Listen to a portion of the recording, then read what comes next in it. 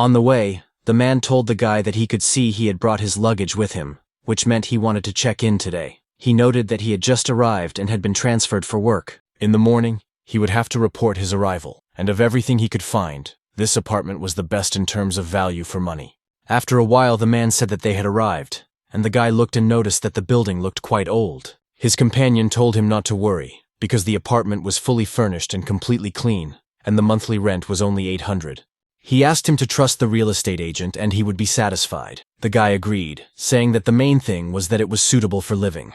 After all, he only needed the apartment for a few months. The man slammed the front door behind him, and judging by his expression, it was clear that things were not so simple. When they arrived at the right floor together, the guy said he could leave the keys and let him go, but the realtor said he was quick and would leave him to rest as soon as possible. The interlocutor noted that he had also worked hard, despite the late hour, and saw him out. The man said that he would bring the lease agreement in the morning. After that, he wished him a good night's rest, and the guy remarked that he should come early, because he still needed to report to his superiors. Finally, the realtor closed the door to the apartment behind him, and immediately after doing so, he smiled slyly because he knew that everything was perfect. At last, he was happy, and in the end, the room was rented out. The end of the month was approaching, and he had already thought he would not receive his bonus. It was good that it was already late at night, otherwise those old women could have ruined everything. Probably no one told this guy that this room was haunted. It also turns out that there are a bunch of old lunatics here. The man walked down the road and wondered how such things could exist in their world. And as he descended the stairs, some sinister hands appeared out of nowhere and reached for him. At that moment, the guy who rented this room jumped on the bed to relax. This man was already feeling very tired, and so his eyes began to close. Soon after, it started raining heavily outside, and the window of his room was open. Since his bed was close to the window, rain began to fall on his face. At first, the guy didn't pay any attention to it, but then he felt it, and began to toss and turn on the bed. He moved a little to the other side so that the water would not fall on him. Just as this man was sleeping peacefully in bed, a monster appeared in his room and approached him. After that, the rain began to pour even harder, and a rose appeared, creating a very ominous atmosphere. In the new room right in front of the sleeping man stood a huge monster with hair flying in all directions. The realtor heard someone asking him to wake up, and suddenly a woman approached and told the boy that he couldn't wake the sleeping man, and to watch how it should be done. After that, she hit him on the head with her hand, and the man woke up with a start. In a panic, he looked at the person in front of him, and it was an old woman who looked scary. The man was very frightened by this and began to scream, begging them not to kill him. The old woman noticed that my boy was looking because he was no longer asleep. The man told Mrs. Margaret not to stand so close, or she might scare someone to death. He then said that he was in pain and did not understand who was in front of him. The man also asked what was going on here. The man in the raincoat took notes and said he understood the situation. It turns out that the man was escorting this tenant, and he does not know who knocked him down the stairs. The interlocutor said that unfortunately, there were no video surveillance systems in this old building, otherwise he would have looked at them. Suddenly, his facial expression changed, and he became very frightened, so he asked Mrs. Margaret why she was looking at him like that. The old woman was indeed looking at him maliciously, and did not take her eyes off him. She asked if he was being greedy, because she had told him that there were evil spirits in this apartment. So she didn't understand why he continued to bring people there. His companion asked what century she was living in and told her not to be so superstitious, adding that even if she told his tenant about it, he wouldn't care. The old woman remarked, "Are you really saying that with a straight face? You destroyed that man a long time ago?" The realtor asked what she was talking about. What murder? The crowd on the street said it was murder, that the guy died inside that haunted apartment. There was no need to guess, because they said the cause of death was a recurrence of heart disease. While the crowd of onlookers stood at the entrance, a guy who sensed demonic energy approached. There was also a distinct feeling of breathing, but no one else could sense it. The hero noticed this huge building and thought it would be really difficult. But then he put his hands together and began to smooth out some seals. Then the power he possessed appeared in one of his eyes, and when it manifested, the main character was able to see the energy of people literally through the building. The walls did not interfere with him at all, and the guy could clearly see where the people were and where the dead were. The main character thought that this was too difficult to share, and he was not interested in it. And while he was looking at the knowledge and thinking about it, he felt someone behind him. He turned his attention there and saw a boy who noticed that his brother, judging by his movements, was a Naruto fan. The protagonist screamed in horror that he was licking his snot, but the boy continued to say that if we were talking about ninjutsu seals, he also knew something. After that, he became more confident and told his interlocutor not to blink. The discouraged hero stood next to him, waving his hands. Soon he thought that this kid really seemed to be cool. If this continued a little longer, he would really beat him up. Soon the boy stopped waving his arms and then spat forward, splashing water. Then he turned his attention to the hero and asked if he liked it. But at that very moment, to his great regret, there was no one there. The boy then realized what had happened and shouted that his lollipop was gone. It turned out that he had to do something, because he wanted to eat it with his neighbor at the desk. The hero was on the roof with the lollipop and said that it was an annoying little devil, and that what he had just used was not ninjutsu. The power he used and possessed was called the Art of Tao. The 3 dead guys who came earlier couldn't find him. Another one sat here for 5 whole days and also saw nothing. But even the Golden Dream guy found nothing unusual. So in the end, most likely, that creature will only appear if the entire building is demolished. It seems that we will have to rack our brains to come up with a way to catch it and only then do everything. Once the guy finds it, he'll give it a good beating. The Taoist technique allows one to see the hidden. It has extremely powerful reconnaissance and additional capabilities. It colors the souls in the observation area. Ordinary people are blue, the dead are white, and those who, like the main character, are red, are evil souls. And here one person was running. As he ran past the river, he saw a box there that was making strange noises. The man looked closely at it and saw that it was sealed, but the sounds continued to come from it. So he became quite alarmed, not understanding what it was. Immediately after that, he picked up his pace to get away from the place as quickly as possible. Soon the man was back in his apartment and went to bed. But during the night, his light sleep was interrupted by strange sounds that he heard, similar to those coming from the box near the river. When the man got up, he saw the box standing right above him on the bed. This frightened him greatly, and his body began to shake. The mysterious box then opened by itself and began to emit a strange green energy. It was the spirit of some creature that had attacked the man. The next day, after lunch at the Yuan real estate office, the man sat and thought that the guy had died of a heart attack, but it wasn't his fault. Why ask him to leave a statement when his day had essentially been wasted because of this? He thought he was an unlucky person. The productivity bonus for this month was simply beyond his reach, when suddenly a girl came in and greeted him. The man turned around and, delighted, greeted her too, then noticed that she had come to the place to buy and rent apartments. But before he could even finish the sentence, he saw the girl in front of him and immediately blushed. She was very beautiful and said she wanted to rent an apartment with ghosts. The man continued to stare at her and said that of course he would do it, when he suddenly realized what she was asking for. So he said that a person had died in this apartment last night, and the girl said that she had heard that, but he asked her why she still wanted it. The woman smiled sweetly and said that it was because she wanted to broadcast it. Of course, the realtor was stunned by this and concluded that modern girls love money more than their own lives. Soon they arrived there, and the girl thanked him and asked for the keys. He agreed and said that he would not go upstairs, telling her to take care of herself. Finally, she arrived on the top floor and wondered if this was the very bedroom where the man had died. In any case, that was all she cared about for now, and she would fill her stomach with noodles. While the girl was eating, she wondered who could have made it, because it was so delicious. A few moments later, an ominous, mysterious hand appeared from under the table, reaching straight for her feet. At that moment, it seemed that the attack was inevitable. But suddenly the girl thought of something. So she quickly pulled her legs under the chair she was sitting on, and the creature missed its strike. She quickly got up from her seat and said that she had almost forgotten about it. Of course, since the girl was alone in this sinister room, she should be afraid. Despite this, she took out a poster and noticed that it was the current rising star of music. It was this man whom she had hung on the door and who would become her talisman. Another portrait was hung on the window to ward off all evil. While the girl was standing and admiring the portrait, the lights went out. So she looked up and wondered why it had suddenly gotten so dark. At the same time, she heard strange noises coming from the closet behind her.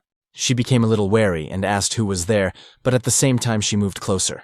Then she tried to get something out of her closet and noticed that she had items that could scare away the intruder. The new resident looked into the open crack in the closet and told the evil spirit to leave. A moment later, a green light appeared, which made her wary. It turned out to be the eyes of a huge monster hiding in the closet in front of the girl. Then the girl calmly remarked that this was where the creature was hiding. That's why she abruptly opened the door in front of her to get a better look at it. And when she did, she noticed that now it was its turn to shine. She then opened her backpack and pointed it directly at the closet, and 2 eyes lit up from inside. After that, a huge raven appeared and flew out at high speed. This creature looked very sinister, and it was clear that it was ready to attack the entity in the closet. When this happened, the girl immediately closed the closet door and held it shut. Soon she heard a voice saying to let it out and let it leave, ordering her to open the damn door. The girl did not do so, and a few seconds later there was an explosion that blew the door off its hinges. It threw her back a short distance, but fortunately, she was able to stay on her feet and then opened her backpack. Then she shouted one of the 8 trigrams symbolizing the earth, telling it to return to the backpack. The raven flew in immediately after that, and the zipper closed by itself, and the girl said that it was her beloved raven with black claws. She could make any demon reveal its true form, so why didn't it hurry up and get its ass out of the cramped closet? The huge monster immediately threw open the door and burst out. When he stopped in front of the man, he shouted that he would eat her alive. Then the creature opened its huge mouth, which contained a large number of teeth ready to kill its victim. The girl struck and closed the mouth with a single movement of her hand, then asked if he still thought he was tough. Continuing to strike, she declared that all his yelling and screaming would only make things worse. After all, if he did that, he would scare away all the other neighbors. The girl delivered the final blow and noticed that she couldn't move properly with these 2 meatballs on her body. The monster was stunned by this and asked who she was. The girl said that he looked just as he thought he would, using such childish methods to intimidate people. He was 100% sure that the monster was just a low-level spirit with no real power, which was also one of the reasons why he couldn't see its true form underneath. Then the main character involved the girl, made some magical movements, and told the monster to disappear. A capsule appeared in front of him, into which the form that was on his body was directed. Of course, the creature was stunned, because now the man in front of him had revealed his true form. The guy said he was from the suburb of Hungershan, and was a champion demon hunter, and his name was David. The demon was surprised because he understood that this place could be translated as the Demon City Department. The hero said that since he could hide his demonic aura, he thought that the demon was a spirit of lust, and it was shameful that he had to disguise himself as a dirty girl. He didn't notice him through his golden gaze, and it seemed that his ability to hide was much better than that of this guy. However, his true power was indeed weak, so he could finish off this creature with just 1 finger. The demon smiled and then said that he should try to find him. After that, the entity tried to hide again, but when it started to do so, it felt hellish pain. The creature did not understand what had happened and asked why. David asked if it was asking why it couldn't hide, and if so, he would say again that the raven could force any demon or spirit to reveal its true form. That's why the demon couldn't do anything. Before the guy could finish speaking, the entity rushed to the door. The creature thought that it must not be caught under any circumstances, because it had to wait for her return. She should be back soon, and rightly so. The moment the demon touched the door, he felt hellish pain again and screamed. David said that he would not be able to escape from this place, because there was a talisman behind the poster. Also, this creature turned out to be much weaker than he had previously thought. Because of the simplest talisman, it truly revealed its true form. The guy was surprised when he saw this, not realizing that it was really just a petty creature. Kun's backpack is used to store things and has a separate dimension inside it. The Nan spirit is made with spatial skills and synthetic skin, and can be used on people and spirits, and it also has the ability to copy people's appearances. And so it turns out that a huge monster turned into a small demon, which was very frightened. The hero crouched down because of it, and tapping it with his finger, noticed that this little creature was no longer so brave, and that there were no spirits in this world that he could not handle. The creature, with tears in its eyes, continued to say that it simply could not leave because she had not yet returned. David asked what else she was like. Did he really intimidate them to wait for her return?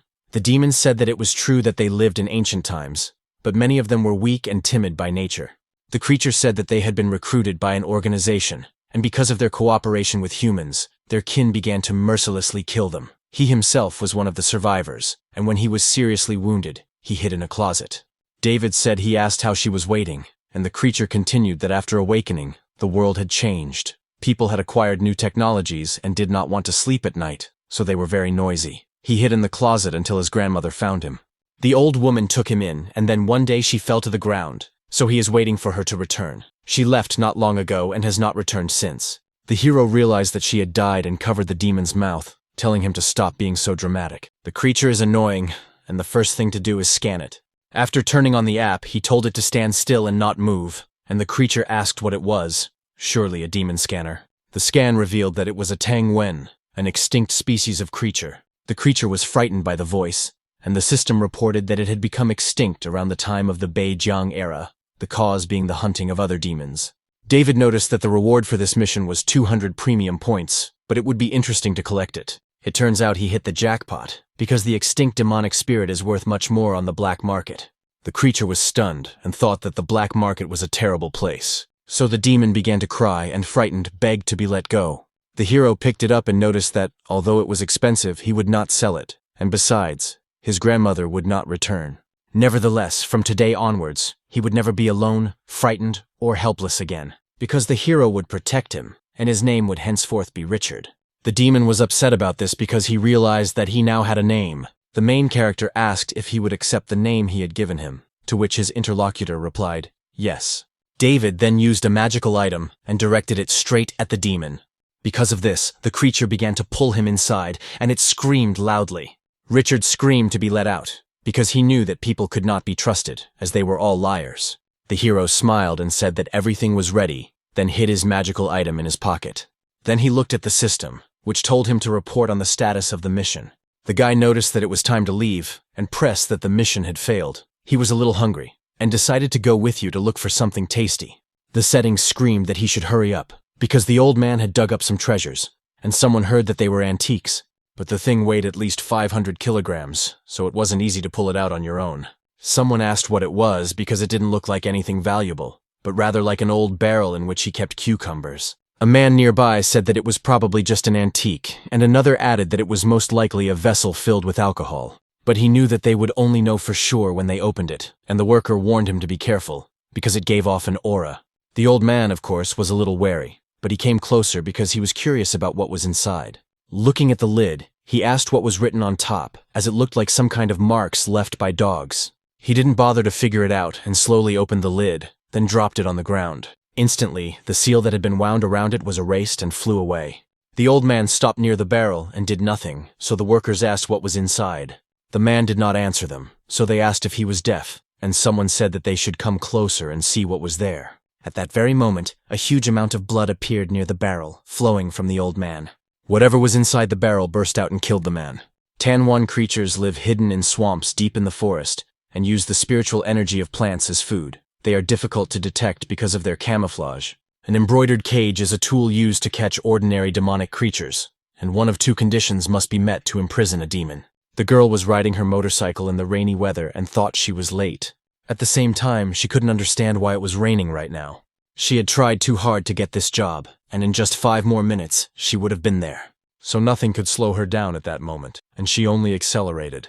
Of course, it was quite fortunate for her that the road was empty today. In the end, if she hurried, she might be able to make it. A few moments later, she felt something happen right in front of her. As a result, there was an accident, as if the girl had cut into something and flown off to the side. As a result, the motorcycle flew in one direction and the girl rolled in another. Fortunately for her, she remained conscious and wondered if she had crashed into something. However, as the girl could clearly see, there was definitely nothing there. With some difficulty, she lifted her head and saw and heard that there was a trail in the water, and it was clear that some kind of creature was heading in her direction. The water was flowing down and she could see the silhouette of the demon in it. The next morning, the woman told Anastasia to wake up. The girl did not respond for a long time, and she knocked on the door, trying to open it. Finally, getting angry, she opened it and then noticed how late it was and that she was still asleep. Now she couldn't understand what good the girl was, whom she had talked about before the move, getting up every day and coming home late. It was unclear what her father had taught her, because she had many relatives she could go to, and the woman really did not understand why she had latched onto them. It turns out that Anastasia has no shame or conscience to behave this way in front of them. Shortly after that, the door slammed shut, and the girl realized that she had left, and all this time she had not been sleeping. She also thought that it seemed unlikely that she would be able to stay here for long. So she would have to ask another aunt if she had a spare room where they could stay. But despite this, there was still a little left, and she would collect enough to find this woman. And when Anastasia found her, she would immediately make her regret everything she had done to them. After that, she mentally begged her father to hear her, Israel, and bless her with wealth. The woman said that the man should stop staring and eat his eggs quickly while they were still hot, and also asked why he wouldn't talk to the girl. A lot of time had passed since she moved in, and she was going to stay with them because of work, but it had already dragged on for 6 months. The man said that she was his niece, and if he didn't take care of her, who would? The woman remarked that this would be true if she didn't have any money. But despite this, she should have saved at least a little from all the work she does. She soon realized that they would finish talking about her, because they were annoying her, so she told the man to go to work after breakfast, and she would go to the store. A few minutes later, the front door closed, and the man was left alone. He then turned to Anastasia and told her to leave, since his wife had already left. The girl came out of her room and wished her uncle good morning, swearing to him that she had not been trying to avoid his wife. He said he believed her, but that she must be going through menopause, so she shouldn't take it to heart, and that she should go wash up and sit down to breakfast. Anastasia then went into the bathroom and began to wash herself slowly. Just then, a man approached, stopped by the door, and watched. He looked at the girl bending over and at her figure, smiling slyly. Shortly after that, Anastasia felt someone behind her, so she became alert and then asked if it was her aunt. The man smiled and apologized, saying that he had knocked on the door but had not heard a response, and that he had come here for dental floss after a meal. The girl said she would have been scared to death if he had approached her like that at night, and the man said he would be more careful next time. The young girl noticed that he had taken the floss and reached for it to give it to her. But the uncle leaned closer to her and noticed that her hand was still wet, so he would take it himself. He also said that her wet hair smelled quite nice. He also remembered the time when he played with her when she was younger. Then the old man looked at her and noticed that she had grown up so quickly. He accidentally picked up her phone and saw that she had over 500,000 in her account. The young girl comes home late at night and must be involved in all sorts of indecent activities. In the end, if she needs money, he can give it to her, but only if she listens to him. Anastasia was stunned and realized that she had thought he was the best of all her relatives. So she couldn't have imagined that her uncle was a wolf in sheep's clothing, and when she got angry, she hit him with her knee. The old man fell to the ground from the blow, and her interlocutor remarked that he was just trash. As a result, she would have to look for new housing again. Soon, Anastasia was walking through the streets of the town and heard her stomach growling, so she thought she should have breakfast before leaving. There, the girl noticed a family sitting at a table and looking intently at her. The woman told her daughter to eat a bite and be a good girl, but the little girl said she didn't want to, and that her dad should just play with her. This made Anastasia sad, and she thought, to hell with all this, I still have to work hard today to earn money. Her task for today was to earn 1,000 yuan.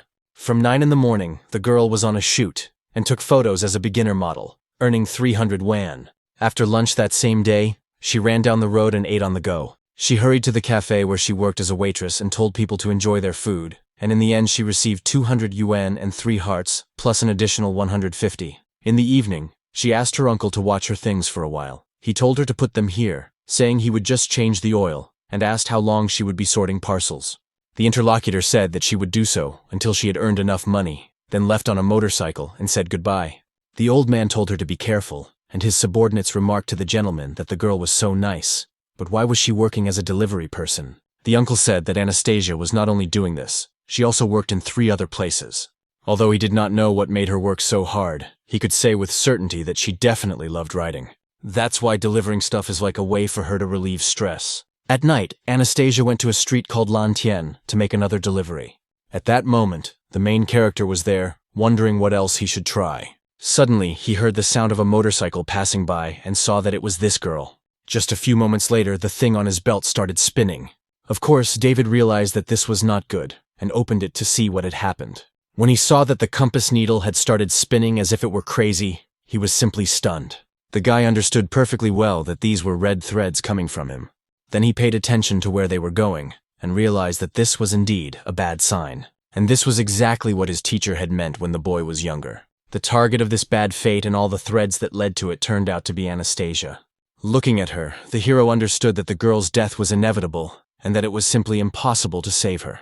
The black compass can detect people, objects, or demonic spirits, and it can also read good or bad fate. David saw that there were indeed many people here, and therefore it would be difficult to find her. Everyone in this world truly has their own destiny, and he cannot help even if he wants to. Suddenly, the hero's phone started ringing, and he received a notification. The guy picked it up and looked at it, wondering why the reward for this mission was so high. It was an urgent mission of rank A. It said that the guy had an exclusive opportunity to be the first to accept it, and asked if he agreed to take on this mission. The hero was surprised that the mission was ranked A, and thought that today was truly a wonderful day. After that, he smiled slyly, anticipating what would happen next. At the very construction site where some strange object had been found, there was commotion and people were shouting that they should hurry up because they were somewhere around here. One of the men asked who had spread the word and why they were all rushing here, to which his interlocutor replied that if he was here, why couldn't they be too? Then it was announced that there was only an urn here, and someone asked where Old Man Zhuang and the others were. The man who was there at the time noticed that there was something lying in front of the large urn.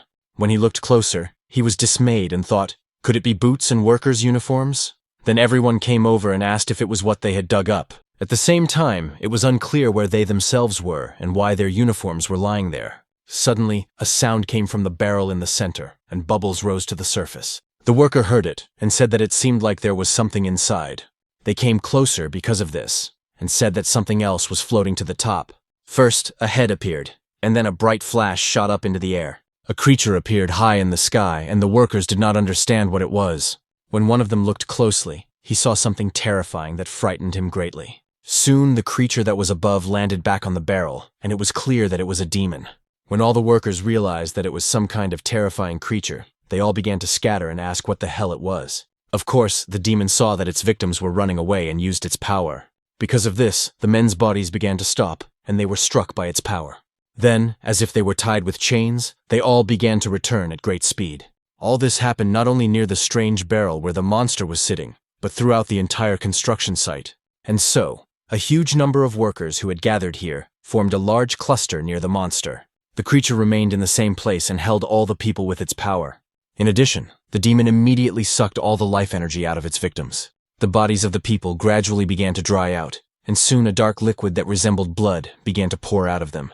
And at the very moment when the pressure in their bodies exceeded the maximum, they literally burst into pieces, while the demon continued to suck out their energy. And when all the people were gone, the creature jumped off its barrel straight down. And with the accumulated strength that this monster had, its body began to evolve. Some kind of tissue that resembled human muscles formed on the monster's thin arms. This tissue began to cover its entire body, and now its skeleton was almost invisible. A large amount of energy was released around it, and soon it grew huge hair and a long bony tail. A large bone mask also appeared, covering its head, and the demon's transformation was complete as it absorbed all the power. The spirit-suppressing stakes are an item used by ancient inhabitants in the past to exorcise spirits, and a demon struck by these stakes is no longer capable of doing evil. The destroyer of the dead is a spirit born of a monstrous amount of hatred and anger that consumes human souls. A mummy, an evolved dead man who has accumulated hatred for several thousand years, has an indestructible body and the ability to detect spiritual power. Soon the creature looked at its body and did not understand who it was and why it had turned into this. Suddenly a drop fell right on his hand, and memories flooded back to him. The last thing he saw in his life was the rain pouring down and two people standing above him. Soon, they grabbed the man by the legs and began to drag him in an unknown direction. Then they used copper stakes and drove them straight into his hands. Then they left the man to die in the rain, and he tried to save himself somehow. In the crowd of all these people was a little girl who smiled maliciously at the situation. Remembering all this, the creature looked at its body again and felt sad. Anger also filled the monster's body, and it screamed very loudly. Soon, these very slow coalies began to glow and cause immense pain. Because of their actions, the demon's blood gushed out, and he began to moan in pain. The stakes severely limited its abilities and sucked out its life force. Soon, the creature was almost powerless and fell to the ground. Then the monster tried to get up a little, and thought that these copper stakes seemed to be preventing it from absorbing energy. Suddenly, it became alert, sensing danger and realizing that something was approaching. So it decided to use its power and employed its foresight skill. Because of this, a wave of its energy began to spread around it to create an even larger radius. The person he sensed was quite a distance away, and it took time to sense him. The one approaching this monster was the main character, who was running quite fast. He even used his skill, but he still didn't understand who it was. But even so, his instincts were literally screaming at him to run away from this place. So the creature, using its last ounce of strength, got up and began to head in an unknown direction. The demon realized that his whole body was numb, and he didn't even have the strength to move. All his abilities most likely simply sealed by these stakes. Until he found the man himself, he could not die here. Indeed, over all these years, he had experienced tremendous pain and suffering. Then the monster leapt high into the sky and thought he would return all this to the man who had made him suffer. Because of the immense anger he felt in his head, the only thing he could think of was killing him. Even if it took 1,000 or tens of thousands of years, he would still find him. At that moment, when the monster was near the road, he saw a bright light at the last moment. After that, there was a violent collision with a girl riding a motorcycle. The skill of foresight is a special visual skill possessed by mummies, allowing them to detect souls and recognize spiritual forces at great distances from the object. The motorcycle's engine continued to run, causing the wheel to spin, which caught the monster's attention. The mummy thought it was a bright light, and that something had ambushed him. Could it be that it was not a hunter trying to catch him after all?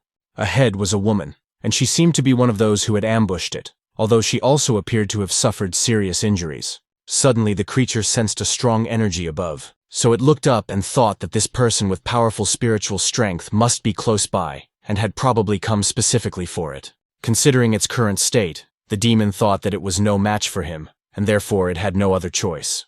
The creature headed straight for Anastasia, who raised her head at that moment. At that very moment, she saw the monster in front of her, even though ordinary people cannot see demonic beings. Therefore, she decided that it was all a figment of her imagination due to her trauma. Soon, her last strength left her, and she closed her eyes. But the demonic creature extended its tentacles. They gradually touched the victim's body and enveloped it completely.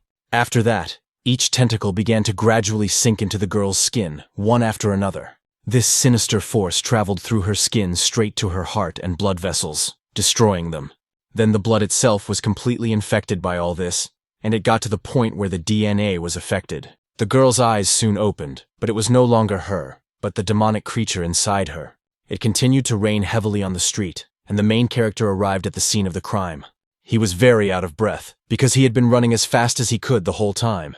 But the moment David looked at the vessel, he realized that he was probably too late, because there were no signs of life at the construction site. He was shocked that so many people had been killed in such a short time, and he had to hurry and find him as quickly as possible. The magic compass on the guy's belt began to shake and make noises again. At the same time, Anastasia's body began to move forward along the wet road. But at that moment, she was no longer herself, because the demon had used its power and possessed her body. The demonic creature was walking down the road when suddenly a cat appeared next to it. When they approached each other, their eyes met. The cat stopped immediately and carefully analyzed the person in front of it with its eyes. At that moment, when ordinary people's eyes should have seen a girl, the creature saw a demonic monster. And when they didn't pass each other, the cat thought that it had finally found a good meal after a whole century of wandering. Moreover, the girl in front of it did not look strong, and perhaps it would take advantage of this opportunity. After that, a transformation took place, and the creature thought about the rumors and whether they were true. If he believed all the words he had heard, his spiritual power would grow if he absorbed her. Therefore, after the transformation, the huge magical beast turned into a monster and attacked the girl. But then the demon inside the girl's body sensed danger and turned toward him. After that, it pointed its finger and used its power to cut the attacker in half, and the pillar, which was several dozen meters away, was cut in half. The demonic creature, which was a cat, was also cut in half. The entity inside the girl's body thought that this spirit was clearly weaker than him, but it had suddenly become so strong that it was incomprehensible how it dared to raise its finger at him. Of course, it knew from the beginning that using a human body would make it appear quite weak, but it turned out that his strength had completely returned, and thanks to merging with this girl's body, he even got rid of those damn copper stakes.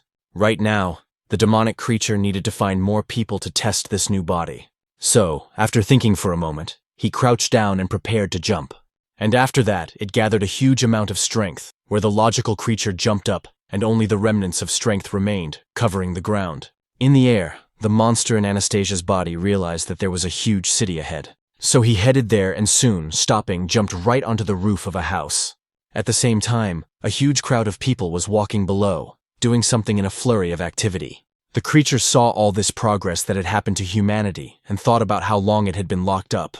It turns out that there are so many towers, and the people in this city are also so defenseless. Probably, there are quite a few descendants of the inhabitants of the village that destroyed it. Therefore, the demonic creature shouted very loudly that it would make sure they all died. And after that, it began to use its power again, which came from its mouth. At first, the people below began to suffocate, not understanding what was happening, and then this green power sucked the life energy out of them. The radius of this attack was truly enormous, because not only people from neighboring houses, but literally from the entire neighborhood were affected by it. A huge amount of power and life energy was directed towards the demonic creature. And so, in the very city where all this was happening, a state of emergency was declared. The girl stood near a huge screen and watched what was happening. This place was the demon hunter's department and control room. Soon she looked at the employees and asked if she really had to deal with this, and if her promotion would be guaranteed. This girl is the commander of the demon hunter's department, and her name is Lucy. She soon wondered if David had accidentally taken on this task, but if so, it was unclear where the hell he was. It turns out that now he definitely won't have time to do anything. Only people from their world will be able to do something in this situation. Suddenly, she noticed a subordinate who was running quite fast and addressing the commander. The girl noticed that the data showed that there were less than 3 minutes left before the destruction of all the inhabitants of the Lanshan district. Of all the high-octane individuals, only David was nearby, and he was chosen for this mission, but with his current location, he would not be able to make it in time. Lucy told her to ask Jeremy from the control department for help, and given the location of the incident, 2 guards could be sent there. The subordinate was stunned and asked if she should really ask Jeremy. The demonic creature inside Anastasia's body continued to feed on essences. After a while, the monster sensed danger and stopped doing so. A red mark appeared on the roof of the house where it was located, symbolizing danger. A pillar of red energy rose up, and a silhouette began to appear at the bottom of the mark. Soon, 2 creatures appeared there, one of them huge and the other slightly smaller. They noticed the demon on the roof and asked if he was alone here. It turned out that they had been summoned here just for him, and wasn't that a bit much? The smaller one warned him to be careful, because according to intelligence, the object was not so simple. He hadn't seen anything like this in over 100 years, but it was just a girl, so it looked and seemed a little strange. The big hunter said he would check her out and asked his 3 brothers to do the same. Then he made a sharp lunge and was ready to strike with his hand. But the demonic creature easily anticipated this attack and was ready to repel it. Therefore, the monster in Anastasia's body jumped up and easily struck the attacker with its knee. Because of this, the big hunter was defeated very easily. The one who came with him remained motionless on the roof and analyzed the situation before him. The demonic creature headed straight for him and stopped nearby. Then it smiled and told its companion that he looked much stronger than the previous one. And when the demon raised his head and looked at his opponent, he was frightened and jumped back several dozen meters. Then the creature's mouth opened and the entities it had devoured began to emerge from it. At the same time, Anastasia began to come to her senses and saw a bright light in front of her. She didn't understand why it was so bright. Did someone set off fireworks right in front of her? Her left eye returned to normal, and her pupil also took on its original shape, but she felt as if her body was burning and couldn't understand why she couldn't move. So she realized that something was definitely wrong with her, and the demonic creature thought that this was bad because the girl was still conscious. She wondered why her mind was under someone else's control, and the demon realized that the chances of escape were dwindling, and his powers had only just been restored, so it would not be easy. The one who remained on the roof asked if she had literally released all the souls she had captured. But what was this demon planning? Was that what his brother was thinking about? At that moment, he came to his senses and said that he had taken that knee strike into account, his body analyzing its initial speed and force. Her speed was lower than his brother's, and if the defense went down, he was done for. The 3rd brother didn't listen to all this and said that he would go and check it out. The demonic creature understood that it needed more souls, because it wanted to kill everyone who stood in its way. Therefore, the creature wanted to prevent the woman from interfering and tried to take complete control of her body. When the demon saw that an attack was being prepared against it, it immediately used an ancient attack called Frozen Hell. Because of this power, a huge block of ice appeared right in front of him, protecting him. But after the 3rd brother's attack, the ice began to crack and crumble. The demonic creature was irritated by this, and rising up, began to scream. At the same time, it said that no one in this life would ever catch it again. And then the opponent in front of him jumped to the other side, preparing to defend himself. While he was doing this, the 7th brother approached from behind and was ready to strike. The demonic creature could not dodge this attack and was struck by it, flying far away as a result. The 3rd brother prepared himself and then used his power, noticing that this was an ancient attack. In the sky directly above the demonic creature, a green energy appeared, from which spikes were visible. The demon, of course, saw this attack and realized that it could strike him, so he prepared to use his protective spell. And so the attack of the ancients, made by one of the brothers, struck the place where the demon was. The spikes created by the attacker hit the target and remained there. But it wasn't that simple, because the demonic creature used its defensive technique and was alive, and also declared that all this was simply ridiculous. The hunter in front of her noticed that her defense was at level 1, but this skill of a sturdy capsule was worthy of respect. Soon, the demon that was in the girl's body appeared and began to smile. He asked if, with such abilities, his opponent still thought he could defeat him. One of the brothers turned to the other and, using his power, declared that it was time to catch her. As a result, the demonic creature began to feel that it could not move. After that, he saw that he was right in the middle of some pentagram, which was called the Seal of the Ancients and the Heavenly Branches. Even his consciousness began to distort at that moment, and he was losing his strength. That is why this demonic creature soon fell to the ground and lost the ability to move. Big Brother noticed that he could hold it for about 2 minutes. He had heard that only those who had committed terrible crimes or had great grievances could become like this. He was referring to mummies, which can become like this after a couple of 100 years. But what had happened to this demon throughout its life? The interlocutor stated that this demon must have been cultivating for about 2,000 years if the heavenly branches could only restrain it for 2 minutes. But if they stopped holding it back, they would all be in danger, unconsciously of course. But it could enter self-defense mode. Taking action against them in such a short time is commendable, and now there is not the slightest chance of catching her. The strong capsule is a unique skill for protecting humans from demons. After using it, the body becomes very strong, and if one loses consciousness, automatic protection kicks in. Su Wei is a guard from the city responsible for prisons, as well as for major issues concerning both the human world and the spirit world. The guards soon arrived and asked the headquarters to report on the situation. One of them stated that, although it was not their fault, the souls of the people had been released at that moment. The interlocutor asked how it was not their fault, and how long it would take for the souls to return to their bodies. The guard said that in this situation it was impossible, because they might not return. Lucy asked what he meant by that. The man said that the demon was still under their control, but they couldn't kill it, so there was no way for the souls to return to their bodies. This was because the demon had locked itself in a strong capsule, and there was no way to kill it while the seal existed. They could only hold back this creature for 2 minutes, and when the time was up, even if they threw all their strength at it, they would not be able to destroy it. This battle will be very long, and if the souls in the sky do not return to their bodies as quickly as possible, the consequences will be catastrophic. After hearing the report, the commander was stunned and wondered what to do next. She then asked her interlocutor if there were really no other options. Her interlocutor thought for a second, and then said that there was another option. The girl immediately asked what that option was, and the guard said that he was referring to exile. The commander was even more shocked and wondered if he was really talking about expulsion. Her subordinate was also stunned, and wondered if this meant that the situation was really urgent. She had once heard something similar from her colleagues. That somewhere there was a mystical jade seal hidden in a tower, and using a huge number of ancient spirits, people could subjugate and control them. And this place is also called the Third World, but if the guard really wants to know who, he has to ask permission from his superiors. In that case, if the captain gets permission from his superiors, everything will be very bad, Lucy said, telling him to proceed. The subordinate did not expect this, and told the commander that she had not yet reported this to her superior. The woman said that too many lives were at stake, and there was no time for that, so she would take full responsibility for the mission. The guard asked if he could get his confirmation back, and whether he should still begin the ritual to expel the demon. The commander said she gave her permission and told them to proceed, so the guard immediately began to assemble the seals. After that, a huge amount of energy appeared behind him, spreading in circles around the area.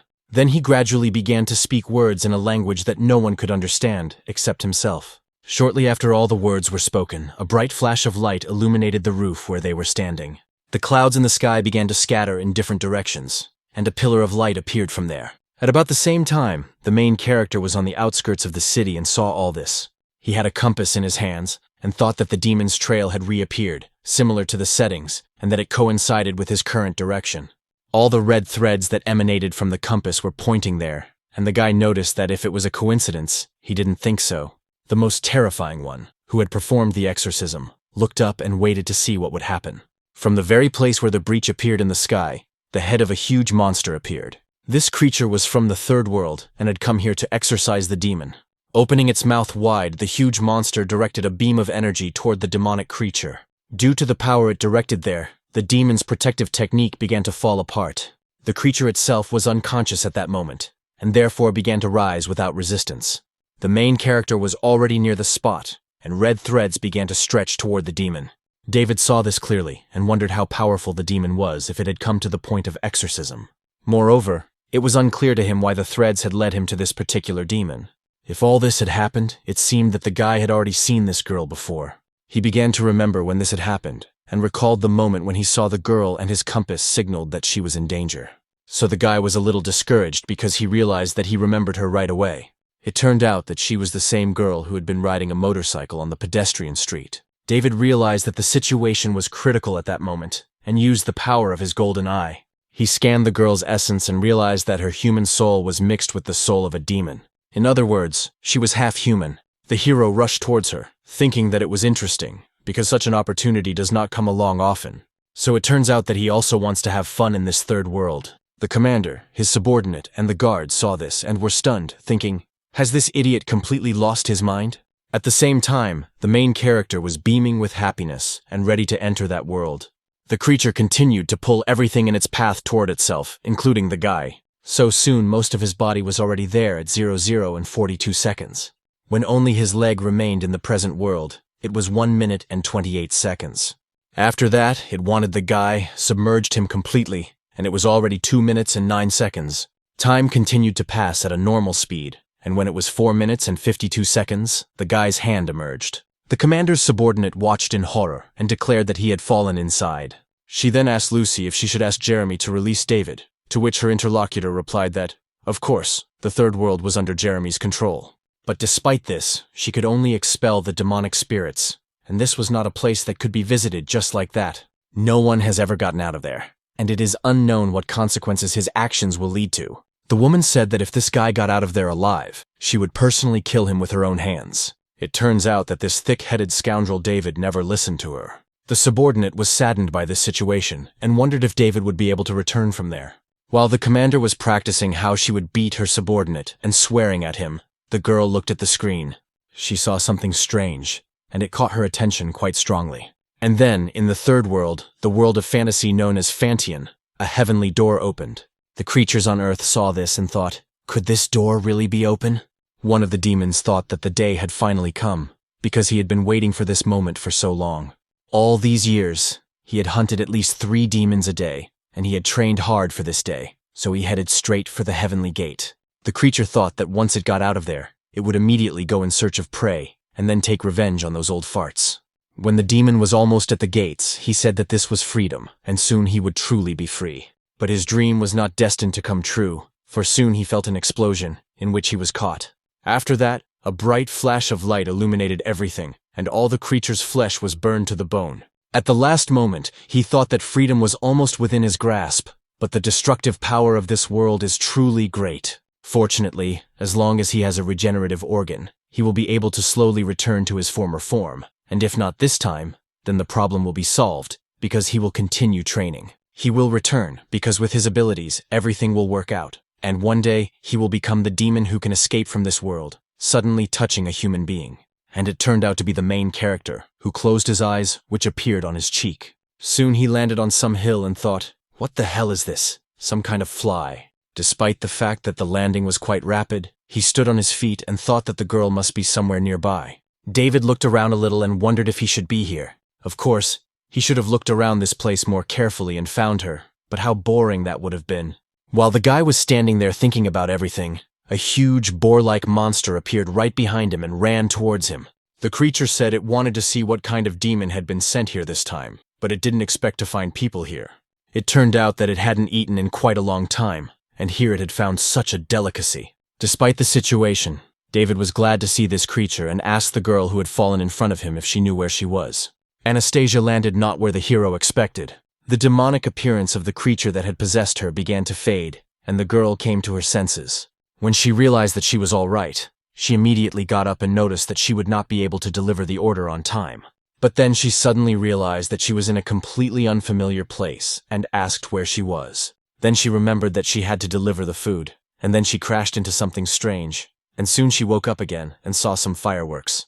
The thought of injuries came to the girl's mind, and she realized that because of the accident, she should have had wounds, although her body still ached, but there were no injuries at all. Anastasia also couldn't understand who could have brought her here. For some reason, she couldn't remember a place like this in the city of Lanshan. The girl stood there and wondered where she had ended up when the creature from above attacked her and was ready to eat her right then and there. The demonic coven ran and asked his older brother if he should tell him or not, and his brother told him to speak. The creature was beaten, and the main character wrote on it. It declared that the people who had come into this world were treasures, and since he said that she was also human, most likely when they got there, the demons behind them would tear the girl to pieces.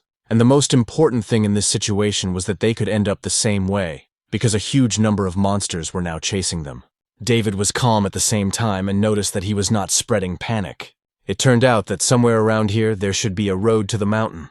Anastasia remained in the same place, and a monster was about to attack her.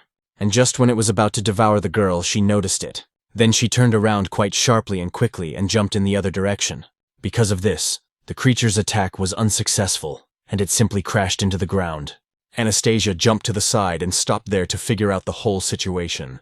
Although her mind was still clouded, and she did not understand how she ended up here. By the way, it was completely unclear what had just happened. In order to understand what had happened, the girl turned to the side and saw a strange monster with a snake's head. She was stunned and asked what the hell this was because it was just disgusting. In a panic, Anastasia started to run away and realized that this creature had just tried to eat her. The demonic creature saw this and did not want to let go of its prey, so it jumped right in front of her. The girl fell to the ground and began to stare intently at the monster's back. It turned out that this creature had a color that could hypnotize its prey. Therefore, the girl stared intently at several circles that exuded a certain power. At the same time, Anastasia couldn't move, and memories of the past appeared before her eyes. One of her memories was when she cried after falling off her bike. The little girl cried, and her mother asked her what had happened and if she was in a lot of pain. She should blame her father for not helping her, but he asked her not to cry, telling her to get up, and this time she rode much longer. The girl shouted that he didn't love their daughter at all, and he replied that there were many ways to express love, and that one day she would learn to defend herself. His favorite little girl is indeed a girl, and no one loves her more. His interlocutor asked if she was really in second place, even though she loved the girl much more.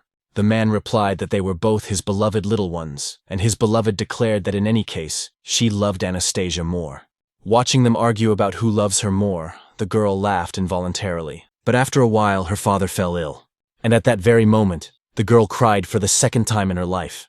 After that, her mother became the pillar of their family, working hard all day to earn money. She also took care of her father at night and paid for expensive medications. 3 years later, the girl's father's illness receded, and he continued to work, and her mother finally did not have to work so much. The little girl did not cry with her mother that time because she wanted to show that she had grown up and become strong enough to support them in the future. But all this joy did not last long, and her father fell ill again. After that, her strong and cheerful mother never laughed again. But at the same time, when she smiled again, another man appeared in her life. One day, the woman told Anastasia to go with her mother. After all, if they continued like this, her father would torment them to death. The little girl cried and said she didn't want to, because her father needed them, and she wanted to stay with him. The girl tried to persuade her father to stop her mother. She begged him to convince her not to leave them, because she would work harder in the future and save money to cure his illness. That was the third time the girl cried, and 2 years after her mother left, her father died, and that was the last time Anastasia cried. She hates her mother, and she never even admired my father. Fortunately, Dad had many brothers and sisters, so she always had a place to stay. After living with several relatives for over a year, staying with those uncles and aunts who treated her well, she realized that they didn't like her. After several discussions, she finally went to her mother. And when they met again, she said words that the girl would never forget for the rest of her life. Dasao is a dynamic spirit, and he can survive both on land and in water. He has an eye pattern that can create hallucinations and bring back painful memories. The little girl heard from her relatives that her mother's company had gone bankrupt because of her current husband, so she moved to the village to hide from the debt collectors. The woman looked thinner than the last time they met, and she must have suffered a lot. Looking at her now, Anastasia did not feel the hatred in her heart, and she even missed her. Still, the little girl didn't want anything special, she just wanted to hear her voice. She also felt regret that she had abandoned them and wanted the woman to hug her and let her cry in her arms. But her mother told her only one thing, that the little girl should leave, because she had no money for her. And after these words, which she said to her own daughter, the girl can no longer remember her face. Shortly after saying this, the woman turned around and slowly walked away, leaving her daughter behind. Anastasia does not know why she felt so hurt and sad at that moment, even though she could not cry. The only thing she felt in her heart at that moment was a stabbing pain. Finally, after that, the little girl understood that in the adult world, the only thing more important than love and affection is money. So from that day on, she decided to work to save a lot of money. Anastasia firmly decided that one day she would make that woman regret leaving them. And that same day, in that very place, she swore that from that moment on, she would never cry again. She started working when she turned 15 and was strong enough to do so. It was all for the money. Even if her relatives looked at her with contempt, she came to their house with a defiant look. She also learned to defend herself, because quite a few perverts harassed her. She often had to work 10 hours straight, so she ate only 1 loaf of bread a day. Every time she looked at her bank balance, despite her fatigue and suffering, it made her very happy. But one day she remembered her former self and wondered if it was all worth it.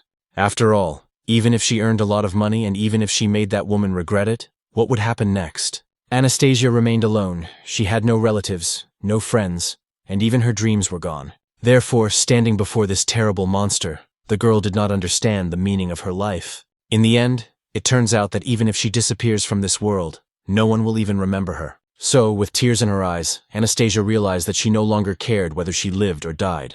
But the demonic creature, after realizing that it had discouraged and neutralized the girl, was ready to kill her. But unfortunately for it, it did not succeed, because at the last moment it received a powerful blow. The one who struck the blow was the main character, who had come here to save the girl.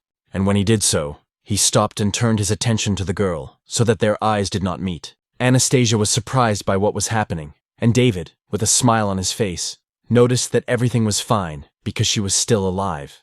After that, the hero declared that he had rushed to save her and bring her home. The girl continued to sit there, not understanding the situation, and was discouraged that someone was worried about her. Soon she became very sad, and so she began to cry and scream. David was surprised, and asked why she was crying again, while the demonic boar thought he would take advantage of the opportunity and run away. The gates high in the sky were still open. The hero looked at them closely, and for some reason had a distinct feeling that they were getting smaller and smaller. After that, he turned to the pig that was running away and asked when the portal would close. His interlocutor became very alert, and then said that it would close around noon. David said that was great, because 2 minutes was more than enough for him, and the monster that had attacked the girl slowly began to rise. The main character paid attention to it, and the creature again used its hypnotic power on his back. The boar noticed this, and thought that everything was fine, because he had been caught, and the tiger's eye pattern on his back was causing hallucinations. Now he would remember the most painful and frightening moments of his life, and as a result, he would lose the will to fight and simply wait to be eaten alive. When the monster tried to swallow the guy, he hit him hard and asked what he was trying to do. After that, he easily sent him flying and shouted that he shouldn't breathe his stinking breath on anyone's face, because it was disgusting, and it would be better if he died. The demonic boar couldn't believe his eyes, and thought that the old man had even a hint of sad memories or some kind of fears. Soon, a large number of footsteps began to be heard behind the guy, getting closer and closer. The main character paid attention to them and saw that they were all demonic creatures that were chasing him. Soon David noticed the girl standing behind him, not moving. Then he smiled, as if some maniac hadn't noticed that it was time for him to have some fun. The guy cracked his knuckles, and blue energy appeared, covering him. After that, there was an explosion, and a bright autumn flash lit up the sky. David said that this skill was too destructive for the human world, and its use there was limited. But here, in this world, he could do whatever he wanted. The skill of borrowing thunder, one of the 4 thunder seals on David's body, can transform the form of thunder, which gives this seal many possibilities for use. Touching his left hand to his right side, the guy began to create magic balls like this one. He created 3 balls, and soon after aimed them at the monsters and shot them straight at them. The first demonic creature that came under attack didn't even have time to react before the balls were already near it. When they collided with it, there was a huge explosion that struck the monster. But the attack didn't stop there and spread further to the monsters ahead. The range of this attack was truly enormous, spreading several dozen meters forward. And in just a few moments, the entire crowd of demonic creatures was struck down, and they lay on the ground. The main character saw this and stopped his attack, realizing that it was too easy. After that, he smiled sweetly at Anastasia and said that it was time for them to go back. The girl, of course, was amazed because she did not understand what was happening in this place and in this world. David came closer to her and smiling remarked that if you looked closely, she was actually very pretty. Then the guy picked the girl up and she, frightened, asked what he was doing, and the hero said that she should hold on to him tightly. Then he began to prepare for the jump, and the wind rose around him due to his strength. Then the guy jumped up with the girl in his arms, and they began to rush into the sky at great speed. Anastasia was frightened and screamed that it was too high, so she held him tighter, and David asked her not to hold him so tightly. The boar remained on the ground and was stunned, realizing that the guy had simply pushed off from the ground and immediately used the floating step technique. In general, when people use these movements, they can receive spiritual energy through the runes in their bodies, which allows them to apply these techniques. It is already remarkable if a person can use such techniques, but he also used 2 different attributes, the thunder technique and the wind technique. Moreover, it turns out that he was able to use the technique without using runes, so the demonic creature does not understand who he is. At the same time, somewhere in the surrounding world, the creature continued to watch David. But it was not alone. There were several of them there. One of them, who had large horns, asked to be sent to watch him. But the leader of the group said he wouldn't allow it, that no one could leave Darren, even if the process was almost complete. Nearby, several creatures guarded the entrance to one of the huge caves. Inside, there was something important, and a bright golden light shone from deep within. This light came from a creature inside a protective capsule. The head of the huge monster that had appeared from the third world was still in the human world. Lucy, the commander's subordinate, looked at the screen and saw something strange. The main character appeared there with the girl and said that she would strangle him. When Anastasia's body was back in the human world, she felt her consciousness clouded, and the demon began to try to take control of her eyes again. Everyone below, as well as the people from headquarters, saw that the hero and the girl had escaped from the monster's jaws. Moreover, it turned out that when David left that place, the monster's huge mouth closed. The sky began to fill with thick clouds again, and the huge creature disappeared from view. The hero landed on the roof of the building with Anastasia in his arms, where several guards were standing. One of them, upon seeing the demon, immediately grabbed his weapon, preparing for battle. The one who created the seal declared that David was an idiot, because he had not only driven the monster away, so they did not understand why he had brought it back here. The guy got angry and shouted at them, asking how they dared to yell at him after what he had done for them. While he was distracted for a few seconds, he noticed the girl and saw that she had grown horns. Her face had changed quite a bit, and it was clear that her eyes had also changed from their previous appearance. Immediately after David saw this, he struck her directly on the bony part of her face with his hand. Because of this action, he easily destroyed the mask and prevented the girl's transformation. Anastasia's body lost consciousness again and lay motionless on the ground. One of the guards saw this and was surprised, because they had put so much effort into restraining this demon, and he had simply knocked him out with one blow. The hero grabbed the girl and noticed that the guard looked at her and saw that she was now human. His companion understood that she really looked like a human and had been one before. The older brother told his brother that they should leave, since this only concerned humans, and they had no right to interfere. The interlocutor approached him and noted that this was indeed not their problem, and now, perhaps, he would ask his brother to treat them to wine.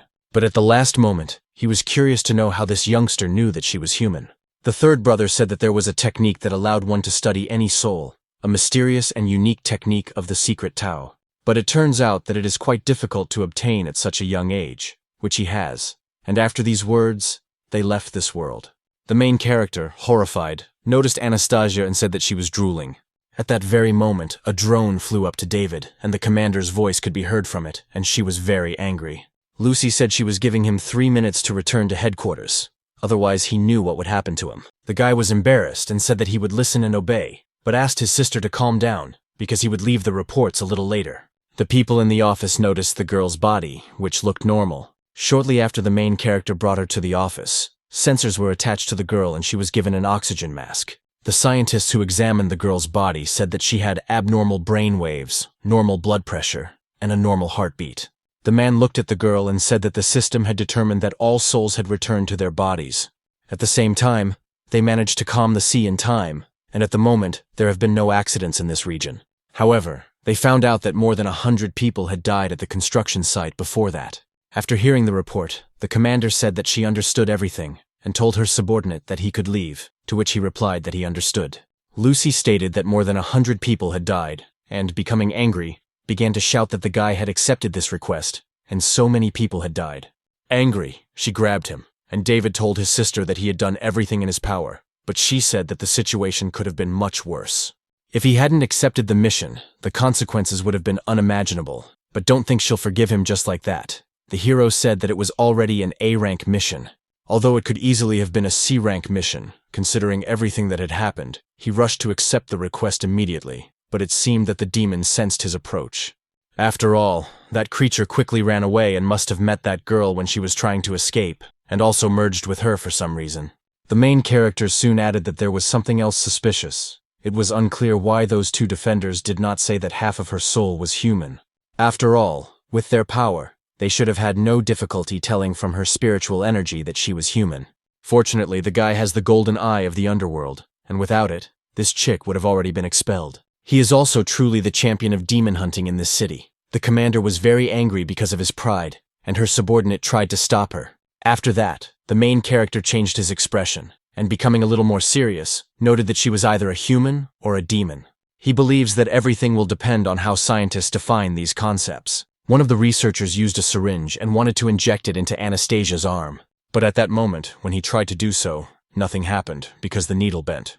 Soon, this man noticed that he had already switched to the largest needle they had, but he still couldn't insert it. Another researcher used a drill and noticed that the one who had given it to him. After obtaining the blood, it was announced that, apart from abnormal brainwaves and other data that needed to be analyzed, everything was within the normal range for an ordinary person. The blood was successfully obtained, and when asked if the commander wanted to check it right away, she said that of course she did. After that, all the information about the person appeared on the main screen near which they were standing. The woman noticed that it was all really strange, because it was no different from the blood of a normal person. But literally a few seconds later, her face changed because she saw something strange. At the same time, the DNA of her blood appeared on the screen, mixed with the DNA of a demon. The research assistant who was checking all this under a microscope also became alert and saw that the blood had started to move. The last image you saw was the main character and the commander, as well as the moving blood. Our woman asked what was going on and asked them to answer if they could hear her.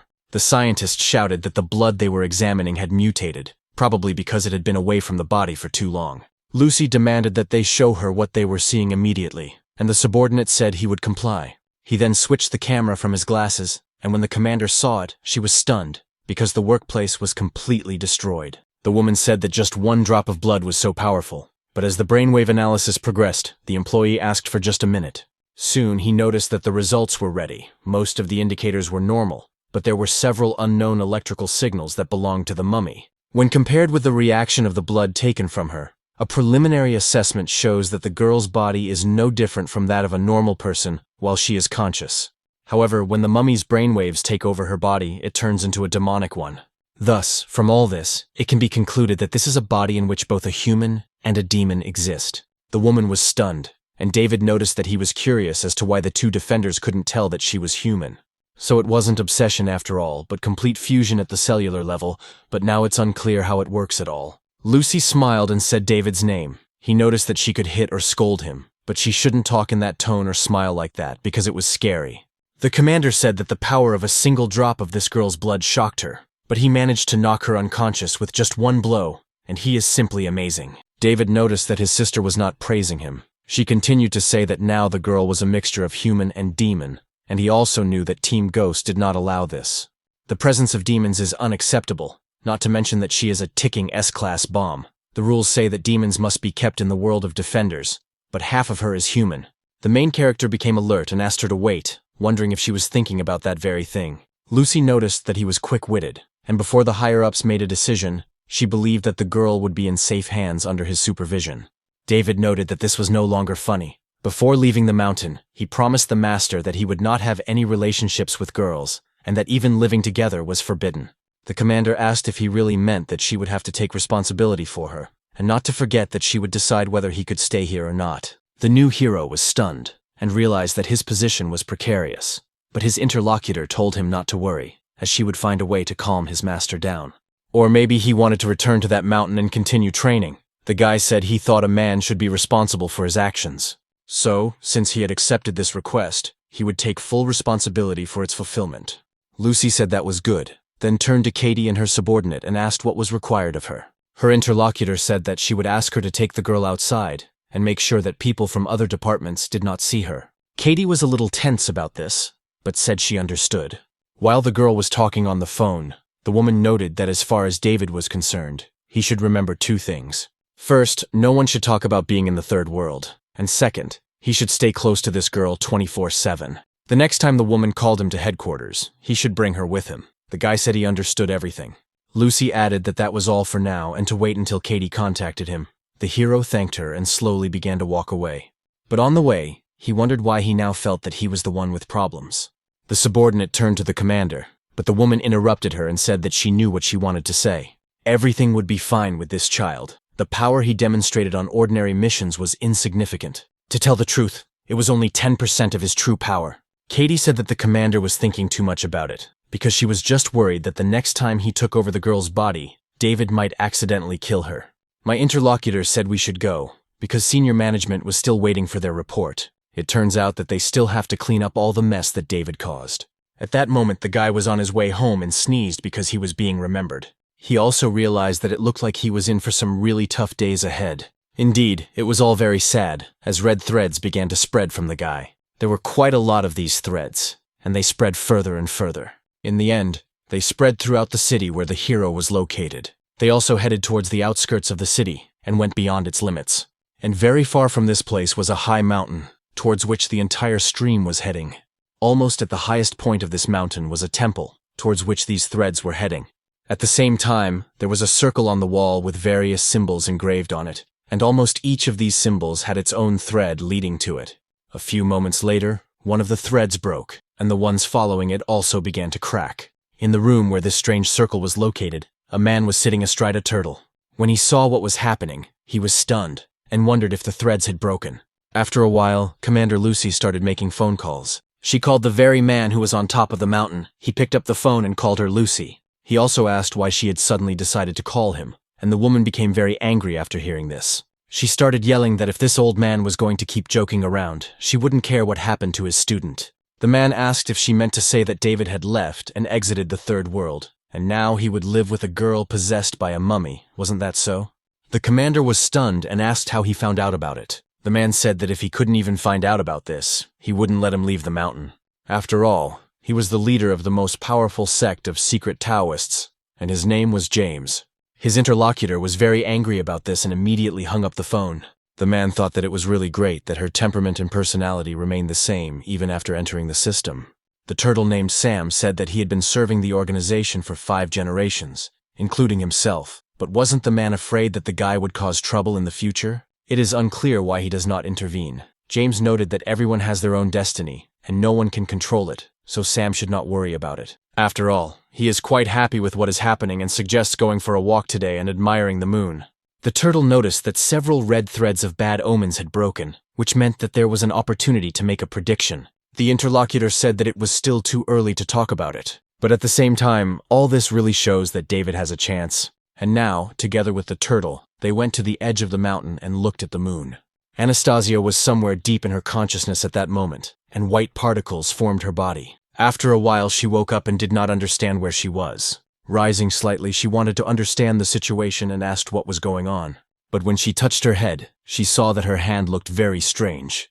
At the same time, there was another creature standing behind her. Of course, the girl sensed it and turned around to see who it was. There she saw the mummy creature that had taken over her body. The girl immediately wondered if it was a human being, but she had a feeling that she had seen it somewhere before. Soon, Anastasia began to think about it and realized that it was the same figure from the moment she crashed her motorcycle. The demonic creature, which had not moved until that moment, suddenly began to move its limbs. At that moment, the girl felt as if there had been an explosion in her mind. Immediately after that, she regained consciousness and opened her eyes.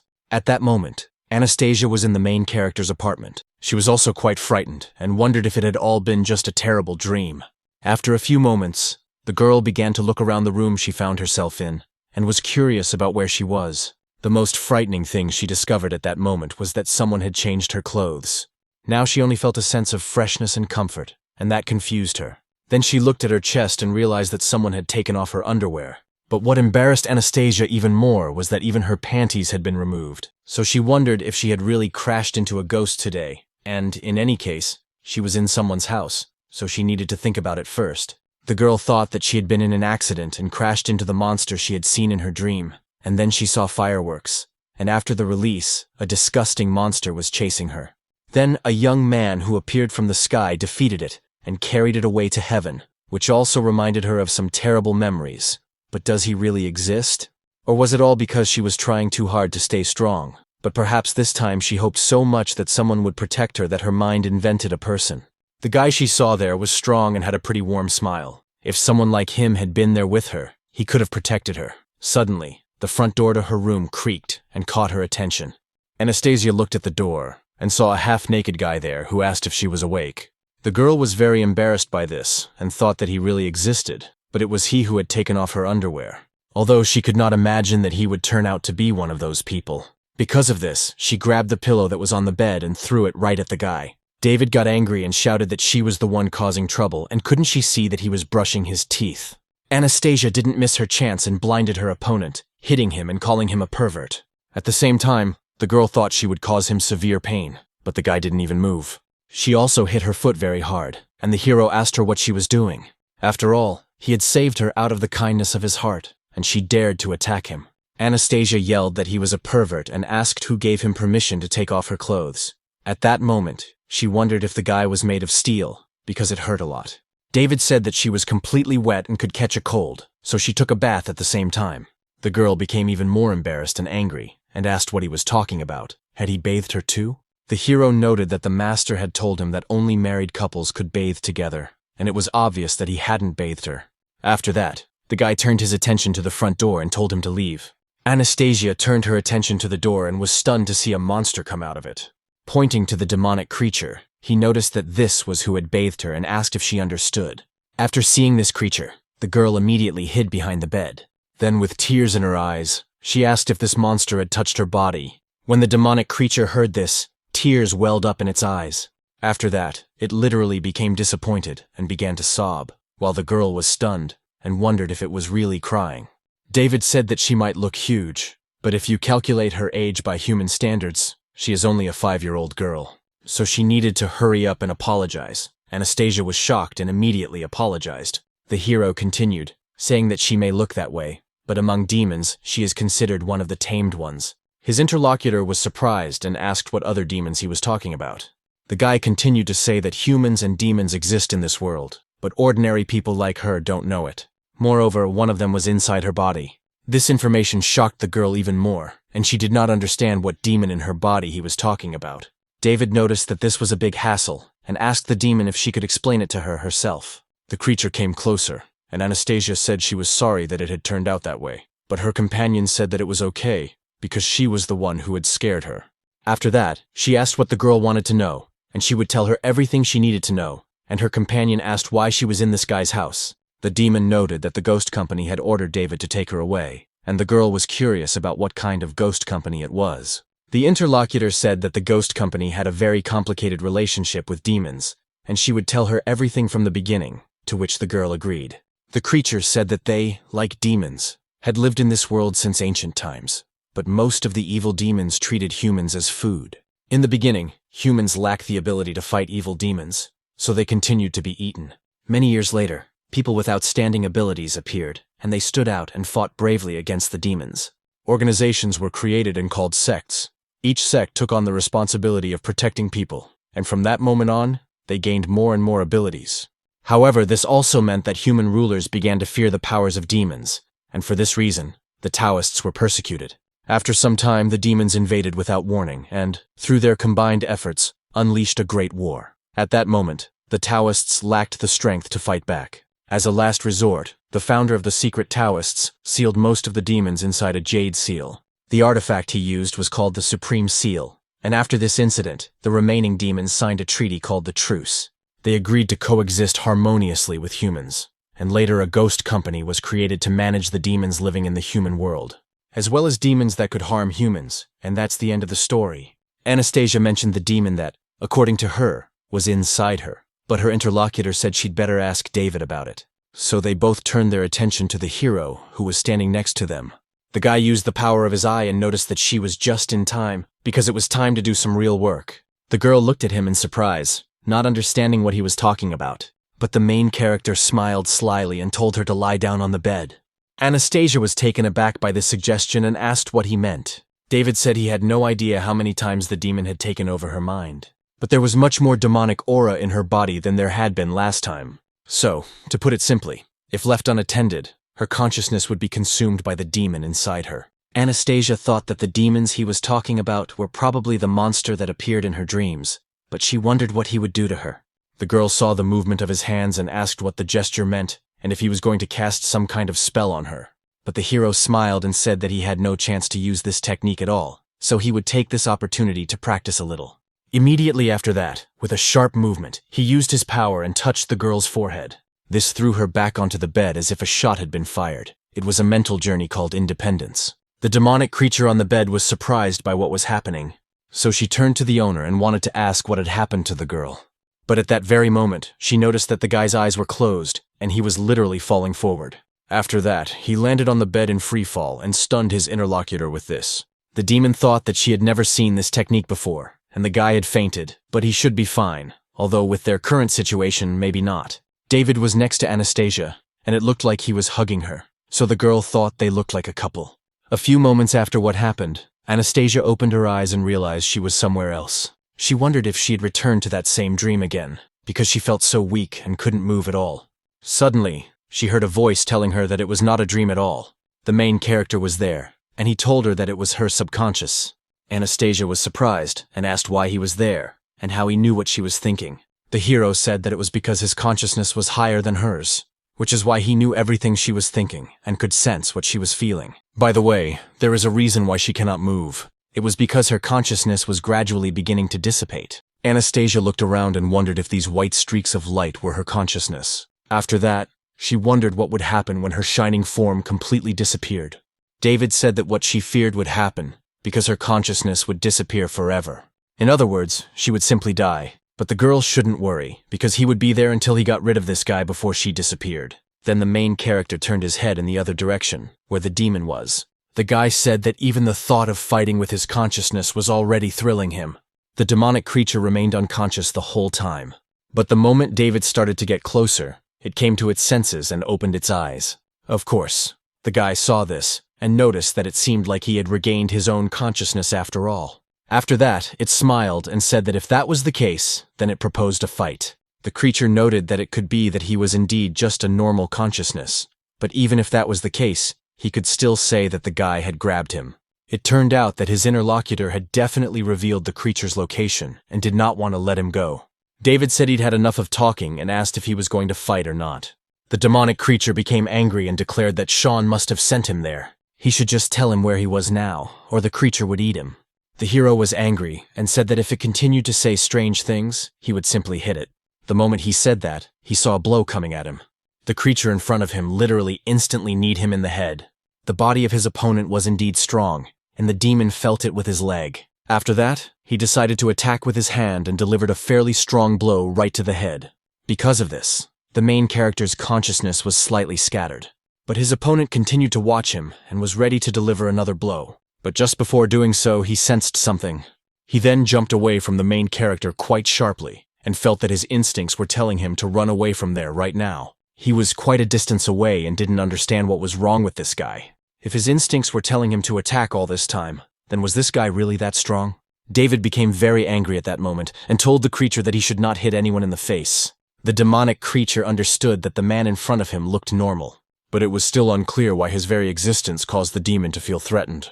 The hero began to use his technique and noticed that, as expected of an S rank, he really managed to hurt the guy. It turned out that his attacks were indeed strong, but now it was David's turn to attack. His opponent noticed that the man might indeed be strong, but it seemed he had forgotten something.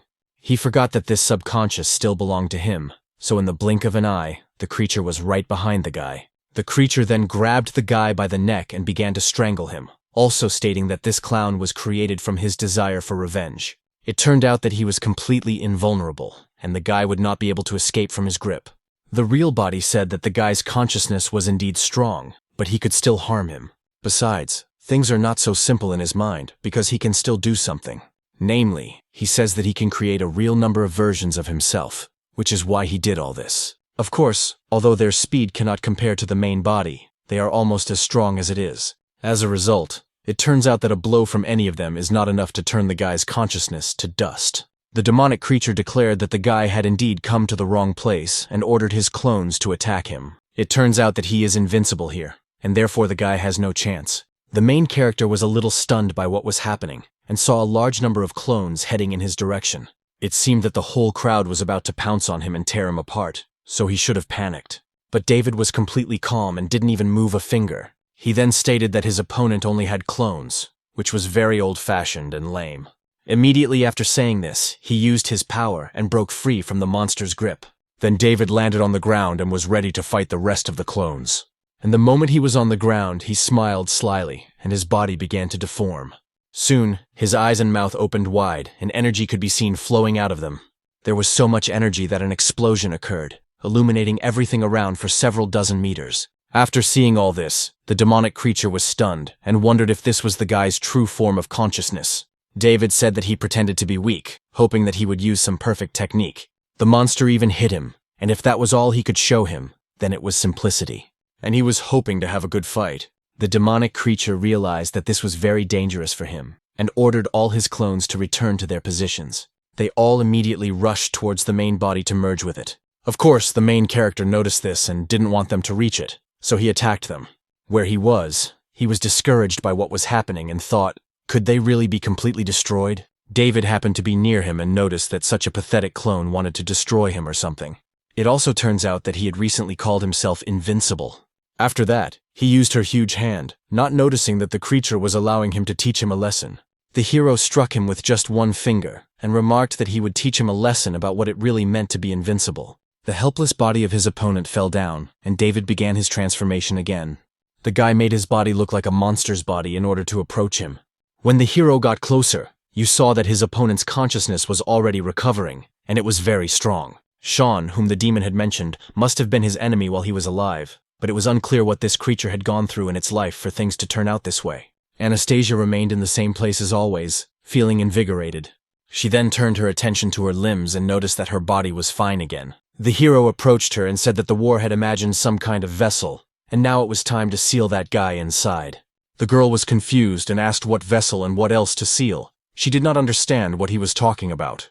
David said that it was her consciousness, and only she could create something to contain this creature. Anything would work, and the hero had little time left. Anastasia then wondered what she should do. Perhaps she would create a bag and seal him inside it, or maybe in a necklace, or perhaps in rings. The hero shouted that he wasn't asking what she wanted to buy, and since she couldn't see that half of his body had already disappeared, the girl understood everything. Behind David, the thing she had used to lock up the demon appeared, and the guy looked at it. But when he saw it, he was discouraged and asked what it was. The main character was surprised because there was a huge lipstick there. The demonic creature was on top, and only its head and hands were visible. Soon after, the girl wondered if it could really stop this creature. Then her consciousness disappeared from that place, and the demon was hiding behind the huge lipstick. Anastasia soon felt their coldness, but she also thought, is it raining? She was freezing, and her body felt so heavy. In addition, she felt a sharp pain, and soon the girl saw blood and wondered what it was, whether it belonged to her. Then she heard some laughter and wondered whose it was. A man appeared and she asked who he was. He had no eyes, and soon he apologized to Arnold. A few moments later, Anastasia regained consciousness and saw the main character in front of her. The girl was frightened and began to scream loudly, then asked what he was going to do to her. David said that she was unconscious and kept muttering about something, so he wanted to get closer and check if there was any demonic energy left in her. Anastasia said that if he was telling the truth, then could he get off her, and asked him to do so. The guy said that he had sealed the demon inside her for now, so she shouldn't worry and should get some good rest today. His companion asked if he was still inside her, but what had happened. The hero replied that, to put it simply, the monster ran away, and he chased after it, and then he found her and somehow merged with her. Then he used her body to cause trouble, and they took him to the ghost company's headquarters. But since she was human and not completely a demon, they sent her to him. Until they find a way to get rid of the demon inside the girl, she will stay here with him. Anastasia was very embarrassed by this, and also indignant, shouting at him for saying such things. It turns out that he is actually holding her captive, and besides, how can she stay in a stranger's house, especially when he is a guy? Who knows if he was telling the truth, not to mention the bathing incident. David was about to kiss her, and his face was so close to hers. The hero asked what she meant by a kiss. Demon said she thought she meant a kiss on the lips, when a man and a woman join their lips and show their love that way. David asked how she knew that, and she said she learned it from watching TV. The hero added that she was too young, so she shouldn't be watching such strange things. Anastasia was very upset about this, and asked if he was trying to pretend he didn't know. The main character said he had no idea what she was talking about. When you put your lips on someone else's lips, you get saliva in your mouth, and that's just disgusting. The girl looked at him and, judging by the expression on his face, she understood that he was not lying. But now, could it be that this guy is what they call a complete idiot? The hero turned away and said that he was tired today, so they would talk tomorrow, and she could sleep here for now. His master once said something wise, but the girl interrupted him and asked what he would do if she left. David continued to repeat his master's words that a man should never raise his hand to a woman, so if she wanted to leave, he would not stop her. But he cautioned that if she wasn't with him, the guy in her body could show up at any moment. So it turns out that only the main character can guarantee her safety. David also added that she shouldn't wander around, because there are many demons here, but it's not his problem if she gets scared of them. Anastasia understood that there was nothing she could do, because she had nowhere to go, and this guy had saved her life. Still, he didn't seem like a serious person, but he was a good man. The girl thought that maybe it was because she was very tired, but it was easier for her to sleep here than in all those relatives' houses where she had lived before. After that, Anastasia closed her eyes and was ready to fall asleep. Something started moving on her back and making a strange sound. Soon after, a sharp tail appeared from under the blanket, looking up. After a while, Anastasia opened her eyes again and was conscious. The moment she got up, she realized that it was already morning. Still, she felt sad and realized that she still couldn't believe what had happened last night. Did she really have to stay with this guy from now on? And that thing was still inside her body, so she didn't know what to do. Suddenly, something in her room caught her attention. This frightened Anastasia so much that she started screaming loudly so that it could be heard from far away. Anastasia and the demon came into the room, and he asked what had happened, why she was screaming at this hour. She was indeed too loud, and suddenly they noticed something strange. The girl stood by the window and said that she hadn't noticed it last night, but the view of the new city center was simply beautiful. Anastasia admired the view and thought that this place was simply wonderful. The building they were in was the king of buildings in the northern city district. The girl said that she was dreaming, because the house was located on a square and was very large, consisting of 4 luxurious residential buildings and the tallest building in the country. The top floor is 121, and it reaches a height of 600 meters. This place set the record for the most luxurious residence in the country, so it is known as number 1. The hero wondered if she was their agent, because so much had happened yesterday, and this was the only thing that shocked her. He thought that the girl was making noise so early because she had something behind her, and the demon added that she did have something behind her. Anastasia looked back and saw that she had a tail. This frightened her very much, and she did not understand how this could have happened. She screamed, asking what it was and why this thing was on her butt. The hero asked his companion if it looked pretty cool, and she noticed that it did, yes. Suddenly the guy turned his attention to the side because he sensed danger, and he saw a tail moving toward him. It was attacking David, but he easily managed to dodge it. So that same bone tail flew forward and seemed to no longer pose a threat. But suddenly it changed direction at one of the joints, so it rushed towards the main character again and attacked him, and this went on for some time. David continued to twist and turn in various pirouettes, dodging the attacks from the tail, but it writhed in different ways and was ready to attack him. After that, the guy rushed towards Anastasia, and the demon tried to stop him. It was really dangerous because that bone was heading straight for his back. At the last moment before the attack, the hero dodged and jumped down, and the tail headed for the girl's head. Of course, it did not hurt her, and stopped just a few centimeters from her head. The main character noticed this, and said that it looked quite interesting. A short time later, David threw a soda can into the air and the tail cut it into pieces. Anastasia did the same and wondered if she could control the tail. The guy got excited and said it was amazing, because now he wanted one too. The girl asked why he was so happy. She didn't understand why she had a tail. Hadn't he sealed that monster away? David ordered the demon next to him to attack her because he wanted to test how powerful this thing was. His companion turned to him and asked if it wasn't dangerous. The hero told her not to worry and just go for it. The demonic creature began to use its power and said it would do as he said. Anastasia, of course, became wary because of this, realizing that she was about to be attacked. The demon's hair was directed at her, and she apologized to her opponent. The girl saw that an attack was coming and didn't know what to do. But somehow, her bone tail, which was in front of her, began to repel all these attacks. No matter how much the hair twisted and no matter how many there were, the attacks were repelled. The demon was surprised by this and thought that her opponent's tail had deflected the attacks.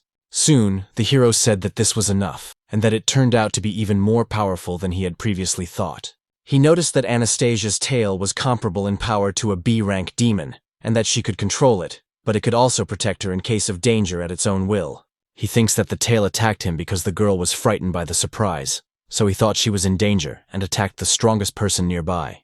Immediately after that, David clapped his hands near the girl's face. The tail began to move, and the guy smiled and told her to look.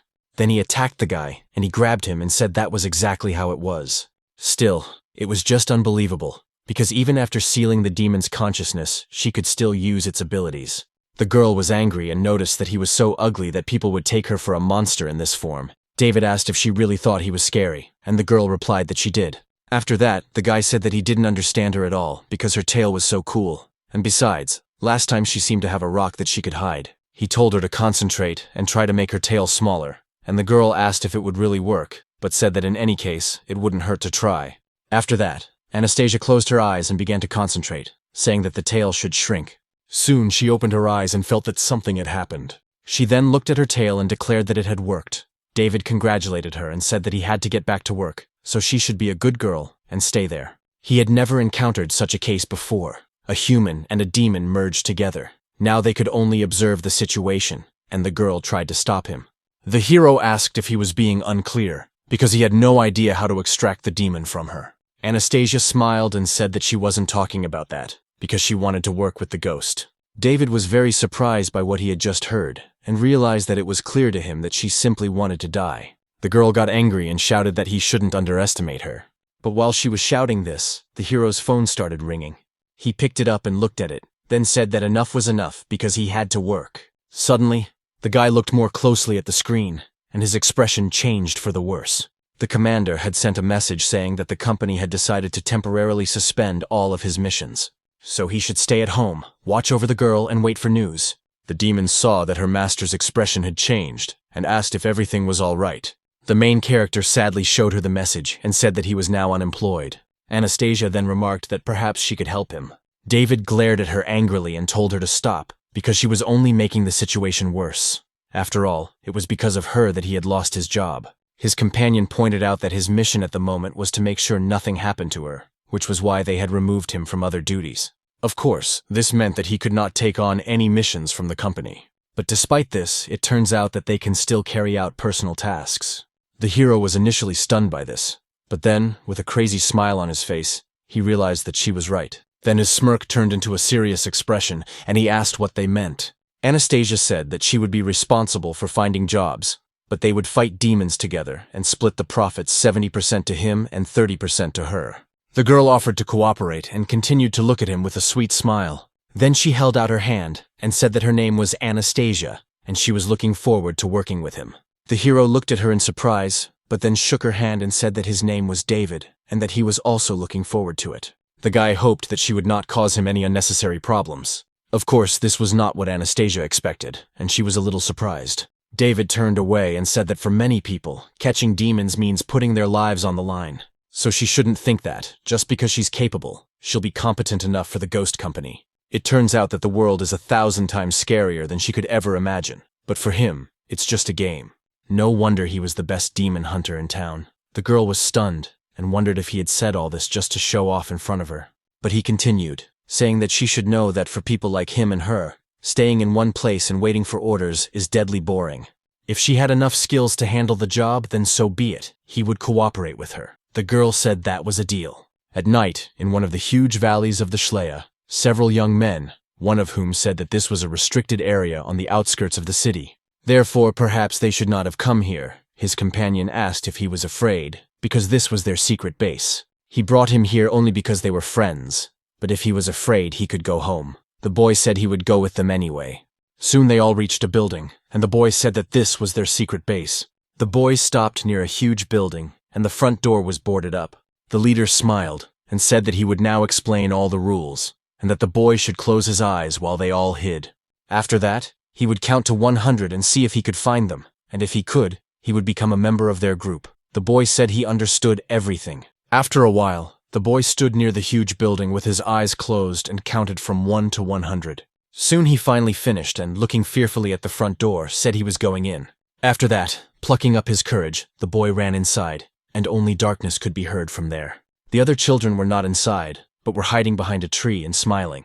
The oldest of them remarked that this boy was just a fool, because if he found out that they had abandoned him there, he would surely wet his pants. The boy with glasses asked if they were sure it was right to leave him there alone. His companion told him not to worry, that there was only one road leading from there to the city, and he would find his way. The boy said that his father was a member of a consortium of 4 large companies, and that if something went wrong, it would be bad.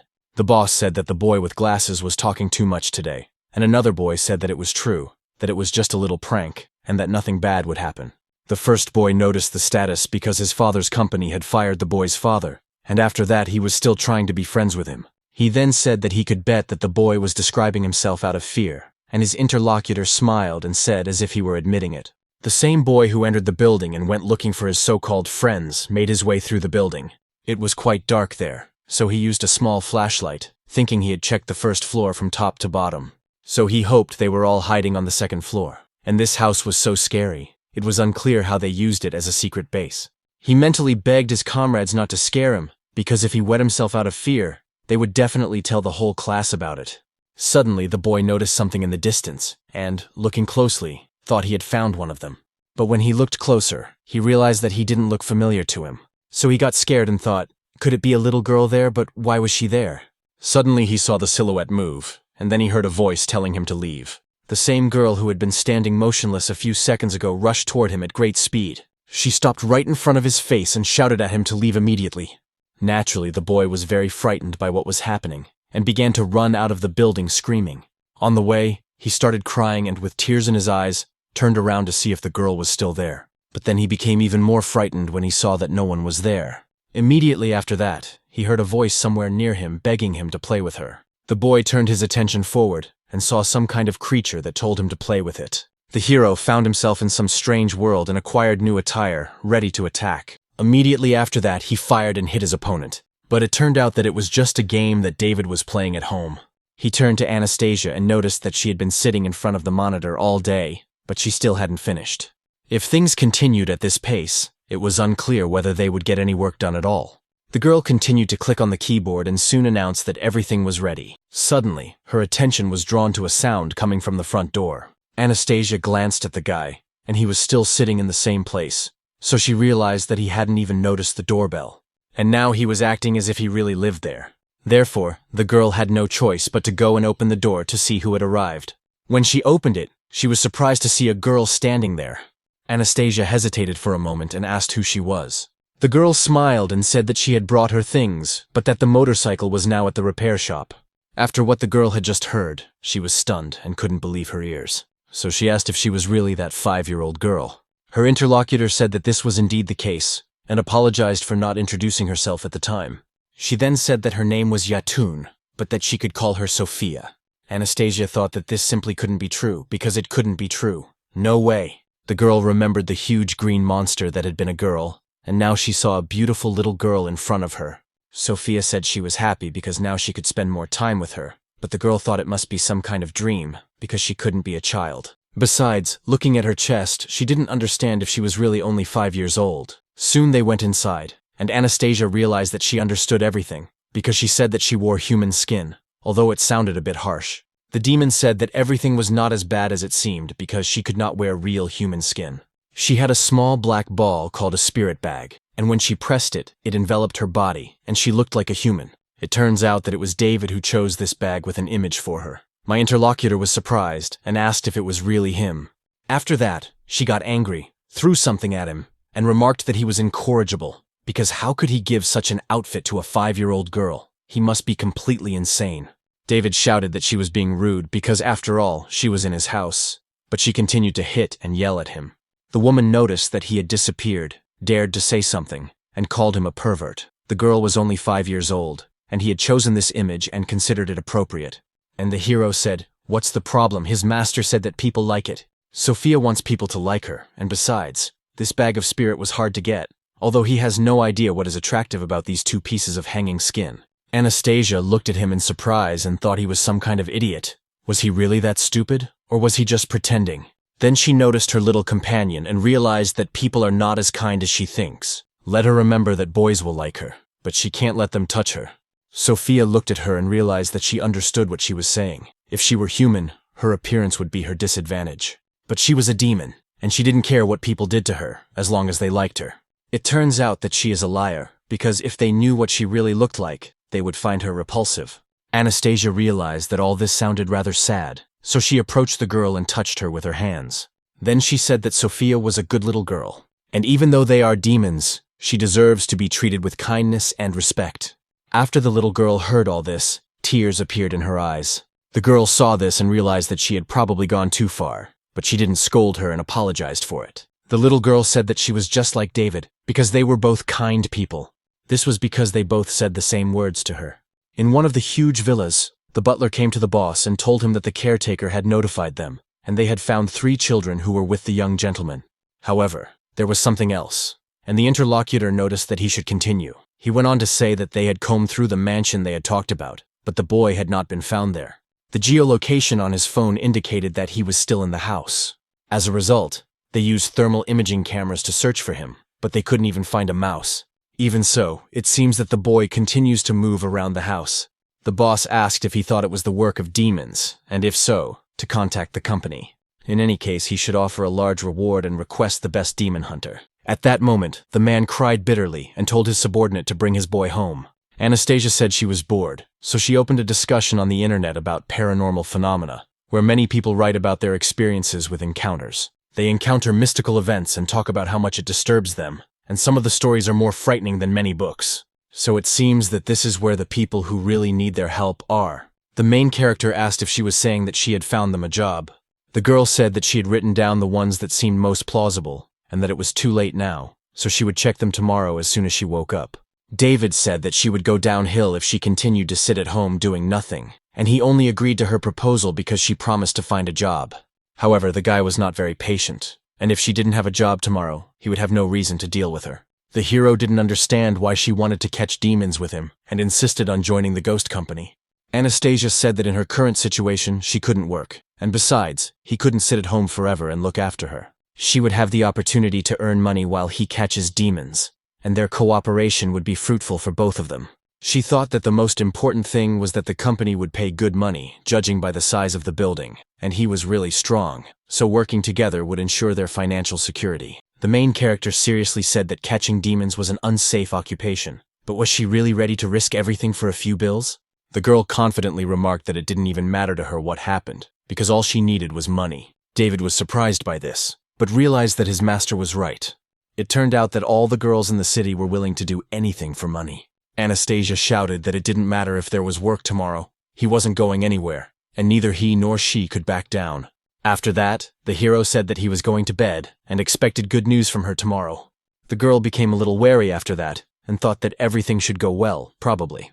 In the end, she went to bed, realizing that tomorrow she would have to find a client. Perhaps this was the chance she had been waiting for, and she needed to take advantage of it. Then the girl turned her attention to where the photograph was standing. It showed his wife and family, and Anastasia thought that she would meet her very soon. The girl got out of bed and silently asked her Father in heaven to pray for her, that she would find a client today. After that, she got fully dressed and left the room. But when she opened the door, she was quite surprised to see David standing there. The guy said that she had surprised him because it was still early in the morning and they already had clients. They were downstairs waiting for them, so they should go.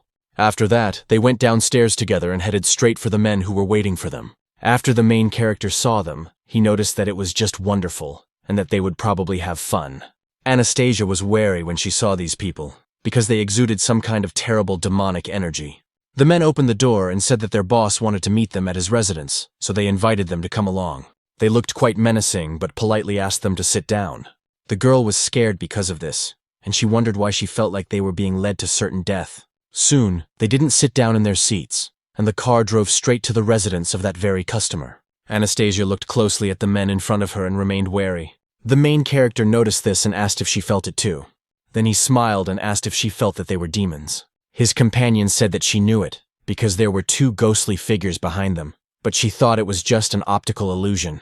David said that his vision technique allowed him to identify demons based on the color of their spiritual energy, but she said she could see their true essence, and perhaps it was all because of the demon inside her body. So there is a possibility that he will help her get into the ghost company. After a while, the car finally arrived at its destination, and everyone got out. The hero said that the door was huge, and wondered if dinosaurs lived there. He scanned the place with his equipment while they were driving, and the spiritual energy of the inhabitants here was at least A rank.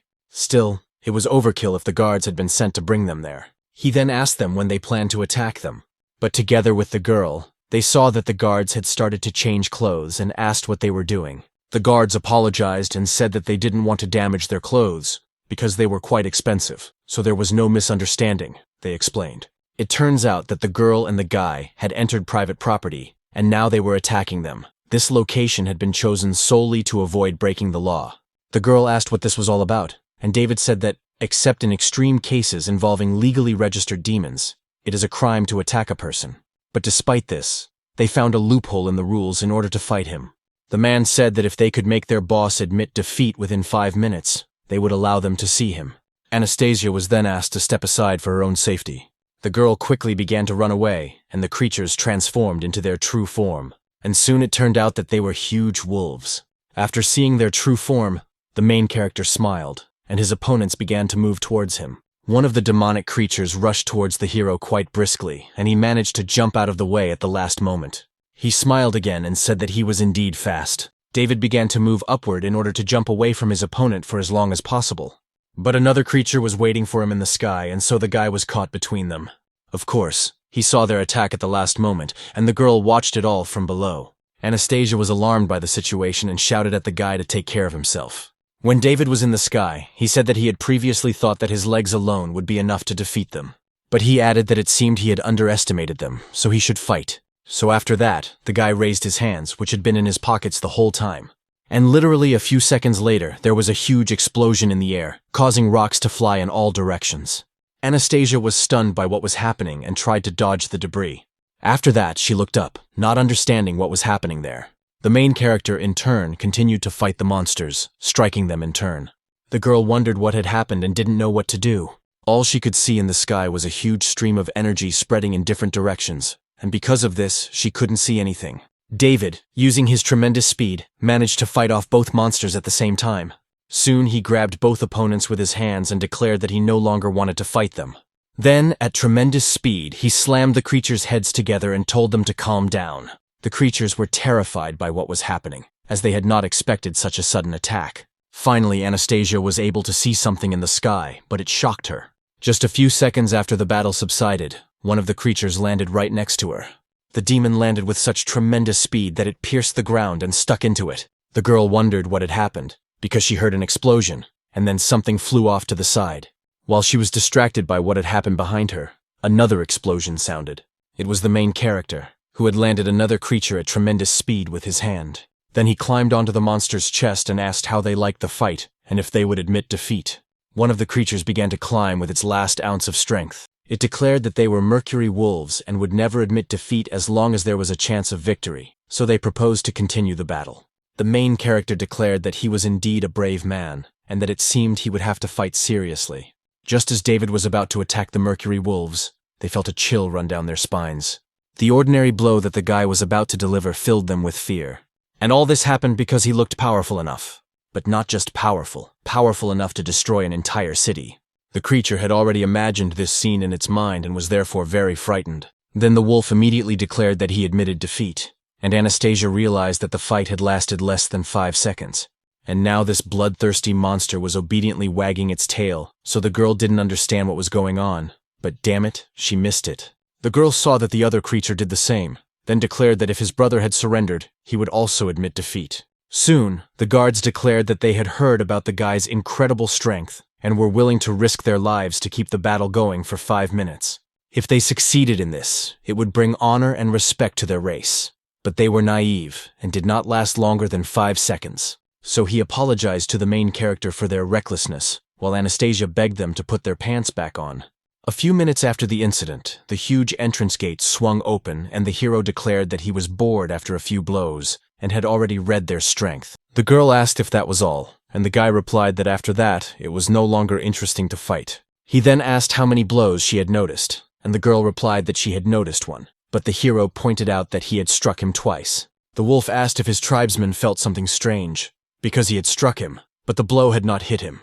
It turned out that at that moment there was an invisible wall between them that protected the guy. The guard thought he had imagined it, which was rather strange, because his clothes were also in perfect order. His companion remarked that if the rumors he had heard were true, then this guy was a mysterious monster. Anastasia asked how he had achieved such strength, since he was still so young. Could it be that his master had taught him such cool techniques? Together they walked along a road lined with grass, and in that grass sat a creature watching them. Soon, the girl said that she had something to confess, and the hero told her to speak. She said that she simply couldn't find this client. The hero was angry and asked her what she was talking about and where this employer came from. Anastasia said she had no idea, but he had already promised her that if there was work today, they would cooperate with him, and there was no turning back. The boss was told that the guests had arrived, and he said to let them in. There was a guy standing near the table who asked if David had really defeated the Mercury Wolves in 5 seconds. His sword tells him that he wants to taste his blood, and he asked if he could hear him. The hero and the girl were discouraged and thought it was stupid. David wondered if it was serious, if his sword could really talk, then let it say something else. The girl thought he was an idiot because he wanted to fight him. The masked man said that the 2 scars on his face and the mercury wolves were his doing. On top of that, it turned out that he had defeated them in 2 seconds. A fly flew over the man's head, and he noticed it. Then, using his weapon, he made a sharp movement and killed it. He did it so well that the insect was cut into pieces. After that, the interlocutor noticed that he was interested, but wondered whether his sword or the guy's fists would be faster.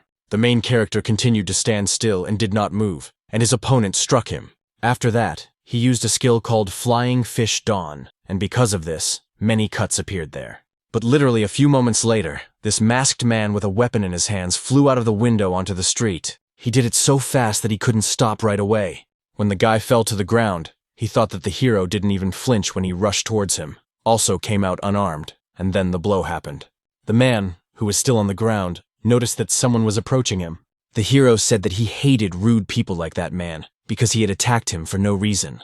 The boss clapped his hands and remarked that the guy was indeed #1 in the ghost company. After all, he was able to defeat their strongest bodyguard in an instant, and the job would definitely be his. The man said that his son had disappeared in an old mansion, and the ghost company had sent people to investigate last night.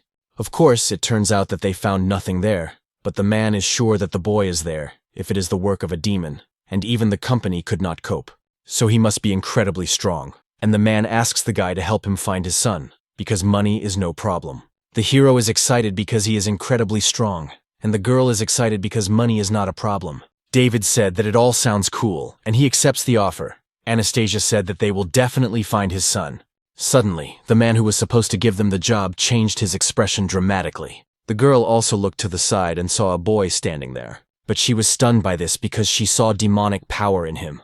The boy moved rather slowly, and his pupils revealed that they were empty. After a while, the old man asked what was wrong with his precious son, because he seemed like a vegetable. David said that he looked frightened, and wondered what he had seen there, and his father begged his dear son to wake up. Anastasia then said that it was as if the boy's soul was above him, and that it seemed to be in great pain. The hero smiled at this and said that the mummy's eyes were no worse than his. The old man got up and asked if his boy was possessed, and if so, he asked to save him. The main character said that the boy had lost his soul, and if they did not find it before midnight, he would die. The man grabbed the boy by the leg and noticed that his mother had died early and that he had no one else but the boy. He would give them anything if they would just help. Anastasia soon noticed something and began to approach the boy. She said that he had something in his right ear, some kind of red thing. The main character immediately ran up and asked the girl to step back. After that, he put seals on his hands and performed a technique called moments to dispel spirits. Literally a few seconds later, some kind of creature began to emerge from his ear. Then the creature jumped out so quickly that the hero barely had time to notice it. After that, he used his tremendous speed, but was unable to catch the creature. David was stunned by this, because he thought he had struck it, but it managed to escape. Still, it was truly amazing to him, and he caught a glimpse of the creature out of the corner of his eye. The hero then jumped out of the room to catch up. He soon declared that this creature was quite nimble, and he already liked it for that reason. So it turns out that he tried to catch up with it for some time, but his attempts were in vain.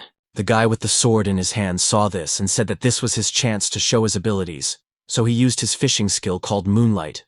The main character felt the radius of this attack, which was rapidly spreading around the area. Just as he was trying to catch up with the creature, the swordsman appeared out of nowhere and delivered the final blow. It all happened so quickly and sharply that the creature was cut into several pieces. The masked man then smiled and declared that his sword was still faster. Then a girl and a man ran up and asked if they had caught it and what it was. The guy asked how he thought he lost last time because he was too reckless and should fight again. Besides, wasn't it a cool move? David noticed that the green spiritual energy looked familiar, and his interlocutor continued to say that it didn't matter what the target was, if it was within the radius of damage, it would die. After that, he looked at the hero's hand and asked what the hell was going on, why he had turned him into a black bean. The hero understood that this was a combat retreat technique, but wasn't it the technique used by one of the branches of the secret Taoists? But that couldn't be, because that sect had been exterminated long ago. On one of the roofs of a huge building was a greenhouse with plants, where a man was sitting who noticed that one of his beans was damaged. If they were able to force his combat servant to reveal himself, then one of them must be from the Maoshan sect. So this man is afraid that they will meet soon. The masked man said that a face like his should only be shown to a strong opponent, that he is a freelancer, and that they should be as careful as possible about revealing their identities. But his sword says that heroes are worthy of this, and he is an independent warrior named Ricardo. The man said that he was not obliged to find his son's soul, and Ricardo was angry and said that the guy should have turned around and looked at him before leaving. The girl said that the guy said he was on his own, as if he were a Taoist, and the guy said that people like him had awakened their own spiritual energy. They possessed so-called superpowers like in video games. Each of them had a source of spiritual energy, and perhaps he would tell the girl more someday.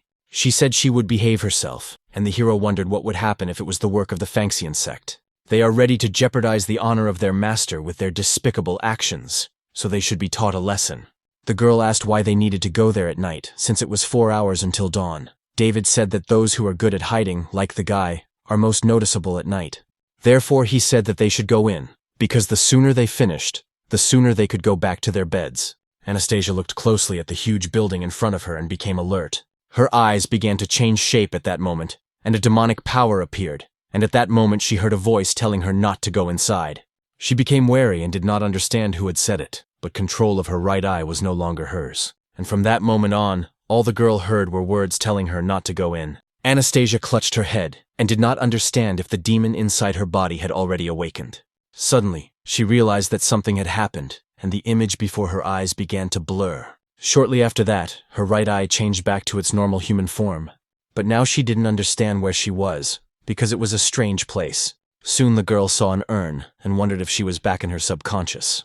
Literally a few moments later, a hand appeared from that very urn, as well as a creature. Anastasia became very alarmed and saw a dried-up corpse crawl out of it. At that moment, she was very scared and stared intently at the creature in front of her. The copper stakes that had been driven into the creature's body began to dissolve little by little. The girl saw something paranormal and frightening in front of her, so she was scared.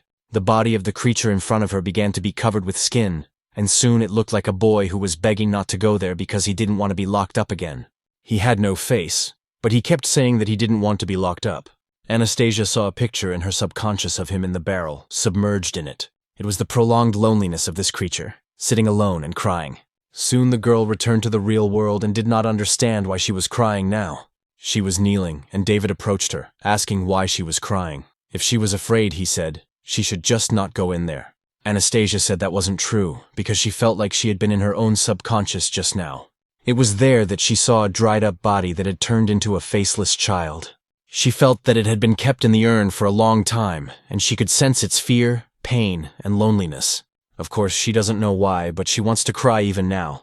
The main character did not understand why he felt uncomfortable when he saw her in such a state. Then he turned around and said that it was most likely the mummy's memory, that they had merged together, so it was natural for memories to manifest themselves. Anastasia shouted for him to wait, because the creature had forbidden her to enter the house.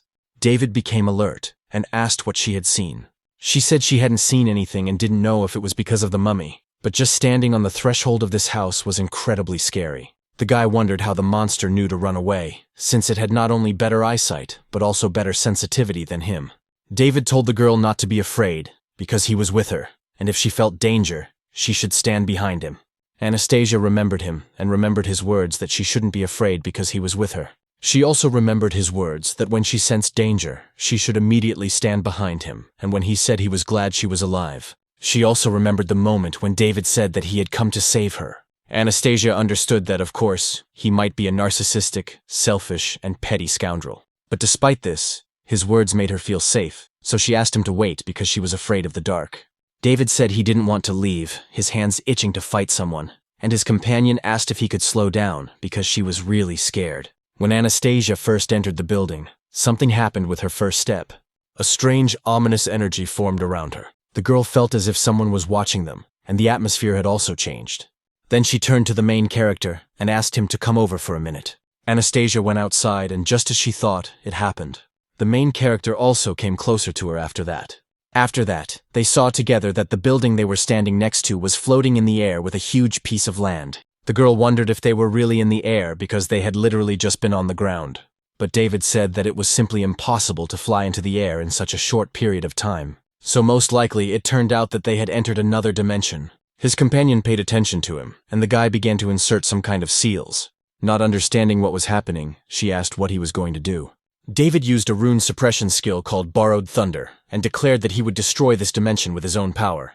A few moments later, he made 3 magic balls and sent them into the air. It was an attack with destructive power called triple glacial bolts of euphoria. Despite the enormous power that hung in the air, nothing happened, and the attack simply dissipated. Anastasia then noticed that it seemed to have failed after all. The guy asked if it really didn't work, or if it was just something strange. The girl looked at him and seemed to think that it had hurt his pride. His companions said that it was, of course, strange that his attacks had not worked. But how then had their client's child been able to get out of there? The main character turned to leave and said that they should go, because they would find out how it happened when they found the spellcaster who created it. And so, together, they entered a huge room with a fresco painted on the wall. David asked what was going on, because he could not see any spiritual or demonic energy. It seemed that this demon was also good at hiding itself. The girl was walking behind him, and suddenly some fingers appeared right out of the ground near her feet. But the hero continued on his way, and the guy asked if she felt anything, and the girl replied that she did not. She asked if it was true that they would not be able to return if they did not find him, and at that moment, a hand with a mouth appeared near her head. Then the creature came very close and licked her cheek with its tongue. Anastasia was very frightened by this and screamed, and the creature hid. The hero noticed her and asked why she was screaming, and then the same hand appeared near his back. A few moments later, he saw the guy lose his concentration and knock the creature away. But this attack was not destined to succeed, because the guy easily repelled it and grabbed the creature. David immediately turned around and looked at what was in his hand, and there was another hand. Because of this, he threw away this demonic entity and shouted that it was simply disgusting. A few moments later, a voice echoed throughout the room, saying that these people seemed to be stronger than him. Then it continued, bending over and stating that it had been a long time since he had touched a girl, and that they were all so delicious.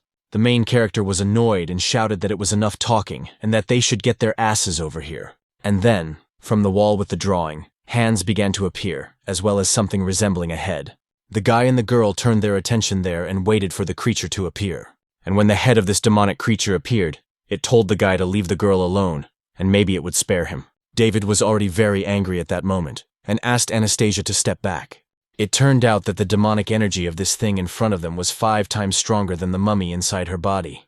The demonic entity that had been in the wall all along began to attack, pulling its limbs out of the wall. The main character smiled and said that it seemed like this job wasn't a waste of time after all, and that he finally had a worthy opponent. Soon, the head of the huge monster was right in front of the guy, and he stopped without attacking. The demon said that his opponent looked calm. He then added that he assumed it was the ghost company that had sent him here, but the hero said that it was time to stop wasting time, because they were in a hurry, so they should fight quickly. The creature asked why he was in such a hurry, because the boss had finally sent people here, and it would be a shame if it all ended so quickly. Using his hands to negotiate, the demon asked if they wanted to play a little game. David became even more angry and remarked that this chatterbox was starting to annoy him even more. Shortly after that, the demonic creature's hand appeared from the girl's cheek. But there was not just one hand, there were several, and they immediately attacked the guy. Yes, so it was done in order to grab him and hold him. The creature told the hero not to try to escape using brute force, because if he touched anything, his hands could grow from that very spot. So if he destroyed his limbs, the girl would also suffer because of it. But who knows, maybe she would die from blood loss. David asked if Anastasia was okay, and if she felt any strange sensations in her body. She replied that she didn't, but the guy was tied up. The main character thought that if she didn't feel anything, then that was good. The demonic creature moved closer to the guy, and advised him to take care of himself first. Immediately after that, using its limbs, which were around the hero, it began to squeeze them harder and harder. Anastasia was stunned because she couldn't do anything about it, and the limbs continued to grow out of her cheek. The main character then began to scream loudly, and the girl was worried about him. The creature said that he had lied about the girl getting hurt, because if he had such an ability, he would have attacked them long ago, and people are truly emotional beings. He added that he had forgotten to tell the guy that the longer he was enveloped in his body, the stronger the pressure would become.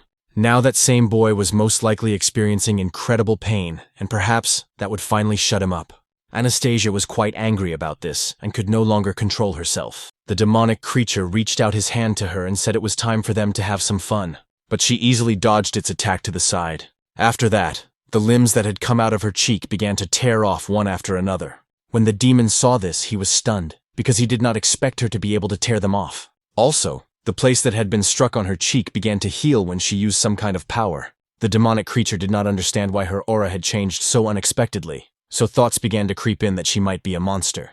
And at the same time, while it was thinking about all this, the girl did not stop and began to attack it.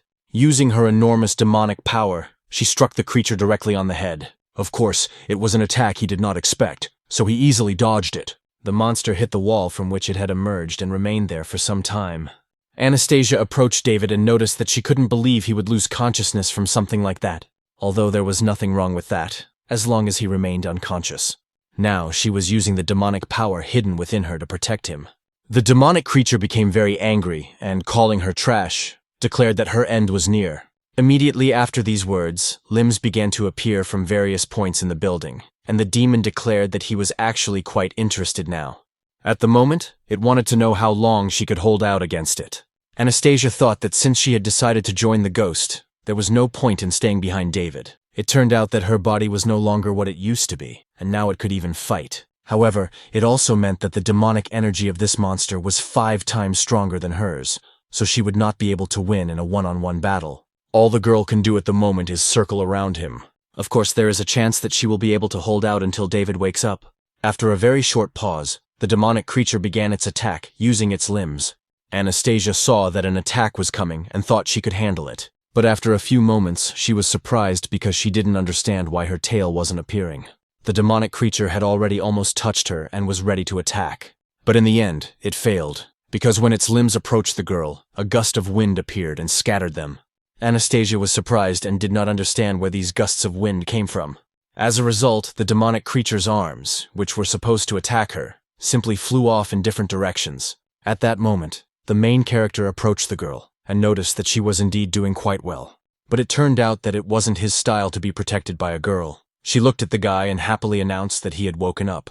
David asked if she really thought this weakling could knock him out, since he was just pretending, but she shouted that he was a liar. The guy asked if she wanted to work for a ghost company, and it could be considered a little test from him. Besides, didn't her tail appear on its own in case of danger? The girl hesitated, and the hero continued, asking if she knew why it hadn't appeared. It turns out that when the parental hand grew out of her face, he asked her how she felt, and she replied that she didn't feel anything strange, and then it dawned on him. As it turned out, this thing wasn't that powerful. Emitting false demonic energy to appear more impressive was all it could do. So most likely it was a D-rank demon, the lowest of all. After that, the main character prepared for an attack and used a borrowed wind technique. Using it, he flew up, ready to launch his attack. The demonic creature, which remained in the wall, became a little wary because of this. The hero smiled slyly and asked him if he wanted to see what spiritual energy looked like. After that, the demon was attacked, and he thought that this guy was just a stupid child, but just looking at him made it difficult to breathe. Although, is it really possible for a human to possess such strong spiritual energy? The demon can no longer bear it and is about to vomit. A few moments later, some kind of air appeared from various parts of his body. David watched in amazement as the creature's head fell off and dried up beyond recognition. Anastasia came over to look at it, and the hero said that they had tried so hard, but it turned out to be just a gatekeeper. He wanted to ask it for useful information, but the creature was unconscious. The girl looked at the face that appeared from under the mask and said how ugly it was. It turned out that he wouldn't even be able to run away if he woke up. David said that they should move on, because if he was guarding this door, then his master was most likely upstairs. Suddenly, the demonic creature woke up and asked if he was looking for his boss. But if so, then he was just a stupid child who didn't know his place. The main character became very angry when he heard all this, and asked what he had just said, whether he had been pretending to be dead all this time.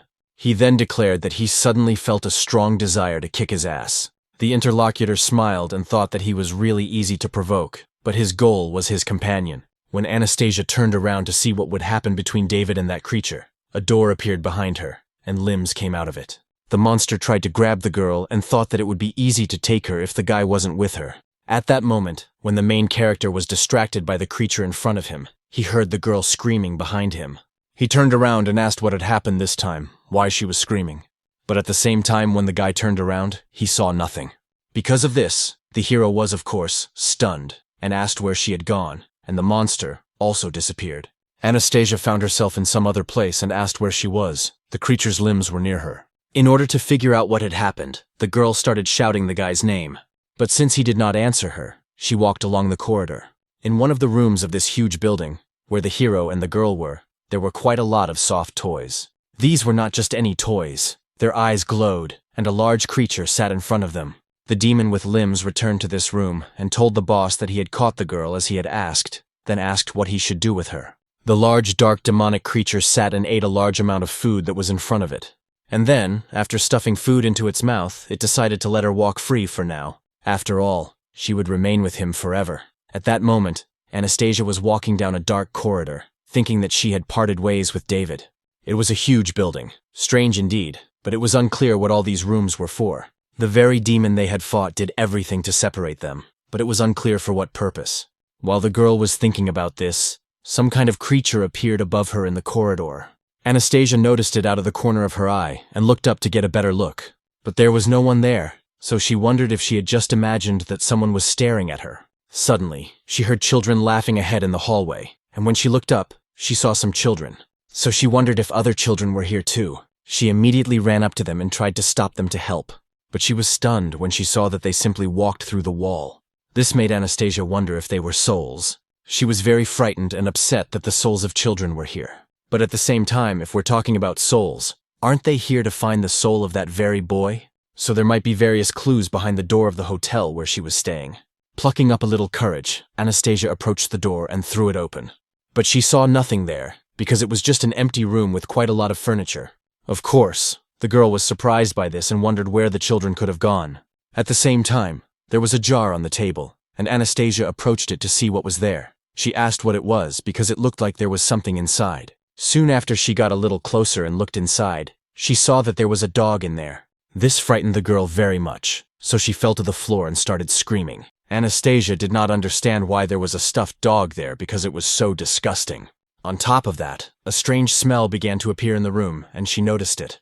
In the room, which still looked quite normal, she saw various traces of blood. At the same time, David continued to search for his companion and attacked any demons he could find. At the same time, he did not understand where she could have gone, and why there was so much evil here.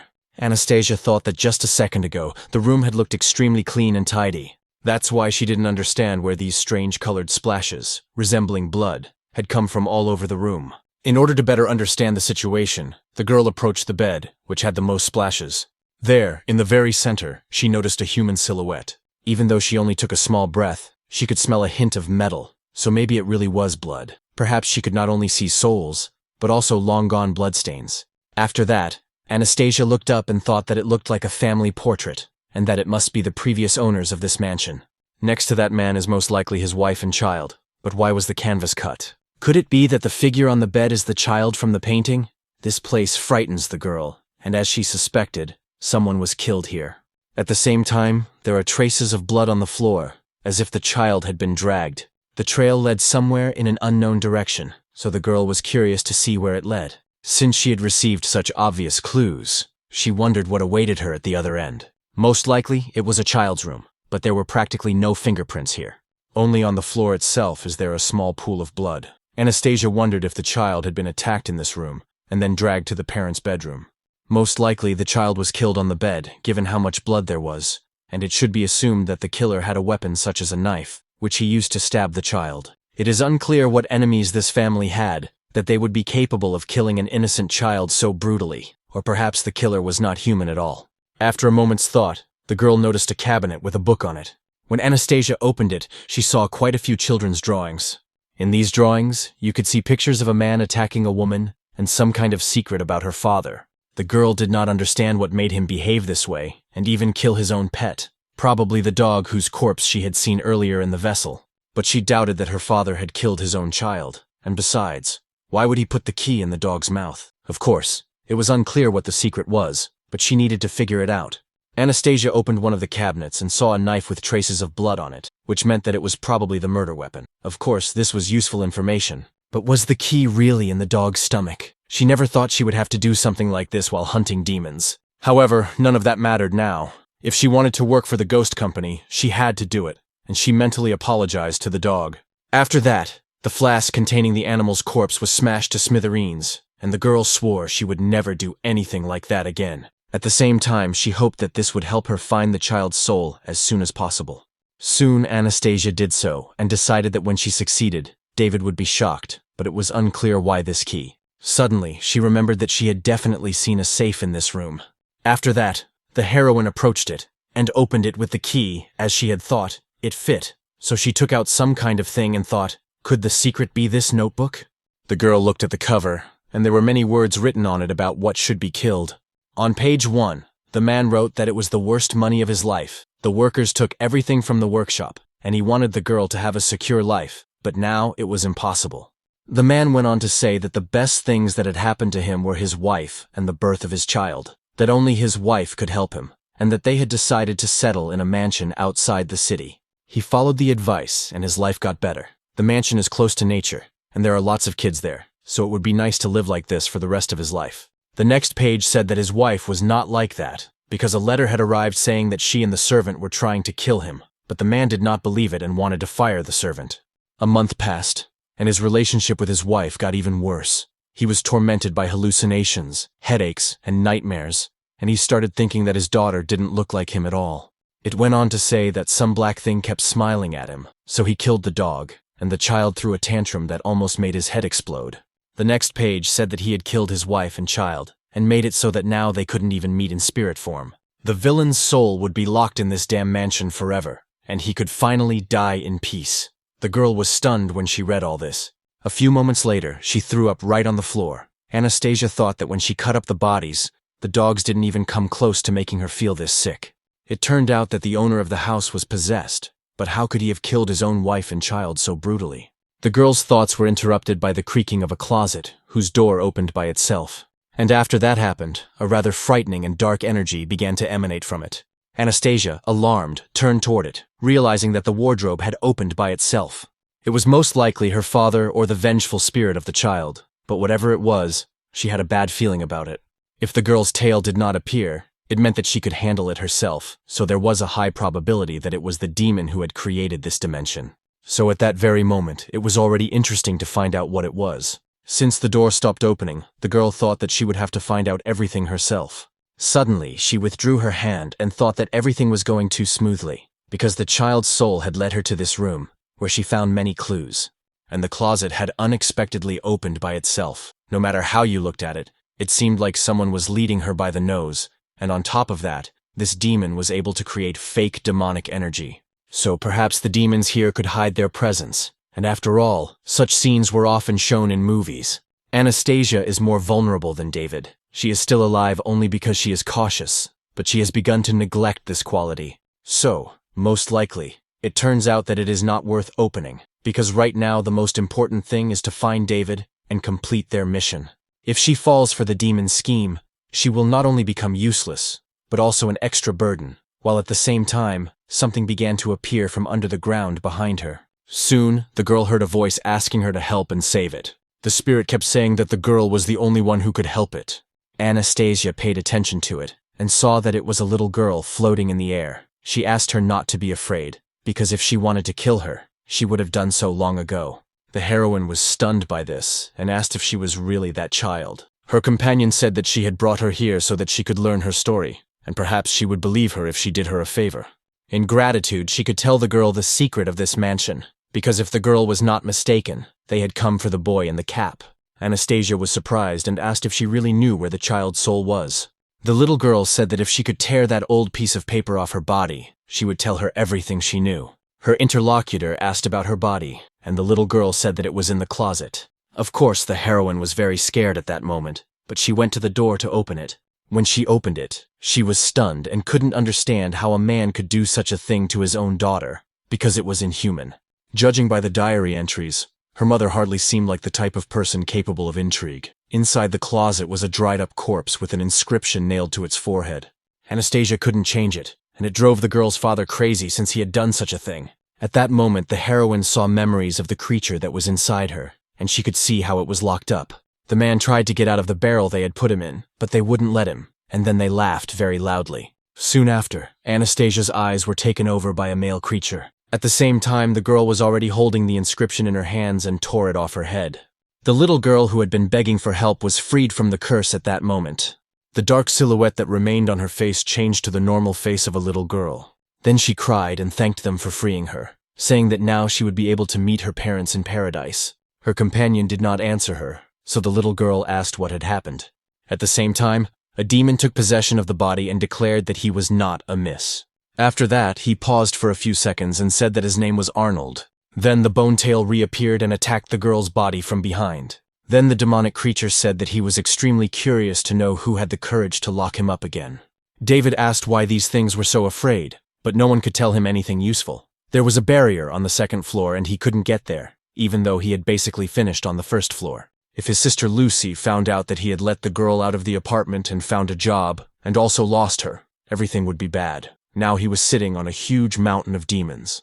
It was night outside, and there was a very heavy downpour. A man was running down the road with a small child in his arms who was crying very loudly. He was running towards a huge temple that was right in front of him on the road. The man ran inside the building and then laid the boy down on the ground. Finally, he glanced at him and then hurriedly left the room he was in. Slamming the front door behind him, he left the child alone. But in that very room, there was a huge hole, from which a large number of red eyes could be seen.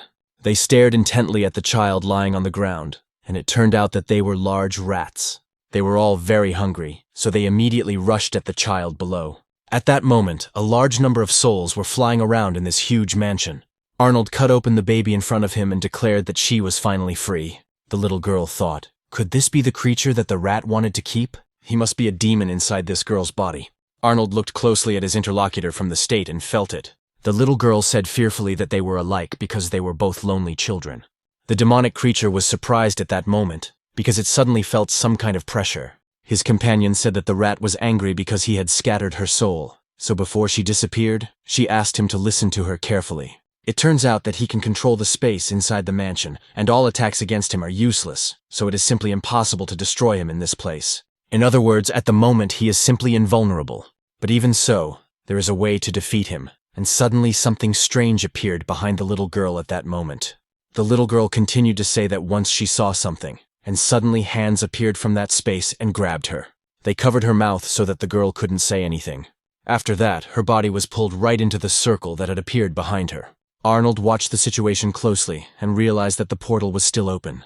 So, it seemed that it had been left there just for him, and that's why he jumped in. And soon, the demon in the girl's body moved to the space where the boss was.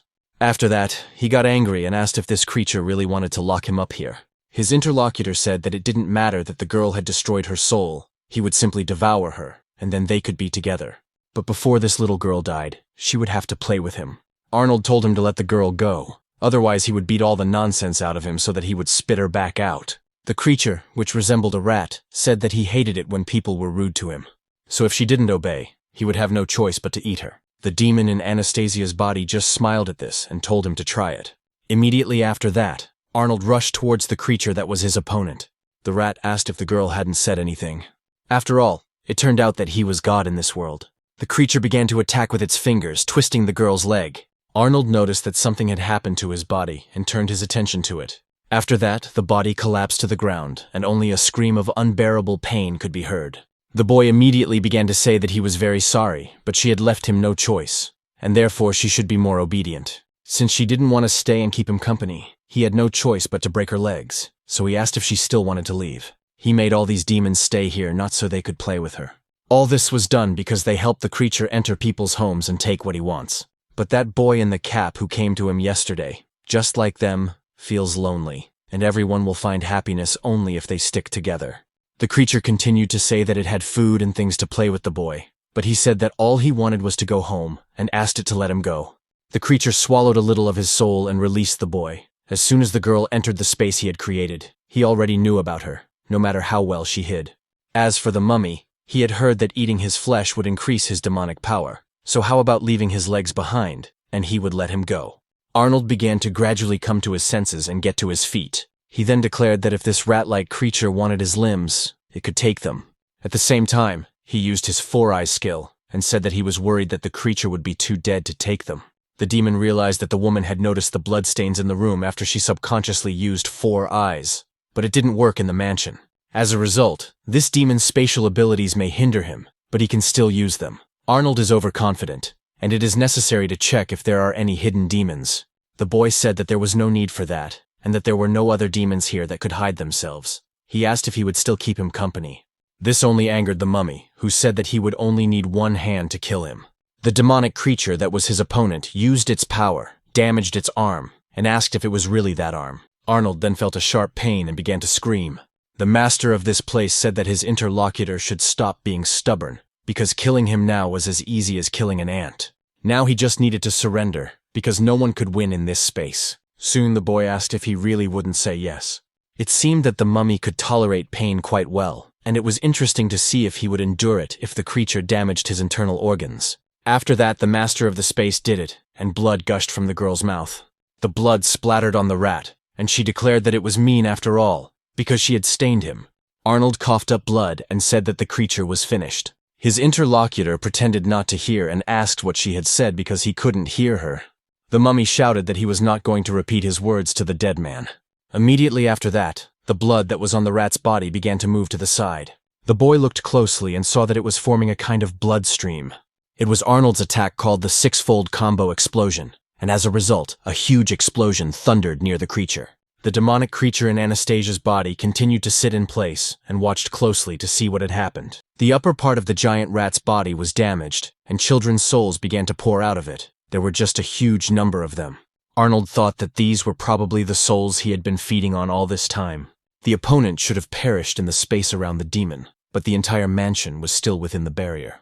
Was it really impossible to escape from here, even if this thing was killed? The little girl who had been freed said that she had already seen its true form, and that it was a black demon. The reason the creature looked the way it did now was that the black demon had eaten the child and many rats at the same time. The child's bones and body are on the 3rd floor, and if he finds them, he will be able to completely destroy the rat. Suddenly, the demon's true form appeared and attacked the girl's body.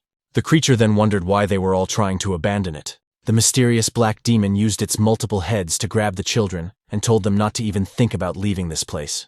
After that, the demon used its attack and attacked Arnold again, causing him to bleed. The mummy thought that it was completely impossible to search for the real form together, as he could no longer move until his internal organs were in better condition.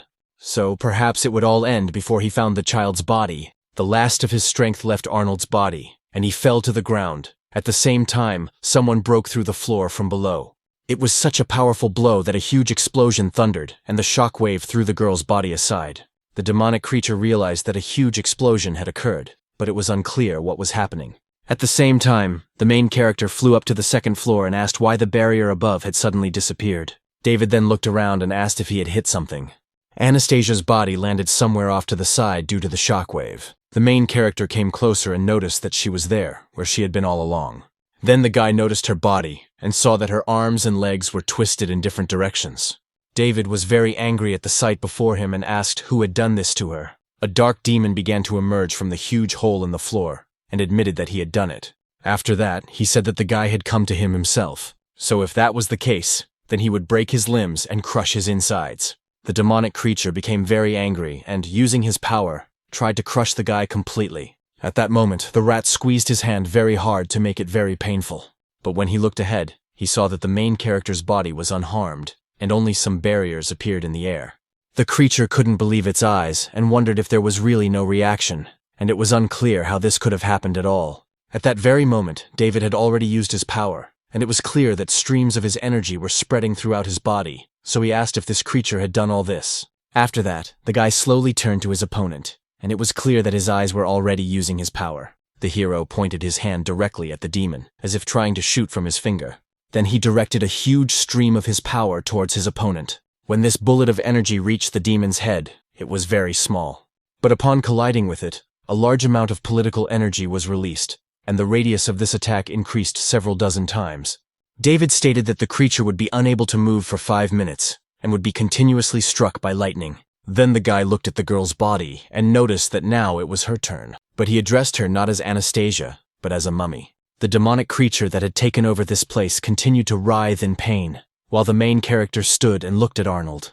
Then the hero noticed that his interlocutor's consciousness was sealed. Moreover, he would not be able to come out of this state anytime soon, so he wanted him to tell him how he did it. His interlocutor stated that now was not the time for chatter, because the demon behind him was impossible to kill. If he wanted to destroy this place, he would have to find the body he was using, and the guy should hurry, because the creature here was invincible. David said that the guy in front of him was a demon who had killed hundreds of people, and did he really think he would believe his words? There was no such thing as a creature that was 100% invincible, but if there was, it could only be David. The demon's eyes began to change slightly, and it was clear that the girl was trying to take control. Anastasia regained consciousness and shouted that he should stop being stubborn and do as he had been told before. After all, as soon as the demon recovered, it would definitely run away. And if that happened, the main character wouldn't be able to do anything, no matter how much strength he had, so he had to hurry while there was no barrier around. David said he understood everything and then used the power of his left eye. That skill is called the Eye of the Underworld, and with it, he scanned the entire area around him. For several seconds in a row, he carefully examined everything around him in order to find the boy. Soon, the boy's gaze focused on the top, and he realized that what he needed was above him. So immediately after that, he jumped up there sharply. Anastasia heard a voice thanking the lady. She was surprised and wondered if the mummy had thanked her and called her a lady. Meanwhile, the main character continued to break through to the top and fell through the floor. Then she looked around and realized that it must be the body she was talking about. There, on a piece of cloth, lay the body of a baby, of which only bones remained. David looked at it sadly and asked it to rest in peace. The demonic creature that ruled this place felt its soul fading away. Soon after, its entire body began to disintegrate and turn into a green substance. The main character jumped down and ordered the prisoner to return. Then the head of the demonic creature flew away from the main body. In its final moments, the demon thought it had been too careless, believing the guy to be an ordinary Taoist, so it thought its instincts would not work. From the moment the people entered the mansion, he realized that there was a mummy inside the girl's body. As for the guy on the other side, he couldn't tell who he was at all. This man's spiritual energy was so strong that he couldn't tell what he was. In a few moments, the creature's head had almost completely evaporated, but its huge body turned into a dark lump of demonic energy. David looked at all this and wondered if this thing was still alive. Another soul of the boy who had been killed appeared from the demon's body. Anastasia looked at him and saw that the child had started to cry. But from the open mouth of this child's soul appeared a girl, and the boy they were looking for. The main character looked at all this and said that the child's soul was with her. Since she had managed to escape from the big demon, she should soon reach heaven. The baby cried and said that he did not want to disappear until he saw his mother. His soul was stuck in the depths of his consciousness, and he could not control the body of this monster. He used the souls and bodies of those rats to become strong, but the baby had no freedom in his body. Now that he had become truly free, he wanted to see his mother, after which he would return the boy's soul, which was next to him, to the guy. David said that everyone has their own path, and he advises them to ascend as quickly as possible. He tries to bargain with them, using these human souls, which means he does not trust them. Even if they agree to his terms, these souls will disappear in a few hours, and it is simply impossible to find his mother in such a short time. Besides, at this point, no one can know for sure if she is still alive. The child was sad and shouted that he didn't care because he wanted to see his mother. Otherwise, no one would be able to leave this place. The guy said that he was really difficult to deal with and that he didn't get along well with children. Anastasia asked if he had destroyed his body, why the child's soul had not disappeared, and how he knew how to use spatial techniques. David said that it was the child's evil soul, and he thought that the boy had been hosting this big thing for so long that he had assimilated with it. So if the guy is not mistaken, then this demon is a parasite, the girl asked. In what sense a parasite? In response, the hero said that he doesn't really know its characteristics, but there is a signal on the phone, so he can check it. The guy showed that it was a much demon that was capable of creating a separate parallel space the size of a mousetrap, devouring souls and strengthening its abilities. It can create large paranormal spaces, and entry into them is possible at will. The demon cannot be killed when it is inside. In addition, it is capable of harming targets within a 10-meter radius. If the creature is wounded and loses consciousness, the space becomes unstable and opens a path to the outside world. David then said that knowing this information does not help them much. In addition, the spatial abilities that the child had just used were much stronger here than outside the room, so there was an idea. The girl said that as long as they were outside his attacks and couldn't destroy this technique, if he didn't agree to his request, they would be stuck here forever. The main character smiled and told her not to panic, because there was definitely a way out. Besides, he hadn't even used his full power when they were outside, his companion asked. But why was that? The guy replied that if he had used his full power, she could have died. Anastasia said that it turned out that during their first job, she not only didn't help, but also dragged him down. David pointed out that this was not the case. If you looked at the details, she had actually helped him by luring out the parasite and destroying the space. Even if she hadn't been there, he still wouldn't have been able to use his full power, and if he hadn't been lucky, he would have destroyed the child's soul. His technique had 7 parts, and she had already seen the euphoria and conclusion, most of these techniques being destructive wide-range attacks. For this reason, before leaving the mountain, he promised his master that he would not use parts 2 through 7, so he still cannot use them in this situation. But he could try a pure physical attack, which is a metal-iron technique, allowing him to see what only his master had seen before. A few seconds later, a huge amount of energy covered the boy's body. The soul of the girl who had recently been saved became very alarmed when she saw this. She told the child that he should let them go, because he himself knew that the man could really be dangerous, and all this fuss would not help him.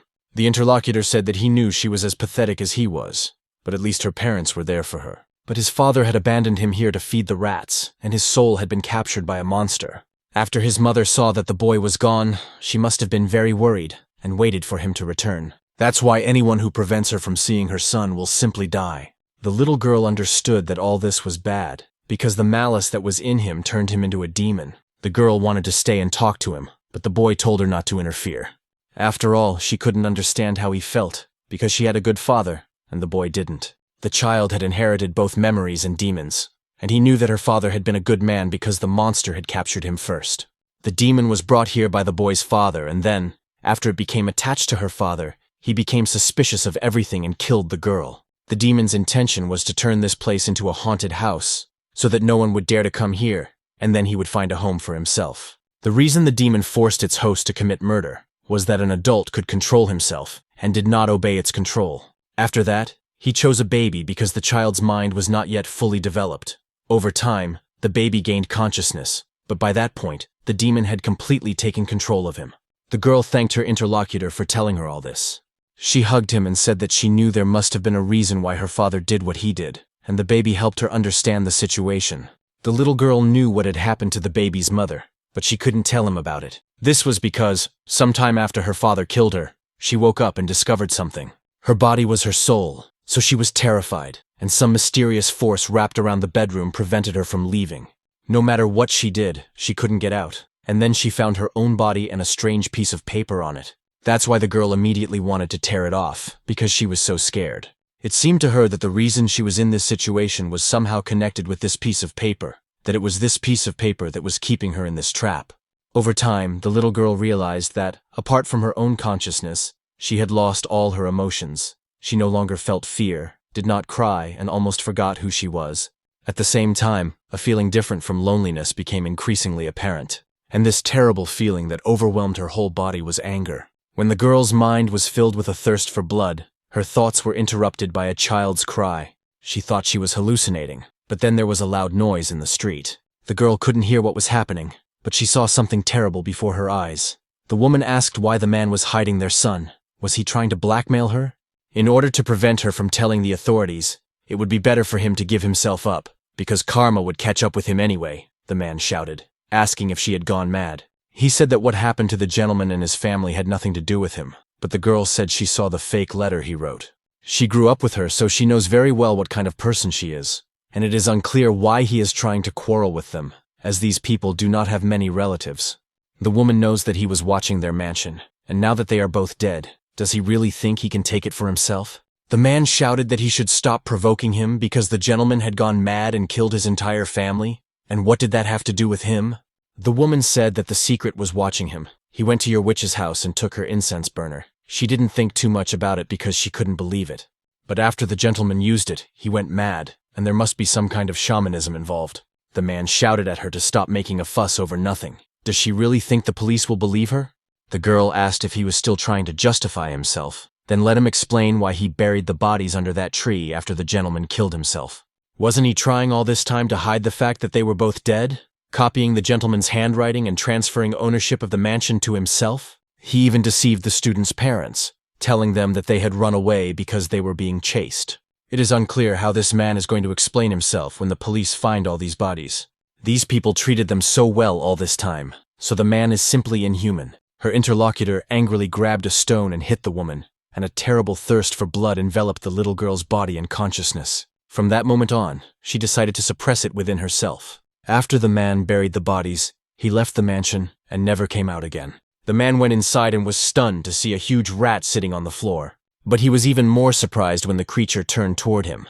It had the head of a child and the body of a huge monster. The demonic creature called this man Dad and asked him to play with it. The man tried to run away, but soon his body was completely torn apart by this creature. Those two people must have been his parents, but now the boy would never be alone again. The child sensed something strange, and the souls of these children began to scatter. The main character was near them at the same time and was heading there. Soon he sensed that something was happening ahead, so he dimmed his energy a little. Anastasia noticed this, and wondered if it was the illusion technique, because the children she had seen before must have been from the technique the girl had used. The boy fell under this illusion, and now he saw that he was in his mother's arms, so he was very happy. The next image that appeared before his eyes was of him and his family sitting at the table. The girl who had created this illusion from the outside watched the boy smile. This made her smile too, because she understood that she was feeling pleasant emotions.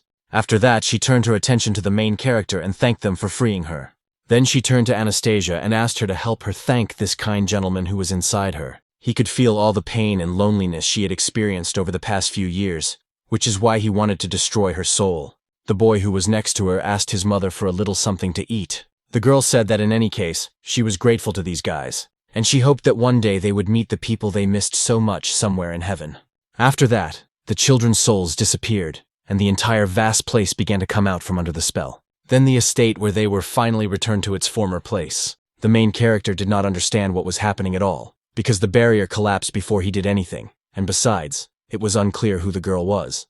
It turns out that on top of all this, she also left behind the soul of a child.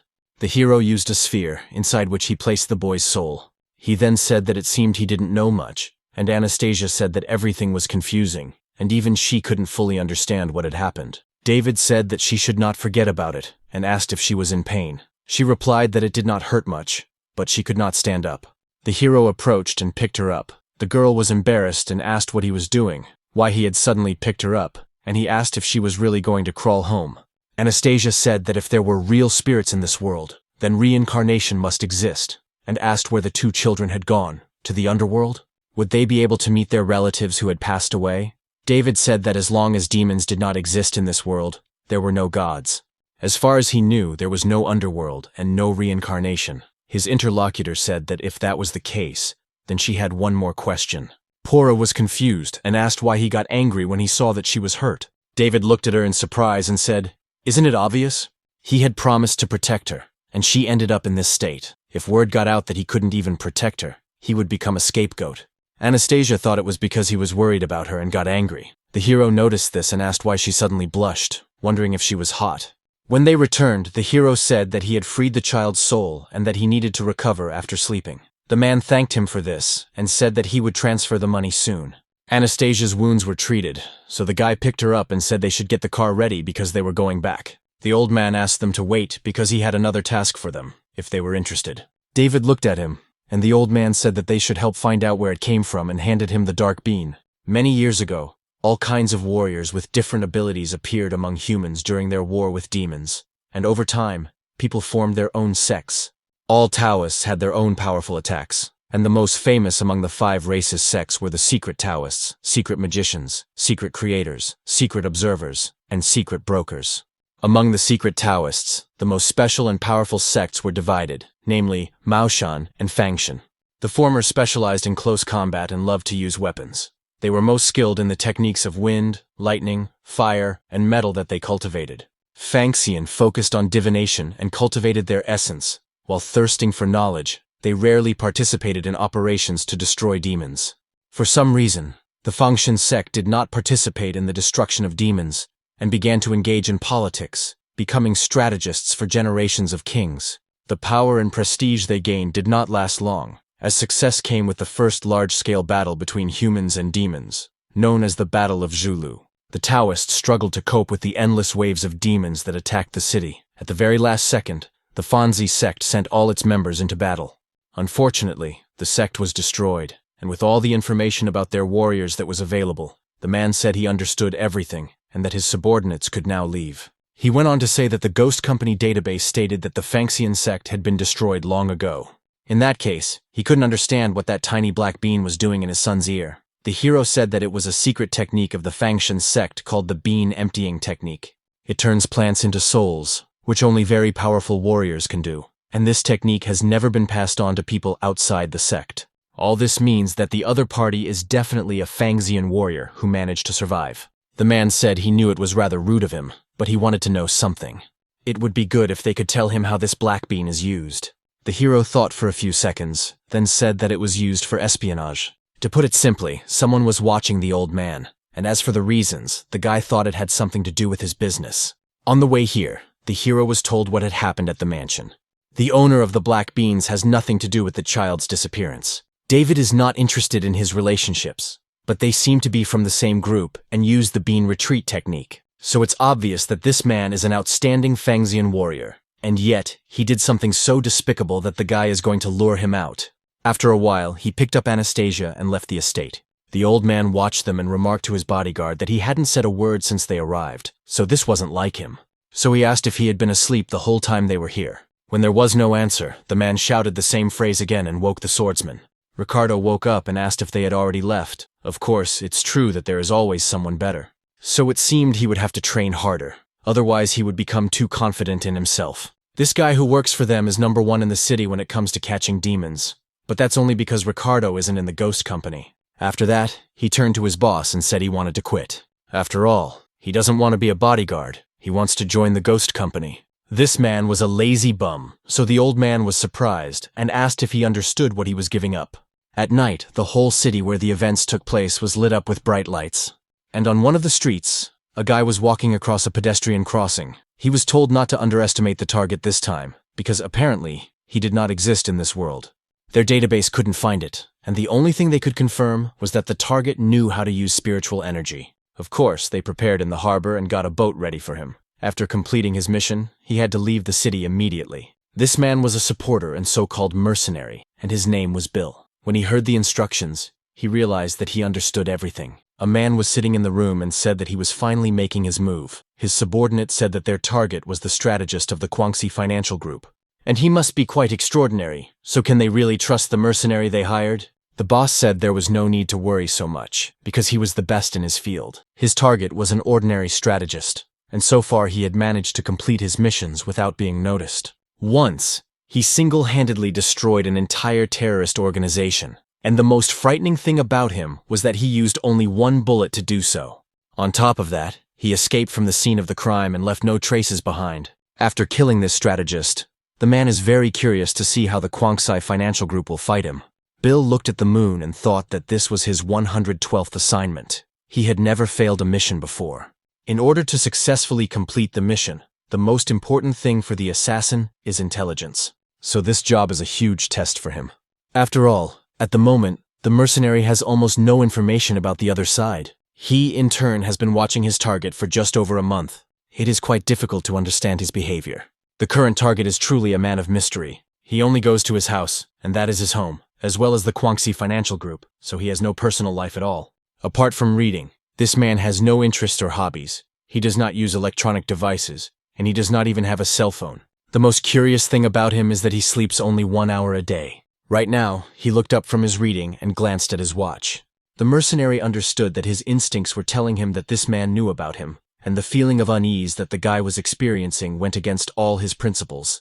Bill had unreliable information, but he still decided to kill him tonight. His target continued to sit at home, and when the guy got ready to attack, he smiled. Immediately after that, a bullet flew out of the rifle toward the house. It flew quite a distance, and the man it was aimed at saw it clearly. But he didn't even flinch, even when his window was shattered.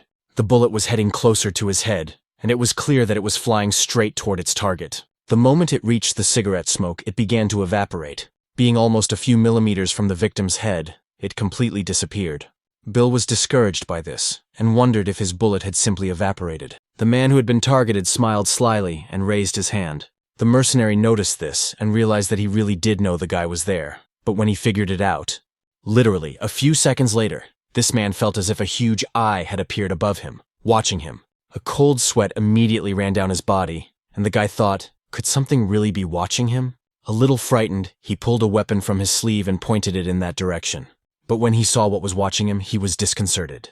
The mercenary couldn't understand what these things were, because he hadn't noticed them when he climbed up here. Was it possible that they had been hiding in the shadows all this time? There were so many of these strange creatures that the guy doubted they were meant solely for observation. But if they all wanted to attack the guy, they would have done so long ago. And so, with little information, Bill decided to strike first and fired at the creatures. knowing that the targets were too small.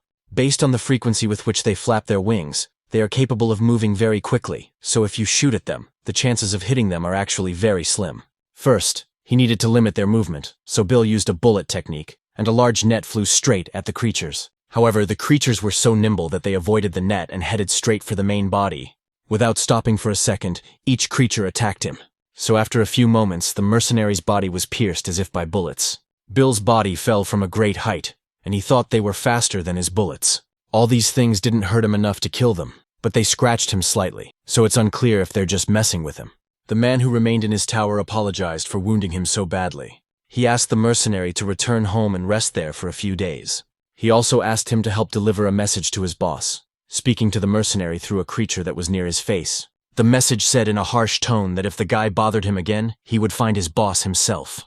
Bill was stunned by this, and after a few seconds, he saw that the creature had turned into a red bean. After that, the guy used his weapon to hook onto the building. He understood that the information he had was that the target was capable of instantly erasing a bullet.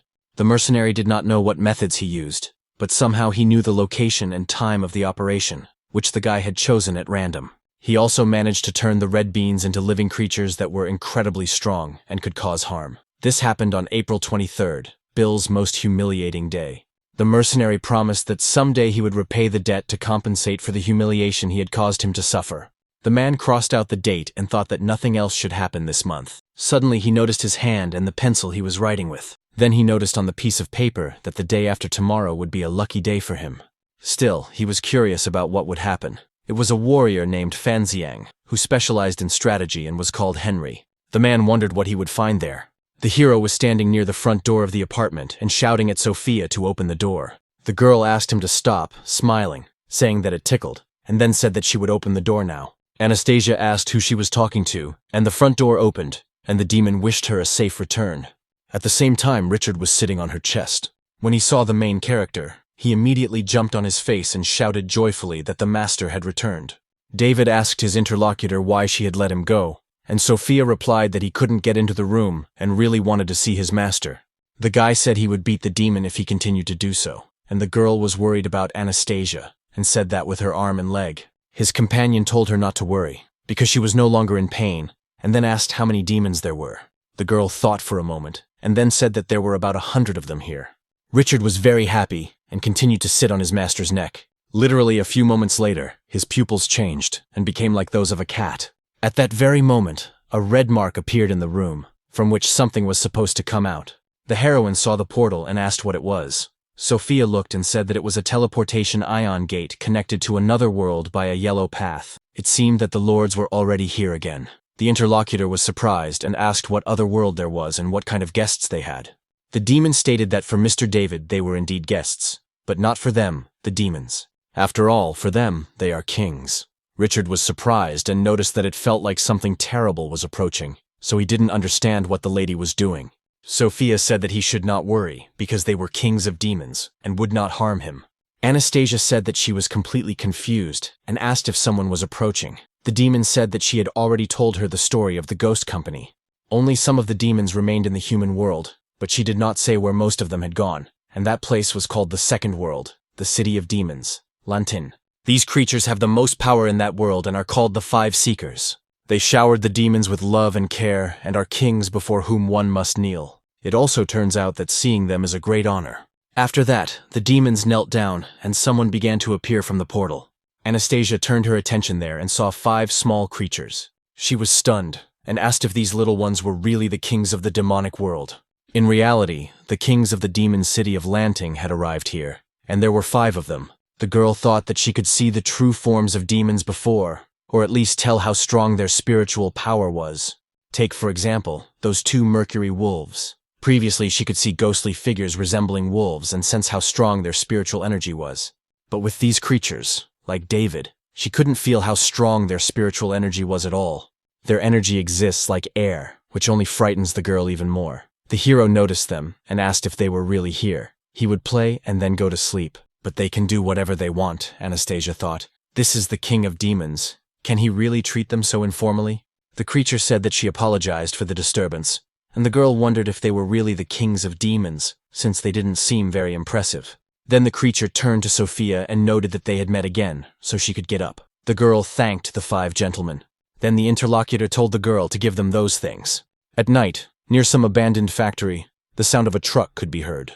The vehicle was heading into a huge hangar, where it was already being awaited. There were several men there, and the leader asked if the cargo had already been checked. The interlocutor said that it had, and that everything was in order. The man then said that in that case he wanted to take a look at it, so they came closer. The subordinate said that she seemed emotionally unstable, so he had to check it. Suddenly, loud footsteps could be heard in the huge cargo bed of the truck. Then some creature began banging against the sides and trying to get out.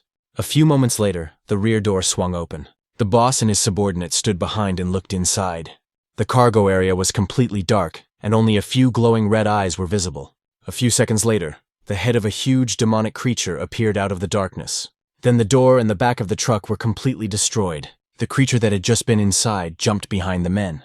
As a result, the huge demon hung directly over the people, and the subordinate protected his master. Tears welled up in the boss's eyes, and he noticed that it was very similar to what was written in the records, which was amazing because it really existed. Before them at that very moment was not just a demonic creature, but a demonic deity. The girl asked why he had kidnapped her because apparently this was not the city center, but the outskirts. In the end, the ghost company wouldn't even know if she ate him, and the bodyguard said that they both had snake-like qualities, and that technically he should call her his senior. Rumor has it that people call her the mother of all demons. But apart from her ability to reproduce many demons, her combat rating is below rank A. But if she attacks, the guy will fight her to the end. His body transformed at that moment, and his true demonic form was visible. The boss stepped forward and said that everything should be discussed, because fighting would not benefit anyone. He brought her here because he needed a small favor. The man asks for help in giving the demon a new life, and immediately after that he would not only let her go but also give her enough money to live on for the rest of her life. The woman became interested and asked if he had gone mad, as this directly contradicted the truce that the ghost company had concluded. She would be banished back to the demon city of Lantan while he was arrested. The man said she shouldn't worry about it, and asked if she knew who he was. He then introduced himself and said that he was the son of the owner of the Shangyu Financial Group, and that his name was Oliver. He was also sure that his interlocutor was aware that half of the ghost company's expenses were covered by 4 financial groups, and he wondered if the company could do anything to him. After hearing this, the demonic deity jumped up, thinking that they were demon hunters from the black market and wanting to scare them away. But these people are from a financial group, so she can't afford to get involved in their dark dealings. It seems she will have to lie low once she finds her son. And then the roof of the huge hangar they were in was pierced by a creature. Oliver shouted after her not to leave, because her son was in their hands. The woman heard him and came back, asking what he had said. The man thought that the boy still had a chance to survive. Several men were running around one of the city blocks, and one of them asked how things were going. They told him they couldn't find the boy because he was too fast. The first man ordered them to continue the search, because if the master found out that they had lost him, he would torture them to death. After the child heard that his pursuers had gone in the other direction, he began to run very fast along the road. He thought about how a bunch of strangers had invaded his home, and then his mother had pushed him off the balcony when they caught her. The boy was helpless and could do nothing but run away. His mother told him about the ghost company and how they could help demons with identification cards like theirs. But it was unclear whether they could really trust these people who had forced them to sign these contracts. The child was very sad and cried, not knowing what to do next, nor did he know who would save his mother. At the same time, the main character continued to do nothing and just picked his nose. Sophia brought the box and noticed that it was what they wanted from her. She immediately began to open it, and the 5 creatures looked intently at it. They lined up and waited to see what would appear from inside. Anastasia wondered if that meant they were there to take something away. Since they are demon kings, there must be something very important to them in this box. Of course, it is possible that it is some kind of powerful weapon or a rather valuable item.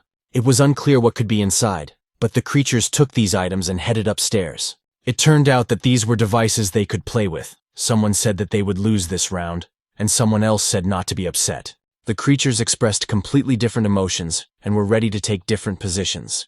The leader of them told David that Georg had come with them. They were going to the ghost company to help with something. He missed him very much, and didn't the guy want to say hello to him? After hearing this, the main character began to tremble. Then he smiled and said that it was okay, because his sister Lucy wouldn't let him leave the house. His companion touched the door handle and remarked that if that was really the case, then so be it. Anastasia saw them all enter the room and wondered if they had come just to play together, as the Demon Kings probably had nothing else to do. Sophia said that they had a lot to do every day and that they treated coming here as a vacation. The girl asked if it was a vacation, then why did they come to David's house? Her little friend said it was because they knew his master very well. Besides, the 5 seekers also like him. Anastasia said she had never been to the 2nd floor and asked if the rest of the 100 demons were upstairs. He said that there were 3 rooms upstairs. There was a regular bedroom for the seekers, followed by a room for the other demons, and then David's training room. The girl asked if there really was a room that could accommodate more than 100 demons and a training room. Sophia said that there was an alternate space inside, and that Mr. Georg, whom the seekers had just mentioned, was the one who had created it for David. The little girl wanted to see him again because he was so handsome. Her companion asked if he was the hero's friend, and the demon said that he was the strongest in terms of space and technology. The parallel space of the City of Demons was created by him, the leader of the city, which is located in the City of Demons Lantern. Anastasia asked if he really created the parallel space himself, but how big is this City of Demons? The little interlocutor said that it was a parallel space, so it was about the same size as the human world. The girl was stunned, and the demon asked what was wrong. The heroine said that she had received too much information over the past few days. Her brain couldn't process it all anymore. The existence of demons was shocking enough, and to think that there were 2 more frightening worlds. David stood up and said that these guys were talking too much. He then turned to Anastasia and said that he needed to talk to her about something important. For her, this was basic knowledge she needed to join the Ghost Company. Somewhere in the headquarters of the Ghost Company in the Lutsk branch, there was a commander. She stood near a huge screen and waited for the meeting. Soon, the woman turned her attention to the side and noticed that someone had entered. Lucy turned to her interlocutor and asked if he had finally arrived. The guy smiled and moved closer, asking what orders Miss Lucy had for him. This was the leader of the city of Zihui, the City of Demons Lantern, Georg. The commander said that the number of accidents was rapidly increasing in various cities. They had to do something about it, because sooner or later the citizens would learn about the existence of demons.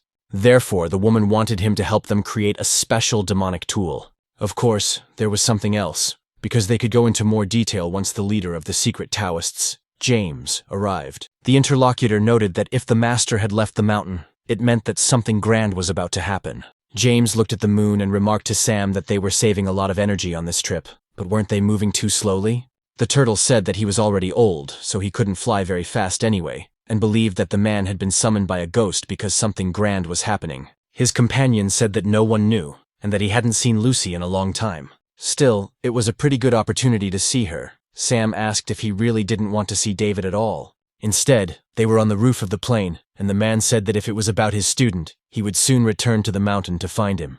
The boy was in the same neighborhood where he had been before and thought that people couldn't be trusted because his mother had trusted people too often and had been caught. Demons like them, who live with identity cards, cannot attack people, even if their lives are in danger. Since the Ghost Company had signed such a contract, it was obvious that they were indifferent to them, and now the only one who can save his mother at this moment is himself. The boy got angry and thought that if even a hair on her body was harmed, he would kill them all. After that, he looked ahead and his facial expression changed. There he saw a girl walking between the pier and eating ice cream. She also noticed the boy and immediately turned her attention away. There was one of many surveillance cameras hanging there, watching this neighborhood. When the girl noticed that the camera had turned toward them, she immediately dropped her purchases on the ground. Then she grabbed the boy, who looked like a demon, and claimed that he was running after her. The moment the camera turned back to where he had been, only a bag remained. The stranger said that it would be bad if the surveillance cameras spotted the boy, and he was surprised and asked who she was. His companion said, "Didn't his parents tell him that there are over 1 million cameras installed throughout the City of Ghost Company? That he is a demon and could be discovered?" The moment the system realized that he had revealed himself as a demon, he would be sent back to the demon city of Lanting. The boy asked if she was a demon too. The girl did not answer, and said that he was lucky that she had stumbled upon him. She then revealed that she was from the Ghost Company, stunning the boy. He immediately became wary and jumped far away. Then he got angry and said that if she was a ghost, she shouldn't pretend to be here to help him, because the boy didn't care anymore. Katie said that he must be mistaken about the company and asked him to take her to his parents. The little boy said that he only had his mother, but that she had also been taken away by people. The girl asked what he was talking about, whether she had really been captured by people. She told him to tell her the time and place, and she would report it to headquarters right away. The boy shouted that she should stop pretending to be a good person. She must have come here to catch him, and he wasn't as stupid as his mother to believe everything some person said. Let the girl not think that she had become afraid of her just because she was from the ghost company, but she was just a human being and should not underestimate the demon. His companion asked if he really didn't trust the ghost company. If that was the case, then she wouldn't ask for backup. Then she swears to Katie on her position as deputy commander of the ghost company. She swears that she will definitely save this boy's mother. She then said that they should go, because first they would go to his home. The boy asked her to wait and asked why she was helping him. She said she didn't understand why he had misconceptions about the ghost company. But there was something the girl had to tell him, because there was more to it than just helping to maintain peace between humans and demons. The main goal of their company was to protect demons. The boy was surprised and thought that her gaze told him she was not lying. After that, he lowered his gaze and returned to his human form. Suddenly, he sensed a strange energy ahead and asked the girl what she was doing. She materialized a vehicle and asked him to get in. The boy was stunned and asked where the motorcycle came from. Soon after, they were speeding down the road together. The boy sat in the back and enjoyed the ride. Katya asked why he hated the ghost company. The boy was a little embarrassed, but then said it was because many of the terms of the truce were unfair to demons. The girl believed that his mother did not resist when she was captured. She was a good mother because if she had resisted, she would have gotten into trouble too. The boy may think this is unfair, but has he ever considered that there are not only many bad people in this world, but also a lot of bad demons? Without this trait, many demons would try to find a loophole and take advantage of it, and it is these creatures that pose a huge threat to people who cannot fight back. It makes it difficult to keep the secret about demons when humanity starts to panic about this discovery, and the girl thinks that most people will not want to coexist with them. Meanwhile, what happened to his mother sometimes happens to others as well. Boys should not forget that half the reason for their existence is to protect demons. That is precisely why Katie loves this job. So she asks him to trust her, because she will definitely save his mother. The boy smelled what it was and shouted for the girl to turn left. Katie told him to hold on tight. After that, the girl made a sharp maneuver with the vehicle, turning left. Then she asked if her little passenger had found the people who had his mother. The demon said that it wasn't that simple, but his nose had always been very sensitive, and the smell of his mother was coming from right here. Katie told him to hold on tight because she was going to speed up. The boy said that now he believed her 100%, and would repay her if she managed to save his mother. The girl smiled and said that was all she wanted to hear from him. After that, she picked up speed, and together they raced down the road following the scent. After a while, the vehicle arrived at an abandoned factory, and the boy said he could smell his mother in this place. Katie said that this was Ukraine, and it was one of the places where demon hunters made their deals. The boy went ahead and told her to stay behind, because he would protect her and not harm anyone, as they would run away as soon as he saved his mother. His companion approached him and stroked his head, noting that he must not use violence, no matter where he was. She stepped forward and said that she had promised to save his mother, so she would do it no matter what. Besides, perhaps now she really was just a clerk. But despite that, she used to be one of the employees of the department responsible for capturing demons. The deputy commander of the ghost company, Katie, took out her sword and was ready for battle. She said that if anything happened, she would always be there for him, and the boy smiled and said that was good. Together, they headed inside the factory, and Katie said that they should save his mother. The boy continued to say that he could clearly smell her inside the factory. His companion asked if he was sure about that, because it seemed like there was no one there. She could only smell diesel fuel inside, and it was very strong, so she thought there must have been a large truck there. There was also a huge hole in the ceiling, so she asked if it was possible that his mother had already escaped. The demon did not answer, and she looked at him and saw that the boy was sniffing the floor. He had covered quite a large area and noticed that his mother's scent was coming from under the ground. So, most likely, there must be a secret door here. The girl came closer and told him to step back a little. She also asked him to stand as far away from that place as possible. He was a little surprised, but agreed. Katie touched the spot where they had been standing all this time and exuded a kind of green, acrid smoke from her hands. It filled the entire space near the supposed door. So she suggested they go down together and see what was below. After a while, they headed for the elevator car, and soon the elevator arrived, emitting the appropriate signal. Katie said it was quite a long descent, so she asked if the boy was okay. He looked ahead and said there was something there. There was a man in front of him who noticed that he was already bored, and he no longer thought that anyone alive would get there so quickly. The girl said she was from the ghost company and asked for help in returning the child to his mother. If he refused, she would arrest him on the grounds that he was an accomplice to the demon's abduction. The man asked if she was going to arrest him with a sword alone. He answers only to the young master, and there is an order that he gave him.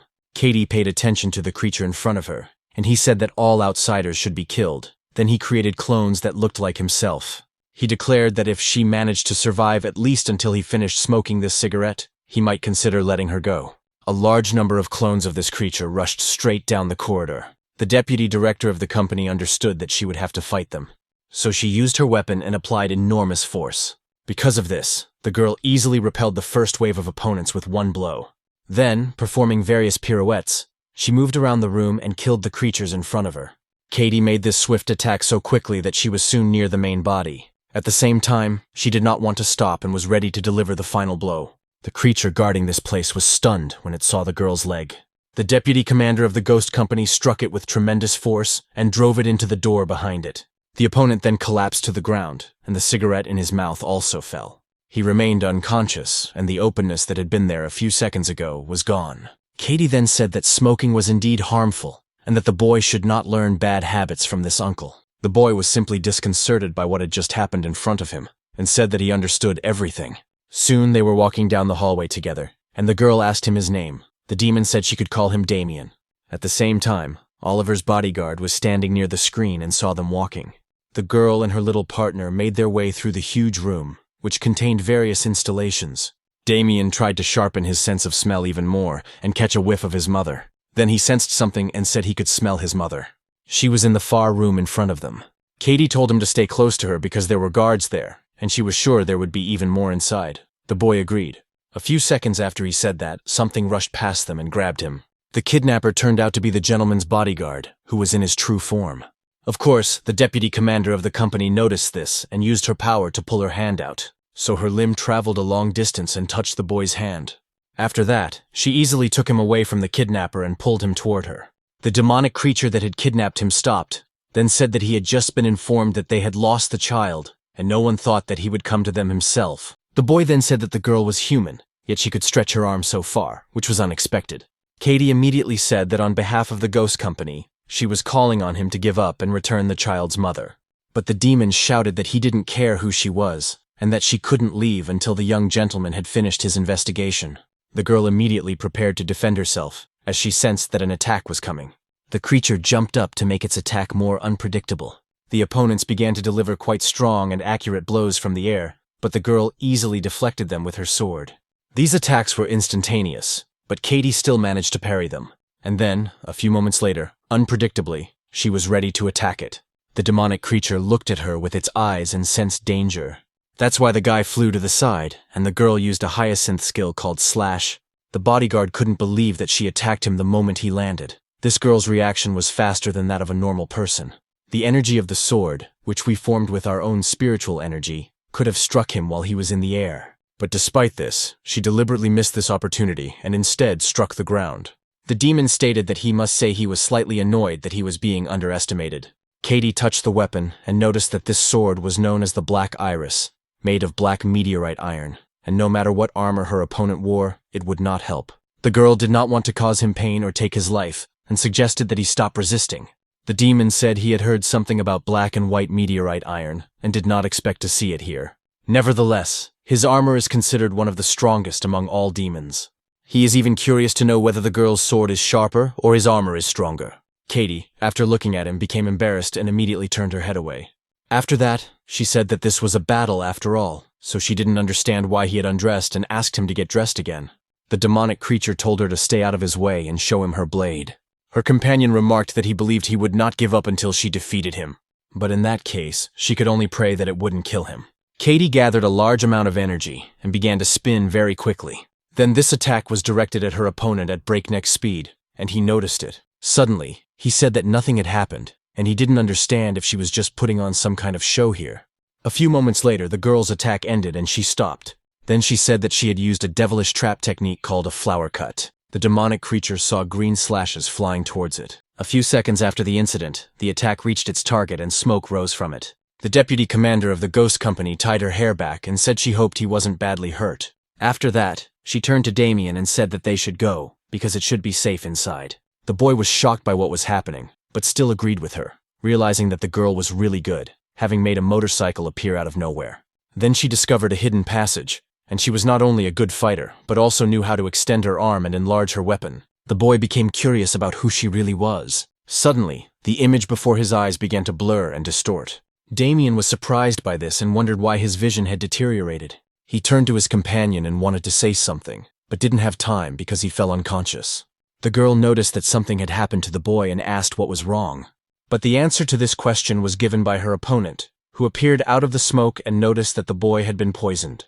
He did not know how sharp the girl's blade was, but its energy, created by her spiritual energy, could not harm him. Katie was discouraged by what was happening and wondered how this was possible, how he could have remained unharmed. Suddenly, she felt her pupils shrink sharply. The image before her eyes began to blur, and her interlocutor told her not to be surprised, because she had also been poisoned. Now her vision was blurred, and soon it would weaken and she would feel tightness in her chest. Then her body would go numb until she lost all her fighting ability. The swordsman didn't even feel anything when his poisonous sting pierced her.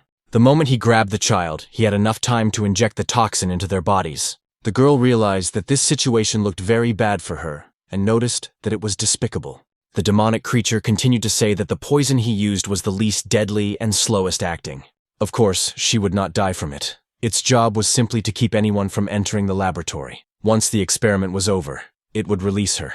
Now he would inject another toxin that would make her forget everything that had happened that evening. Katie noticed that her opponent had approached her and was already ready to take her away in this taxi. So she used her power to retreat, and a huge cloud of smoke appeared right in front of the demon. A few moments after the smoke cleared, the bodyguard was in shock because he realized that they had disappeared. He realized that, for the first time ever, his prey had slipped away from him, but he didn't understand who she was.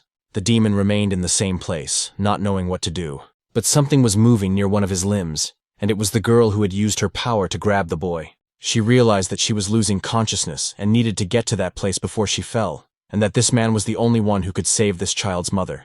Anastasia asked if he was talking about her intuition, and David said that was right. She had done well in the old house, and if it weren't for her, the mission would not have been completed.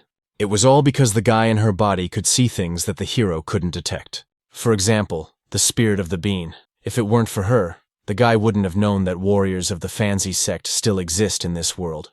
David sealed the mummy's consciousness for tonight. She reappeared, and it seems that it's not so simple, but it's okay because the girl is safe with him. Then he smiled and said that they had to come up with a plan for this mummy. If the girl wanted to join the ghost company, she had to have at least some intuition. Just like with different demonic categories, there are 4 main demonic categories in the world: spirits, fairies, monsters, and gods. Most spirits are born from obsession and resentment when people die. Ordinary people cannot see them, and they only move around at night or in dark places. Fairies are born when plants and inanimate beings absorb the spiritual energy of other living organisms over a long period of time. They move around day and night. Monsters are born when animals independently cultivate spiritual energy, and they move around day and night. Divine beings appeared even before humans. They possess enormous destructive power and also move around day and night. Anastasia noticed that there are actually different types of demons, which is good, but what is spiritual energy? Today, he said that girls have it too.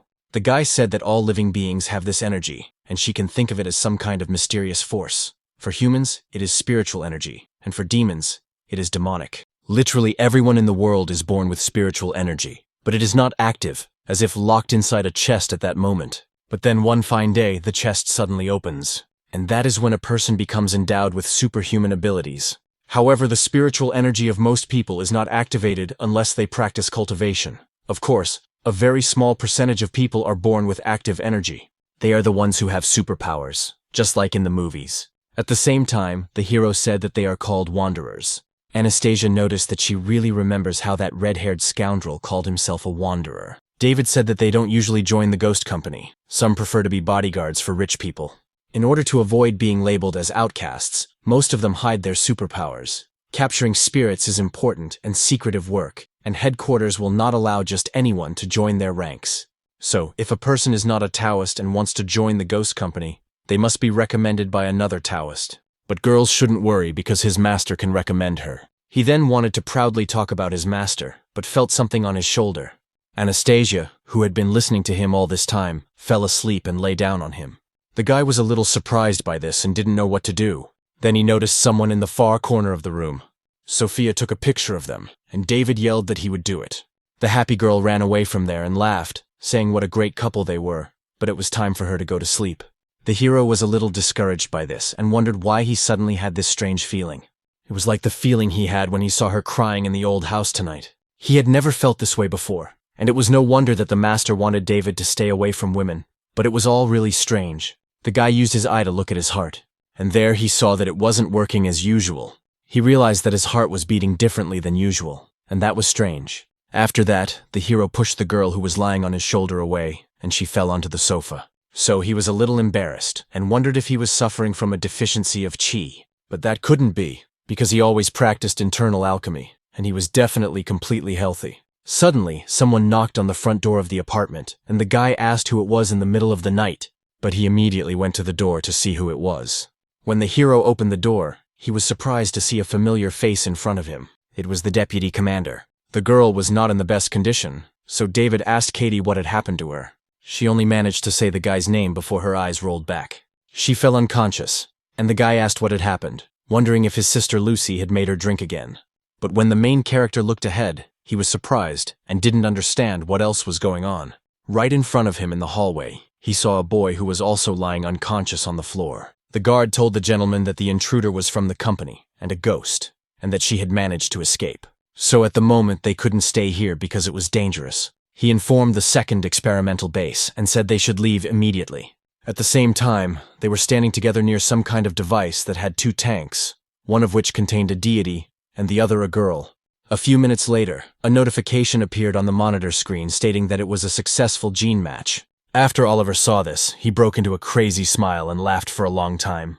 The bodyguard looked at this and was a little surprised because it all looked strange, but the guy kept laughing and stood near one of the tanks with the deity. After that, he smiled and noticed that he had found a way to bring the person in the upper tank back to life. There was a girl there who was connected to various devices, and her name was Jennifer. 2 days after the incident, Anastasia said that she had been unconscious for 2 days and asked if they could take her to the hospital. The guy said that her pulse was normal, but she was unconscious. The girl said that she was part of the group and that he should inform the team. The hero asked if she didn't understand that Katie had come here because she didn't want them to know. The deputy commander finally opened her eyes, and Anastasia announced that she had woken up. Katie said that she understood everything, that 2 days had passed, and the kidnapper had already escaped. David noted that she was brave to go there without telling her sister Lucy. Her companion said that at that time, the boy did not trust the company, so she promised him that she would save him herself and that it was an emergency. The hero said that he would help, and there was no question about that, but it would take some time to find his mother. Damien said that he had a really good sense of smell so he could try. David asked if he could really find his mother just by smell, and the woman replied that it was possible since that was how he had found the base. The boy climbed onto the windowsill, and the girl asked him to be careful. The demon began to use his keen sense of smell to recognize the smells in the area. The demonic deity, who was his mother, was still in the laboratory where experiments were being conducted on her. The smell emanated from that laboratory and spread through the ventilation shaft. Further on, rather massive fans blew air from the street into the room, and then smaller fans drew various smells out into the street. This air system was at the top of the mountain, so the smells spread throughout the city. Even the huge house where the main character lived could smell it all. Damien tried for a long time to catch the smell of his mother. Soon he smelled a familiar scent and immediately shouted that he had found his mother. The hero then turned to the boy and told the little fox cub to come down. He told him to go and have dinner, and that the guy would be back soon, while already using a rune suppression skill called Borrowed Wind. Oliver remained in the laboratory and watched Jennifer's condition closely. He then turned to the control panel and, addressing the console, asked it to provide an analysis of the degree of success. The system reported that the transfer of genetic brain structure data was 30%, also a low success rate and security carrier. After that, it was announced that the transfer of genetic brain structure data was 65% successful, and the carrier was in danger. And soon it was said that the transfer of genetic brain structure data was 100% successful, with a 99.9% success rate and an extremely low chance of survival for the carrier. Oliver said that the data transfer should be at the maximum level and ordered it to be carried out. The bodyguard told the gentleman that the ghost company knew that they had kidnapped the demon with his ID, and if the company found out that they had used her in an experiment, this man's father could be dragged into it. The man said that his subordinate was indeed talking too much today. Even if he was forced to go against the entire ghost company or find tens of thousands more demons, he would bring Jennifer back. The guy really didn't understand the love between a man and a woman. tubes were connected to the demonic deity, through which a green liquid flowed. Soon they began to swell significantly, and the woman's body began to move on its own. Her body also overflowed, and the liquid began to try to escape from there. The girl who was in the upper tank remained there. Just 2 years ago, she was sitting there, beaten, and being held by some man. He said that if she didn't pay them back, they would have to sell her to a nightclub. Of course, it's a shame that she doesn't use her looks to make money. He doesn't understand this, because the girl spent all the money on her father's treatment, but he died anyway. So why did she borrow the money if she knew he couldn't be cured? Suddenly, one of these scoundrels noticed someone standing and watching them. After that, he called the guy a jerk and asked him what he was staring at, telling him to mind his own business. Oliver raised his hands and told them not to pay any attention to him, that he walked here every day and was just a passerby, so they should continue. Still, he really enjoyed watching people beg for forgiveness or help. And today he was in luck, because he was about to see a good show right in front of him. The man looked at her and didn't understand what was wrong with this girl, because her expression hadn't changed since the beginning, so maybe she was mentally challenged. The man who was beating her smiled and noticed that it was a passerby who enjoyed entertainment. Immediately after that, he got up from his seat and hit the man, telling him not to think that he wouldn't touch him just because he had a bodyguard. The guy who came with this man was already ready to start a fight, but the boss gestured for him not to do anything. The man continued to glare maliciously, not understanding what he was doing. Oliver smiled and realized that this was what pain felt like, and what a wonderful feeling it was. Almost immediately, he swung his leg and prepared to attack. He kicked his opponent so hard and so fast in the head that the man didn't even have time to understand what was happening. And in a split second, the man's body flew several meters backward. The thug's subordinate immediately ran up to him and asked if he was okay, boss. Immediately after that, he called Oliver a bastard and asked if he knew who they were.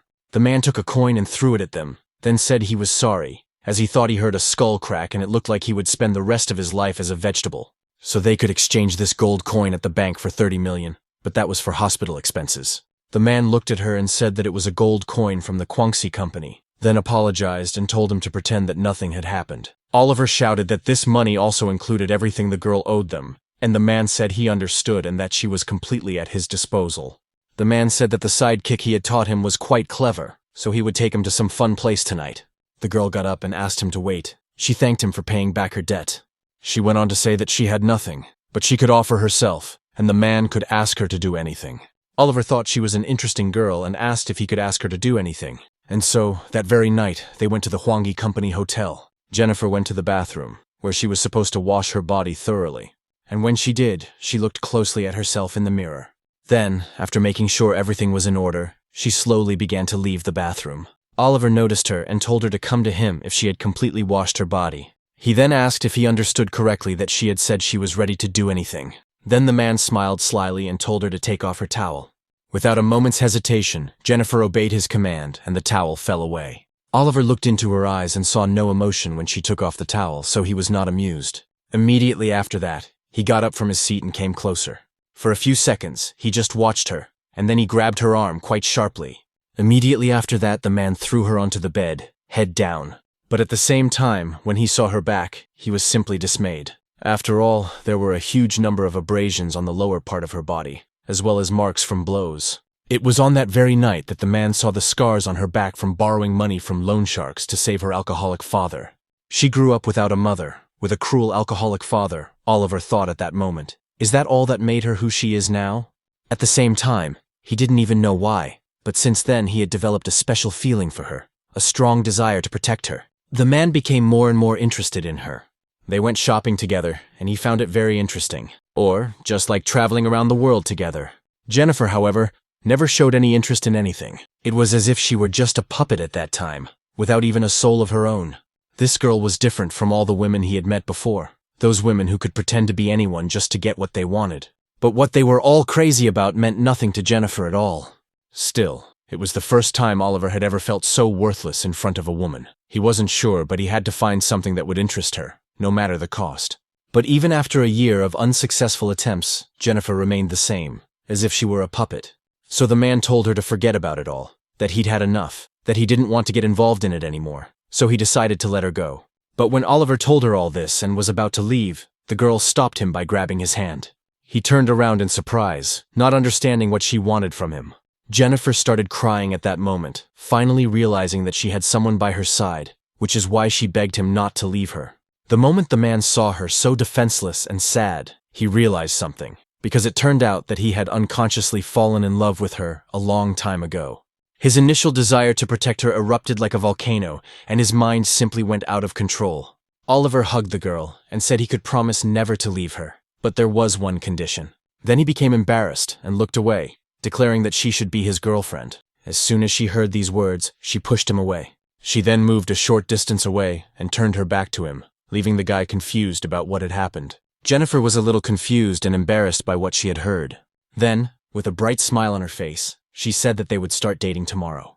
Immediately after she said this, a truck appeared and hit her. Remembering this, Oliver realized that he had already lost her once, so this time no one would be able to stop him from saving her. Shortly after this, a huge explosion went off right in the ventilation shaft above. The bodyguard heard the noise and realized that something bad had happened. Oliver and he looked up and saw sand falling from the ceiling. The demon realized that something was above, but whether this company was a ghost was completely unclear at that moment, as it was unclear how they had found this place so quickly. A cloud of dust rose from the room behind the door.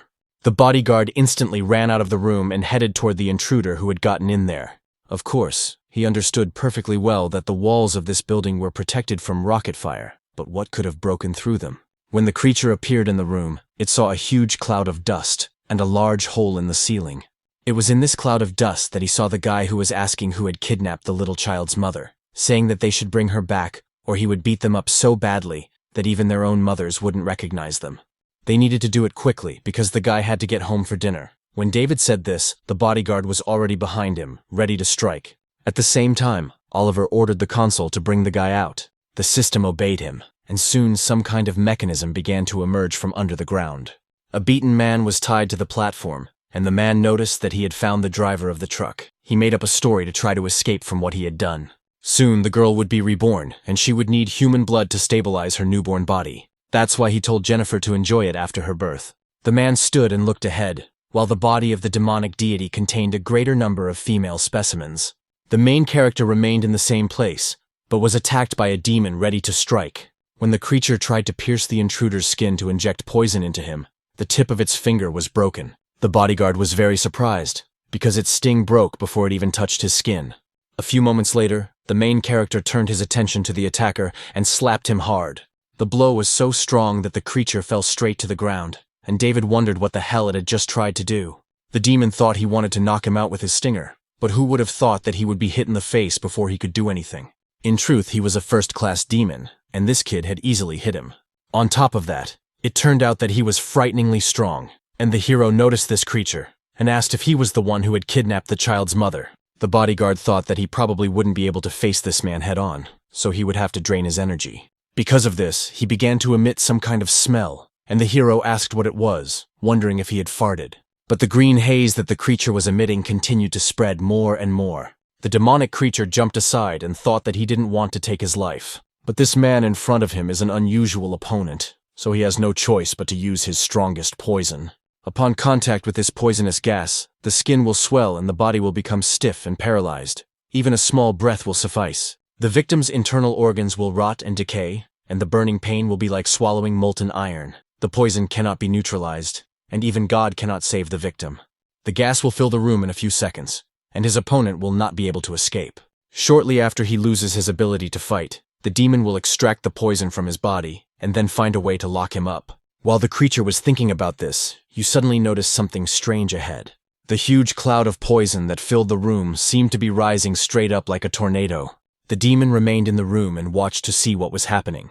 At that moment, he couldn't understand why the gas had suddenly started to be sucked out. The hero used a seal suppression skill called Borrowed Wind, and said that if he wanted to fight, he should fight properly and stop showing off. David practices internal alchemy, and this poison cannot harm him in any way. But no sooner had he said this than he suddenly felt that something was wrong. Immediately after that, a large stream of food that was in his body came out.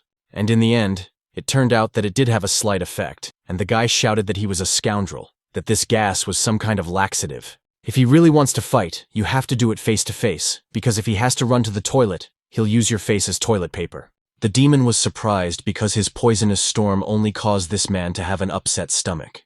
It turned out that his opponent could control the wind, so he must be one of the secret Taoists, which meant that he would have to use all his power.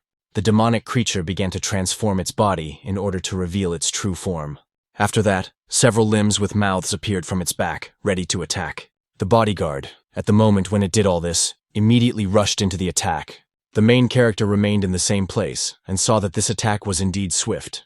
The demonic creature jumped up a few meters in front of the guy. Then one of the protruding limbs opened its mouth, and strange green needles appeared from it. The second limb also joined in the attack, so there were a huge number of these needles. The main characters continued to stand calmly, not even moving their eyes. One of the huge number of needles heading towards him was already a few millimeters from his eye. But when it moved further, it collided with something and deformed its shape. The barrage of these projectiles continued to strike, but the guy's body was unharmed, as it was protected by some invisible force. His opponent was surprised, because he knew that these needles could even destroy armored vehicles. But they didn't even scratch this man. And while he was thinking about all this, the main character did not hesitate and was already next to him. David then struck his opponent quite hard and drove him into the ground again. Then he landed on the ground and was a little discouraged by what he saw. The creature remained on the ground, and the guy wondered if he had died by accident. Oliver saw what happened on the screen and called on the phone, asking his interlocutor if he was asleep. He had a little problem there and needed someone's help. The sooner he did it, the better. And the main character was already looking at the camera. Henry was at home in his apartment and told the gentleman that he understood everything and was already on his way. Then the man looked at his notebook and saw that today was his lucky day. That's why he smiled and noticed what a happy event would happen tonight. And he was curious. Oliver promised you that he would never leave you, but only on one condition. He hesitated a little, then asked her to be his girlfriend. Jennifer immediately pushed him away, and he didn't understand what had happened. Then he looked in surprise as she stepped aside and smiled sweetly. So when the man saw this, he smiled too, realizing that everything was fine. But in reality, the girl was smiling slyly, having waited a whole year for him to finally fall in love with her. To make sure everything went smoothly, she turned around and told her new lover that tomorrow would be their first day together. The very same truck that would later beat her up was already speeding down the road. When the driver saw Jennifer, he thought, "This creature is the one who got me into this mess." At that moment, the man thought that she should die immediately by his own hand. He also remembered the time when they were together and smiled carefree at each other. Of course, now this man was badly beaten and remembered what had happened then. The system announced that everyone should be careful, as the incubator lifeform was in serious danger. The hoses connected to the divine being began to disconnect, and liquid flowed out of them. The system continued to report the danger, and suddenly a hand emerged from the creature's abdominal cavity. The main character was in the next room at the time, and thought that the guy was most likely an A-rank demon. His employer must be someone important to be able to hire someone of such high rank. So today really promised to be a very good day for him. David headed enthusiastically toward the room where the woman was supposed to be held. Suddenly, something began to emerge from the ground right in front of him and rose straight up. It turned out to be one of the limbs of the demonic creature the guy had just been fighting. This huge thing, controlled by the demon with a sharp movement, attacked David. After the smoke from the blow cleared a little, the silhouette of the guy was visible. The main character smiled and said that, of course, he was a little cautious, but it was in fact not bad. Suddenly, the demon's main body began to emerge from the ground. David looked over and saw a huge demonic snake in front of him. His opponent shouted that as long as he could move, the guy wouldn't take a step beyond that door. The hero immediately stood up and said that he would like to continue the game, but despite this, his goal was to save someone, so it was better to end everything quickly. Besides, it turned out that he was a little hungry, so he jumped up sharply. Then, without pausing for a second, he delivered a powerful blow with his hand directly to the monster's head. The head of the huge snake flew to the side, and then he looked closely at the guy. Seeing him, he thought, surely he doesn't have a scratch on him after my powerful blow. The guard did not want to stop his attacks either, and using his tail, struck the hero directly in the stomach. David's body instantly flew in the other direction after this blow. As he flew towards the wall, he couldn't do anything about the direction of his fall, so his opponent decided to finish him off. So the demonic creature aimed its tail at the guy and pinned him right to the wall. Soon, the attacks continued, but there was one place where the main character was, and his yellow power appeared. The creature said that he was a hook snake and a Class A demon, and that the protective power of his armor was the best of the best, so the guy would never be able to harm him. The main characters said that his defense was quite interesting, but his vision was, of course, mediocre. A few days ago, he encountered 2 Class A Mercury Wolves, and if they were lower Class A, then he was at least middle Class A. David used a seal suppression skill called Borrowed Gold, and said that it would be rude not to fight him seriously. Therefore, immediately after saying those words, he used the Borrowed Gold skill called Mystified Form. The hero raised his leg and kicked off the slippers he was wearing. Mystified form and spirit is the alchemy of secret Taoists. Gold created with spiritual energy, which sticks to any living or inanimate form. All this is done only to turn it into a destructive force. The hero applied this attack to the slipper and grabbed it. Immediately after that, he instantly pushed off from the air and headed towards his opponent. The demonic creature was annoyed and asked if he was really using the slipper as a weapon, since he had already looked down on it enough. David did not answer him and delivered a powerful blow with the same slipper. As soon as the slipper touched the hook snake, it felt as if a giant meteorite had hit it on the head. The attack was so swift that the huge snake-like creature was immediately pinned to the ground. Moments before the attack, the room they were in looked quite normal. But when the demonic creature landed on the ground after the attack, the entire floor was destroyed. The huge snake was lying near the debris, and the hero landed right on top of it. The guy then said that he wasn't looking down on the creature from above using his slippers, but that he would have died if the hero had stuck gold to his fist. Shortly after that, David headed for that wall, and it flew out at tremendous speed. When he entered the room, he asked who had kidnapped the little child's mother, telling them to get their ass over there. The hero looked inside the room and noticed that he was in big trouble. Somewhere in the city, the system reported that the bike was locked and asked him to pick up his personal belongings. Henry was sitting on this bike near the park, looked at the time, and realized he was late. At the same time, the man hoped that the person who had called him was okay. He was also eagerly awaiting that wonderful meeting that was to take place in the future. The girls looked at the table and asked if Anastasia had really prepared all this. She said it was nothing special, because they could learn to cook if they did it often. She used to live with relatives, so she did everything herself. Katie said the food was as delicious as it looked, and asked the boy why he wasn't eating. Sophia said it was delicious and that she could eat 20 bowls of rice in the evening. The boy sat sadly and asked if his older brother could really save his mother, because he thought there were quite a lot of people among the kidnappers. The girls told him not to worry, that the hunters in our company were divided into 4 ranks from strongest to weakest, from rank A to rank D. The demon said that for each rank there are 3 more categories, for example, the highest rank A, the middle rank A, and the lowest rank A. It turns out that there are only 10 rank A officers in the entire state of Lucian, and of all these people, only 3 are of the highest rank. To defeat a Class C demon, at least 5 Class A officers are required, but 1 officer of the highest rank can handle it alone. Of those 3 highest-ranking officers, David is the strongest and has the most demons captured under his belt. He is truly the best, and at least the girl does not think that there are demons in this world that can defeat him. Damien was excited and said that it was cool and that his older brother was so good. If that's the case, then his mother will definitely come back soon. Anastasia understood that David was indeed very strong, but he was too easily provoked, and since he was strong, he probably didn't like to use his head when doing his tasks. So the girl hoped that this time everything would go smoothly and he would save the child's mother. Although for some reason she had a bad feeling about it. The hero knew that Katie had said that the child's mother had been captured for some kind of experiment, and now he was facing the only demon tied to the laboratory table. They tried to save him, but his demonic energy words, and there is also a human man with a dried-up essence, and next to him on the floor is the corpse of some other demon. David turned to Oliver, who was sitting on the ground with a gun in his hands, and asked what the hell had happened here. Was that thing on the lab table the mother of the child he had kidnapped? The hero noticed the man in front of him and was a little shocked.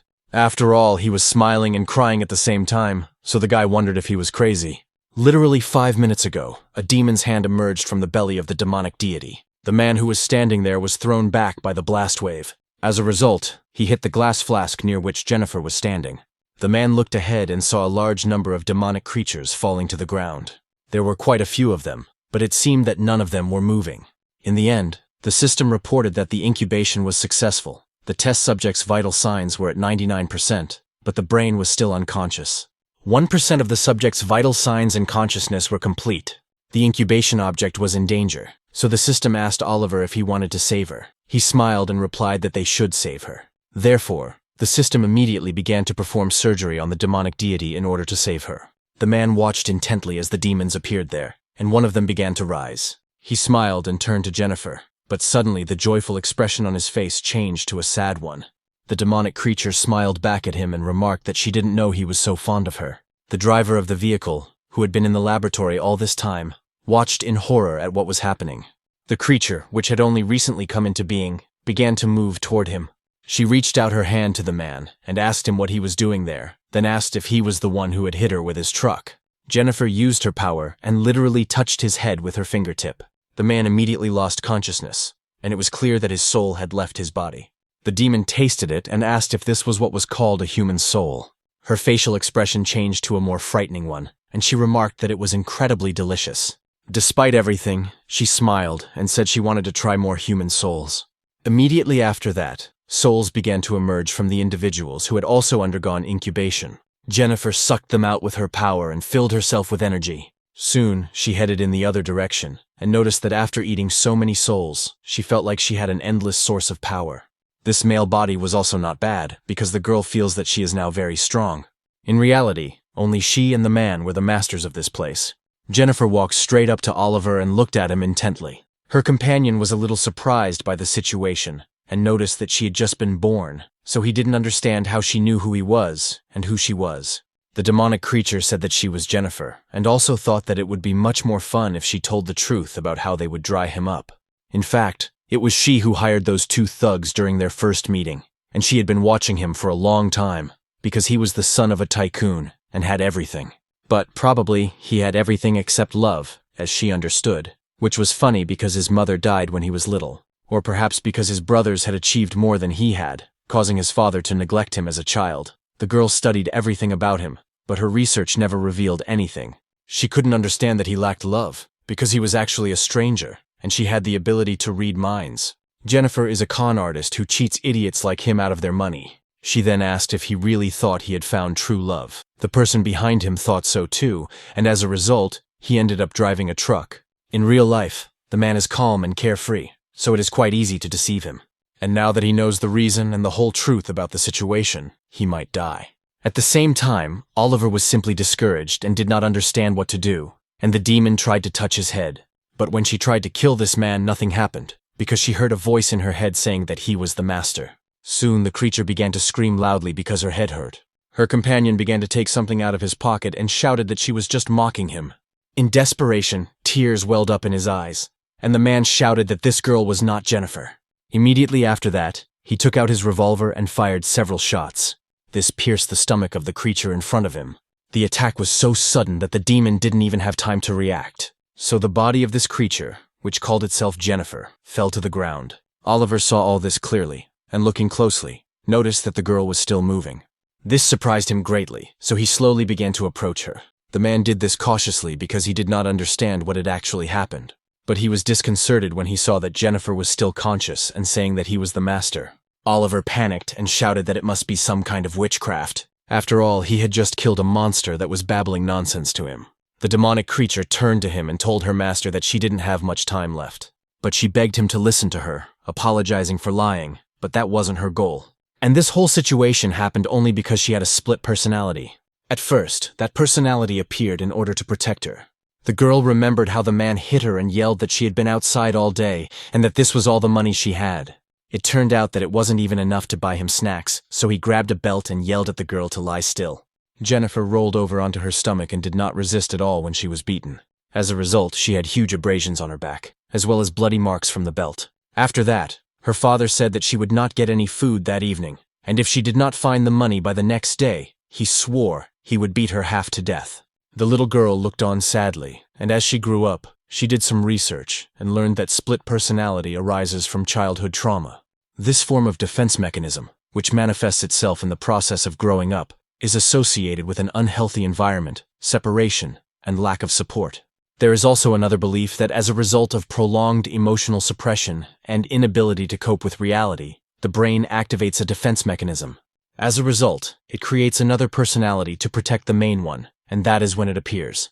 That same night, when the father beat the girl for not bringing money, he slept peacefully in his room. The little girl, who already had a split personality, watched him sleep through a crack in the door. By the time she came to her senses, she realized that she had already left her father, and at that moment she was already living 100 times better than before. After Jennifer learned about the other personality, she said she would protect her and not let anyone hurt her, and also said she would make them the richest woman in the world. But the girl herself did not know that when she talked about wealth, she meant divorcing people for money. She can read people's minds, so she can easily make a man fall in love with her. She was also extremely intelligent. She became a new person after deceiving someone, because her personality was so strong that the girl became just a puppet. She didn't like it when men touched her, and she hated it even more. But the real Jennifer didn't have the strength to fight the other me.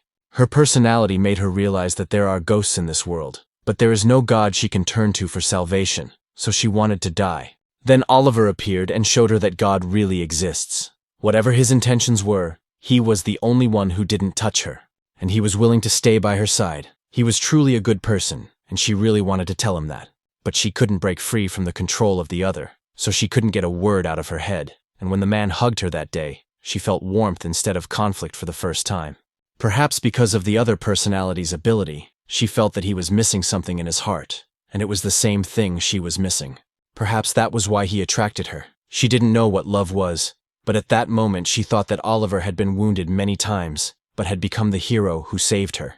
The master's feelings for her are due to her personality. She knows that he has a strong desire to possess everything, and that is how he fell into her trap.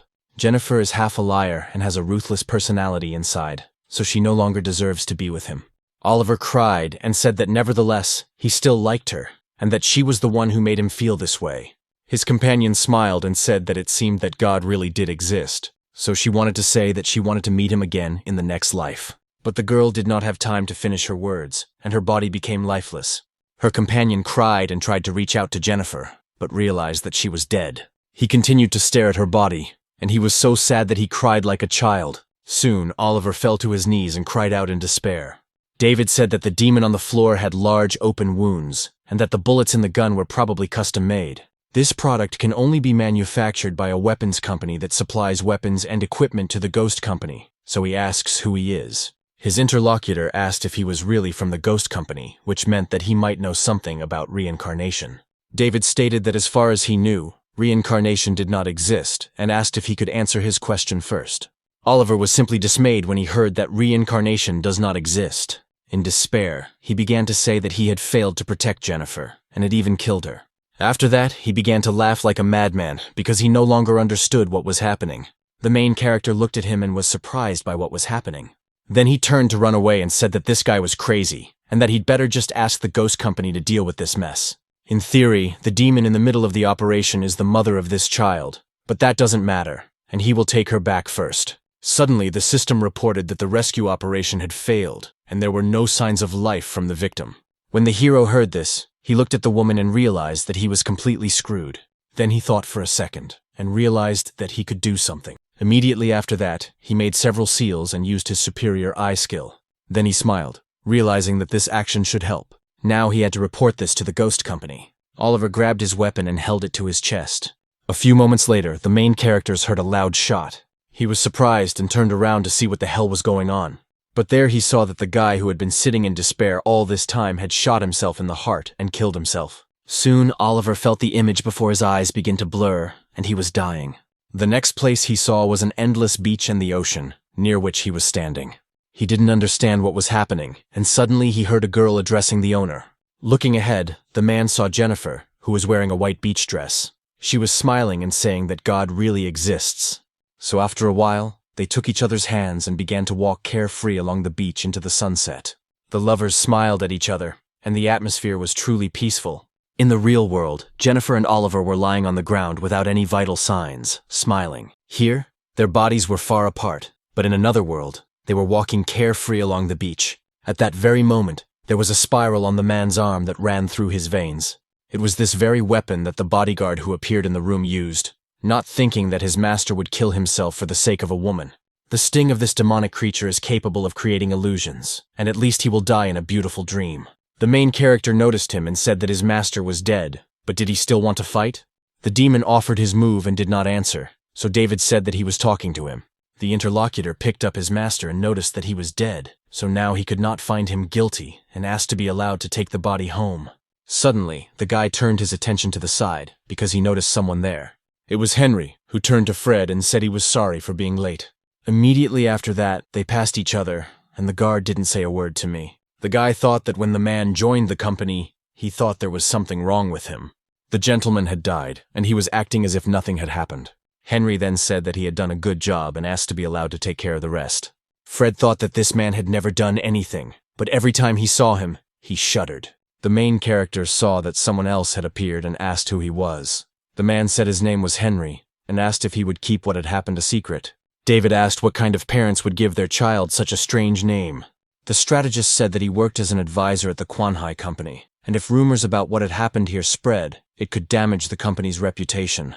The guy asked what would happen if he refused, and his interlocutor said that he could name his price, saying that they had the same teacher. So how about giving him a break? The main character remembered the situation with the beans and asked if it was really the same teacher, if he was a bean scatterer. Henry looked at it and said that it was indeed so, because he was the successor to the fancy sect. David smiled and said that was great, because he had just received an order in his name. He then asked him to answer 3 questions, and said he would not tell the ghost company about today's incident. First, why did he put a combat bean in the ear of the son of the CEO of the Wang Group? Second, the Fangsan sect had been destroyed, but who was his teacher? The last question was whether he had heard that their wars specialized in internal alchemy and astrology, and that they were also good fighters.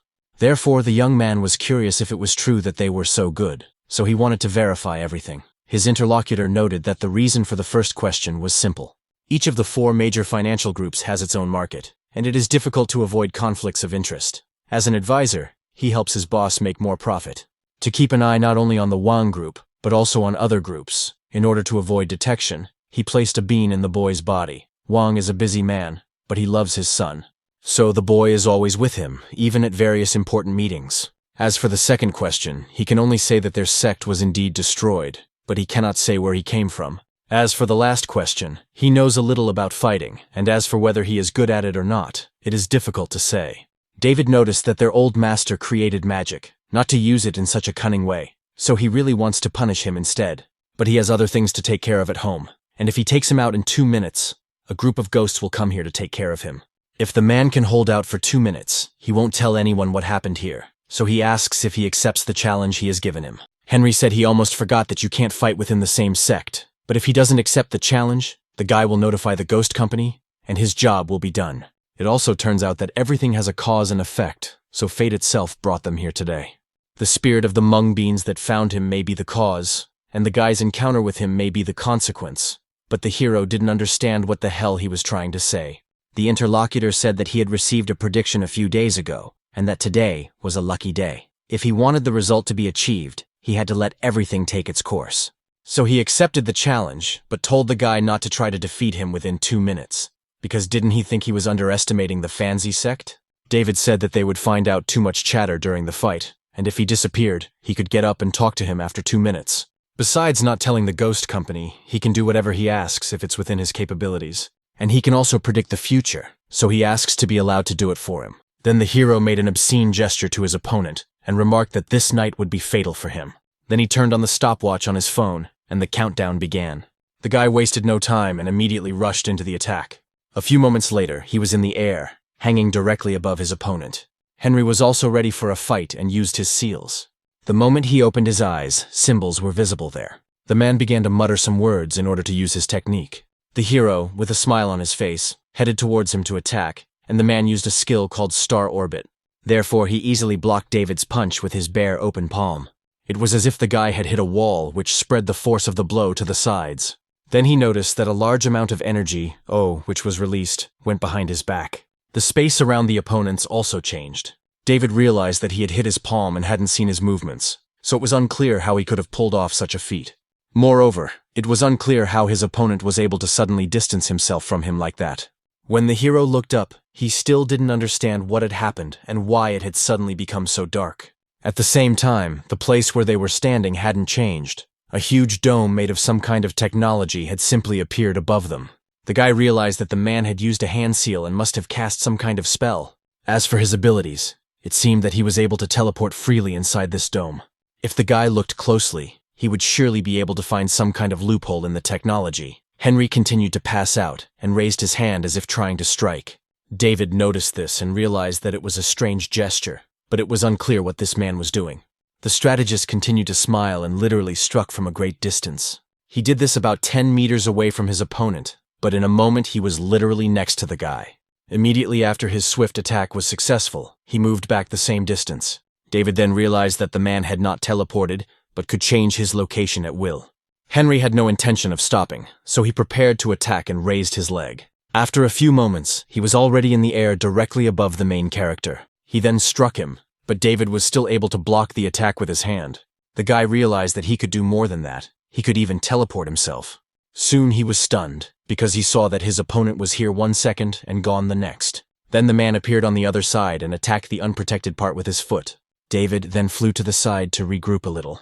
The strategist said that after his blow, there was not a scratch on him. Therefore, if he understood correctly, his opponent had a golden light mantra, and of course, he did not expect such a young man to master this technique. It seems that the man underestimated him after all, as the hero stood aside and began to use his power. Then David smiled brightly and realized that it was he who had underestimated his opponent. After that, the guy used a seal suppression skill called Borrowed Thunder. After seeing this, the strategist was shocked. Could this guy really know 2 runic sealing techniques? Mastering 1 runic sealing technique in a lifetime is already considered impressive for a secret Taoist, but the guy summoned thunder at will. Moreover, he did not even use a runic seal as an intermediary, so it was unclear how this guy was able to achieve such a level of cultivation. David smiled brightly and said that his body was surrounded by my thunder, which was precisely why. Now they would see how he could approach him. Henry smiled and remarked that the Maushan sect was indeed full of talent, so he was quite eager to predict his fate. The hero said that he should stop talking nonsense, because his prediction was not accurate at all. It was all about it being a lucky day, and if the guy hadn't been so lenient with him, he would already be dead. Then the guy asked if he thought he could defeat him just by jumping around. His opponent remarked that he seemed to have forgotten the agreement, because he would win if he could just hold out for 2 minutes. David realized that it was definitely true that he was unable to approach him, but a person could use their strength to prevent him from catching them. If the strategist did that, the guy would definitely lose, so he thought there was no other way and hoped that he wouldn't get into trouble because of it. The man paid attention to his opponent's techniques and was shocked when he saw them. After all, the main character began to use a technique that created 3 balls, and Henry wondered if it was a triple ice bolt. The strategist then said that the guy was full of surprises and even knew the destructive technique of runic bolts. However, he was confident that he would be able to hit him with this attack. Immediately after these words, the opponent began to move quite quickly across the entire area of the dome. The main character smiled and asked why his opponent thought he was going to use this technique on him. Immediately after saying this, he raised his hands and fired his weapon. And then the very dome in which they were located began to tear apart from the inside due to the unbearable power. It held for just a few moments, and then a tremendous force tore it apart from within, and another force scattered it to pieces. The 3 runic bolts that David had made flew rapidly out of the shaft above, straight into the sky. The boy sat in the room and told his opponents that they were finished if they dared to go against him, then said that it was bad, because there were 4 healthy guys in the bushes. Then he asked if they were trying to play dirty. But it turns out that they underestimate the junior who is playing with them. After that, the boy began to use the abilities of a deadly wave, carnage, unstoppability, complete destruction, and incomparability. But while he was doing this and concentrating on the game, he heard a strange noise. The boy immediately went out onto the balcony to see what had happened. When he saw it, he turned to his mother and asked her to come over because there was some kind of super lightning in the sky, shooting up from the ground. The woman came over and said that it was just lightning. What was so strange about it? But her son said that it had disappeared, and that was amazing. The electronic device he was holding informed her that he had been killed. His mother realized that he had been playing games all this time and became angry. She then began to discipline the boy and pointed out that she had told him to do his homework, but he was playing with toys instead. Henry looked up and saw that the roof of the building had been destroyed. He said it was a beautiful sight, but if the attack had been aimed at him, he would have died or been seriously injured. David said he shouldn't worry, because he wasn't that ruthless. He had simply destroyed his opponent's dome. Now, they would see how he would dodge his attacks without his power. The main character wasn't going to waste any time, and immediately launched an attack. The man noticed this and folded his seals again, muttering some kind of spell. David was within the range of this attack, and it was aimed specifically at him. After what happened, the guy felt that something was wrong with his body, and threads began to emanate from him. This attack was called the form of rebirth. The hero noticed what was coming out of his limbs and body, and saw that it was white threads. Immediately after that, he looked up to see where they were coming from. Above him was a strange magic circle that held the guy in place, making him look like a puppet on strings. David understood that whatever technique his opponent used, he had the golden light mantra to protect him, so they would see what his opponent could do. The hero then began to attack the man quite sharply, but the man constantly dodged his attacks with ease. The guy thought that he was definitely faster than his opponent, but it was unclear why he couldn't hit him. Most likely, it had something to do with that thing above the guy's head. Henry continued to smile and watched to see what David would do next. With the power of his eyes and the technique he used, he knew what would happen in the next second. The image that appeared before his eyes suggested that the guy would use his technique with the help of seals. At the same time, the strategist was quite curious as to what technique he would use at this moment. However, he should not lose his concentration or vigilance at this moment.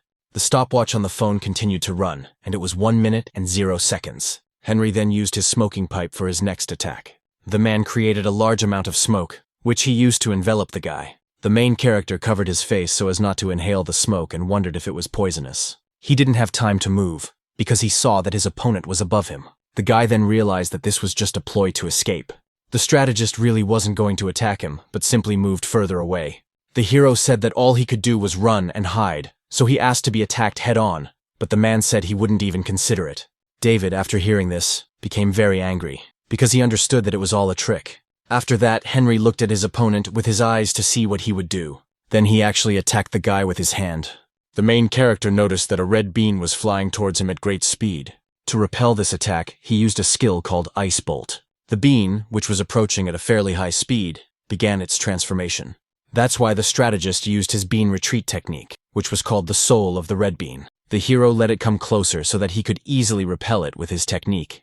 When the excited bean almost reached his body, he used thunder and attacked it. The residual electrical energy flew into the sky, and the bean flew in the other direction. David realized that this was the bean retreat technique. The man fighting him was cunning and knew that it had no effect on him, so he used it to redirect his counterattack. But it was unclear where this confidence in using the ice bolt came from. Henry mentioned this technique and noted that it would be problematic if he were his nephew. Most likely, his plan was to use the ice bolt, which would form a seal and increase it to the limit. And when he was inside, her boyfriend would reduce the seal, forcing him to fight him. The hero noticed that he knew he was using the bolt after all. This means that the thing above his head can predict his actions, but it seems that he is unable to foresee the trajectory of the attack. The man was surprised by these words and realized that things were not so simple. Indeed, the small ice bolt that the main character used from the sky was heading downwards. Henry noticed it and realized he had made a mistake. David, however, continued to smile and, using his seal, applied the split bolt technique. Then the ball that was formed from the technique began to spin along its trajectory. It literally turned into some kind of dragon, and this technique was called the double glacial bolt. It was a variation called the shadow eel arrow, and it was this technique, created with the help of gram power, that was directed at the man. As Henry watched the attack flying rapidly toward him from above, he lost his concentration. The hero noticed all this, and decided to take advantage of the situation, so he rushed at him with his fists and declared that he had been caught. Immediately after this swift attack, only a few drops of blood were visible. The blood splattered on the phone screen, which was on the ground, and continued to run the stopwatch. Of the 2 minutes that the main character had declared for this fight, 27 seconds remained. At the same time, the main character was stunned by what was happening, because it was he who had been wounded. Henry stated that he was not particularly talented and was only able to learn one rune technique. Gold appeared on his hands and body, forming claws, and the man said that this was the golden rune technique. The main character's attack with the help of dragons formed from the thunder technique was also defeated. The strategist said that his double ice bolt was not difficult to break. But at the same time, he is not as good as the guy, because he cannot do it without using a medium or applying a seal. These gloves he uses are his medium for the golden rune technique, and there are also seals on their inner side. The hero touched his wound and noticed that he had scratched him, and he had been giving in to him all this time because they were from the same sect. But most likely, it turns out that there is no need for that at the moment. A considerable amount of energy was released at that moment, and Henry felt it on his own skin. When he looked ahead, he literally saw with his own eyes a huge, ferocious monster staring at him. The man was a little panicked and thought that he had probably awakened the monster. Since he was a very cautious person, he immediately backed away to keep his distance. Henry had always thought that the triple bolt was his opponent's limit, but he didn't expect him to know this technique as well. At the same time, David used a quadruple ice bolt, a technique called the God of Shadow Roses. A huge amount of dark energy was released around him, and the man couldn't understand how the guy had achieved such power at his age, because it was beyond human comprehension. Perhaps it was worth reading his blood while it was still fresh. So Henry stuck his finger in his mouth and tasted the blood, and also used the technique of blood divination. Blood divination is a secret technique of the secret racists of the fancy sect. Divination is done by tasting blood, and it can predict a person's life path. By showing his future, as well as fragments of his past, The strategist learned his opponent's life path and realized that he was the one who could help him. At the same time, Henry continued to retreat from the main character in order to keep his distance. Soon, David caught up with him and found himself behind him, preparing for a swift attack. Using his skill, the man understood that his opponent was now attacking him from the right. But then a surprise awaited him, because he realized that there were now two directions. Of course, a triple bolt is a fast technique, but he would probably be able to hold out. Suddenly, Henry looked back and thought, could there be another one behind him? It turned out that this man had changed 3 different directions of attack in a matter of seconds. In the end, it was really bad for him, because there were 6 directions of attack in total. With the God of Thunder, David is very fast, so there is no point in even trying to predict all his actions. After a few seconds, the main character still managed to strike his opponent. 6 attacks reached the man in literally the blink of an eye. Of course, David did not stop there, and soon struck his opponent directly on the chin with his left hand. Due to the enormous force he exerted, a large stream of thunder headed straight for the sky, while the floor on which they were fighting immediately collapsed and turned into rubble. The man's body flew into the sky at tremendous speed from this swift and destructive attack. From the outside, it looked like a comet heading not from the sky to the ground, but from the ground to the sky. The force of the blow that Henry experienced was so strong that he pierced the clouds with his body. Only drops of blood and the residual energy of the thunder god followed him. Finally, after a few moments, the body hung in the air and began to gradually fall down. The strategist smiled brightly and thought that his opponent's frightening power and life force were wonderful, so his lifelong dream could finally come true. The main character did not recover in his attacks and also flew up into the sky to continue. Henry thought that he was his benefactor. David spun around very quickly in the sky, and it was as if a stormy tornado had appeared there. After that, he struck his opponent again with his enormous strength, and the opponent flew rapidly downward. Now it looked as if a comet or some kind of meteorite was falling straight to the ground from space. Henry instantly landed and destroyed a huge amount of soil beneath him. A few seconds later, David also landed among the debris. The guy said that the thing above his head had disappeared, and that his opponent was most likely unconscious. Thank God they were cut off from the world in this place, and if the master found out about this, he would be in big trouble. The hero understood perfectly well that he had gone a little too far at that moment, but the man was protected by the golden light mantra, which meant he must be alive. When the dust, which had risen in quite a large amount, dispersed, the guy didn't see something. There on the ground was the strategist who had used his golden armor.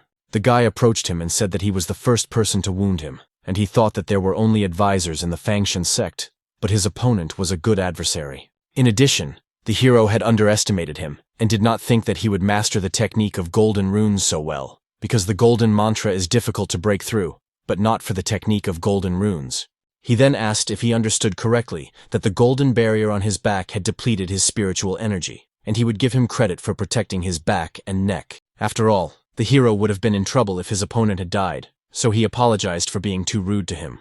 Then the guy noticed how the strategist's hand began to move, and he clenched it into a fist. So he shouted that his spiritual energy was depleted and asked him not to move. Perhaps his back and neck were unharmed, but his internal organs would certainly not thank him after such a strong blow. Immediately after saying these words, Henry began to cough up blood very violently. David was discouraged and did not understand why it was only his pain that was stirring him up. His interlocutor continued to cough and began to get up, and the guy shouted that if his opponent died, he would be sent back to the mountains. So, was he trying to blackmail him? He must know that there are other jobs out there, so there's no need to kill himself for his boss. But after getting up, the man said that what happened here no longer mattered.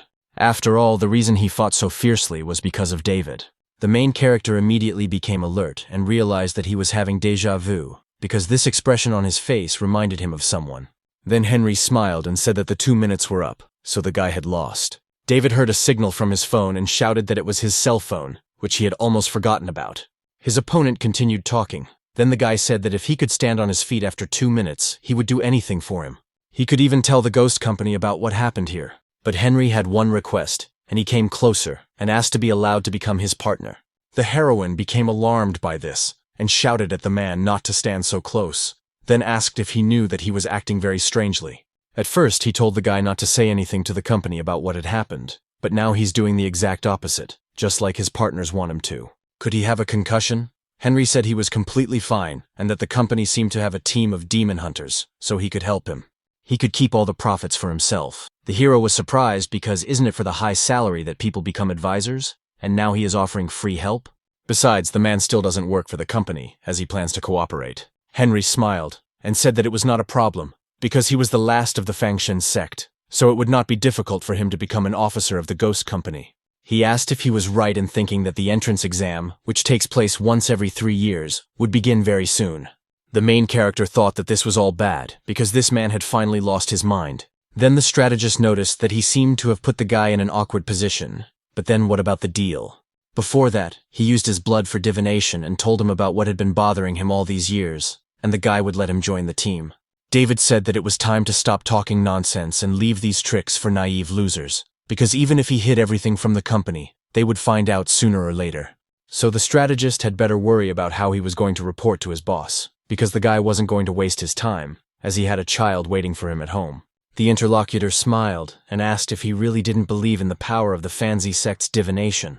He went on to say that the guys were turning 20 this year, and that he had been living in Lujan for 2 years. He had previously lived in Kunwei, which is about 200 kilometers away, and was also an heir to the Maoshan sect, hoping that he had correctly divided Kunwei into 200 kilometers. He then continued that the guy had lived on Mount Fengzhou until he turned 18, and recently he had let a girl doomed to a difficult fate into his house, but was able to solve her problem. The hero was surprised and thought, could he really see himself? Are the Fangshen warriors really as good as his master said? Henry asked if he had no doubts over the years about the possibility of mastering 2 rune techniques and having such a high level of cultivation. And most importantly, had he ever thought about his birth? When the heroine heard these words, she immediately looked at him intently, because she understood that this was disturbing. The strategist continued, saying that he would share some information about the young man's birth. And just as he was about to do so, blood gushed from his mouth again, and he began to cough violently. He then leaned over and lay down on David's shoulder, saying that he would be fine after a few days of rest. When the man leaned closer to the boy's ear, he began to tell him about his secret. He slowly uttered the words about the secret he had seen through blood divination, and all these words simply stunned the young man. Then the strategist said that they were truly meant to meet. With his last ounce of strength, he said that he lived on the top floor of the building where the young man lived. The main character immediately used the borrowed wind technique and rushed into the sky. At the same time, his thoughts were vague, and he wondered if what this man had said was true. David grabbed his recent opponent, and they rushed to his house. At the same time, some creatures were watching them, and one of them said that this man was indeed something special. They were demonic creatures who had seen the fight that had just taken place, and the demon with wings realized that it was clear why the master had ordered them to watch. It was no wonder he was the best officer in the ghost company with his abilities. Even all of them in the 11th earthly branch would not be able to defeat him. The interlocutor stated that he thought this man had shown only part of his own strength. The second demon began to squeal and asked why they were standing there. They needed to leave immediately, because if the guy noticed them, they would be dead. The first creature told him to stay where he was. At that moment, his instincts told him something else was going on. Something was beginning to emerge from under the rubble of the laboratory, which was hidden deep underground. It was a creature that had broken through the concrete walls with its tentacles. In the end, it turned out to be only the serpentine form of a demonic creature, and it was Jennifer. The demon was completely healthy at that moment, and smiled because it could continue to exist. Its strength was gradually returning, and it was clear that there were no wounds left on its body. The creature began to speak, speaking on behalf of the man, because it was the one Jennifer had talked about. He said that he did not know that there was a way to be reborn. Moreover, it now seemed that its power had increased significantly, and it thought that being shot immediately after returning to life was a hidden blessing. It also appears that Jennifer's weak personality, which had existed, was no longer involved in this matter. We should thank that guy, because before he was just a sub-personality inside Jennifer, but now he is the only one who controls this body. So she will always seal this girl's personality inside herself. The demon thought that he was also a woman, like her main personality, but in the end, he turned into a male monster. In fact, it was quite a pleasant feeling, because he liked being a man. Suddenly, the creature became alert, noticing something behind him. It so happened that behind him appeared the 2 creatures who had been watching the fight between the main character and Henry all this time. The demon that had taken possession of Jennifer's body asked who they were. The interlocutor said that he was a demon created from the demon of a mother and a human being, which was the same thing. Although he currently only has a B rank, he has quite high potential for personal growth, and it also turns out that he has 9 lives. His abilities increase with each rebirth, and looking at his potential for development in his final life, he can reach great heights. So it turns out that in the end, he will be able to reach the rank of an S-rank demon. The creature was surprised by this and asked who they were. One of the demons asked to introduce himself. He is a goat-eyed demon of rank C, and next to him is a rat-eared demon of rank B. His main skill is reconnaissance, and he can see all living organisms within a radius of 100 kilometers, while his companion's skills are good for eavesdropping and analyzing demonic energy. As a result, he not only hears voices from afar, but can also determine the strengths and weaknesses of organisms near him. Their target was supposed to be a human, but they accidentally discovered this demon. It just so happened that their earthly branch was short-handed, so they want to recruit him. They told him all this in order to gain his trust. The creature had just been reborn as a demon and needed a place to stay. The snake asked if they really wanted to win his trust with just a few words. What a stupid joke that was. So, with a sly smile, he asked what would happen if he refused their offer. The beautiful ear said that his interlocutor knew about their abilities, so he would therefore be considered their enemy. Jennifer's second personality started laughing and said that it was hilarious. If what these guys said was true, then with their B and C ranks, they were just minor scouts in their organization. So do they really think they can defeat him after that? At the moment, it seems that the demon is quite eager to test his new power. The winged creature that had just been there suddenly disappeared. Zmei didn't understand what had happened and was surprised by it. For some reason, at that very moment, his head began to tilt to the side, and the image began to blur. Rat Ear used his claws and attacked the victim in front of him. He then said that the scout was enough to kill this creature, but the head of the demon, who was Jennifer's second personality, fell off and lay on the ground. After that, the soul of the demonic creature that was in his head emerged. When it rose slightly, it exploded and scattered into pieces, and then the pupil of the head lying on the ground began to move, and life appeared in it. Rat Ear came closer and noticed that the speed of this creature's rebirth was much faster than last time. If he agreed to join them, they would put his head back in place. But if he resisted, the creature would throw his head into the ocean. Of course, the demon understood perfectly well that his current situation was bad, so he said that he understood everything. Shortly thereafter, his head was brought to his body, and he attempted to attach it to his torso using small threads. The demons said that as soon as the snake recovered, they would take him to their king so that he could join the 11 earthly branches after the trial. Suddenly the demon, who had a huge eye, became alert and saw something strange. He began to move toward his companion at great speed and told the rat's ear that he was being cautious. At that moment, John, who had previously been the girl's personality, attacked the creature from behind. The demonic bat said that there seemed to be no need to take this guy to their king. Soon a large number of spikes were stuck in the ground, and they belonged to a goat's eye. Jennifer's second personality stated that the two scouts had killed him twice, one by one, which could mean that their boss must be stronger than them. John then asked them to tell him what rank he now belonged to according to their rating. The demonic creature he held in his hands said heavily that he was now rank A. The demon said that rank S was still higher, but now he could be considered a real monster, so he decided to join them. But his interlocutor had to at least tell him the name of his boss first. The rat ear said that their king's name was Owen. John said that if that was his name, it didn't sound like the name of a monster. The main character returned home and was asked what had happened to his face. The guy told the little child to come closer. Then he apologized and said that when he arrived, his mother was already dead. But at the same time, he told the boy not to be sad, because this thing was in his mother's stomach. In addition, he scanned this thing, using his skill of the underworld eye. Inside, there was an image of his mother, and fortunately, she knew the technique of reincarnation. Damien would have to protect her until she came out of this shell. The boy was sad and cried, but when he sniffed, he noticed that it was his mother's scent.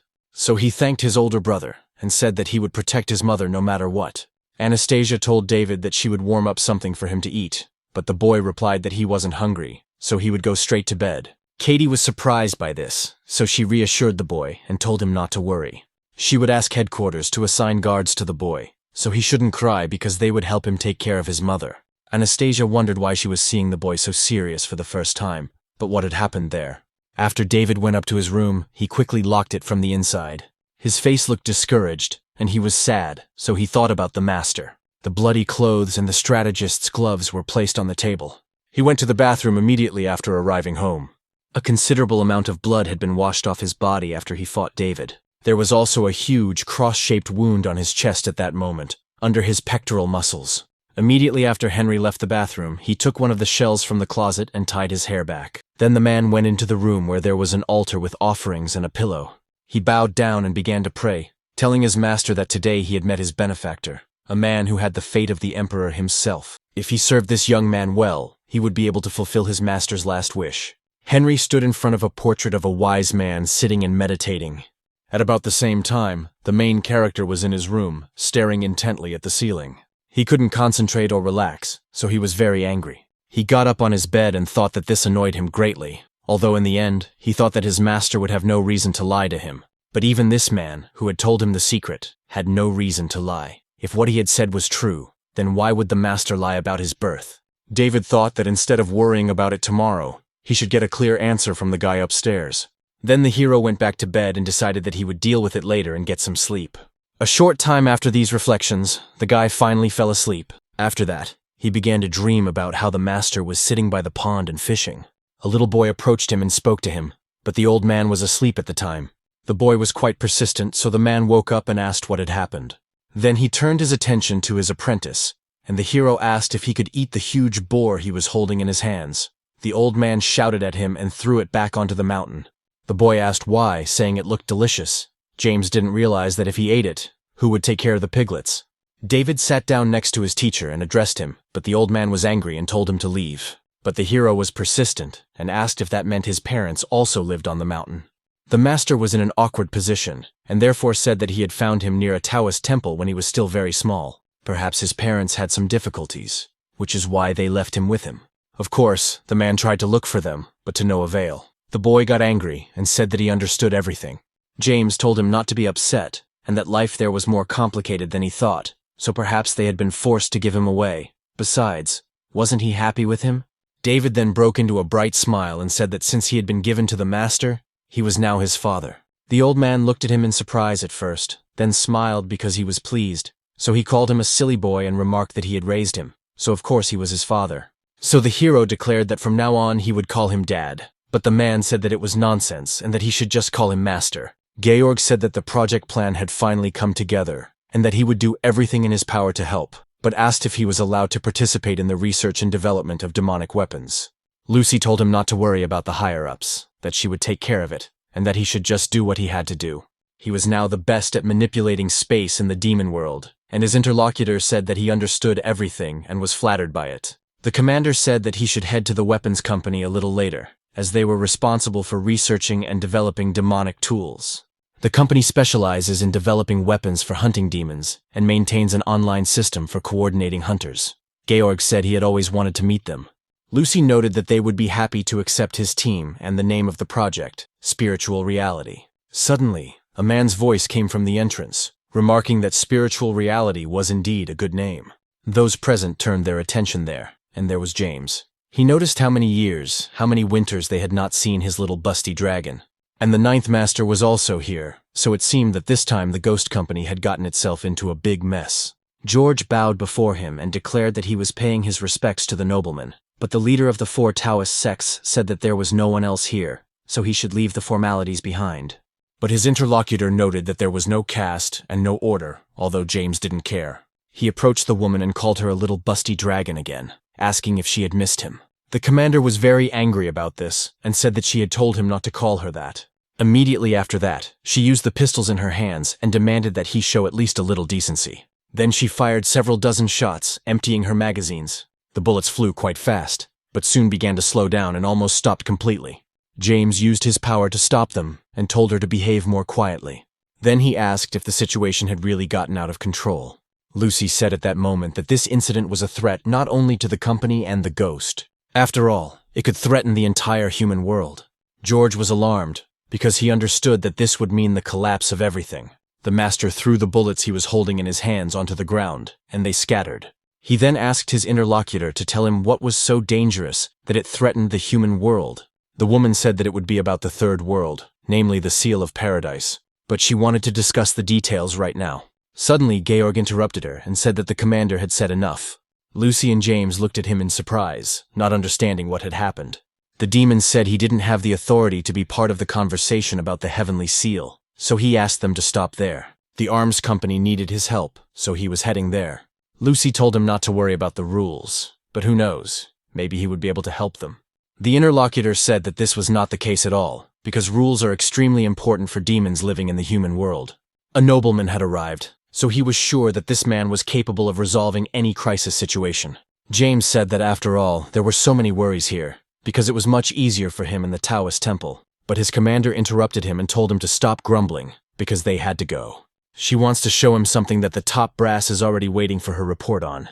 The elevator was descending at tremendous speed, and the system reported that it was 9,800 meters underground. The scan was in progress, and the identity of the commander of the Ghost Company's branch in Lujan, Lucy, was confirmed, as was the identity of the leader of the secret Taoists, James. The elevator opened immediately after that, and the system activated the lighting. Soon, the huge room was fully lit, and the people who had arrived began to head towards the center. There was a board with various characters drawn on it, and James asked his companion to tell him what was going on. Lucy pointed out that, as he already knew, the core energy of the Heavenly Seal was created from spiritual energy and the founder of the secret Taoists. Real-time monitoring showed that the energy level had always remained unchanged. But 3 days after David's intrusion, something happened. After he visited the heavenly upside-down world, the energy level dropped by 0.001, but quickly returned to its original value. The man is the only one who has the right to check the Heavenly Seal, so the top leadership instructed her to bring him here. James noticed that something still seemed strange. The power of their founding master was infinite, and the basic energy should not change over time. But this case had nothing to do with little David. The Heavenly Seal was used to seal demons, and the little boy was able to get out because he was identified as a human.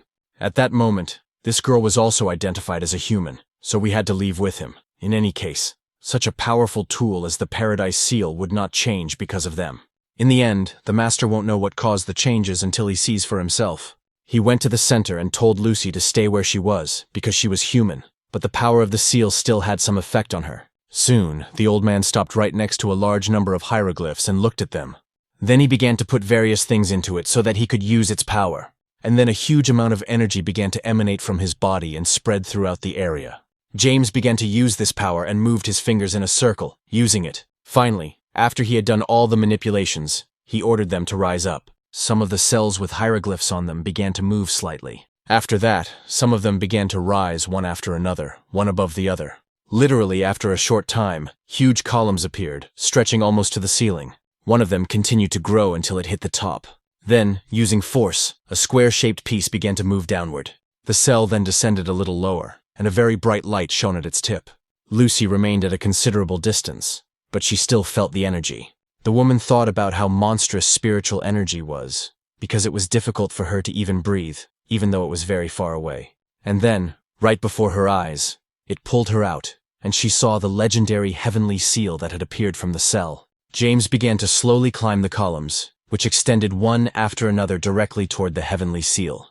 Soon he had climbed to the top and stopped to prepare himself. Then the master served several seals and used his eyes of the underworld. What the man saw there excited him a little. Immediately after that, he turned to Lucy and said that it was time for her to inform the royal leader, that is, the commander-in-chief of all demon hunters. Of course, the girl was very alarmed and asked what had happened. James said that someone was trying to break through the seal in the heavenly upside-down world, that he had already created a small crack, and that, fortunately, the seal had restored itself. The commander was stunned and wondered if a demon could really make a crack in the defense created by the Heavenly Seal. The old man told the woman to tell the royal leader that the company in all 12 states needed to be notified to be on alert, and that he would stay behind to reinforce the seal. Demons gathered near one of the huge mountains in an unknown upside-down world. All these events took place in a huge cave that stretched far into the interior. There, some kind of orange protection had been destroyed to resemble a crystal. A creature that had been sitting inside all this time emerged from it. It had no head, but it approached as if it were the edge, and declared that the target had swallowed the bait, so his friends were already outside. Finally, the time for interesting events had come, and this creature would pull the other demons out of here within 2 days. It promised that it would definitely do so, and there were quite a few creatures downstairs that were very strong. The weather outside was quite sunny, and Henry continued to stay on the top floor of his room. As always, he sat on a chair in his greenhouse, but there was already a chair prepared for another person. Using his powers, the man sensed that someone had entered his apartment, and therefore announced that he was there. He didn't even turn around, but asked the guy to sit down, and the main character came up to him and asked if he had left the door open for him. David noticed that he wanted to get to the point quickly, and wanted to say why he was there, but he was interrupted. Henry asked us to wait because his phone was ringing and he needed to answer it. The caller called him a Fangxian warrior and said that he had finally turned on his phone, so the director had been looking for him everywhere. The man interrupted him and said he was sorry, but from now on, he would no longer be working for the Guangxi group, so they should not try to contact him anymore. He then threw his phone up in the air and ordered one of his subordinates to throw it away. The farther the better, as red beans began to carry his device away. The strategist noticed that he basically didn't use any devices except mobile phones, and his boss only contacted him in emergencies, with only 2 numbers saved in his phone. One belonged to his boss and the other to his son, but either way he wouldn't need it now. All this was because from now on, he and David were partners. The hero did not engage in pleasantries and asked why he was needed. His interlocutor noted that it was all because of something that some people chase their whole lives. There was a chance that the man would be able to get close to it with the help of his partner's tax. Of course, he knows perfectly well that he came because of what Henry said yesterday. His ability to foresee allows him to obtain only fragments of information. So he apologizes, because he won't be able to give the guy a complete description of his past, but perhaps he will learn more in his next foresight. The hero asked when the next foresight would be, when he would give him a drop of blood, and asked him to do it right now, right here. The interlocutor smiled and said that he couldn't do that, repeating the word partner from last night. After all, if he wanted more information, he needed something first. By this, he meant that he needed to gain David's trust. So they had to become real partners. The guy was outraged and remarked that this was stupid and predictable, and he thought that the Fanzi sect was really cool. The injuries from yesterday's attacks won't heal for a couple of days, so the man should rest, and if things get really bad, he should go to the hospital. But when Henry recovers, the guy will contact him if there is a task. The strategist smiled after hearing these words, because he understood that they would meet again soon. The main character thought that since the master had hidden his past from him, he would have no choice but to trust this guy and do as much as he could himself. A man approached one of the abandoned factories located on the outskirts of the city. At the same time, he asked himself what he was doing here, because he was tired as a dog and would have to spend the night here. After that, he drank the alcoholic beverage he had in his hands. Then something strange in front of him caught his attention. There were 2 strange objects floating in the air and rotating around their axis. The man who noticed this said that he had mixed something with alcohol this time. Immediately after that, these strange objects rose into the air and spun around. In the end, they turned out to be huge, and the old man approached them. He noticed that it was interesting because they looked real, and he could even see a girl now. A few moments after the man found himself armed with destruction, blood began to flow from his eyes. The bottle of alcohol fell to the ground, and the man's head was crushed, as were his limbs. At the last moment, he screamed very loudly because he was in terrible pain from his limbs being twisted and his bones being broken. It turned out that these were some objects that resembled speakers, and with their power, they squeezed the victim inside them, and he became very thin. And then, in the final stage of this rapid attack, the 2 objects collided with each other. These strange objects were controlled by a demonic creature that stood to the side. The demon was pleased with the situation, and noticed that even in such an isolated area, there were people living there, so it seemed that they would have to continue their search for a new place. Soon, the creature turned its attention upward, because it saw something strange. Then it heard a voice saying that this creature liked how they solved problems here. The monster first looked closely to see who they were, and then blushed, because he was terrified. John hung from the bat's leg and told the creature not to be so upset, because he was just a new member of their team. The demon told the rat's ear that they had really disgraced themselves, because he couldn't believe that a newcomer had beaten him up. It was just a cat spirit, and he had indeed informed His Majesty about it. John said that this creature was very fond of chatting for a shorty, and he was also curious about how strong his gongs were, so he asked if he wanted to fight him, which annoyed his interlocutor. He went on to say that if His Majesty hadn't said he wanted to see him, he would have killed him long ago. The demonic cat spirit creature thought that he was becoming more and more interested in this majesty they were talking about. Soon, all the members of the group entered one of the large rooms. The short demon declared that this was the newcomer he had been waiting to meet. In this huge room, 3 demonic creatures were sitting on several containers, and then the first of them declared that His Majesty was expecting the arrival of this demon. The entity, which resembled Anubis, asked if this was really a cat spirit, as it looked weak, and if it was really of rank A. The girl was delighted and noted that at last there was at least one decent spirit present. John continued to stay on guard and counted the monsters from 1 to 6. Immediately after that, he smiled and noticed that there were only 7 of them. Then he turned to the creature above and remarked that he could sense its murderous intent from where he stood, so there was no reason for it to hide there. The creature, which was a demonic grasshopper, noticed that he was thinking too much, and that there was a reason why he was there. It was that there was a good view of the situation from there, and if the demon failed the test, it would immediately finish it off. The cat food slammed down and declared that he was really starting to like this place more and more. The monster in the pink suit told the rat ear not to keep His Majesty waiting, and the other guy said he got it. The girl was delighted and said how lucky they were to have rat ear. Otherwise, they would rarely get to hear His Majesty's enchanting voice. The demonic bat declared that it could not hear any electronic devices within a kilometer, except for rats, and that there was no spiritual energy present. And then the yellow demon turned to His Majesty and declared that he could speak. Immediately after that, he threw off the cloth that had been covering the tray he had been holding all this time. John thought that these monsters were behaving so mysteriously, and now their boss would finally appear, and he was dying of anticipation. Finally, the cloth flew away in the other direction, and the creature noticed what was there and thought, "Is this some kind of joke?" But there sat a little green frog, from which the creature was speaking, and it noticed that it was nice to meet him. He apologized for his special status, which prevented him from being present in person. His name was Owen, and he hoped the guy would join them. John said that at first he was angry because the creature he was so interested in didn't even show up and was talking to him through a children's transmitter. But now he is satisfied. The whole situation shows that his interlocutor is very cautious. The demon needs a place to live, and he also really likes how they work. His Majesty asked if it was true that he wanted to join their team. The cat spirit asked to be told what he needed to do to prove his worth. Owen asked him to allow him to introduce the director of their team, who is the creature to his right. His name is Dave, and by Polish standards, he falls into the highest rank, A.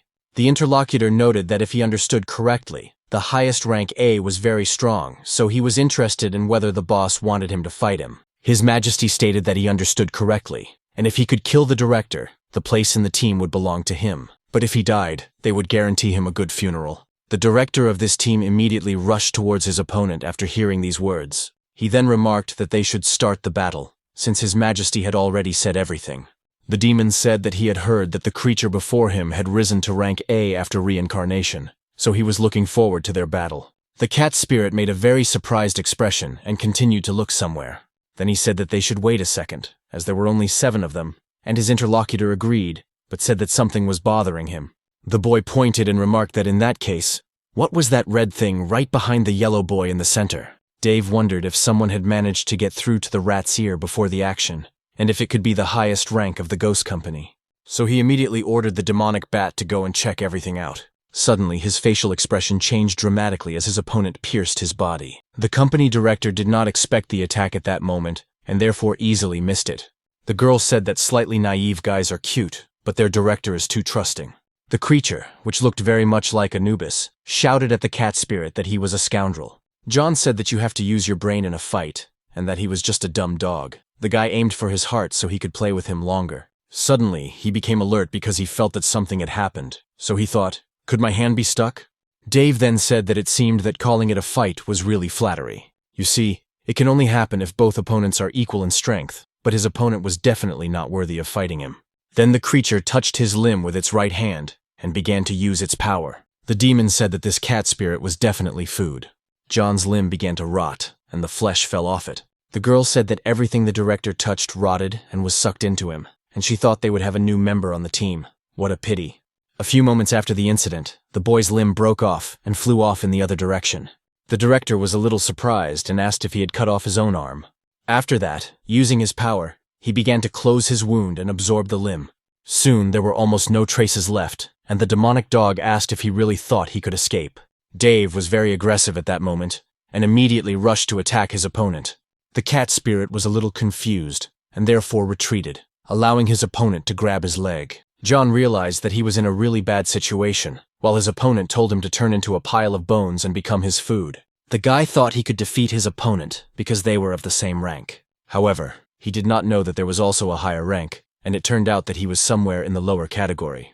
But the demon also couldn't believe that the difference between them was so great. At that moment, John's consciousness clouded over in the fight against Dave, and only one word broke through the tangle of thoughts, and that word was run. The demonic dog declared that it had heard he had 9 lives, but then it would simply crush his body, and then it would simply consume him completely. The cat spirit had only recently become a demon, and therefore lacked combat experience. But it was precisely on the brink of life and death that his instinct helped him remember something.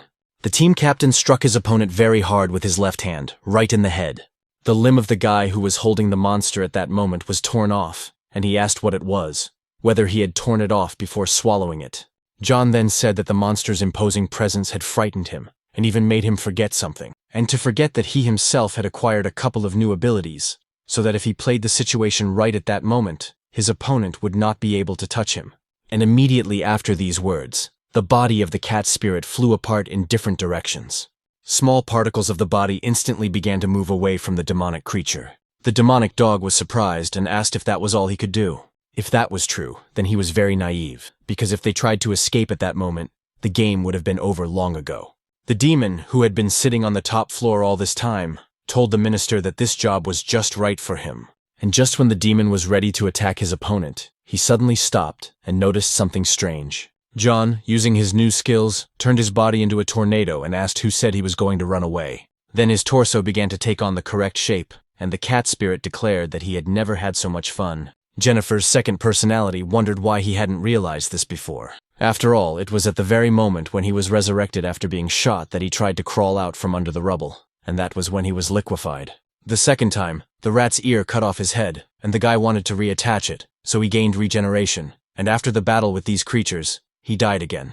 When he came back to life, he began to think about how to improve his effectiveness in battle, learned to turn his limbs into any weapon, but was struck by the possibility of liquefaction. The girl asked the rat ear if that was really how it was, and if so, it was indeed a cool ability. At first, the demon thought that they could use his potential and make him a second attacking force, but he underestimated the situation. This demonic creature was too cunning and competitive. If they accepted him, he would later become a threat. John said that as a result, every time he resurrects, he can acquire a new ability as long as it's not too tiring. And right now, he can test them on a strong opponent like a demonic dog, and that's great. His opponent immediately declared that there had been enough chatter, and asked what all this had to do with the battle. The demon smiled wildly, and remarked that it was particularly relevant, because didn't he think their fight would be more exciting? The director of their team was a little surprised by this, and just stared at the guy. The creature now looked more confident, and constructed a sharp weapon from its limb. John said that at the moment his strength was no match for his opponent, and his interlocutor asked if this was the weapon he had mentioned, and if he hoped to defeat him with it. The cat spirit smiled brightly again, and remarked that he was wondering what ability he would acquire next time he crossed paths with the cult.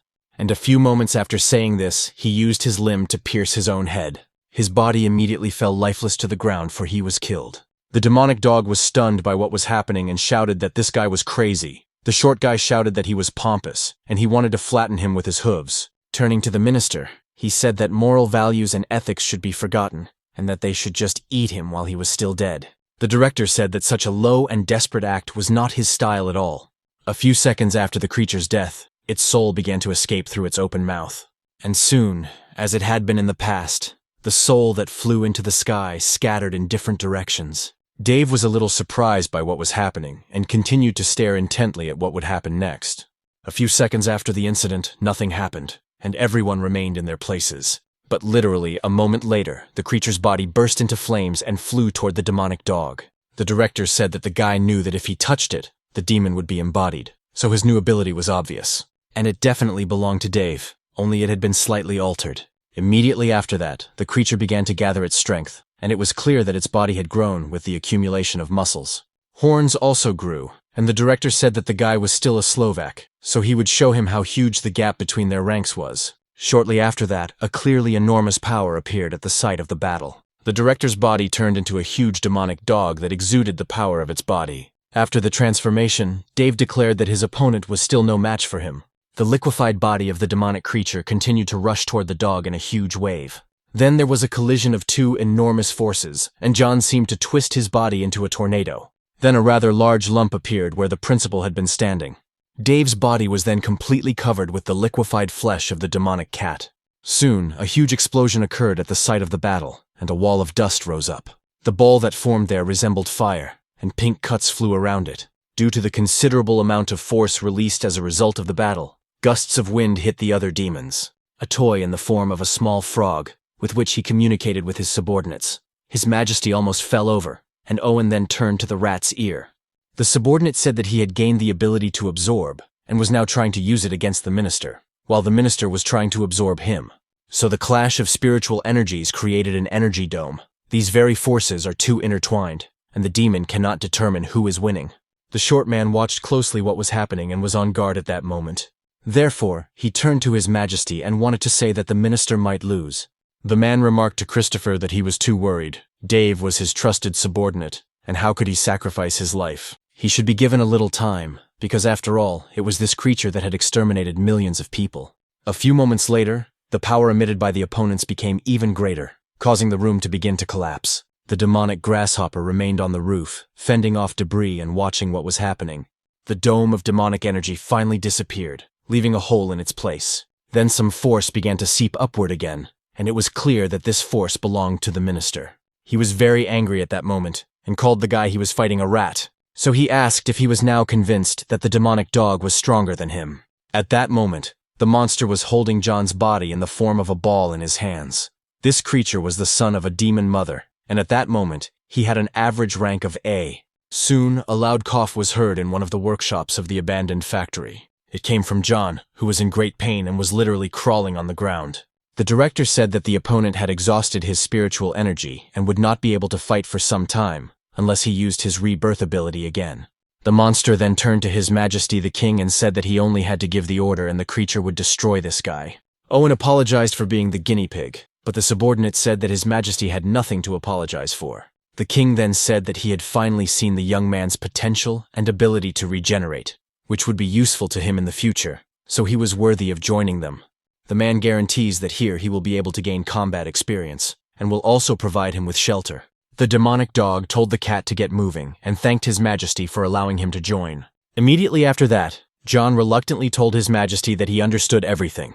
At the same time, he was actually very angry and thought that on the day he gained enough strength, he would kill every one of them here. At the same time, it was clear that he had only 4 lives left, and he would become the strongest in this world. The main character continued to stay at home and pick his nose carefree. Then he turned to Anastasia, who was sitting in front of him, and realized that he needed to say something.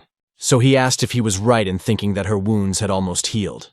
The girl replied that this was true, and that she was ready to go on any mission right now. But the hero noticed that she should forget about missions for a while, because they first needed to take care of one rather important matter. She still wants to join the ghost company, so she should go to bed early, because tomorrow he will teach her how to use spiritual energy. Sophia was delighted and said that she was lucky, because David had never taught anyone before, and her interlocutor asked if this was true. The hero was surprised and asked if he had ever lied to her at all. Then he turned away and said that he was going to bed, and that they should also go to bed after this round. He thought that if the master or sister found out what he had done yesterday, there would be nothing left of him, so it was better to lie low for now. If Anastasia could become a demon hunter, he would have a little less to worry about, hoping that no powerful demons would appear in the next few days. Otherwise, there would be problems, but that probably wouldn't happen. Henry was also at home on the top floor at that time, meditating. Shortly after his practice, he exhaled and cleansed his energy. Then he thought that David was truly amazing. His ability to perform alchemy had returned, but his internal organs would need another week to recover. The man hoped that no one would disturb him, because in any case, it was worth trying to use that very prediction. After doing so, he realized that he had received a prophecy called the Tiger in the Pit. This meant that in 5 days, it would be dangerous to be in the city, which was, of course, a very bad omen. However, it no longer matters, because he is in the city after all, so there should be no problems. 5 days starting from today, and so the man was already looking forward to it. John was told to bow down because now His Majesty would give an order. The demons knelt, and His Majesty said that their leader, the secret Taoist James, had been cornered, so they were moving on to the next phase. Now their new target would be his favorite subordinate, David, the highest-ranking officer in the ghost company. The king told the girl Jessica that today would be her turn. The demon was delighted and asked if she had finally been blessed with a mission, saying she was very happy. Then His Excellency told her to take this thing and open the mouth of the frog through which he had been speaking all this time. Some kind of magical thing began to glow from inside, which looked like a ball with large patterns. Everyone looked closely at this thing, which radiated energy from within. The spirit of the demonic cat looked at it and did not understand what it was. But the girl took the ball and, without thinking, put it in her mouth. After that, she smiled sweetly and told the king that she would guard it like the apple of her eye. Owen said that was good and told her to deliver it to the designated coordinates, and he was grateful to her for her work. He told Christopher to find a new place for them to meet, and the rest to be on standby. That was all for today, and he was grateful for the work they had done. John stood up and asked them to wait, since he was now part of the team. Didn't he have a right to know what it was all about? His interlocutor remarked that he would like the director to tell him, but since he was so impatient, he would enlighten him himself. And so, the main reason they were doing all this was to exterminate all of humanity. The king asked Dave to take care of their new comrade and answer any questions he might have. Then the man said that was all, and all that could be heard was the sound of him passing out. Jessica happily shouted that they could finally move on to the next phase. She was happy and wanted to shout about their perfect world. John turned to the demonic dog and noticed that the heir said he could ask him questions. So his interlocutor asked what specifically interested him. The guy said that His Majesty was surely stronger than him, but he wondered how strong he really was. The director said that he strongly advised against bringing up the subject of the king, especially since he himself did not know anything about it. Since the boss had approved of the young man, he would treat him as a comrade. But as long as he behaved himself, and he could promise that no one would cause him any trouble, John said that he really did have the abilities of a general. So it turns out he can see the whole picture, and the creature smiled slyly, already having a plan in mind. The demon then turned to the girl and asked if he understood correctly that her name was Jessica, and then said he had a couple of questions for her. He wondered what the ball in her stomach was for. Since they were on the same team, he thought he deserved to know about this next phase. Christopher shouted that he was just a newbie, so he shouldn't be told important information, but the girl said it was okay. After all, the king himself chose him as their comrade. The short guy remarked that he didn't want to be friends with a demon like him. She told the guy not to take it to heart. This demon is sharp-tongued, but he means no harm. John said he wouldn't take the short guy seriously, which made his conversation partner angry. Jessica noted that if they were to talk about what he had asked, the ball in her stomach was very valuable, and it was called the Songhu Bell. Their other branch, the first earthly one, took a long time to find it. The ball is designed to awaken an ancient demon that sleeps beneath the earth's crust. John said that if it was an ancient demon, then it was probably rank S. His interlocutor said that to be more precise, it was the highest rank S, which meant it was very powerful. The spirit of the demon cat asked if it was really that strong, but would it even listen to the boss when it awoke? Jessica said that they wanted to sow chaos in order to weaken the enemy's defenses or completely destroy them. The guy wondered if all this was for one person, but was he really that strong? She hesitated and remarked that, according to the rat's ear, it seemed that they would not be able to defeat him even if they combined all their forces. The demonic bat couldn't analyze his true potential, but he wasn't as good as His Majesty. The guy said he understood everything. The girl then said that in any case, she needed to tell him something important. The demonic creature in front of her immediately became alert, because he was already expecting some secret information that would help him. John sensed something was wrong, so he didn't understand what had happened. His consciousness, like the situation in general, had changed, and he was in some strange place. The place where he was seemed to be like water, under which some huge, terrifying monster lived. Jennifer touched the boy's torso with her hand. The spirit of the demonic cat came to its senses after a while and was stunned, while the girl apologized to him for the bad memories. She also noticed that she had released her demonic energy without even realizing it. But what she told him was secret information. It cannot be disclosed under any circumstances, as His Majesty's ambitions are far more important than their lives. If anyone dared to stand in his way, the girl would devour that insolent person without a second thought. She definitely likes the fact that the guy is on their team, and she also hopes that he will not become that very insolent person. Well, now it's time to hit the road, because they definitely need to have some fun in the city. The king has given her a mission, and it must be accomplished. John realized that his appearance was unknown, his diet was unknown, and he even used a voice-changing program. The king's identity was too well hidden. Even if he knows that his name is Owen, it doesn't matter. All the powerful demons are definitely following him, and their plan is to exterminate the entire human race. The guy hadn't been this excited in a very long time. That's why, if he is now a demon, he swears to become the strongest of them all. John will step over their corpses and become the king of this world. The man in front of him said that the guy's demonic energy was weak, but he could sense a little of that energy along with a strong thirst for blood. He strongly advised him not to do anything stupid, because the king sees everything, and he is only keeping him here because he is more useful alive, so he should not get burned. The creature was very frightened, and he asked where this man came from and who he was. Jennifer said that it was a rat's ear, and that they were now disguised as humans, so that it would be much easier to move around the city. The demon noticed that they looked real, and it turned out that the others had also transformed. He looked at them, and the people asked the newcomer if he was coming or not, because it was unclear why he was taking so long. The first creature to be introduced in human form was Minister Dave. Next was the guy from the roof, but they were not formally acquainted with him, and his name was Luke. Next in line was Christopher, who had transformed into the form of a boy. After that stood a big man, and it was the guy with the tank on his back, and his name was Woldemar. The girls said that they had another form in reserve just in case, so he could take it. A human weapons company had made it. Demons needed to legally stay in the human world, and it took a lot of effort for the king to get it. It's called a spirit bag. If you put this thing on your chest, it will envelop your body, and then any demon who does so will look like a human. Only the spirit bag is female, but that's probably not a problem. The demonic cat transformed into the form of a woman, and he looked at himself carefully. He then declared that this was not a problem at all, as it was easier to get things as a woman. Jennifer said that was great, and now they should head to the city, where she would eat barbecue until she burst.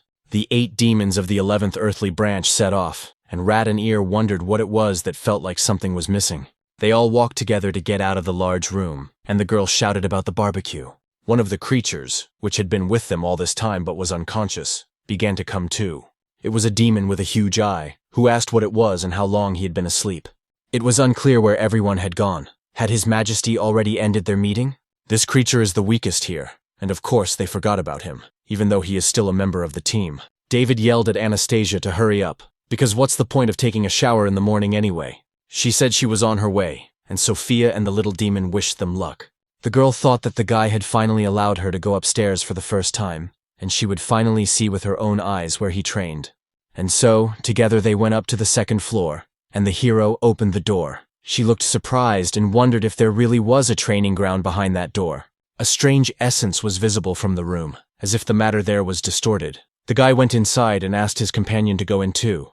Anastasia was surprised when she saw that he had disappeared, and cautiously began to enter as well. She had a strange feeling, as if she were passing through a stream of water, but not ordinary water, but ice-cold water. Although it was a little scary, of course, the girl still walked completely through it. She was stunned when she saw the huge space, and asked if this was really the door to another dimension. But why weren't they in the city? David said that it was an independent space, that it took a long time to beg the 5 seekers for permission, and in the end, they sent George to secretly create the space. He was indebted to them, so to repay his debt, he had prepared a house for them in the human world, which they could use at any time. The interlocutor noticed the door they came out of, and it began to disappear. The hero said that this place had an area of 5,358.7 square kilometers, which was about the size of a city, and only he and the people he brought could get there. Anastasia thought about how powerful Georg must be to create an independent space the size of an entire city with his own hands. David said that everything in her field of vision could be restored on its own. So he took off his slipper and said he would show her. Then he used the borrowed gold and a skill called Scattered Body and Spirit. That's why he covered his kidney stage with golden power and threw it straight into the ground. Because of this, the object literally flew into the ground instantly and began to split it. At the same time, it was such a powerful blow that the soil within a radius of several tens of meters flew apart. The girl was surprised at the effect of throwing a regular slipper. But this was David, and she had already accepted the fact that his abilities were limitless. And then the boulders that had broken off from the ground began to fly in the other direction. But Anastasia was stunned when she looked at them again. After all, she had just seen with her own eyes how the boulders that were flying in one direction had abruptly changed their trajectory. As the day began to come together and the ground was restored, the hero noticed that it was not bad because the sight was good, and asked what the girl thought. He then declared that right now he would teach her how to awaken her own spiritual energy. His companion was inspired and said that she was ready. Let him tell her where to start. David noted that first, they needed to come up with a teaching method, and Anastasia wondered why she had such a bad feeling about it. An hour later, the girl was lying on the ground, thinking that quite a lot of time had passed. Being so strong for the guy, because it's not a problem to teach her children to become an officer as soon as possible, she is in no way connected to David, and lives at his expense. She couldn't take it anymore and said that until she became an officer of the company, the ghost would not take money for assignments and would treat the finances as payment for lessons. She always gets in the way of our mission and doesn't think she's good enough to complete her own mission, so by refusing money, she can't pay for clothes and food. No matter what, she has to become an officer so she can earn money and give it to her boyfriend, because she doesn't want to be indebted to him. And the woman she thinks about will regret leaving her and her father all this time. While Anastasia lay there thinking about the situation, the hero shouted that he understood everything. She got up and asked if he was going to start teaching her, and the guy replied that he wasn't, but he had figured out who could teach her. The interlocutor was stunned and thought, did he not even try to think about how he would teach? The hero said that he suddenly remembered that his master had not taught him as a child. In this, David learned to use spiritual energy himself after going to the bathroom. So he had no idea how to practice channeling energy, and the girl thought that this was definitely his style, but who knows what this man was thinking. Soon, the main character brought a new teacher for her, and the man came with a flower, held it out, and said his name was Henry, David's friend. He also heard that the girl wanted to learn how to use spiritual energy, so he was there to teach her. Anastasia thought that if he was a friend, he must be a good person too, so she told him her name, and thanked him for taking on the task. To her, this man looked like a gentleman. He was cultured and polite. However, it was completely unclear why the girl got goosebumps when she looked at him. The main character shouted that they had had enough of cooling off, that they should hurry up and start practicing. He also tells them to train while he plays a few rounds, adding that he is still counting on Henry. The girl got angry and thought that he had promised to teach her, but he was going to play games instead. But then the master noticed that she was sitting down and that they should start already. The atmosphere in this place was really quite peaceful, and only gusts of wind rocked the tree. The teacher sat down with his new student right under it. He asked the young lady to allow him to first explain spiritual energy in more detail, and she immediately agreed. The man said that, in short, it was a form of energy that flowed inside like blood, and was closely connected to the lives and health of ordinary people. Anastasia noted that David said that every person has spiritual energy, but it is sealed and can only be obtained through natural activation or training. Henry said he was right, but even if it was sealed, it wouldn't flow through the body in large quantities anyway, as energy is useless on its own and has no function. Of course, apart from sustaining life and health, it can be called useless spiritual energy, or, as it is commonly called, the soul. In the 18th century, a philosopher mentioned a theory called animism, which states that everything on earth has a spiritual essence. Even a stone or a splinter has it, and this is a philosophical conjecture, but it can be applied to useless spiritual energy. He then asked the young lady to hand him a flower. She was surprised, but did so immediately. But when she did, you saw and felt something strange. Henry said that they would take this flower as an example, and that it could grow in the ground for a long time, but if its useless spiritual energy was absorbed, it would immediately wither. However, this only works on flowers and other plants. People cannot absorb each other's spiritual energy. The girl already knows that people can activate useful energy on their own without training, and all things on earth work the same way. Even plants can activate it and eventually turn into spirits. Anastasia said that she already knows this, because David explained the different types of spirits, plants, and inanimate matter that become fairies. The strategist told the young lady that she was living up to his expectations because she was quick to grasp things, but the student noticed that he was making her feel uncomfortable.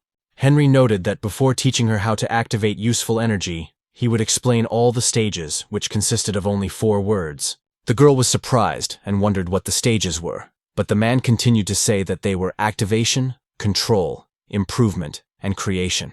Activation is responsible for activating a person's useful spiritual energy.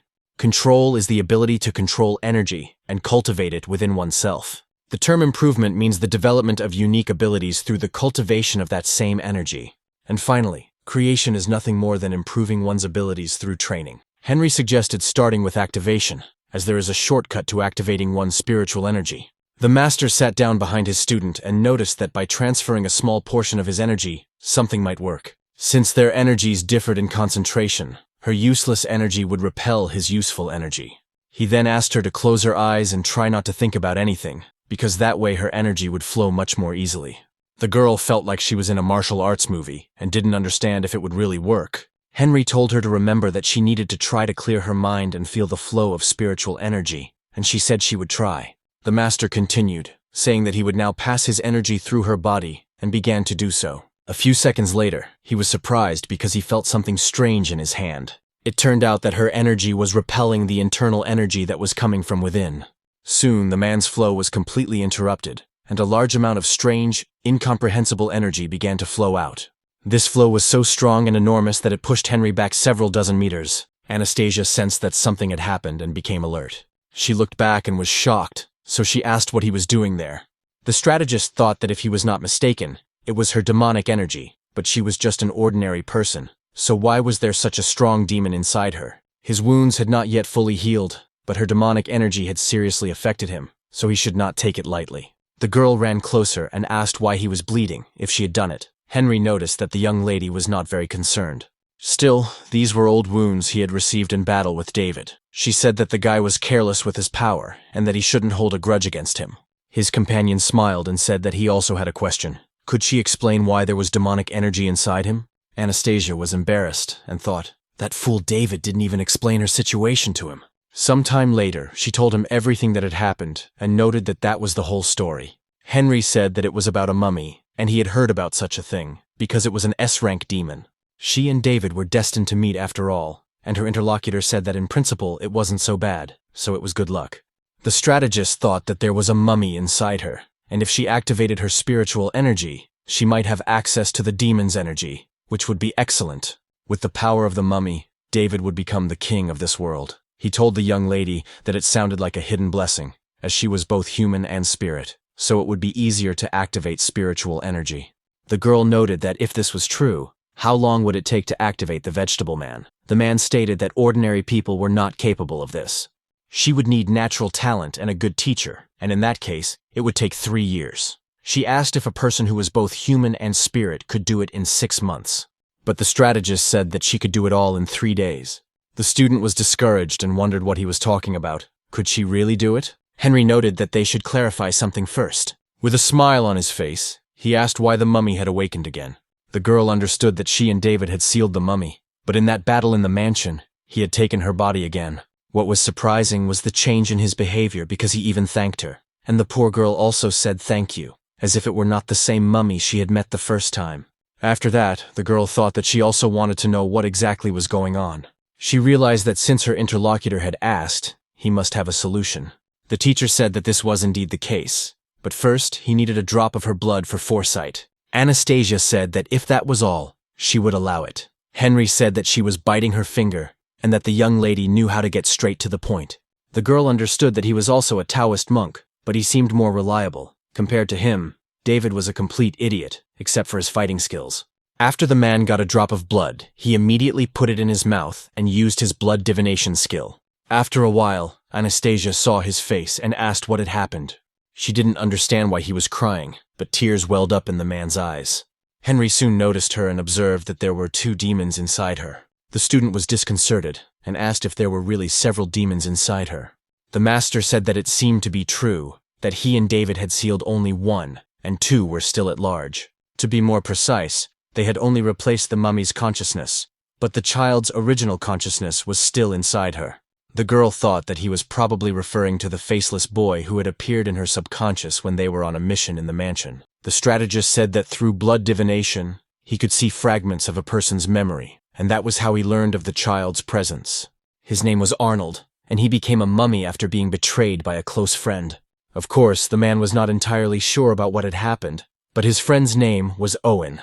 The girl became sad because the child inside her body had been betrayed by a close friend. The interlocutor continued to say that in any case, what they really sealed was the guy's indignation, that is, the mummy. Somehow, they were able to separate his original consciousness from his second subconscious. This happened in that old mansion, which prompted him to take possession of the girl's body. The man apologizes for his unexpected reaction.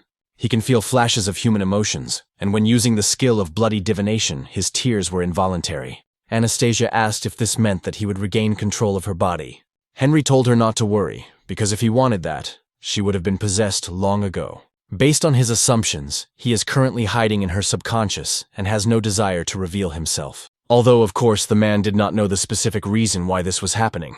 The girl thought that if he was revealing himself, it might be because he had seen David's power and was afraid of being attacked or sealed away. The master then said that there was no need to worry, because life and death are predestined, so sooner or later everything will be resolved. He was also able to see some fragments of memories particularly clearly. The older the memories, the more vivid the images. He could even see more, for example, that she had a happy life before her father fell seriously ill when she was still a child. Her mother couldn't bear the burden and left them for a rich man, leaving the girl all alone when her father died of illness. She had countless relatives, but they all literally turned their backs on her. In the end, her mother had to take her back, but when she saw what had happened to her, she became very angry and yelled at him to shut up. At that moment, the girl became very angry and shouted at him to shut up, while her body began to transform into a demonic form. Henry then apologized to the young lady for his rudeness, because he had said all this on purpose so that she would learn to activate quickly. The girl's face and eyes turned into a mummy when she completely took control of her body. But now Anastasia was fully conscious and did not understand why she had turned into a mummy. The teacher stated that if his guesses were correct, even using the power of the mummy, her consciousness should not be replaced. It seemed that the power of this creature was indeed based on anger. Henry smiled and thought that from this moment on, the lesson was officially considered to have begun. Jessica stood near a huge aquarium in which a large number of fish were swimming. As she watched them intently, someone began to slowly approach her. It was Dave, who said that Voldemar had just received a secret assignment from the king and wanted her to act tonight. The girl agreed, and her companion turned around and told her not to be late, as everyone else would be waiting for her outside. Before leaving, the creature stopped and looked at her. Jessica was a little nervous and thought that the guys should wait a little longer. After that, she changed her appearance and immediately headed along the huge aquarium. This space was in some kind of cage where the sea creatures were swimming. Anastasia and her new master continued to train at David's training ground. The girl asked if it had officially begun in the form of mummies. Henry said that this was not the case, that he had deliberately angered her to turn her into a mummy, so he asked if she had felt anything unusual during the transformation. The girl said that if we're talking about anything unusual, it was only rage and a thirst for blood. The man said that he meant physically, not emotionally. Anastasia thought that if it was physical, she wouldn't have noticed if he hadn't mentioned it. It turned out that she felt a hot stream passing through her body at the moment she took on the appearance of a mummy, as if boiling blood was flowing through her veins. The mentor said that if she was able to feel the hot stream, then it was demonic energy. The student noticed that this was true, because it felt as if her blood was boiling. The strategist wondered if it really was boiling, because he thought she would only be able to feel the flow. It seemed that her sensitivity was more acute than that of an ordinary person. It was probably due to the presence of the mummy, so he asked her to try to feel this energy and release it from her body, close her eyes, and begin her meditation. This may, of course, take some time, but he thinks there should be no problems with it. His interlocutor said that she understood everything and would try to do everything as instructed. Henry said that when he regains his human form, he will be able to activate the demonic energy at any moment using the same principle. Anastasia then closed her eyes and prepared to meditate. So she let go of all her worries and anxieties and focused only on relaxation. As a result, her sensitivity to her surroundings and the nearest sources began to fade. Soon, even the presence of her mentor and his spiritual powers began to fade. The heroine felt only her body, as well as the demonic and her own energy flowing through her veins. Her sensitivity reached such a level that she could literally feel the cells in her blood. Soon after, red demonic energy began to cover her body and rise upward. The mummy-like appearance that the girl had acquired just recently began to gradually disappear from her body. The strategist stood right in front of her and continued to watch the situation closely. He was soon discouraged by the fact that the girl was able to deactivate this form in less than 10 seconds. But she was also able to learn how to activate it in class. Anastasia was happy at the time and asked if it really worked. Henry kept smiling and thought that if he trained her well, she would definitely become an excellent fighter. So he said he congratulated her. Not only did she manage to learn how to borrow power from the mummy, but she also quickly applied deactivation and became human again. And more importantly, she passed the activation stage. The student asked if it was really true, because it was the first time she had felt so good after succeeding at something, and it was just great. The strategist then said that he would now teach her control, and of course, the girl agreed, and noted that she was already enthusiastic. At night, one of the demonic creatures was heading for the port of Lushan. It turned out to be Jessica, who took out the ball that the king had given her. The girl stood on the edge of the port and held the strange sphere up to the moon. Then she thought that she and His Majesty would change this world after all. The next thing she did was to decisively jump into the water and dive deep down. Almost making her way through the folding demonic creature, she used her skills and therefore moved quite quickly through the water. She had a smile on her face at that moment, thinking that she was already on her way to the ancient S-rank demon to awaken him and ask him not to let them down. Somewhere not far from that place, the rest of the group was sitting in a local bar. They had all rented a VIP room, and one of them was shouting that it was time to drink. Christopher told the goat-eyed guy not to be such a bore, because they were so excited that they had even forgotten about him a little. After all, they should celebrate the beginning of the second phase and definitely drink to the bottom. John continued to remain in the guise of a girl, as he was used to it, and watched the situation unfold. Then he turned his attention to the minister and noticed that today was a wonderful day, so why did he look so gloomy? There is even a saying that shared difficulties bring people closer together, and that we should drink to that. but the demonic creature said he didn't drink. The guy said that was fine, and then asked to just talk, and his conversation partner remarked that if he still wanted to say something, he shouldn't hold back. John asked if they could really just show up at a human bar like that. Dave replied that His Majesty ran this bar, and it was their meeting place. The demon cat was surprised to find such a place at this level, which meant that the king must be a very wealthy man. The minister noted that this was nothing compared to where Jessica was headed, which was also His Majesty's domain. At the same time, the demon girl had indeed arrived at her destination. She surfaced and said she had arrived. This place turned out to be an oil rig, which was very far out in the water.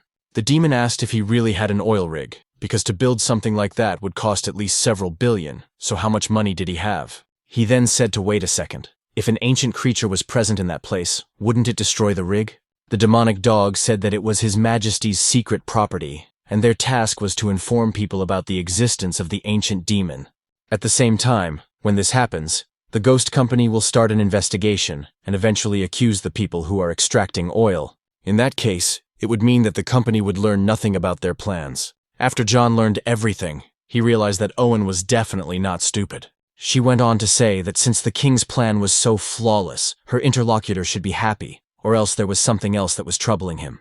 Dave said that the ruler always thinks everything through carefully, not allowing even the slightest mistakes, but he still doesn't understand one thing, because in the beginning, there were only 3 Songohu bells. At the same time, the minister of the first earthly branch had to work hard to obtain these valuable artifacts. But they used the second one. The first one had been used long ago by someone from another branch on orders, and no one knows why this was done. All this caused a stir throughout the city, but the ghost company was unable to attribute it to them. Yet His Majesty's actions still disturbed this creature. Moreover, it was completely unclear why he had awakened the mummy demon. Sophia turned to David and asked if he was going to watch Anastasia's training session. After all, it turned out that she hadn't eaten anything since noon. The guy asked what she was talking about. Was it really that late? Then realized that it was his mistake, because without him, the others would not be able to get out of that secret room. The hero headed there and apologized for getting so caught up in the game that he completely forgot about them. But when he entered, he was a little surprised after looking around. They were sitting and meditating, and the guy asked if they were still practicing, how diligent they were. David was surprised and asked why the girl was so quiet. After a while, Henry opened his eyes and saw the guy, noticing that he had returned after all. The hero began to squeeze Anastasia and asked what had happened to her, because she did not even react to him or the deal. The strategist said that she had mastered activation and was now in a meditative state, cultivating control. The hero noticed that this had happened in just one day. He knew that calling this person was a really good idea, then used his eye and noticed that now they were going to check her homework. Her spiritual energy had taken on a yellow color instead of the usual blue, and she had also learned to accumulate energy in her body, so that it would not be wasted. The teacher said that even talented people need years of practice to achieve such results. Henry said that Miss is both human and demon, so her senses are heightened.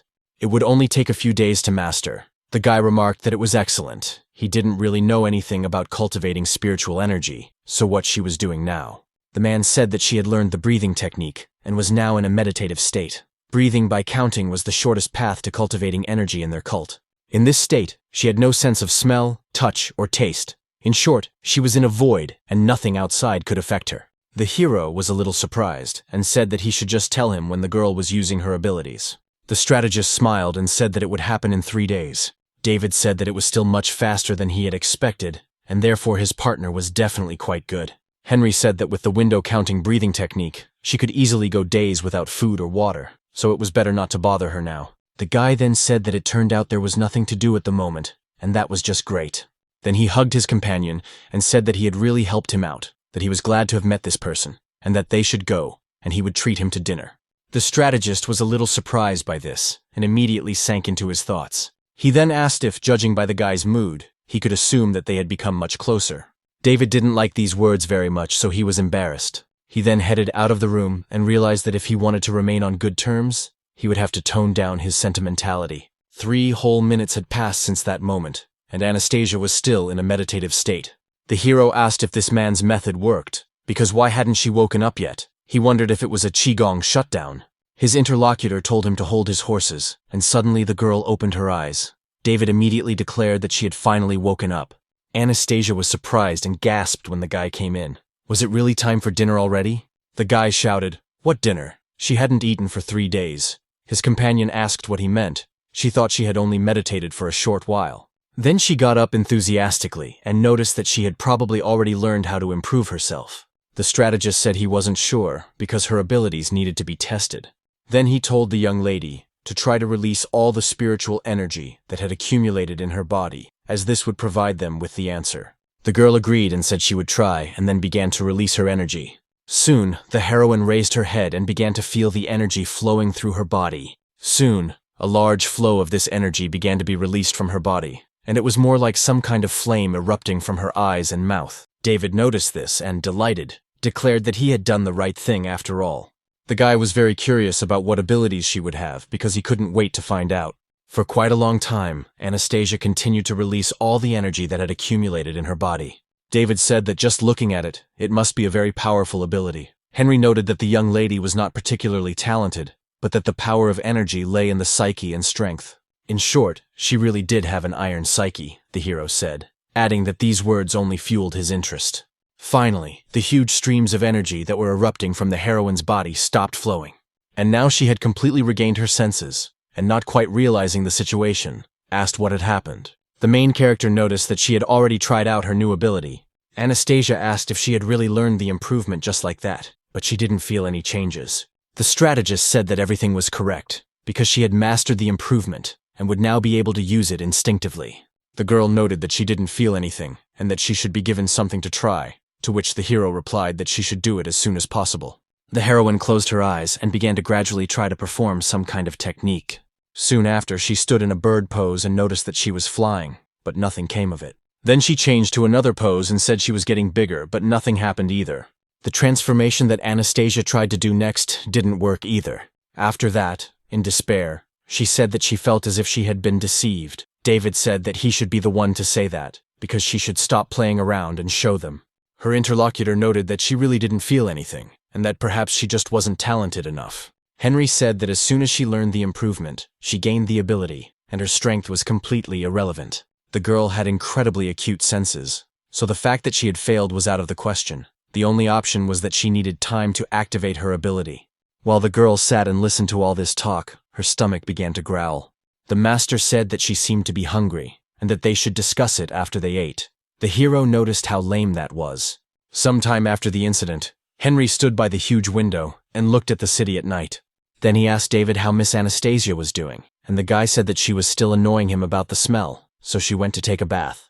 But he was still grateful to the man for the work he had done, and his companion said that it was no problem, because they were partners, and it was his duty. The hero noted that they had only known each other for a few days, but he thought he was a good person, even though being an advisor to the Kwangsi group didn't seem like him. After all, he is not chasing money like Anastasia, and is he really doing all this for the person he mentioned earlier? So he asked who he was and what his goal was. His interlocutor apologized, but said that he couldn't tell him about this person yet, and would explain everything as soon as he had completely won the guy's trust. David said that it didn't matter as long as this person wasn't up to anything bad, so he will help him because he hates being indebted to anyone. Anastasia continued to sit in the bathroom feeling sad. Sophia and Richard were also there in their demonic forms, and the girl noticed that her friend was worried because her ability would soon be revealed. The heroine said that she probably did, but she needed to become stronger because she didn't want to be a burden to David on their next mission. Richard approached the girl and said that he had a very good feeling about her and that she was incredibly strong because he could sense it. His companion lifted him up and remarked that he was silly because what he was feeling was most likely the mummy inside her. The moment the girl said that, her perception began to change, and she felt something strange. Screams began to come from the bathroom where they were. The main character and his partner heard it and ran over, asking what had happened, wondering if her ability had been revealed. Sophia ran out of the room and noticed that Anastasia had disappeared somewhere. The girl said that she was just playing with the black cat and suddenly disappeared. Could this be her new ability? Although it was quite interesting what this ability was, because she was also without clothes. The main character noticed that he couldn't detect a single drop of her spiritual energy, even with his underworld eye, so perhaps she really had disappeared. Soon, David said that he understood for sure that Anastasia had the ability to teleport. She probably didn't use it. She felt her ability while taking a bath, and without knowing it, she had transported herself to another place. But that was just a wonderful and cool ability. Henry said that he thought it was really unlikely, because as soon as the ability awakens, its bearer unconsciously understands what it is.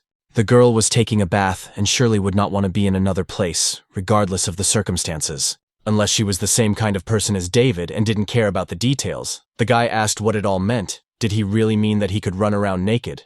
If so, then let him simply tell him where she might be. His interlocutor said that he was afraid that only Miss Anastasia knew the answer to that question. The hero began to panic and realized that if his sister Lucy found out that he had lost the girl, he would be in big trouble. A few seconds after the incident, the girl said that she was there. Everyone immediately became alert and turned their attention to the entrance door to the room. Indeed, the girl was there, but for some reason her body was translucent. They began to worry about the heroine, and then she felt her eyes closing and felt unwell. Sometime after she lost consciousness, she opened her eyes. The hero noticed that she had finally woken up, and it seemed that her new ability was invisibility, like the Black Boys. Sophia said she was very glad that the girl was okay.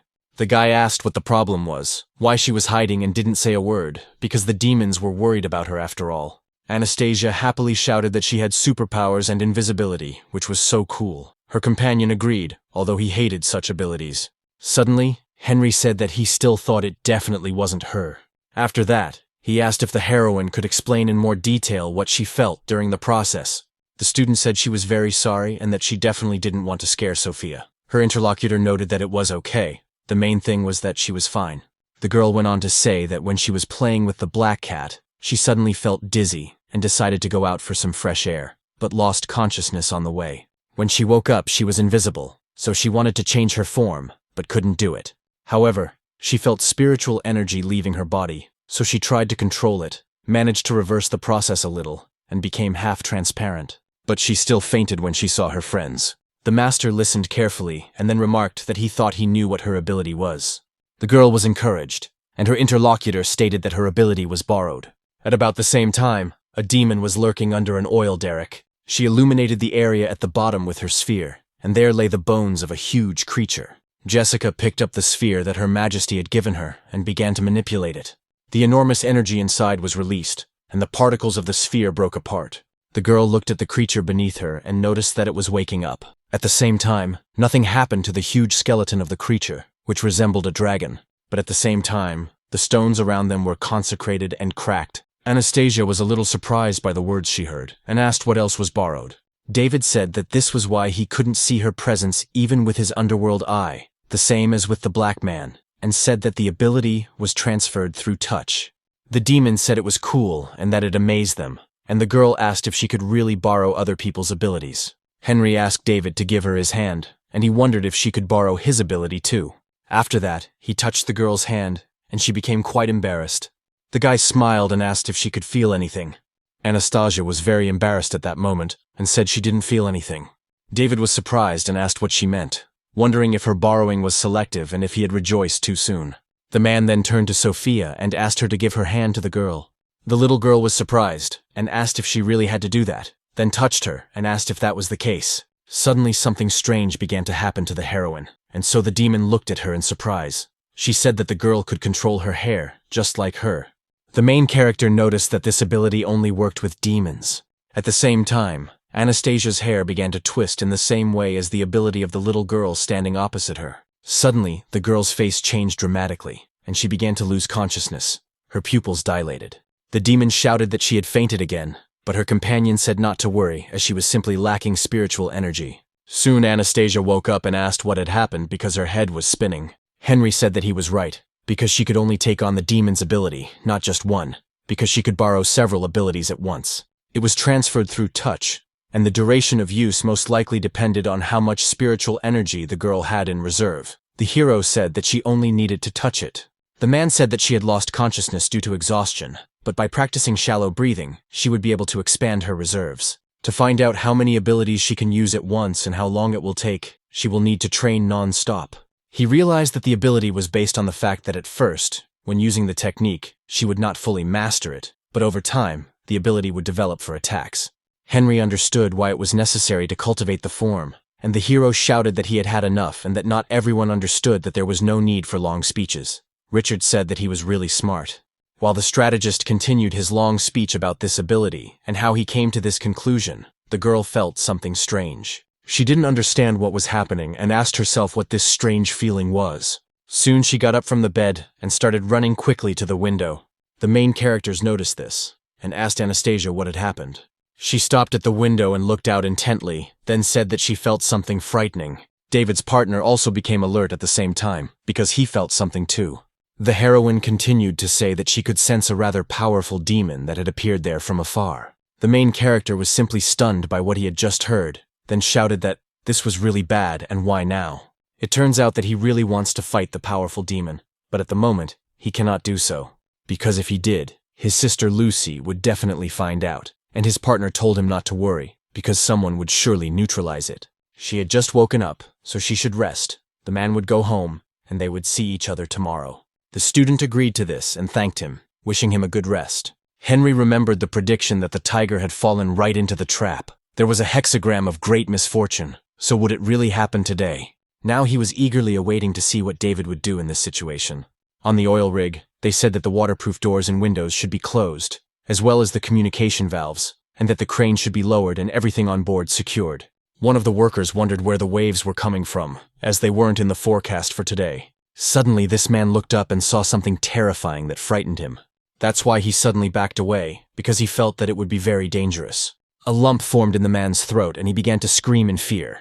At about the same time, directly opposite the oil tanker tower, a huge boulder appeared from under the water. It turned out to be a huge creature that was conscious, and two glowing eyes were visible in front of it. The monster was turned away from the oil rig and was making strange noises.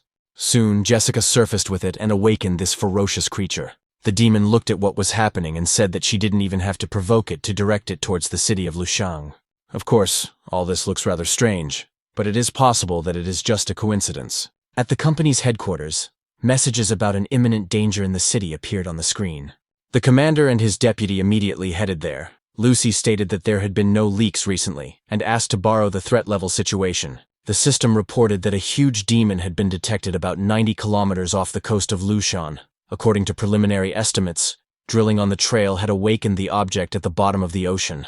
It was impossible to assess the threat, as it exceeded the highest level of rank S. Katie said that if it was higher, then it was at least a medium-level S demon. The woman said to warn all commanders in coastal areas and regions, telling them that this was a warning of an approaching tsunami and to evacuate civilians immediately. Everyone on the coast must be evacuated within 2 hours. The deputy noted that she understood everything and began to run. At the same time, she thought that Lucy's revenge had been awake for 3 days in a row to prevent this from happening. That's why she mentally begged the woman to hold on in this situation. The commander ordered to calculate the speed of the target and how long it would take to reach the city and which route it would take to the area. The system reported that the target's speed was 45 kilometers per hour and that it would take 7 hours and 45 minutes to reach that point. Leichter knew that even if they used A-rank officers who were not capable of fighting on water, it would take 2 hours to reach the shore, but even 3 hours would not be enough to evacuate the residents. In short, it seemed they had no choice but to fight or neutralize it, so they would have to ask for help. The commander said to notify the Judicial Department of Hellish Punishment and have them contact the Hall of Defenders. Also, pass on the traces to all of them. Let them go there immediately. The enormous demonic creature continued its path toward the city, when suddenly a portal appeared high in the sky. It was located directly above the enormous creature, and the guards were ready to attack it. The defenders belong to one of the 4 halls of the demon city of Lanting, and they are responsible for protecting the city prison and dealing with emergencies involving demons in the human world. Most importantly, they possess a secret method of moving the heavenly seal. Each state has 12 boxes, which are divided into pairs, resulting in 6 teams. The teams are selected and named personally by the ruler of the state. Those who bear the title of defender have a unique status that is maintained when moving around the city. The defenders are required to wear a bronze mask, which is a symbol of their identity. In addition to their position in the state as advisors to the ruler, the defenders are known for something else. Namely, that they possess more power than anyone else in the city of Lantin. And then the teleportation mark that appeared high in the sky began to glow more dimly. Gradually, creatures began to emerge from it, and they were the defenders. There were many of them, and each had their own abilities and personal weapons. The leader of this team looked down and assessed the situation. The giant demonic creature also noticed them at the same time. The Guardian said that he wondered why they had been gathered together, and that it was all because of this big guy, who was probably an ancient demon that had been asleep for a long time.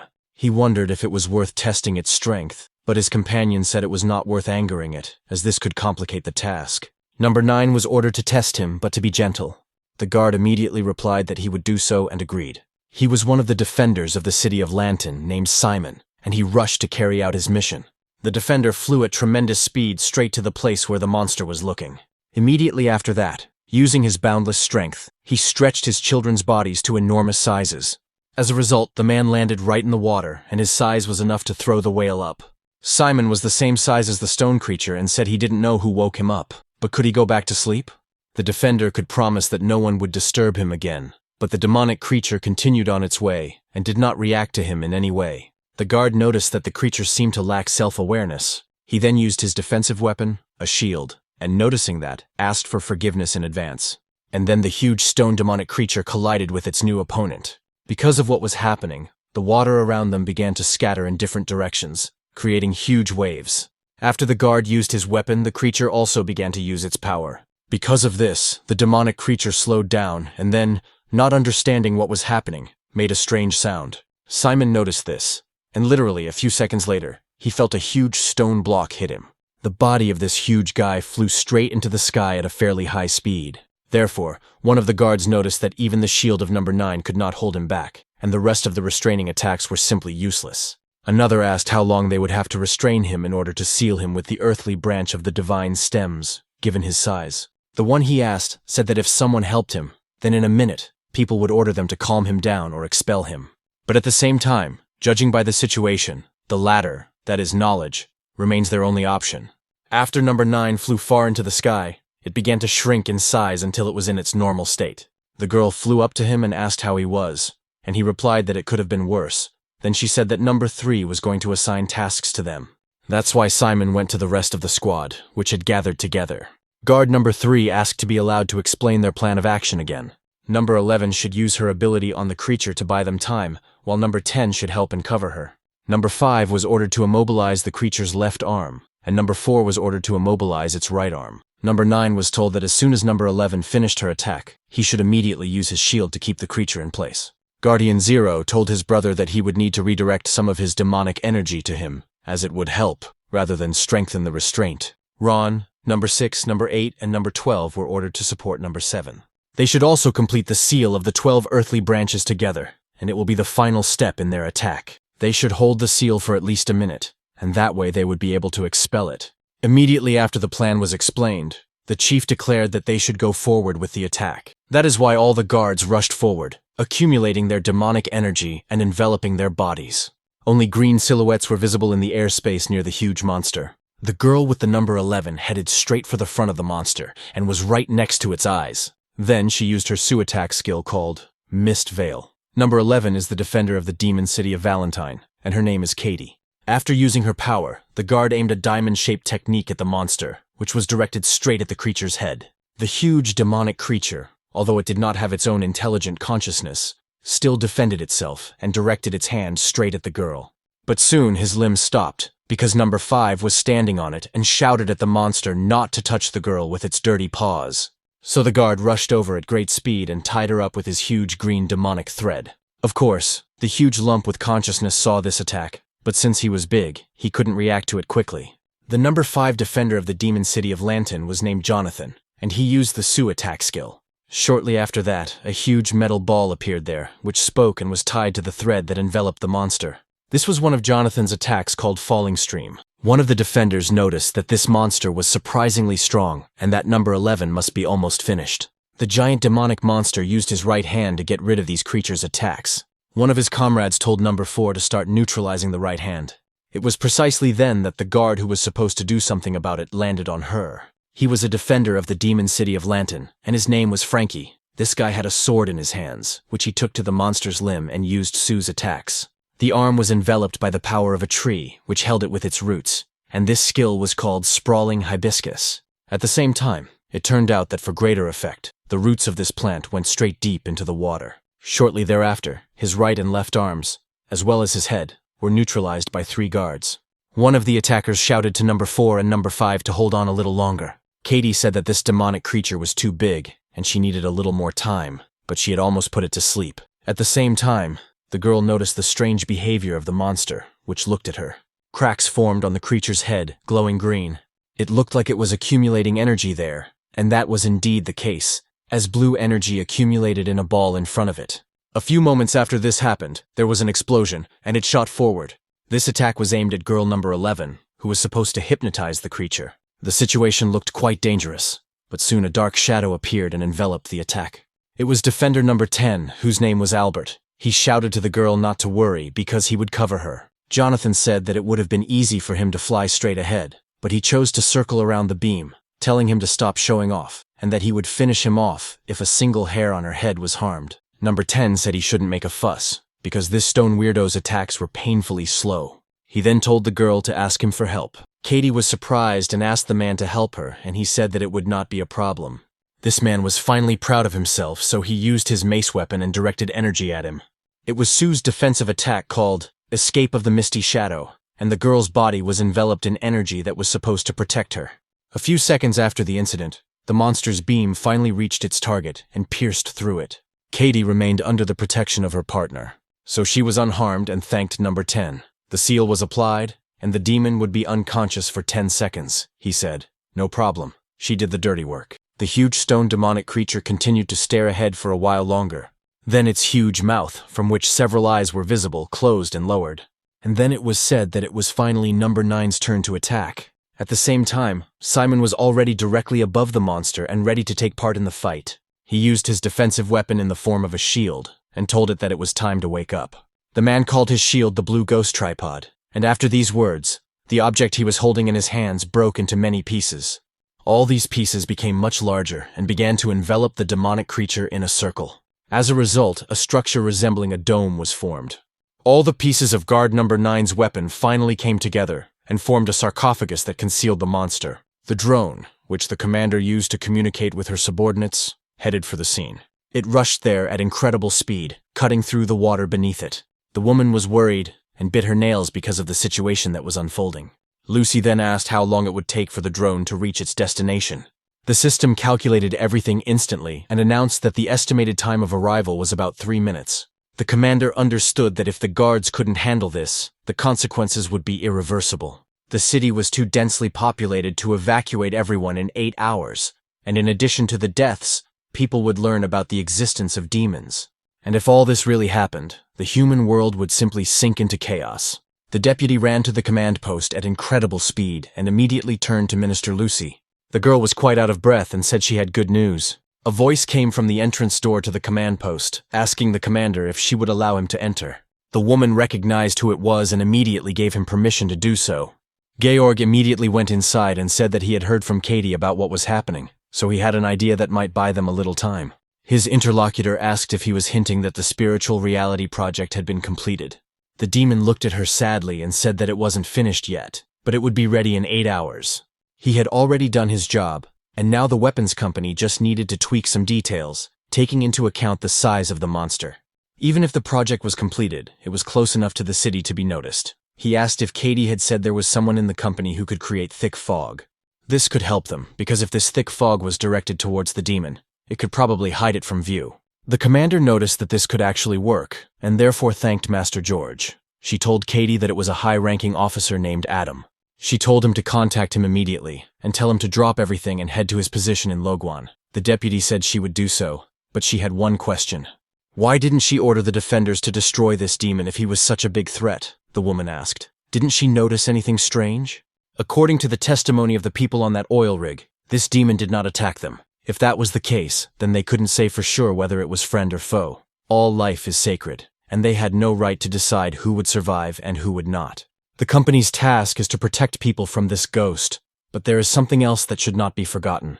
In addition to all this, they are also responsible for maintaining peace between people and between demons. Katie understood all this and pointed it out to Miss Lucy. Georg, the spatial master, who was also in the room, was happy to hear all this. The girl then said that she would contact Adam immediately, as she felt better knowing that they had a plan B. The commander looked at her subordinate and thought that they just needed to finish the spiritual reality on time. They also had a plan C, and that was definitely their ace in the hole. After all, that schoolboy David would surely be delighted when he found out about it. But despite this, the woman still hopes that it won't come to that and that the defenders will be able to neutralize him. Meanwhile, the beggar continued to remain in the dome created by number 9. Guard number 3 told his friend that now it was their turn. His companion did not hesitate for a second and immediately rushed towards the monster.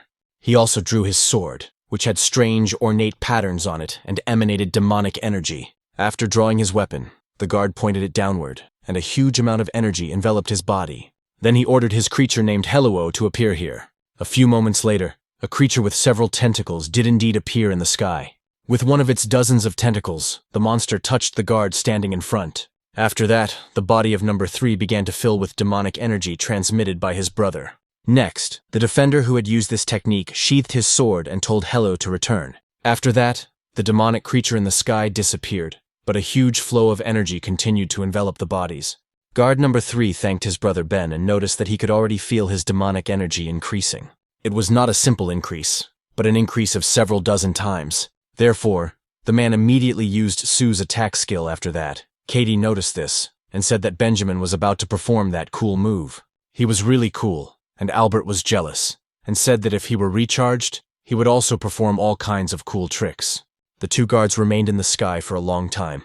Soon after, the sky began to glow green, and demonic energy emanated from it. Suddenly, something huge appeared that looked like either an asteroid or even a meteorite. And this stone block was heading straight for the demonic creature hidden in the sarcophagus. The swift attack reached its target in a few moments, causing a huge impact that sent waves several dozen meters high. Number 11 declared that number 3 was simply incredible, while her partner said that he was not joking, because he could also do the same thing if he had enough energy. The skill that was used on the demonic creature Black All was called Jade Tower. The leader of the support team, as well as all the other members, flew over and said that now it was their turn. They put their hands together to make a seal and performed a skill called the Seal of Earthly Branches, Heavenly Rods. Immediately after that, a huge dark ball appeared in the sky, which consisted of demonic energy and was completely saturated with it. But this sphere was not alone, as each member of the squad created a large sphere. Near the Jade Tower held by the demonic creature, a circle with various patterns appeared, which was to become the seal. The guard told number 3 to hurry up and get rid of this thing, because he couldn't wait to drink something strong. He went on to say that he doubted that after the triple protection had been used on it, the demonic creature would be able to move for the next 10 minutes. The huge demon was already conscious and opened its mouth, and as a result, its eyes also appeared. Benjamin sensed this and was stunned by what was happening.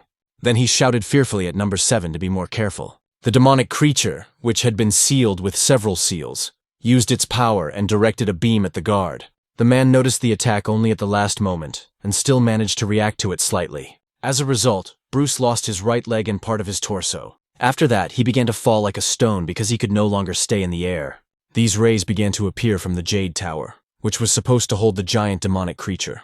The guards realized that the situation was getting out of control and tried to dodge them. Benjamin then wondered if the monster had stopped attacking, then turned to number 9 and noticed that he was closest to number 7, so he asked him to catch him.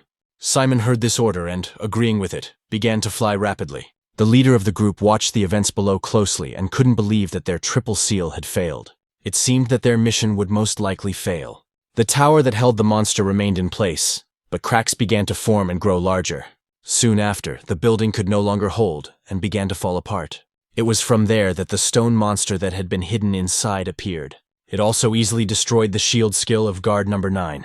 After seeing this, Benjamin assumed that as long as they did not attack him, he would not touch them either. However, it was unclear what was motivating him to go in that direction, and soon a general meeting was announced among all the members of the team. Everyone immediately headed to one point, while Simon carried Bruce, who was wounded, in his arms. The leader told number 7 that he should hold on a little longer, because number 6 would patch him up, but his companion said not to worry, because he had stopped the bleeding. So he was definitely not going to die. Wilson looked in his direction and immediately aimed his weapon. Threads of demonic energy began to stretch out of it, heading straight for his wounded comrade.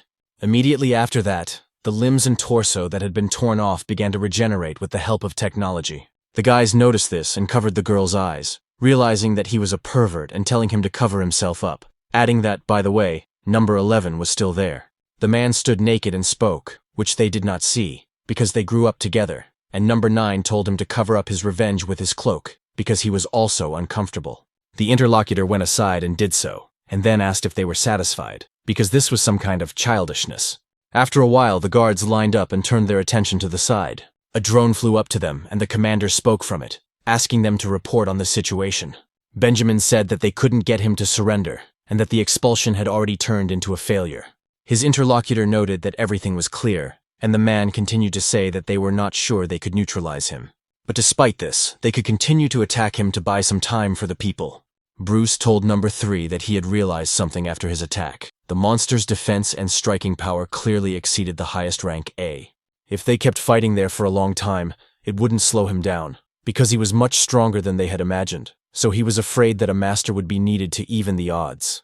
The commander thanked them for their work and said that they would come up with something so the guards could return. They said goodbye, and then a teleport appeared, through which he sent her back. Immediately after Lucy noticed all this and talked to them, she turned to the deputy and asked what was required of her. The boss said that it looked like they would have to use their ace after all. The main system screen showed that there were 7 hours, 13 minutes, and 27 seconds left before the monsters arrived. Lucy saw this and told Katie that the defenders had managed to delay them for a while, so she asked how the evacuation was going. The deputy said that she had just been informed that everything was going smoothly and the operation would be completed in about 2 hours. Fortunately, there are practically no people on the coast, mainly just docks and factories, so it was not difficult to evacuate them, but it is strange that they are not evacuating the urban areas. The commander said that the mummy incident had caused mass panic, and on top of that, hundreds of construction workers were missing, and half the population was in a state of shock for no apparent reason. The media, which creates fake news, could still control the situation, but if they evacuate the city and cause panic, they will definitely undermine people's trust in them. So now they had to stop this ancient demon at all costs before it reached the city. Katie said she understood, and would contact David immediately. Lucy said to wait for him, as his power was as destructive as that of the giant, and they needed to wait until all the coastal areas had been cleared. Her companion smiled and remarked that she was indeed right. Georg said that unfortunately, according to the truce code, masters were not allowed to use their powers in the human world. Under other circumstances, he would have been able to help them with his manipulation of space. The commander noted that he had already helped them a lot, so let him leave the care of the world to them, as some points in the code were terribly unfair. But still they ensure peace between humans and demons, and they do not try to defend themselves from demons, because humans also have no right to interfere in Lanton's affairs. Georg said that she was worrying too much, that none of them wanted to see the other side in a difficult situation, and that he was glad that the world had David.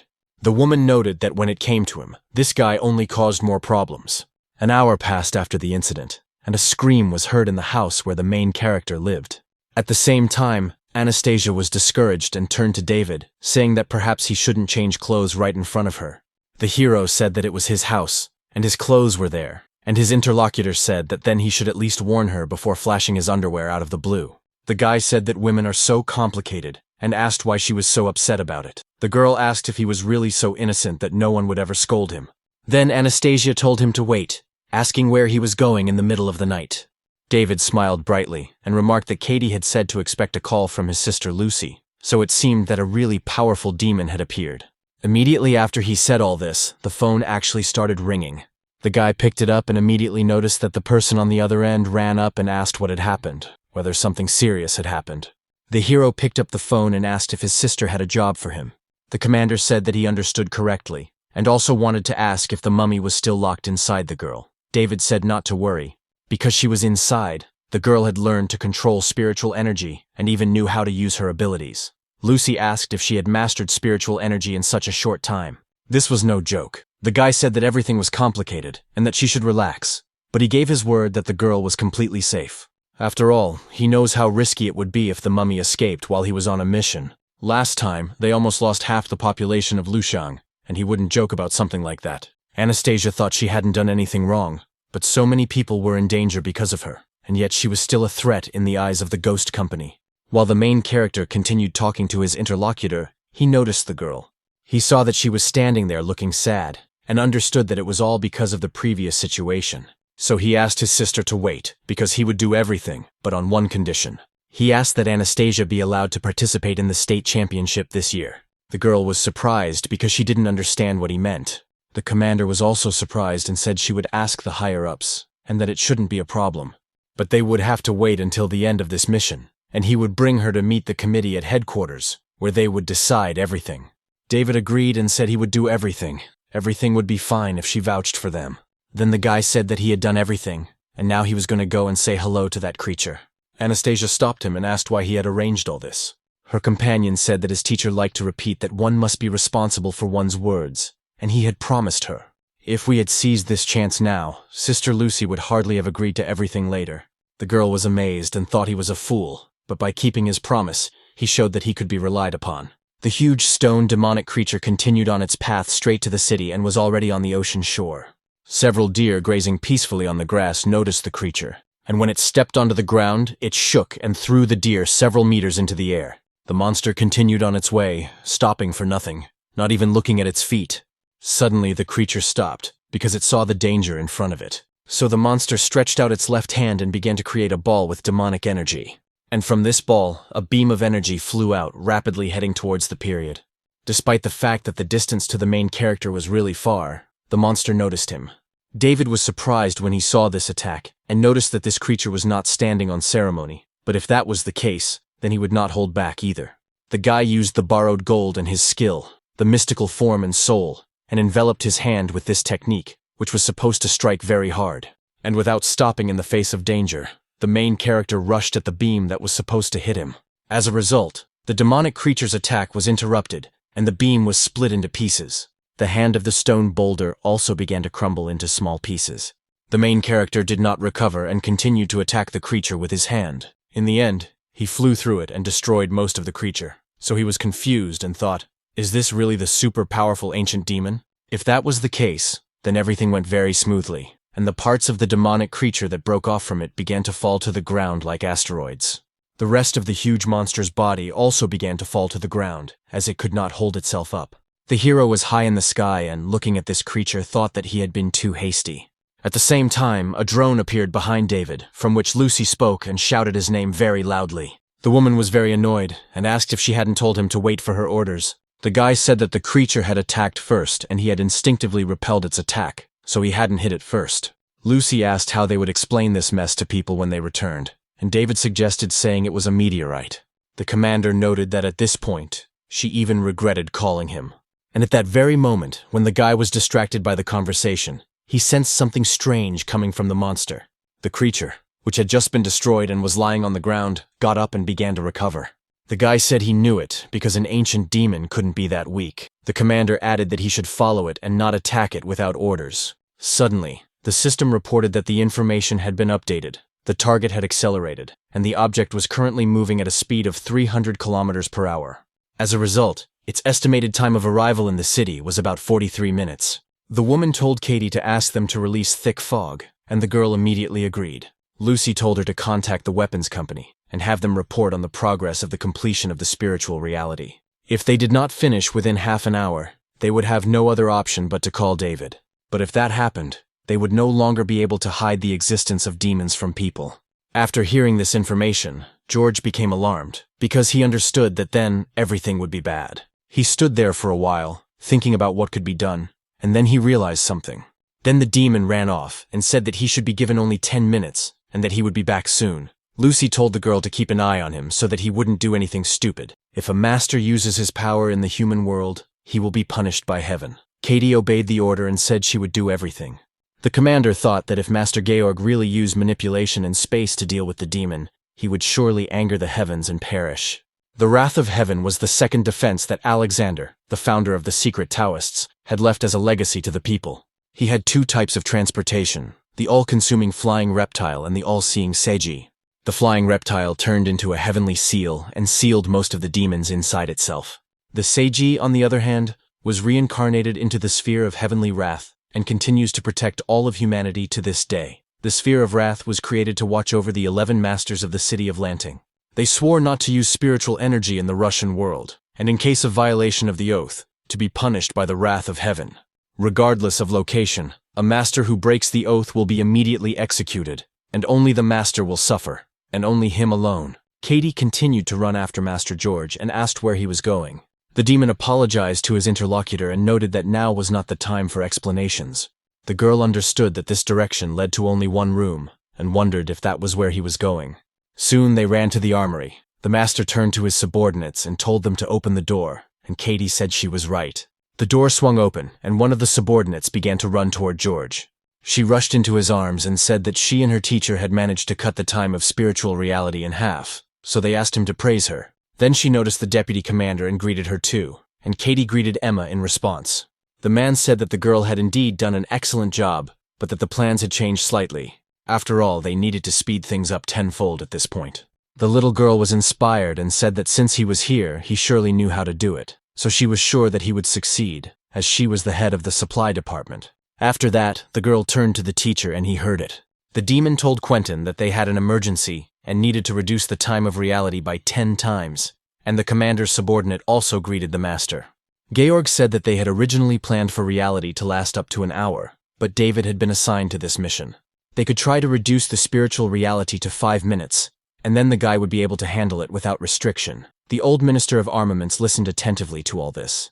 He said that, however, at the moment, the spiritual reality was very unstable, and they were not sure they could control it. But if he was in charge, there should be no problems. His interlocutor said not to worry. He would be able to control it without using demonic energy, although he was not sufficiently familiar with human technology. So he needed help. He would monitor changes in spiritual reality, and all they needed to do was calibrate the settings. If the energy was stable, then let them change them. And in case of instability, reduce the energy level. The old man said it should work. Emma would adjust the supply, and he would take care of stabilization. Then he started talking about energy, and after that, he suddenly fell asleep. The girl came up and said that the old man had fallen asleep again. She then asked the master to wait a minute. Katie noticed that he was over 150 years old, and his condition was certainly understandable.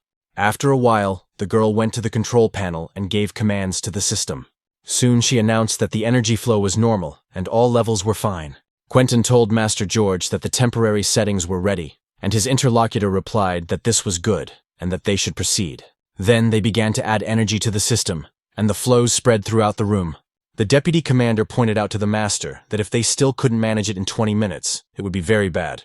The demon smiled and said that the lady had nothing to worry about. After all, if they failed, he would simply use his manipulation of space to complete the work, all the while smiling sweetly and acting relaxed. He went on to say that it would be his life in exchange for countless human lives, and even if he were to be executed by heaven, it would be worth it. His interlocutor cried out that his life was also very important, and that they would definitely complete the spiritual reality in time. Georg smiled and said that no matter what, they would overcome it all together. The girl smiled sweetly and said that was true, and the man said that the commander had spoken about Adam's warning and explained the situation. The deputy realized that she had indeed forgotten about this, and would now contact them. Almost on the outskirts of the city was one of the Ghost Company hunters. He returned to the girl and asked if they should start already. She immediately explained everything to him, and he said that he understood everything, as it was Adam, that is, a Ghost Company officer of rank B. After this man heard the instructions, he unbuttoned his jacket, revealing the drawings on his body. Then he began to use his powers and asked what was really going on here. And soon, because of his power, most of the city was covered in thick fog, through which almost nothing could be seen.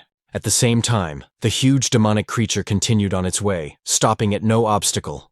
The main character did not waste any time and sat on its head, while the monster did not even pay attention to him. Of course, at that time, David was very upset and wondered what they were waiting for, because he was very bored. Our guy wondered if this monster even had a brain. If not, then it couldn't defeat the guy, which is why it ran away from him. If that's the case, then let it just go back to where it came from. It's unclear why it's heading for the city. If the hero does nothing, then it won't act either. But where is this huge creature heading anyway? While the main character was thinking about this, some time passed, and he turned his attention forward. At the same time, a city appeared on the horizon, almost completely hidden by fog. David said, "Sister Lucy, the city is already on the horizon, so he is waiting for her command." The woman immediately replied that he should wait a little longer. She then turned to her deputy and asked how much longer it would take. Her companion did not answer, so she repeated her request for Katie to respond. The girl was impressed by what she saw in front of her, and couldn't take her eyes off it. So he told his boss that they had succeeded. The commander said that was great, and then he sent the drone with the project to David. Katie turned to the master and asked why he hadn't done this before, but the man replied that it was because it was incredibly dangerous. In the end, if something had gone wrong, the entire Ghost Company would most likely have been destroyed. The girl noted that he was always so cautious, and probably had a backup plan in case of failure. He said he would have used a spatial technique to redirect the energy elsewhere. Katie shouted that she had told him that his life was also very important. After hearing her advice, David sat for a while, waiting for the object. At the same time, the drone was carrying the cube with spiritual reality at tremendous speed. Finally, it brought it to the main character and immediately dropped it into his hand. The guy caught it and asked what it was. He was told that it was spiritual reality. It was a demonic device that had just been created by a weapons company. It created a parallel space with an area of up to 4,000 kilometers. But to speed up the construction process, the space-time was reduced to 5 minutes, and the guy's task was to eliminate the object after that time had elapsed. This object can be activated by pressing a large button located there. The main character was excited and said that it was cool, like a portable training room. So, without thinking about anything else, he pressed the button and was ready to act. After that, the cube gradually began to expand, and the monster's head was already immersed in it. Soon the space expanded even more, and the monster was completely submerged. But that wasn't all, because the parallel space continued to expand, even submerging the city. So some people were already affected by it, but they didn't feel it at all. After one of the guys slowly began to walk around it, his body became covered with cubes. Then, as if in a matrix, parts of his face began to disintegrate and be transported to another space. All this, of course, affected not only the people who came under its influence, but also the animals and other creatures that were there. That is why people continued to stay in their places, but at the same time, a parallel universe intersected with them. This space was even visible from space. That's how huge this cube was. After the expansion was complete, the hero lowered his guard and shouted that now there were only 2 of them. He immediately used his thunder technique and noticed that he was curious to see if he could destroy it with a single strike of 5-fold glacial lightning. But soon after, the giant demonic creature became still. Then the monster raised its head and looked up intently. At first, it made a rather quiet sound, which signaled something, but after that, it made a very loud sound. The main character, using his strength, jumped off its head and headed straight for its face. Then he shouted angrily that the creature was trapped, and therefore it was pointless to ask for help no matter how loud it was. Then the guy made a few seals and told it not to worry, because he would give it some corvalol for its sore heart.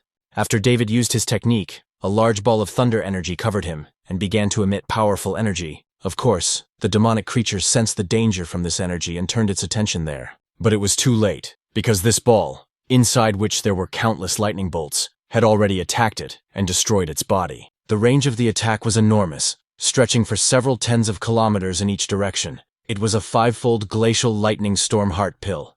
When the attack was over, David began to gradually reduce his power. Soon he smiled and said that now that he had crushed him into sand, let them see how he could restore his former form. The hero was in the air, looking at the place where his attack had landed, and there was a huge crater several kilometers wide.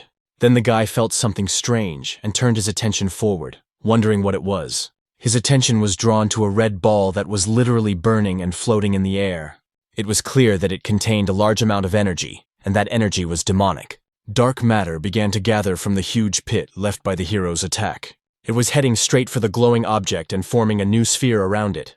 David rushed over and said that the glowing sphere was most likely a core, but if that was the case, it was very interesting.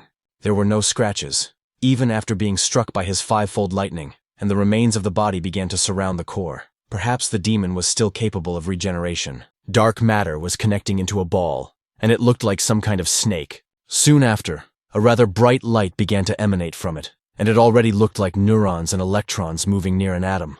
David was outraged and said, like a show-off, "Is this some kind of magic trick?" A dark figure appeared inside the ball, and it was a creature sitting in the shape of an embryo. Its body soon began to fill with energy, and blue stripes could be seen spreading across its body. Flesh and particles of energy were already inherent in this creature, and it also had large horns. After a few seconds, movement began inside the sphere, and the monster's eyes lit up. It stretched to the side and began to emit an even greater stream of light around it. A considerable amount of energy was also released, causing the wind around it to swell. Because of this, some trees were uprooted, and all of this flew after the hero. David remained in place and noticed that he was simply transforming. But didn't he think that this was already too much? Soon, a creature named Nicholas, surpassing the highest rank of S, appeared in the light. At the moment when the demon appeared, his eyes were completely empty and his consciousness was not yet in his body. Then several fools appeared, running chaotically around the entire orbit. But soon after that, consciousness appeared, and eventually the eyes became normal. The demonic creature in the air turned its attention to the main character. The guy also looked at it with a smile on his face and noticed that he liked to stall for time, but at least he didn't look like a complete weakling. The high-class demon said nothing and simply stretched out his hand, making a strange gesture. Immediately after his manipulation, a huge boulder that was in the ground began to move. Then the rather large stone block headed straight up. David noticed this and realized that an attack was being prepared against him. He smiled and said that it was cool because he could control the earth, but the creature didn't stop for a second and attacked the guy. Nicholas took advantage of his opponent's distraction and attacked him with a direct punch to the stomach. Precisely because David did not expect this swift attack, he missed it and crashed into the boulder that the creature had summoned earlier. As it turned out, the attack was so swift that the guy's body broke through the huge stone block and crashed back into the ground. Shortly after that, only stone debris began to land at the crash site. The hero remained in a huge crater below in an angelic pose. At the same time, he was fully conscious and already smiling madly, using the fourfold ice bolt, a technique called the Shadow God of Thunder. Then David began to rise and said that he had waited so long, and finally had a worthy opponent. The guy was very excited about this, and as he prepared for his next attack, he noticed that he should check out his opponent. The demonic creature didn't waste any time either, and soon landed right next to him. The hero paid attention to it and noticed that it seemed to be very excited about everything that had happened. The monster did not answer him, but only stared intently into his eyes. David, using his dark lightning, noticed that it was on the alert, waiting to see if he could chase after it. Literally a few seconds later, the guy moved from his place, and only a wall of dust rose from there. Nicholas, in turn, remained calm and continued to stand coolly in place, waiting for the attack. A few meters away from his opponent, the main character continued to fly in one direction. But a few moments later, he was already attacking his opponent from 6 positions, making it quite difficult to escape this attack. Despite this, the monster's eyes also changed shape, and he now had 8 pupils in each eye. So the crazy demonic creature managed to fend off all the guys that he had just made. David was stunned and asked if he had really blocked all the blows, which meant that next time he would hit him even harder. Using his next attack, the hero headed straight for the demon's face and was ready to strike. Although the creature noticed his attack at the last moment, it was so swift that it didn't have time to dodge, and so the guy hit it. The blow was so powerful and swift that it seemed as if the monster's head, which was in front, literally shattered into pieces. Of course, the hero was alarmed and asked if he had gone too far. Although right behind him, a mass that resembled the body of a creature appeared from their land. Then the entire body of the creature emerged from it and hung directly behind him. Nicholas, without stopping his attacks, aimed a blow at his opponent's back and struck him. The attack was so powerful that the main character flew very far away, and a cloud of dust rose from the impact. David cut through the rocky ground with his body, leaving a trench behind. Due to the attack he had missed, the guy continued to fly for quite a long distance. Many magical creatures did not want to stop their attacks, and therefore continued to move rapidly after him. David said that it was an impressive transformation, his speed keeping up with his fourfold bolt, and he could also transform underground. But his understanding of combat surpassed all knowledge about this guy, who pushed himself off the tree and said that he was stronger than all his previous opponents. So the main character will still get to enjoy these moments of struggle. The creature was a little surprised that the guy was conscious and used his technique. So after that, the stone fist that appeared from the ground went to attack the guy from behind. David noticed this sneaky attack and said that it was trying to sneak up on him again. Then he used his 4 ice bolts technique and easily destroyed that arm. The demonic creature used the same technique of attraction and then attacked with its main body. Therefore, it caught David with this trick again and attacked him quite strongly with its leg. Then the demon landed on the ground and began to use his power, releasing a large flow of energy. So huge tentacles appeared from the ground, and they were stone like octopus tentacles. David was in the sky and noticed this attack, so he asked when it would finally calm down, because he didn't want it to happen again. All the tentacles were moving upward and had already reached him, so the guy noticed them. He was a little surprised by what was happening and wondered what would happen next. This energy gathered together into a rather large ball and enveloped the boy's body. The energy that had previously emanated from the main character's body stopped doing so, and the creature flew back the greatest distance and stared intently at the ball. Nicholas continued to control the rock with his hand and clenched it into a fist, telling it to clench as well. The same ball that David was in then exploded, and a pointed polygonal star appeared. Soon, the hero asked if this was all to make their battle more intense, and asked him to warn him. It turns out that he now has a golden mantra, so his attacks are like tickling, which is why the main character asks him to show him some more serious moves. The demonic creature was a little surprised at first, but then began to prepare a blow with his hand, accumulating a considerable amount of energy there. Then Nicholas's body began to return to its axis, accelerating the pace of the radical energy. The main character used a triple ice bolt to get out of the pointed star, Because of this, the rock that enveloped his body shattered into small particles. The guy smiled and said that there was no way that was all he was capable of, so he should stop holding back and attack him seriously. After he said that, you looked ahead and were a little surprised. But then he smiled again, because he saw a powerful attack coming at him and realized that it was much cooler than that cobblestone. The tornado, which consists of fire and wind, is quite creative, and they will see what this attack is good for. So, without even dodging this attack, the hero literally embraced it when it reached him. The guy's body soon began to burn because of the fire that was there. But the worst thing about this situation was that his golden mantra began to crack. And shortly after the onslaught of this unimaginable force, it completely collapsed. David realized that he was in a difficult situation, and it seemed that the golden mantra had broken. Also, because of this attack, he not only lost his protection, but also his clothes, so he was completely naked. Soon the tornado changed its direction and hit the ground with tremendous force. But when this attack hit the ground, it did not cease to exist, and literally pierced through mountains, water, and all the rest of the soil. Sometime after that, the natural disaster, along with the guy at its end, reached the city, and when it transformed, the hero flew onto the roof of one of the buildings at tremendous speed. The demonic creature did not stop pursuing him and therefore hung over the city. But when it discovered that the guy was still moving, it was stunned. David got up and said that the attack was not bad, and now there was no golden mantra on him. But despite this, the golden mantra was only a shell. His skin and bones were made of golden runes, so it was a pity that the creature had not managed to harm him. By the way, these runes are 3 times stronger than the golden mantra, and he has no idea how it can recognize human speech. However, if that's all he has in his arsenal, then the guys will have to wrap things up now. Nicholas became quite angry when he heard all these words. That's why he was preparing for his next attack, and a large amount of energy was forming on his chest, where his core was located. It accumulated into dark demonic energy that seemed ready to erupt. And indeed, behind all this was a massive attack, a beam that looked like fire. The main character noticed the massive nature of this attack, and realized that it looked quite powerful. At the same time, he did not even intend to dodge it, and the attack reached its target, then destroyed half the city as if it were a nuclear explosion. There was even a bright flash, and there were several circles in the sky that resembled mushrooms. The buildings really did start to collapse instantly, and it was like a nuclear bombing. The soil that was subjected to this attack literally turned to dust, being erased to atoms. After a few moments, it was all over, and a huge crater formed in that spot. The creature remained in the same place in the sky, and it was clear that steam was coming from it. Nicholas also began to breathe heavily, which was not characteristic of him before he attacked. The main character emerged from the crater, and said that the creature had used up almost all of its demonic energy, so he had gotten what he wanted and would put an end to it. The demon was literally discouraged by what was happening, as he did not expect the guy to survive. David said that he couldn't destroy it with a quadruple bolt, but he would destroy this unfinished building if he swung a 6-fold or 7-fold bolt. When the creature shrank, it became stronger and more cunning, able to cope with a 4-fold bolt, and he wasn't even sure if he could defeat it in 5 minutes.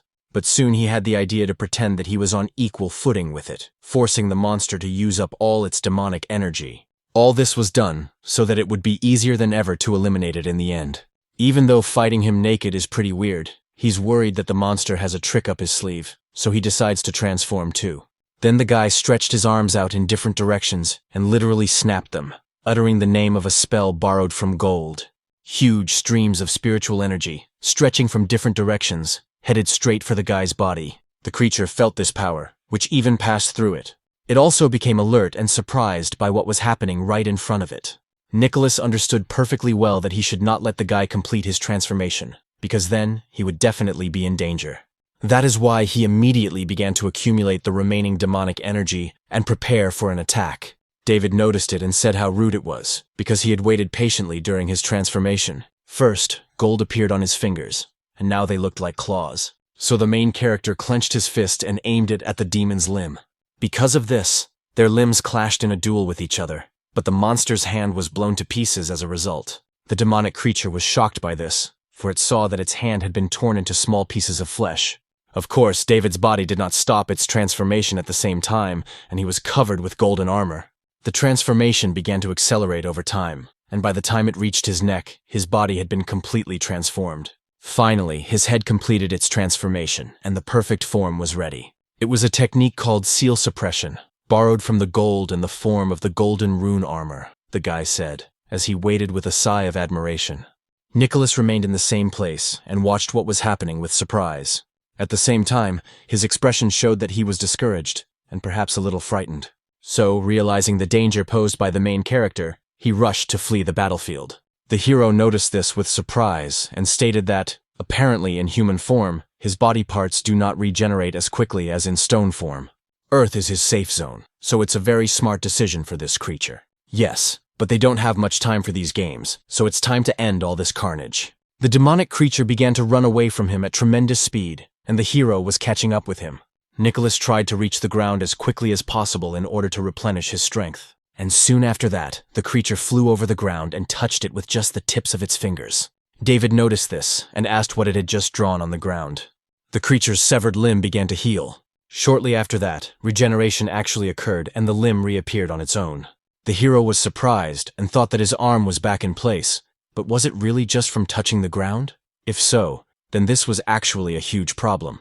At the traffic light on the road, the sign lit up, indicating that pedestrians could cross the road, but the demon and the guy, who were blatant lawbreakers, rushed across. Soon, Nicholas pushed himself off the ground and turned his back to face the guy. David noticed him and asked why he had stopped. The body of the demonic creature began to glow differently than before, and he also began to transform. His pupils, as well as the rest of his flesh, were also transformed, and he seemed to have turned to stone.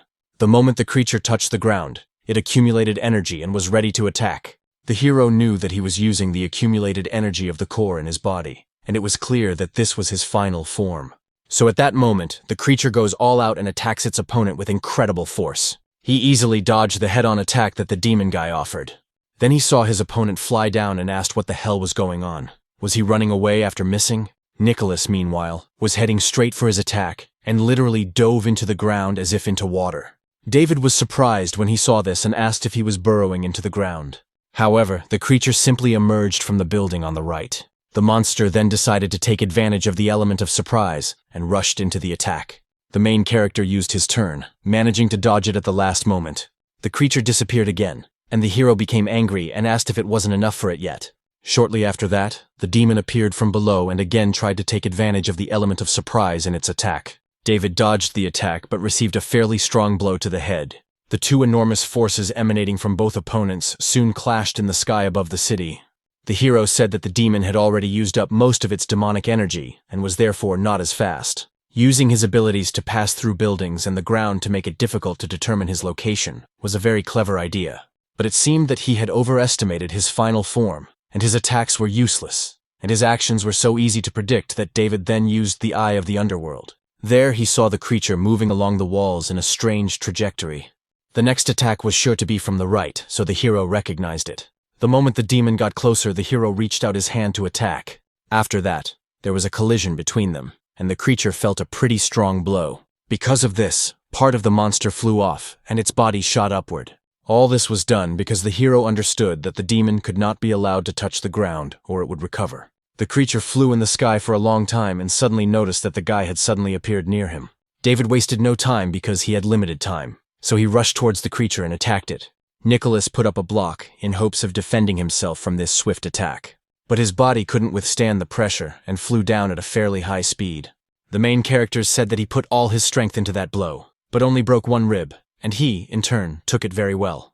Apparently the monster's final form is really quite good, but unfortunately the guy doesn't have time to continue their fight. Immediately after that, David began to fold seals or use the skill borrowed gold, which he wrapped around his body. This skill was called the Fists of Initial Armor, and two huge fists appeared in the sky. David told the demon that he was good, because it was the first time he had had so much fun since leaving the mountains. But despite this, the clock was ticking, and whether the creatures would live or die depended solely on fate. Nicholas noticed one of the huge limbs moving towards him at great speed.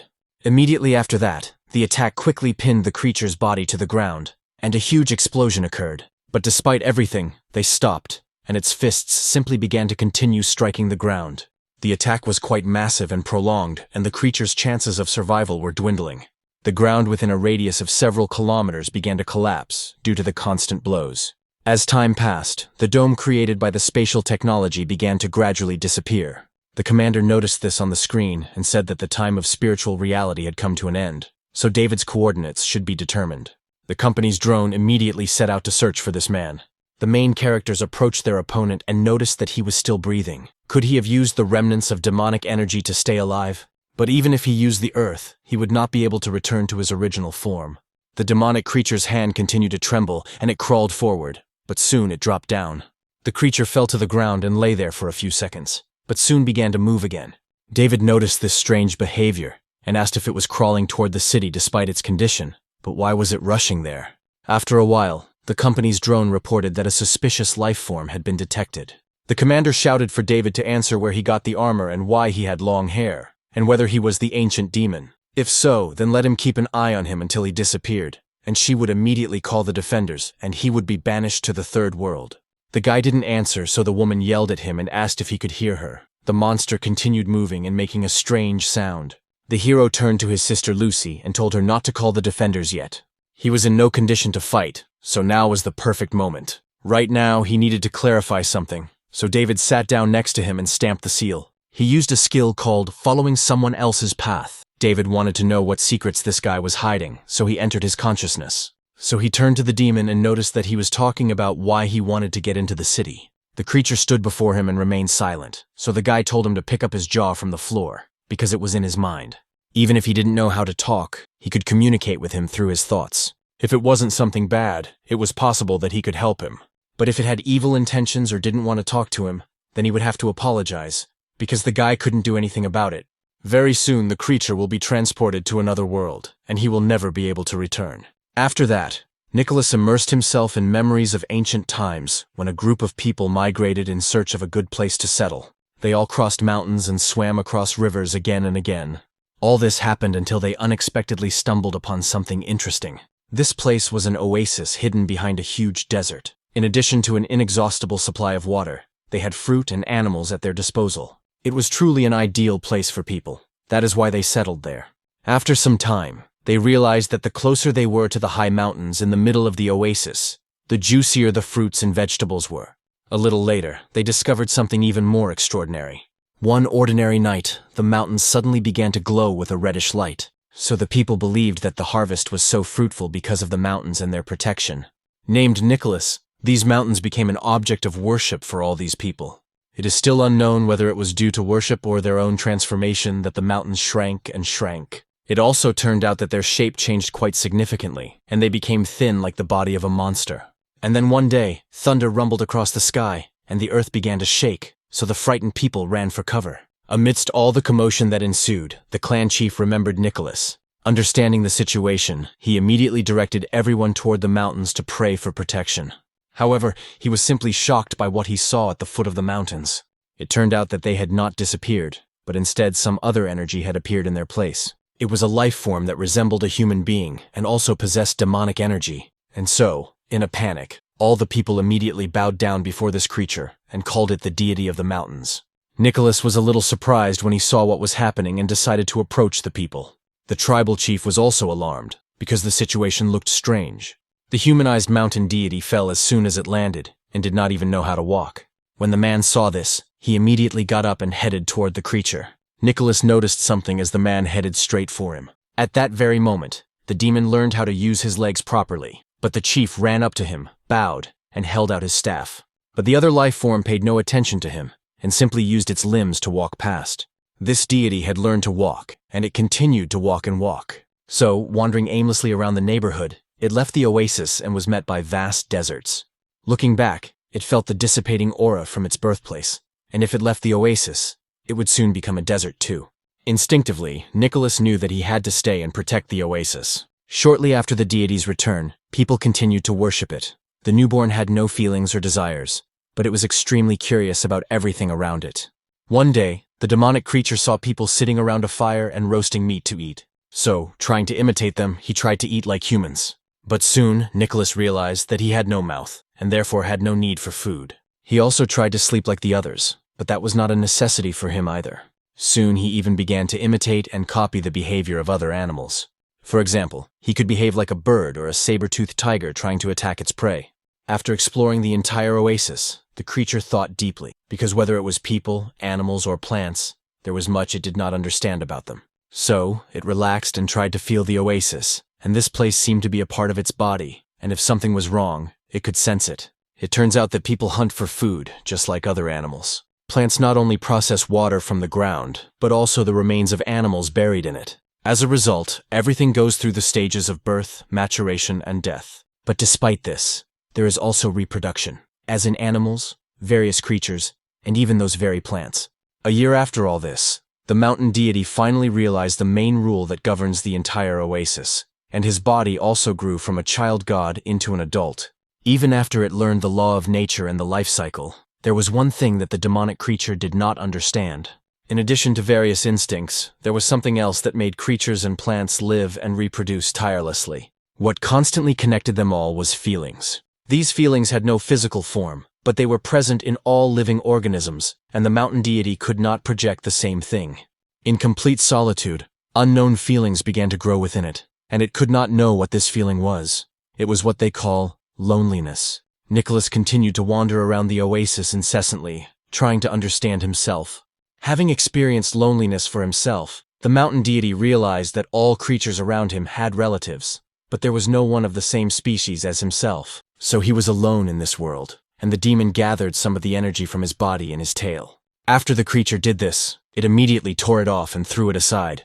Due to the demonic energy contained in this limb, the tail did not disintegrate, but a new form of life began to emerge. So the mountain deity created another creature of its kind, and people called it the mountain spirit Yui.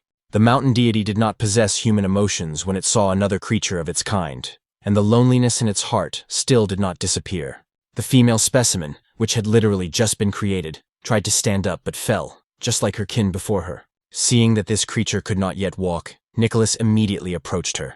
Then he tried to help her get to her feet. Yui saw this, and reached out her hand so that the creature could help her. From that day on, different feelings began to develop between him and the mountain spirit. So, in the days that followed, the mountain deity taught the new creature how to walk. He also taught her all the skills he had acquired up to that point. He showed her all 10,000 different creatures that lived in the vicinity of the oasis. As a result, they began to observe the people who lived there together. One day, the female creature saw a man and a girl running hand in hand and having fun.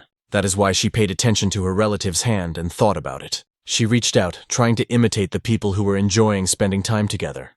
But Nicholas did not let her do this and simply turned away. The mountain spirit was, of course, surprised by this, but she continued to follow her relative.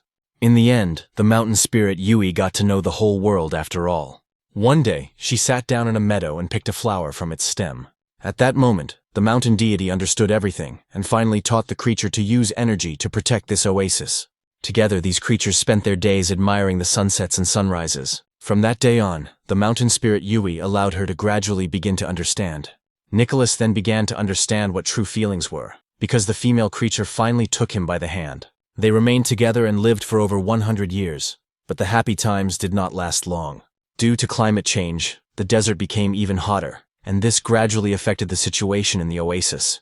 The riverbed dried up, the plants withered, and it became impossible for the 10,000 living creatures of the oasis to survive. In order to protect it, the mountain deity used all its energy, and the withered plants turned green again as before. But this could not last long, because the oasis's water source had long since dried up. The mountain spirit Yu realized this. She felt how difficult it was for the mountain deity, and thought about how they had protected the living creatures of the oasis for more than 100 years. That's how the female spirit made her decision. Although the creature could speak, at that moment, the mountain deity could, of course, feel it. It was the very moment when the mountain spirit said goodbye to him. Nicholas's feelings flared up at that moment more strongly than they had before, and he rushed towards his beloved. But despite this, the process was already irreversible, and a large amount of energy began to emanate from Yui's body. As a result, she gave all the energy of her body to this place without reserve. The energy then rushed into the clouds and transformed them into a black cloud. Immediately, heavy rain poured down, containing energy, and the downpour lasted for almost 3 days and 3 nights. Not only did all the plants in the oasis regain their vitality, but the springs also returned, which was enough to overcome the drought. Unfortunately, the mountain deity had been cultivating for more than 10,000 years, and was able to take human form, while the mountain spirit was only his transformed tail. In the end, spending so much energy was tantamount to killing herself, but she did not regret it, because in the end she protected this oasis, which was the joy of the city, the rose of life. And in the last moments of her existence, he howled beside her. Death was part of the natural and inevitable order of things for the mountain deity, who had witnessed many deaths of living creatures in the oasis during his lifetime. The creature did not know why, but the way the mountain spirit turned her into stone before his eyes had a special meaning for him. Even if she did not truly die, and there was still a last drop of energy left in her body. But it was all this that made the mountain deity experience a feeling that was previously unknown to him. It was a strong, heart-wrenching pain, as if a huge insect was gnawing its way out of his body and squeezing his throat, preventing him from breathing. Because the mountain spirit Yui had turned to stone, the deity felt lonely, but only now did he finally understand the true meaning of feelings. It meant not demanding anything and just being there, just as he demanded nothing in return from this oasis, silently protecting it and cherishing it more than life itself. Although the mountain deity knew that the mountain spirit still had a last drop of energy left, it could no longer take on its former appearance. And even so, he still made his decision, and the core in his chest began to rise. In order to continue protecting the oasis and prolong the life of the mountain spirit, he sacrificed his own body. Nicholas surrounded his beloved Yui with his own body. As a result, he turned into a huge mountain, a rather large mass of rock, which began to form molten rock. The result was a rather large demonic creature, which David saw when he fought it. The demon adhered to the rule that he protects the oasis, and also protects the mountain spirit. As a result, 2 large mountains were formed, which were joined together. The people living in the oasis recorded this story and passed it down from generation to generation.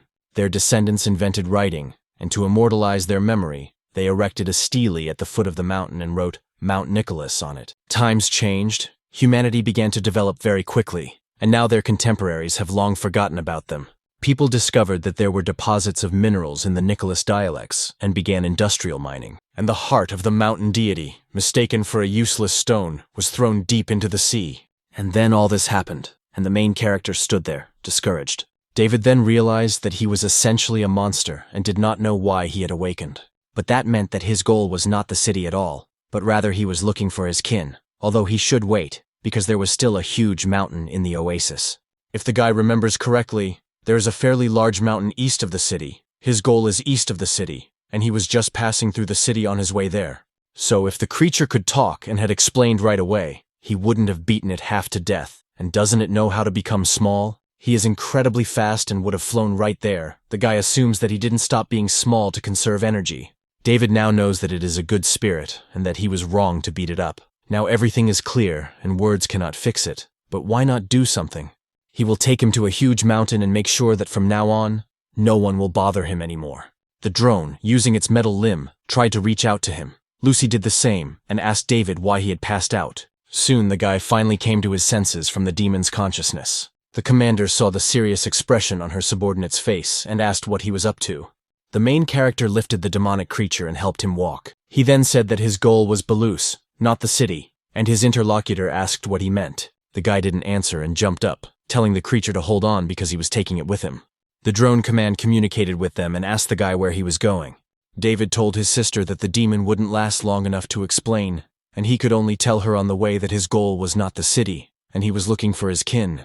The city just happened to be in his way, and he posed no threat to humanity. The commander told him to simply tell them what he had found out. David talked about it for a full 5 minutes, and noted that this was what the whole thing had come down to. The commander said that based on this information, many questions had been resolved. It turned out that he would not have harmed the workers on the drilling platform, and would not have attacked if the night watchman had not attacked him. She then ordered David to first go to his destination, and if his relative was indeed found there, not to cordon off the area. Katie was worried and hoped that this ancient spirit would be able to see his kin, because she felt sorry for him. Then she turned her attention to the master and George, who was crying and saying that he had sacrificed his body to protect another. He had slept for more than 10,000 years, and when he woke up, the first thing he did was go looking for him. He had such pure feelings, and how much he had to go through. The girl asked the master not to tell the veteran to pay too. They should pray that he could meet his kin, and that would be fine. The main character soon said that it should be, but not already about profit. He moved straight above the clouds for a while, and then he dove down.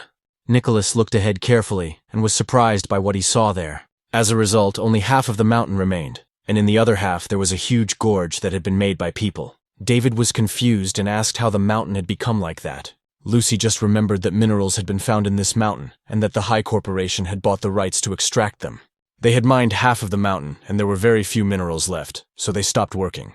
The girl hoped that when the ancient spirit saw how it looked now, he would not be angry and decide to take revenge on people. Together with the demonic creature, the main character found himself in such a state. He went on to say that although they had dug up half the mountain, he could surely feel whether his kin was still alive. The guy noticed the demon, looked down, and then, sensing something, raised his hand and began to use his power. Because of this, a rather large rock began to rise straight out of the ground.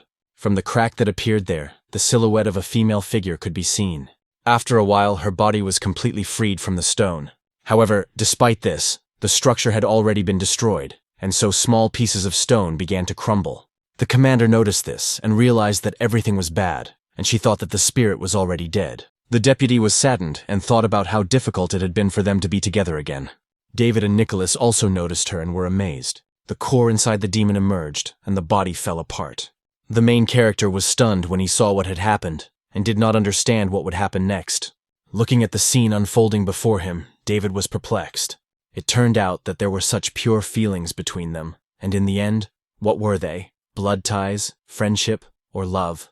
The commander asked the guy what the ball was, because he didn't think he would become a huge monster to take revenge on people. The hero said not to worry, because that wasn't the case at all, even though his kin's bodies had been torn to pieces.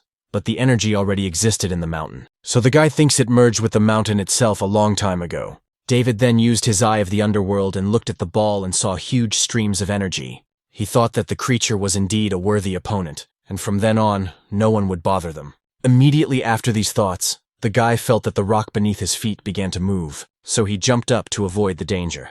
As a result, it was clear that rock was beginning to form near the mountain that remained and near the core that hovered in the sky. The core initially contained a large amount of energy, which merged with the rock. The spirit of Mount Yue remained alone for a long and very long time. It sat in a fetal position, and suddenly plants began to appear near its feet and blossom. Soon there were quite a lot of these flowers, and the creature was literally sitting on a lawn.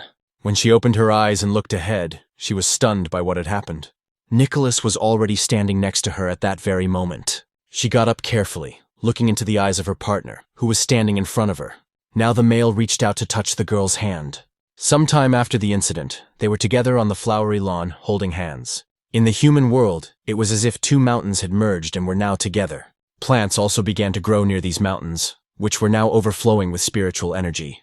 The entire landscape, as well as the beautiful picture, now resembled the oasis that existed in ancient times. The main character and the command drone hovered in the sky and watched what was happening.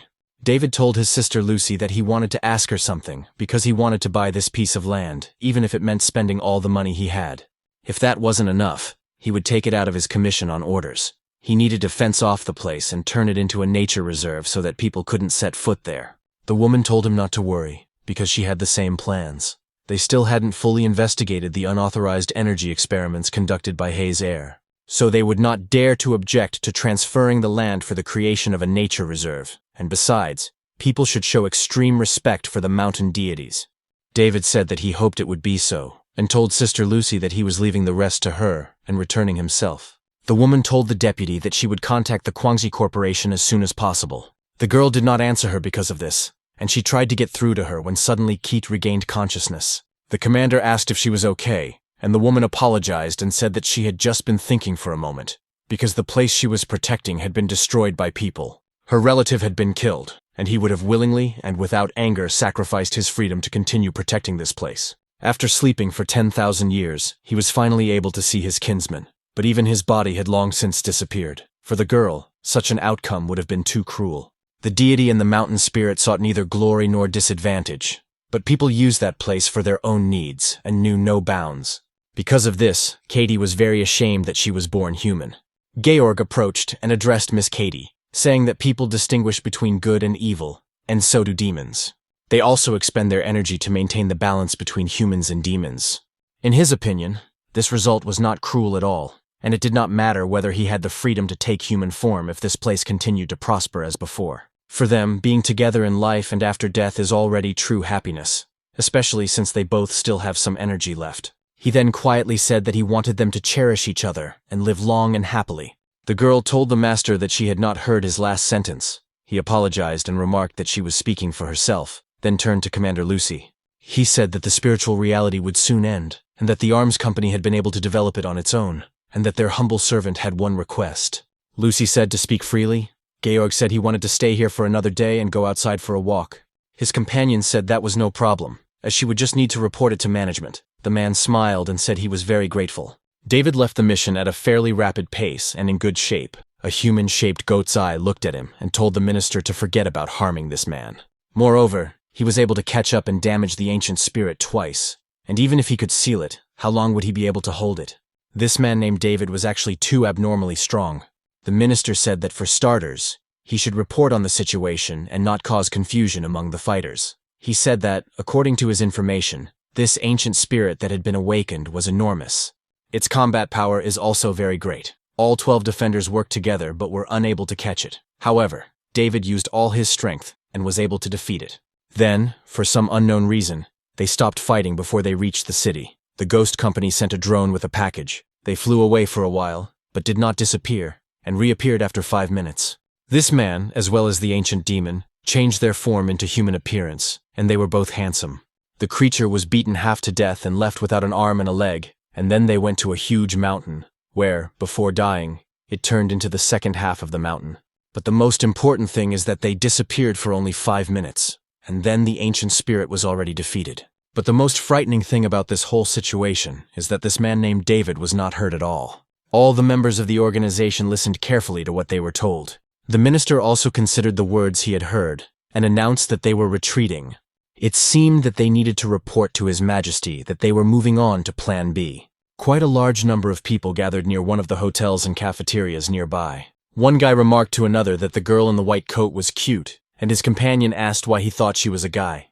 They were talking about George, who noticed how wonderful it was there, because the world of people becomes more diverse and brighter the further you go. Although he was sad and sulky, he didn't know if anyone else could see this picture.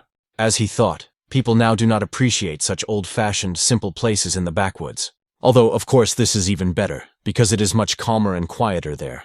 The surrounding buildings had changed, but whenever he came here, everything seemed familiar and close to him. After all, it was here that he met someone, got to know each other, and became friends. But something happened after those happy days together.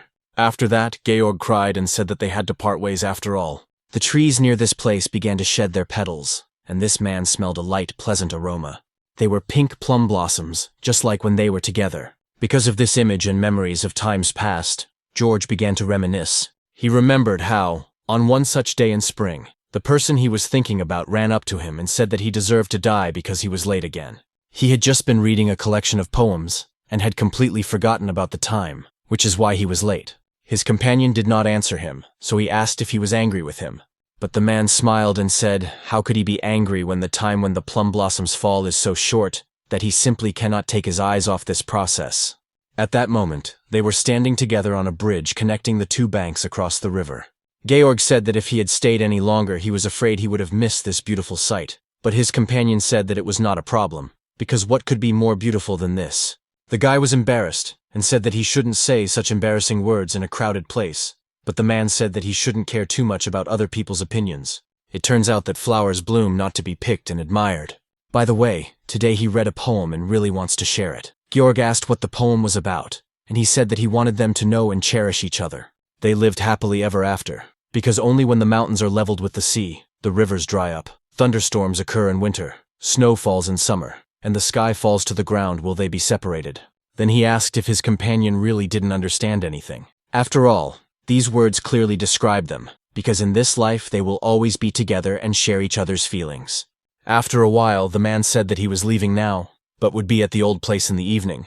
The master watched him leave and smiled faintly at that moment. Now, he was standing on the same bridge in the same place, remembering the whole situation that had happened in the past. He felt very sad, because the old days could never return to them. So he gathered his willpower and began to look far into the sky.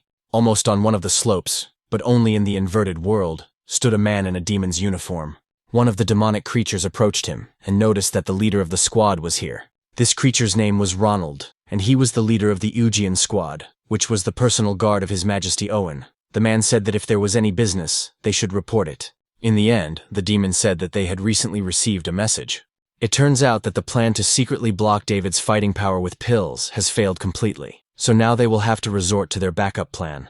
The leader listened carefully to this report and said that he understood everything. The creature continued, saying that he had started working in the unit quite late, and when something happens, he prefers to double-check, because it makes him feel more at ease. He understood the difference in the passage of time between the third world and the human world. Ronald said that for them as demons, time in the human world flows 120 times slower than here. Simply put, 1 day here is equal to about 120 days in the human world. His interlocutor noted that he understood everything, and the gentleman said to leave in 3 days, which means that a whole year will have passed in the human world. The short man said that a year was enough time to get the legendary Paradise Seal, the most powerful secret treasure of the secret workshop. He hoped that the servants outside would not make any more mistakes in their actions. Otherwise, His Majesty the King's plan could go awry. The squad leader was very angry about this and, looking at him maliciously, shouted at him to open his mouth. Then he used the power of his eyes, and they took on a strange sword-like shape. Next, the demonic creature used the fox's pupil and a skill called blade creation. And then this creature, with whom he had just been communicating, felt something strange, and his head was soon cut in half. But soon it turned out that he was not cut in half, but into several dozen pieces that fell to the ground. Ronald did all this with his immense strength and the power of his eyes. At the same time, he was very angry and declared that no one could question His Majesty's plan. And the creature he struck with his attack must simply obey his will, and if it did not, it would be destroyed. After a while, a strange energy appeared in the same place where the monster had been killed. That demon, Adrian, was reborn, and realized that he was already old, and did not understand what a rash idea it was. So he asked the leader of the squad to calm his anger. Ronald said that there was still something on him that could be used for magic, but not with His Majesty. The old man said he understood and immediately announced that he was leaving. Anastasia saw that a strange man had gone into their apartment and wondered who he was and what he was doing there. But suddenly she took a closer look at the man in front of her. He had white hair, just like David's, and a mole near his eye. The guy said he was innocent, a star of misfortune who had been drawn into evil deeds. The girl said that this was definitely the same impenetrable naivety that David had when he first started working with spirits. Although at that moment he was so handsome that the girl was embarrassed, and thought that in this form he was a real macho. After that, she said that Sophia and Richard went to bed so early. Immediately after that, the guy shed his appearance and found himself completely naked, also stating that he would also wash up and go to sleep. Anastasia was discouraged. She went on to say that even though it was his house, while she was there, he could at least not flash his naked butt. Her companion asked what the problem was, saying that he had simply forgotten that he was naked from the waist down and would be more careful next time.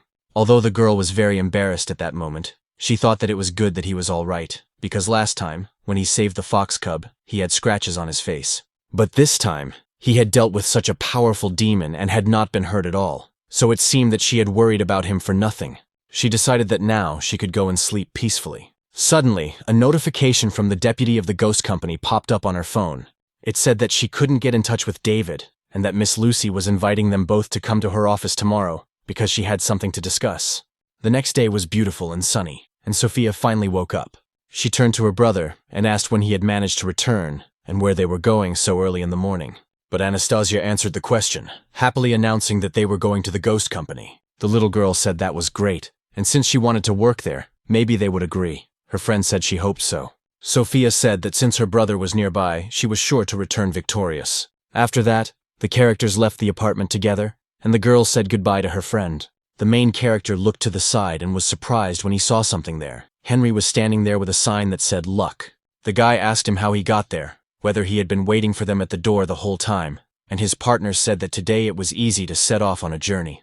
First, he wanted to congratulate David on yesterday's victory over the ancient spirit, and Ms. Anastasia also had good news waiting for her today. The guy noticed that he knew all this about them and wondered if he had hidden some cameras near the house. The man smiled and said that he had simply guessed. And if the lady was accepted into the company by the ghost, he would remind her that it would be possible to form a team of 3 people. The hero did not understand why he wanted to assemble a team so badly, and if he wanted him to help him, he should just say so. The girl asked about assembling a team. David noticed her and grabbed her hand, starting to run away, realizing that they should hurry up because if they talked to him for too long, he would eat all their brains. Henry said goodbye to them. Soon, they were both near the main office building of the ghost company. The girl said that it seemed to her that the company was located on a mountain, or in an even more pretentious place. The headquarters was located in such a luxurious place right in the center of the city, and so she asked if it wasn't too ostentatious. The guy said that she would soon understand everything herself. Then they went inside, and the girl said she had heard that you couldn't enter this bank if you had less than 10 million in your account. There were quite a lot of people inside, and the guy told the girl to keep quiet and follow him. Soon they approached the terminal, and the system asked them to select the transaction they wanted to perform. They had to leave their ID and receive a number, which the heroes did. Then the person with the number 0013 was told to proceed to VIP room number 15 for the operation. David said that every time he came here, it was always a pain in the ass. But the system reported that the iris authentication was successful. After that, they entered the room together, followed by another man. He smiled and said that he was congratulating the gentleman on his return, as someone had been waiting for him for a long time, and that must be Ms. Anastasia. He then asked the girl to hand over her phone, saying he would return it later, as it was forbidden to carry phones inside the headquarters, and he thanked her for her understanding. The girl agreed, and the gentleman asked her to sit there and not wander around aimlessly. Immediately after that, they sat down together on the sofa and waited. Meanwhile, the man who had been talking to them took his cane and headed for the designated place. He inserted it directly into a hole in the floor, which was there on purpose, and turned the head of the cane. Anastasia became alert when she saw that something was happening to their room. The room began to move to some other area. Then the man who had accompanied them turned to the young lady and, with a smile on his face, wished her a pleasant time in the company of the ghost. It turned out that this room was an elevator that was supposed to transport them. The girl approached the transparent window and looked closely at the creatures below. There were quite a few different demons, ranging from small to impressive in size. At the checkpoint, one of the girls handed the demon his belongings and said that this was his sole storage and ID card. Someone asked the creature not to eat their equipment. She could see that he had registered to resolve the issue of changing jobs and should proceed to counter 5. A man told the gentleman that he had not paid his taxes for the previous year, and that he should pay as soon as possible so that he could return to his previous job. The interlocutor asked what a tax was, and the man said that everything was written in detail in the tax return in his hands. The demon picked up the document to look at it, but did not understand anything. All this made him very angry, and he threw the papers aside, saying that pretending to be human was quite tiresome. He had to work hard and earn money all the time. Only then would there be food on the table, and if he did a bad job, people would scold him and stay up all night. But even after work, he has to pretend to be cheerful in order to get along well with his colleagues. He has a lot of debts and no money for taxes. After that, the creature began to cry, because he had once dreamed of leaving this world behind. Then it got angry and shouted that it wanted to be a monster, that it wanted world domination for itself. So all these despicable little humans would simply become his food. Shortly after that, the demon was beaten up by bodyguards, one of whom said that the creature was only a Class C demon. So what kind of rebellion was this? He asked if everyone returned to living by the law of the jungle, how many days he thought he would last, while another said that the hooligan had already been neutralized, and the danger had passed. The creature stated that the boss was indeed right, and he decided to reject his old freedoms and become a new demon. The man asked the lady if it amused her. Such minor frictions sometimes arise, but there is no need to be afraid, because they constantly keep a number of high-class hunters. Anastasia asked why all these demons had gathered. The interlocutor said that this floor was the reception office for demon affairs, and they did roughly the same thing here as they did in the reception office for humans.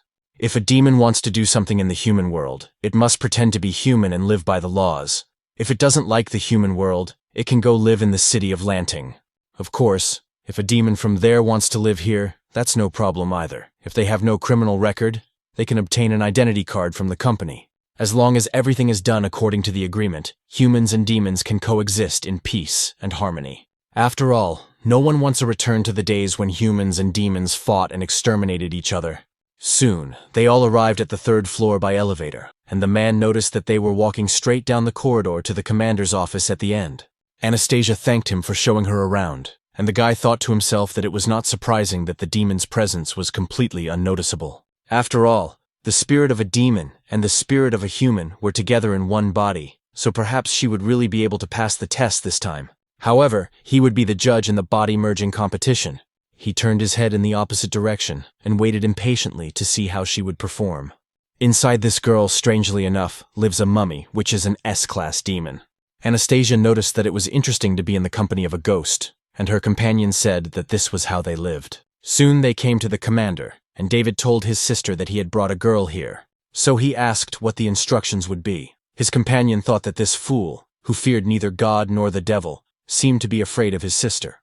Lucy said that because of the ghost company's mistake, the girl had to end up in the world behind Fan Tian's seal, and she apologized. She would not beat around the bush any longer, and she called them for 2 reasons. The girl said she understood everything. The commander said that the first reason was the matter with the Fan Tian seal, and she asked how long they had spent inside, at least approximately. The girl said that she couldn't tell for sure because she had been unconscious for some time inside, but the boy said that he knew, and it was about 10 minutes. The interlocutor was shocked when she heard this figure. To make sure, she asked if he was certain that only 10 minutes had passed, and he said he was absolutely sure. After all, he was having fun, fitting in exactly on time, although he didn't push Anastasia away at the last minute, and inside the pig's head, he said something. The demon said that the passage through Fan Tian's seal usually closes in 10 minutes, but Lucy thought that this did not match the previous intelligence. After that, she immediately thought about the master, as well as the leader of all the secret Taoists. When she was little, she came to him and said that the majestic leader of the secret Taoists was suddenly cooling off here, catching fish wherever he wanted. She wanted him to wake up quickly and go upstairs with her because she wanted to ask him about something. James smiled and asked if it was little Lucy, as they hadn't seen each other for a long time, and if she missed her teacher. She got angry and shouted that she would not call him a little girl again, and her interlocutor said that she was just as lively as ever, and that her teacher was glad to see her. Then he casually dodged her attack, and she headed straight for the water. But despite everything, she didn't fall and was surprised by this. The teacher held her with his strength and noted that it would be good for her to curb her temper, because it turns out that in the company of ghosts, she has made a lot of enemies. After that, she felt a gust of wind carry her back, and the man caught her and noticed how she had grown so tall without him noticing. He remembered when she first climbed the mountain. She was only knee-high to him, and she loved it most when he lifted her higher. The girl, angry, hit him in the head with her knee and realized that she was no longer a child, but this only made the blow more painful for her. James said that she had even forgotten that the teacher possessed a golden mantra, and it seemed that she had indeed distanced herself from him completely. He then asked if the lively, cute little girl who used to follow him around all day was now just a memory. Lucy said that if they continued to fool around, it would only get worse, and her interlocutor agreed, and suggested that they talk about business after all. She had come from so far away to check how many people had left their sect this year. For the past few years, the company's management had been peaceful. The girl said that the calmer things were, the more vigilant they had to be. In fact, there was another matter she needed to discuss with him personally. The man said that he already knew what she wanted to tell him, because it turned out that she wanted to ask about Fan Tian's seal. After all, for several years, the ghost company had often used it to banish demons. It was important to name the guilty parties, and he understood why, because otherwise, these hidden demons would not behave properly. But the ghost company's management must be concerned that they rely too much on Fan Tian's seal. As for the seal itself, the only thing he can tell her is that for demons, 1 day inside is equivalent to 120 days in the human world. But he knows nothing more about this place. After that, the man got up from his seat and remarked that if they were going to explore the Fan Tian seal, they'd better give up on the idea. After all, it was the most powerful secret treasure of their sect's founder.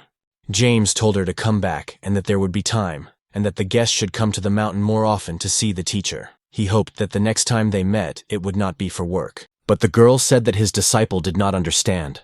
After all, if the patriarch was so powerful, why didn't he just destroy all the demons that were dangerous to humans and lock them behind the Fan Tian seal?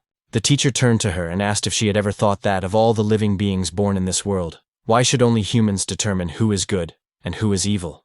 The little girl was surprised when she heard this, but her interlocutor continued, saying that the patriarch had his reasons for doing so. Moreover, no one can harm someone who knows the future, and if celestial beings once truly existed, then he was definitely one of them. And now, remembering this whole conversation, the commander was amazed. David saw her discouraged face and asked what had happened. In response, she said that nothing had happened. She just wanted to make sure of something. Then she wondered if it was true that time flows differently in the human world and inside the seal. Could the patriarch have done this on purpose? And if so, for what purpose? The guy noticed that, in the end, Fan Tian used the seal to lock demons inside, so when he got inside, he immediately realized that he would be able to get out.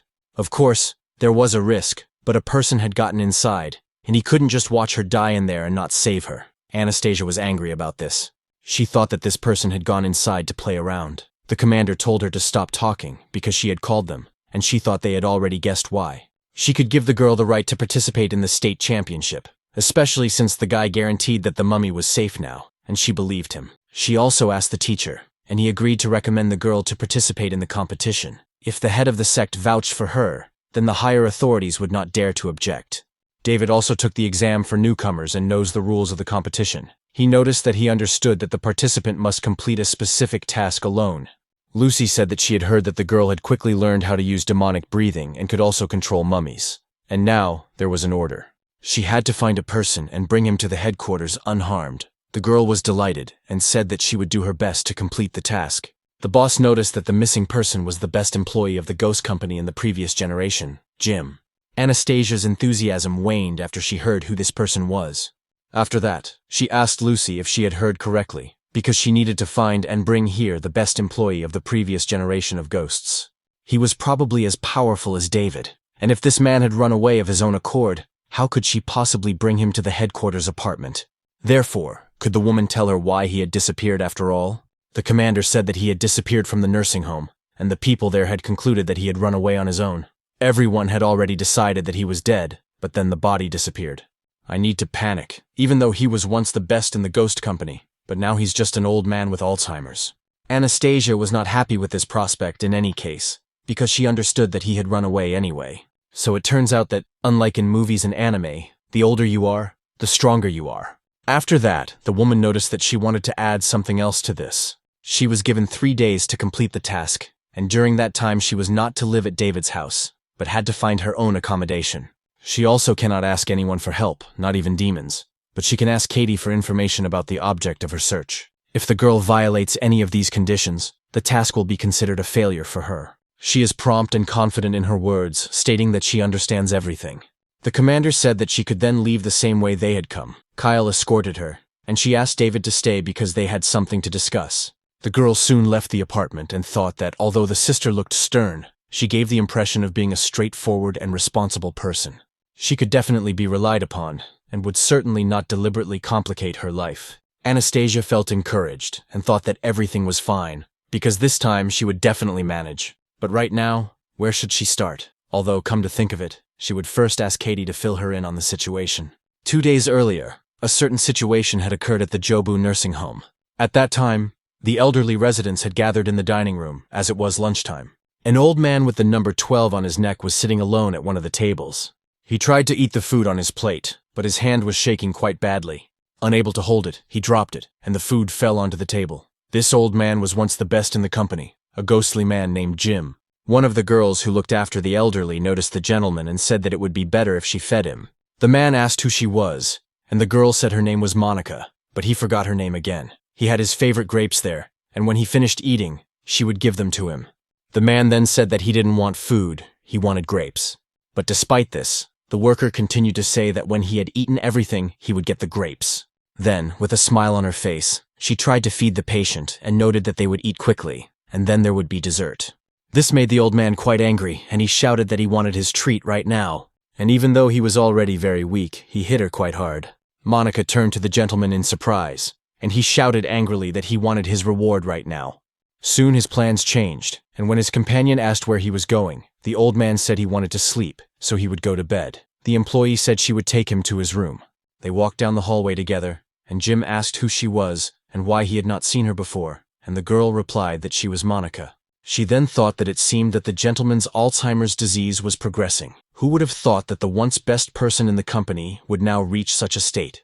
Without a wife or children, he devoted his entire life to people. Without a doubt, this man is a hero. But why is heaven so unfair to him? And so, together, they walked down the corridor past the open door of one of the old men who was watching television. The screen showed a war movie, and soldiers were shooting at their opponents. The footage was quite gruesome, and explosions and people's screams could be heard. When Jim heard all this, he froze, and memories subconsciously came to mind. Monica then asked the gentleman why he had stopped so abruptly. She was stunned when she saw that the old man began to behave strangely and looked like a madman. Soon he broke free from the girl and pushed her aside. After that, the madness he had been fighting a few seconds ago ceased, and his body fell to the ground as if dead. The old man remained conscious, but a terrible image appeared before his eyes. It was a dead man lying right in front of him, staring intently into his eyes. Next was a scene from the battlefield, where a large number of people had been killed or wounded. Sometime after the incident, Jim was in one of the rooms, lying on the bed. A device that glowed blue appeared on his head. Finally, he came to his senses and began to move his limbs.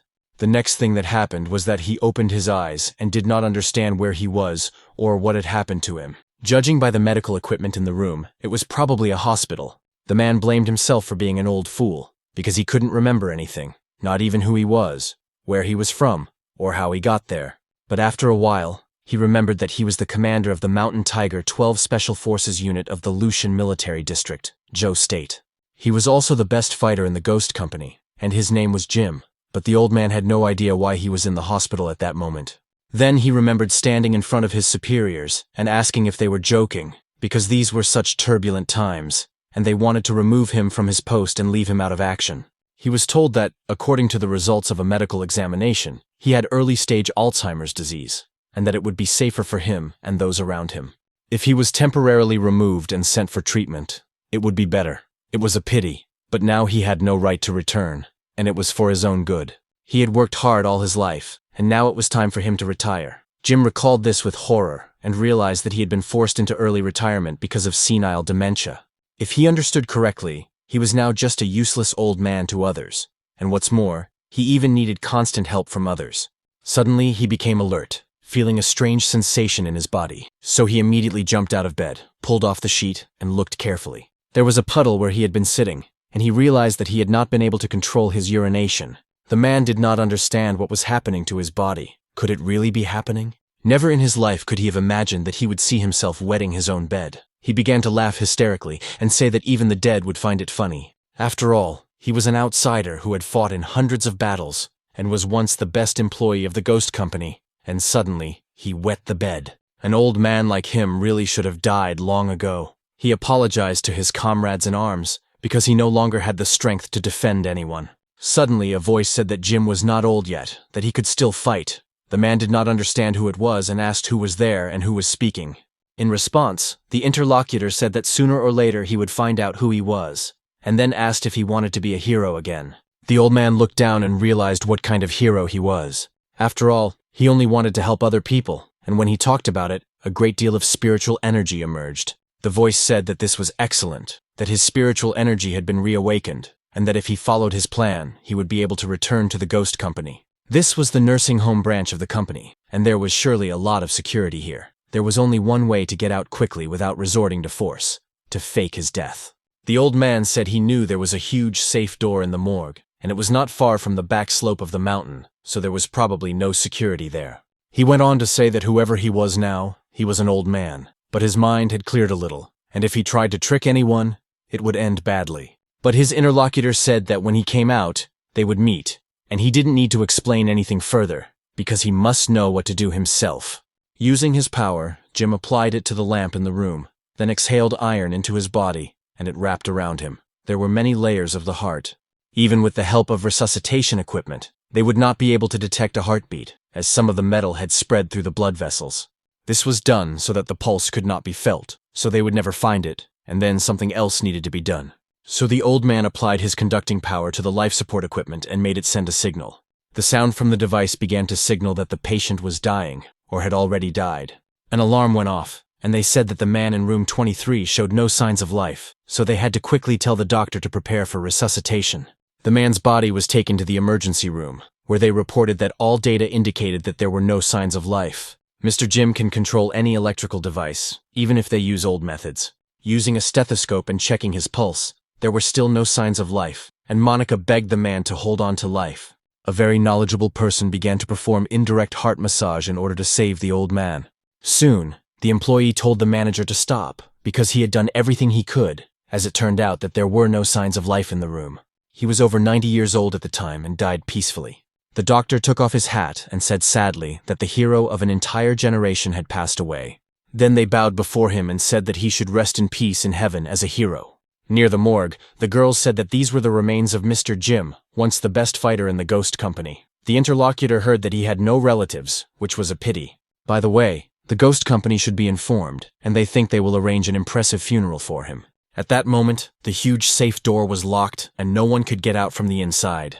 But now it swung open and someone began to enter. It was Anastasia, who had come on assignment. She asked if the man's body had been kept here initially, and the doctor said yes. He had been here for only one night. She had been here for 2 days. and in the morning a man from the company had arrived, but he was not there. In the end, they left the body on this metal table in front of her. The man from the company, a ghost, had already examined everything here. The initial conclusion was that Mr. Jim had not died, but had simply run away, but as for the reason for his escape, no one knew. After all, there is a safe door here, but the gentleman managed to open it, and all the surveillance camera recordings from that day have also disappeared without a trace. The doctor advises the girl not to even try to look for clues here, because in his youth, the man was an elite military man, and although he is now old, he still has the skills of a counterintelligence agent. Moreover, everything indicates that he is no longer an old man who has forgotten how to use spiritual energy and poses no threat to those around him. Even if the girl finds him, she won't be able to catch him, because he was once the best fighter, and that's no joke. The girl said that she did not come here to look for clues. She just wanted to get to know the gentleman a little better, as she had never been to a nursing home before. On this mission, she first needed to find a motive for running away, and she managed to figure that out a little. She reviewed his personal file and then examined the house, so she understood something. The interlocutor asked if this was really true, and Anastasia replied that she had found out from personal experience that he was a very proud man. He used to be so strong, defending the country, saving the lives of countless people, and he has outstanding military merits. But now he has grown old and can no longer take care of himself. He also needs constant help. If he has indeed regained his mental clarity, she thinks that the nursing home has become simply unbearable for him. The girls remembered their past, when their father was also unable to take care of himself and needed help, and their mother left them. At that time, her father did not shed a tear or beg his ex-wife to stay with them. So Anastasia said that sometimes male pride is stronger than even the desire to live. She then thanked them for their help and said she would go and look for clues elsewhere. The doctor called the commander and noted that the new candidate had already left, and the woman asked if he liked her. The interlocutor said that she had talent, empathy, and observation skills, and that she clearly had excellent potential to become part of the ghost company. Digressing from the topic, isn't it too much to trust such an important mission to a nice new girl? After all, she will have to deal with Jim, and what if there is a battle? Lucy said not to worry, because there was someone to protect her, and her interlocutor replied that in that case, it was fine. Anastasia went outside and thought that before disappearing, he had taken a shower and taken all his personal belongings, his ability to control metal and electrical devices. Katie sent her new materials again, and it was a detailed story of this man's life, which was great. At about the same time, the main character was in the hall, watching the girl closely. When David stayed with the commander, he noticed that the girl had been given an assignment, and she asked him to stay so that he could be given a job too, probably.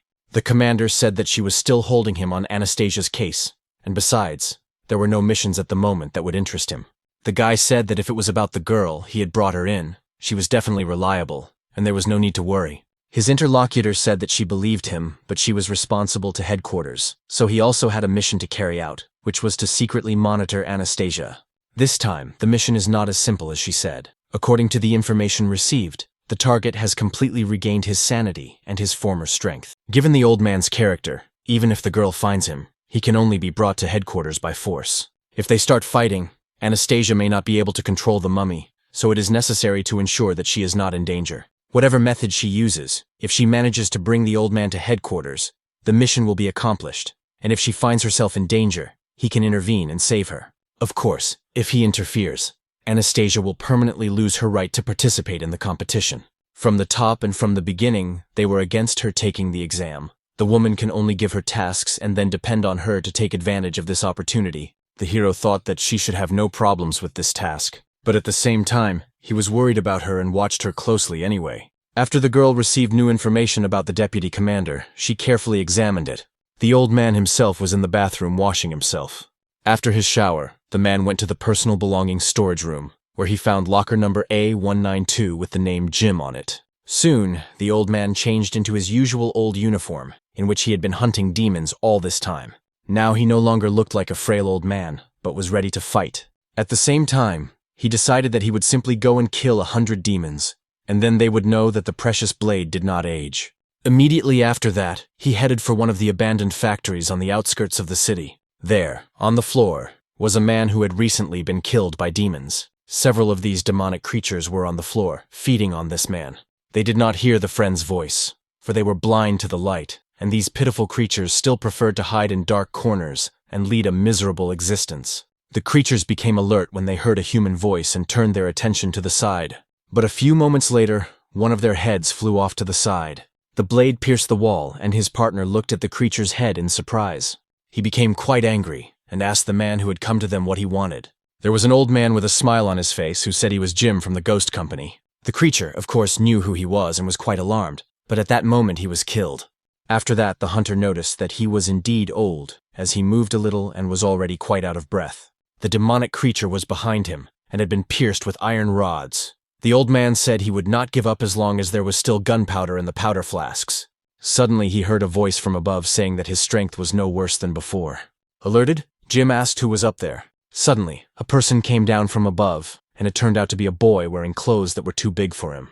The old man was surprised and wondered where the child had come from. Could it be a demon in disguise?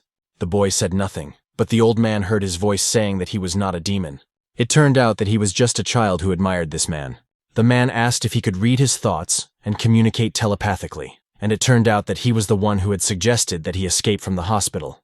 The boy smiled and nodded his head, confirming that this was true. The old man was a little discouraged and remarked that who would have thought that a child had persuaded him to escape. The boy then smiled and, gathering momentum, jumped towards the old man, saying that he was a hero and an idol. But he couldn't get close to the man because the man used his power to put up a barrier. Jim said that he didn't understand where this brat had come from, who he was, why he was trying to get close to him, and also, if he wasn't his, he should stop talking telepathically. The interlocutor mentally said that he was just an ordinary child who admired the hero. The man was angry and thought that this kid was really not his, or was deliberately teasing him. Then he used his power to control iron and wrapped the boy in front of him in iron bars. He declared that he had placed a little spiritual energy in these iron strips, and after a while, it would release him. He didn't have time to play with him now, and told him to hurry home to his mommy and daddy. The boy said he didn't have parents. The old man was shocked by this, and it touched his soul, but he decided not to take it so close to heart. So he said that the boy could go wherever he wanted, but he should not follow him. After he said that, you looked away and saw that the boy had escaped from his trap and was following him. The old man was stunned and did not ask how he had gotten out or what his abilities were. The man asked why he was so eager to follow him, and the boy replied that it was a secret, but before disappearing, he wanted to become his assistant. He also wanted to experience what it felt like to be a hero at least once, which is why he asked to be allowed to defeat the evil demons with him. Then he would leave immediately, but Jim asked what he meant by disappearing, whether he was sick. The boy continued to smile and said that it was a secret, which only made the old man even angrier. Therefore, it seemed to him that this child had no one to discipline him in his childhood. Suddenly, the man sensed a demonic presence and told the boy not to come forward and to hide behind him. Something appeared in front of the rather large hangar where they were. It was one of the demonic creatures that had entered its lair. The creature was holding its prey in its hands and also noticed the people. Inside, there were also the bodies of demons that had been mercilessly killed. The demonic creature realized that it was time to fight and threw its victim to the ground. The old man smiled and said that it was amazing, because these bugs had learned to gather in gangs. To appear even more frightening, the demon began to scream very loudly. Then, getting down on all fours, it sped up and headed to attack Jim. But the man was ready for battle and had already begun to use his iron technique. That's why he soon had a weapon in his hands, which he had to fight with. The creature continued moving straight toward him and he swung his arm.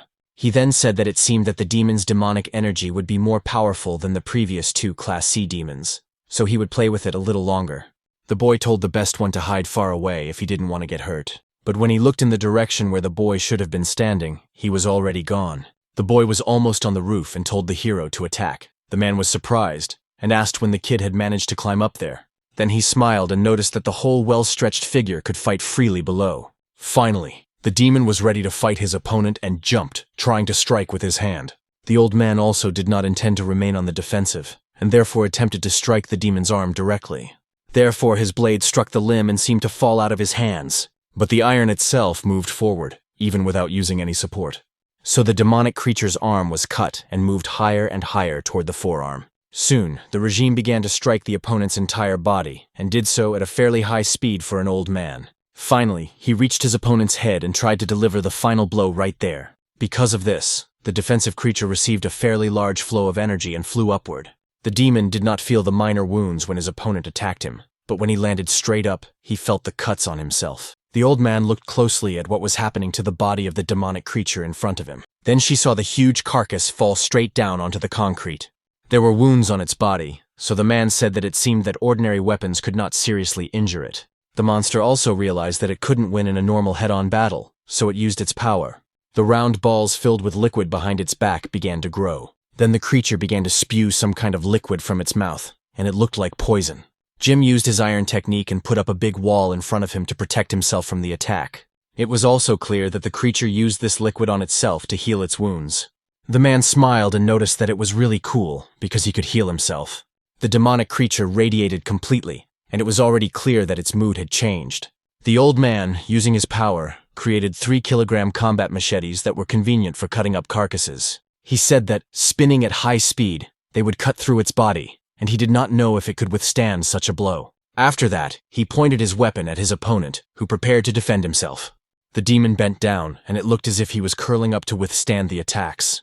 Jim was surprised and wondered what this feeling was. Could it be that this creature's strength had also increased?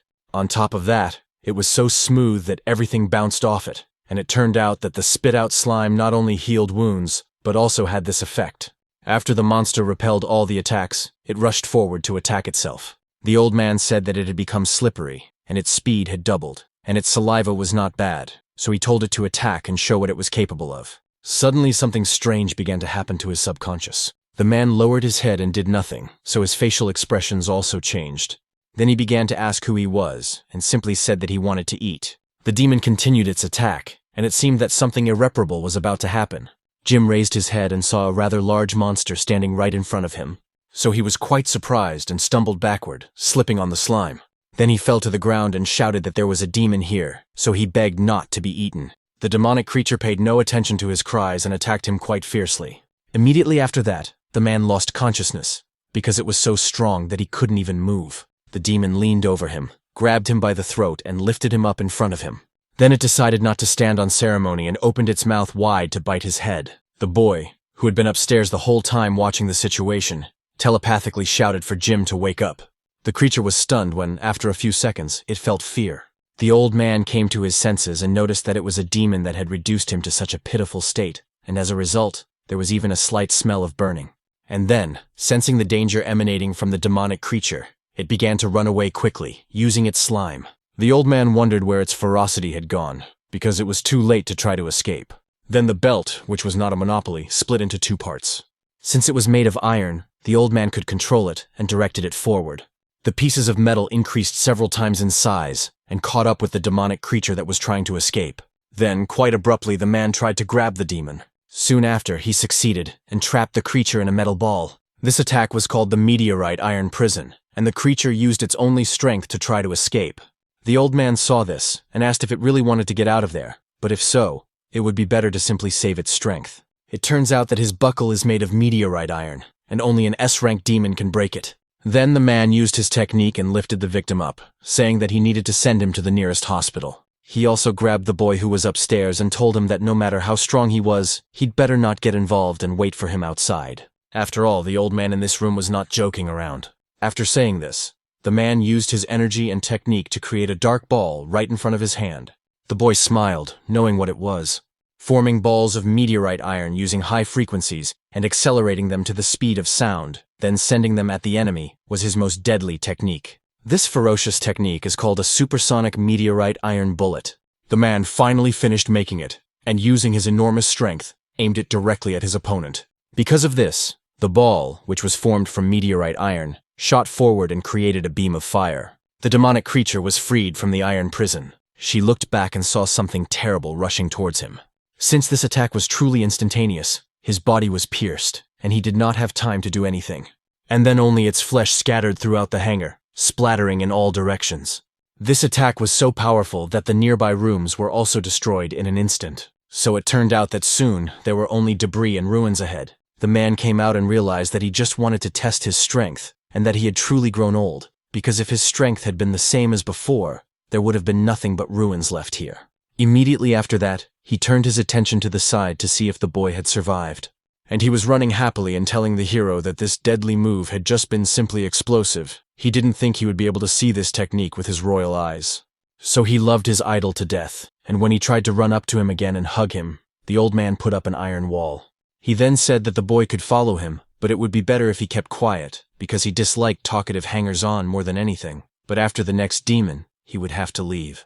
The child said that if this was true, he promised to be obedient and not talk too much. Jim realized that the illness had just returned, but he had managed to wake him up. Even if it was a coincidence, there was no harm in staying with him. The old man did not expect the illness to return so quickly, and it seemed that he did not have much time left. He would rather die in battle than become a useless half-wit. The boy said to go right now, and the man noticed that, as practice had shown, he still had strength, so he should go visit his old friends and reminisce about the past. If he couldn't even handle a Class B demon, how could he show his face to them? At the same time, he touched his neck and began to scratch it. Then he found some small, strange balls that looked like what was on the demon's back. Anastasia finally read all the information that the deputy commander had sent her. Then she felt sad because of what this man had to go through in his life. The information was about a deadly battle at sea. A 12-person Special Forces unit called Mountain Tiger 12 from the Lucian Military District was assigned a mission called Breakthrough. 11 people died on this mission, and the commander of the unit, Jim, miraculously survived and had to take part in it. Then the man shouted to the 7th, "Everything! Or how come they are already going to fight, not to play games?" The subordinate told the boss that he was already on his way. Then he sat down near everyone and told the people that he didn't see any smiles, so he asked what their boss's name was. Everyone began to say his name, and at the last syllable they smiled. Shortly after all these people set out on their mission, they set up a tent camp. The commander told the 7th that he always took a group photo before each mission, but asked if he was tired of it. The guy replied that photos were a must, and that he should think about it himself, because they would grow old and show their grandchildren not only words, but also memories of the squad. James said that battle is no game. If something goes wrong, this photo will be the last one taken in his lifetime. This time, the mission is extremely important for the whole country. They need to scout, stop, and take control of the enemy's high-tech equipment. To increase secrecy, no one will be guarding this building. They also cannot use electronic devices. The 12 fighters will have to face a group of enemies head-on. This time, the chance of returning alive is only 1 in 10. The entire squad burst out laughing when they heard these words. After a while, the commander ordered the Special Mountain Unit Tiger to line up. Everyone lined up, and he told them to stand at attention. The man noticed that they had to say their motto. The subordinates said that their motto was without fear, knowing no obstacles to victory, that their lives did not belong to the country, but only to the commander. Jim smiled at this and was proud of himself, thinking how foolish they were. Then she shouted for everyone to check their equipment, and they took only the most necessary items and prepared to leave. His subordinates obeyed him. It was announced that, according to intelligence, an important military command center and secret weapons were located there. Their mission was to destroy the secret weapon and capture the enemy's troop deployment plans. Finally, the squad set out on their mission, and there were only footsteps leading into the water. A fairly large number of people under Jim's command swam through the water toward the enemy. One of the men in the forest said that he had heard about the operation that night, and his companion told him to be quiet and not to reveal any secret information. But if the authorities found out, he would be court-martialed, as so many people had been transferred to the North Shore, and they weren't blind either. The man told him to be quieter, because he was not on duty, and if the enemy heard him, he would be the first to be shot. The other man asked if he was drunk, because he couldn't make out his voice unless he was close by. So he didn't believe that anyone could cross this area, and when he said that, he got a knife in the head. The man's body fell lifeless to the ground, and the others were shocked. The officer who was sitting to the side was also killed just a few moments later. The last man who remained at the scene noticed the attack, but he didn't even have time to think or scream, because the man who had killed his comrades had already killed him too. After that, a member of the secret squad made the sound of a bird's usual plaintive cries from the bushes. Commander Jim then gave his signal, and they connected in this way. Soon after, the entire unit was in the water and began to immediately move toward the shore. They moved slowly and cautiously through the bushes ahead. The commander then told the 7th member to report on the situation, and the subordinate said that he had already cleared all the bushes around them. The boss had just missed the opportunity to kill all 3 of them in 5 seconds. If he hadn't thrown the knife, he would have finished them off immediately, but it might have been quicker. The man was a little annoyed by the situation that had occurred. Then he hit the guy and said how many times he had told him not to use assignments to practice knife skills. The other man said he was sorry and joked that he just wanted to lighten the mood a little. Then she raised her head and noticed that she had learned today that the enemy was going to attack their camp. When the man heard this, he was a little surprised, because he did not expect it to happen so quickly. One of the squad members looked away and, sniffing, noticed something. After learning some information, he approached the commander. He told him that he could smell a strong odor of gasoline 2 kilometers away, and that it must be coming from the engines of motor vehicles. Jim then said that they should go and check it out. In fact, there was a large number of vehicles moving along the forest road below. The squad, led by the commander, climbed a hill and watched what was happening there. Jane said that they were already lined up and ready to go, and it looked like they were going to attack them tonight. The heavy trucks must be carrying secret weapons. He himself understood perfectly well that this whole situation was a huge pain in the ass for them. A crane was operating at the enemy base, lifting cargo, and the crane operator was told to be careful, as they needed to load a little more slowly. And while this was happening, the cable holding the huge container accidentally broke.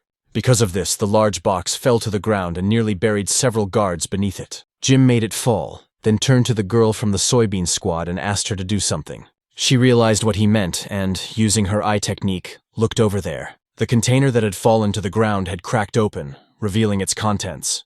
It was there that she saw the secret weapon, which even had its own serial number. She went on to say that she saw huge combat robots inside, and that NP Future 001 was written on their arms. There shouldn't be 10 robots in the same boxes on the other heavy trucks. The commander was shocked when he heard the name and thought that, according to intelligence reports, the enemy needed at least another 10 years to release these robots into production. It is unclear why they appeared on the battlefield so quickly. Made of high-strength alloy, they are capable of withstanding even artillery fire. Inside, there is an ammunition supply of 10,000 armor-piercing rounds, and, in addition, a system of radio-controlled shells. If they have 10 robots, their army will not be able to resist them. If the coastal military forces are destroyed, it is frightening to imagine the consequences. All the efforts of recent years in their country could go down the drain. One of the soldiers was reprimanded and told that he was a scoundrel. How could he work like that? Did he even know how much the contents were worth? The commander yelled that he was dead, that he would have shot him, and the subordinate apologized to the sergeant and said that next time he would definitely be more careful. Suddenly, both of them felt a terrible energy approaching them. The commander turned around to see what else was going on, and was amazed. There stood the admiral, who had arrived to assess the situation. The man said that he had made a mistake and was now checking the damage to the robot, and that he was ready to accept any punishment. The chief said that it was not a big deal, as the equipment was not that expensive, and the main thing was that no one was hurt. The last few days had been very busy. They had worked hard, and first they should rest.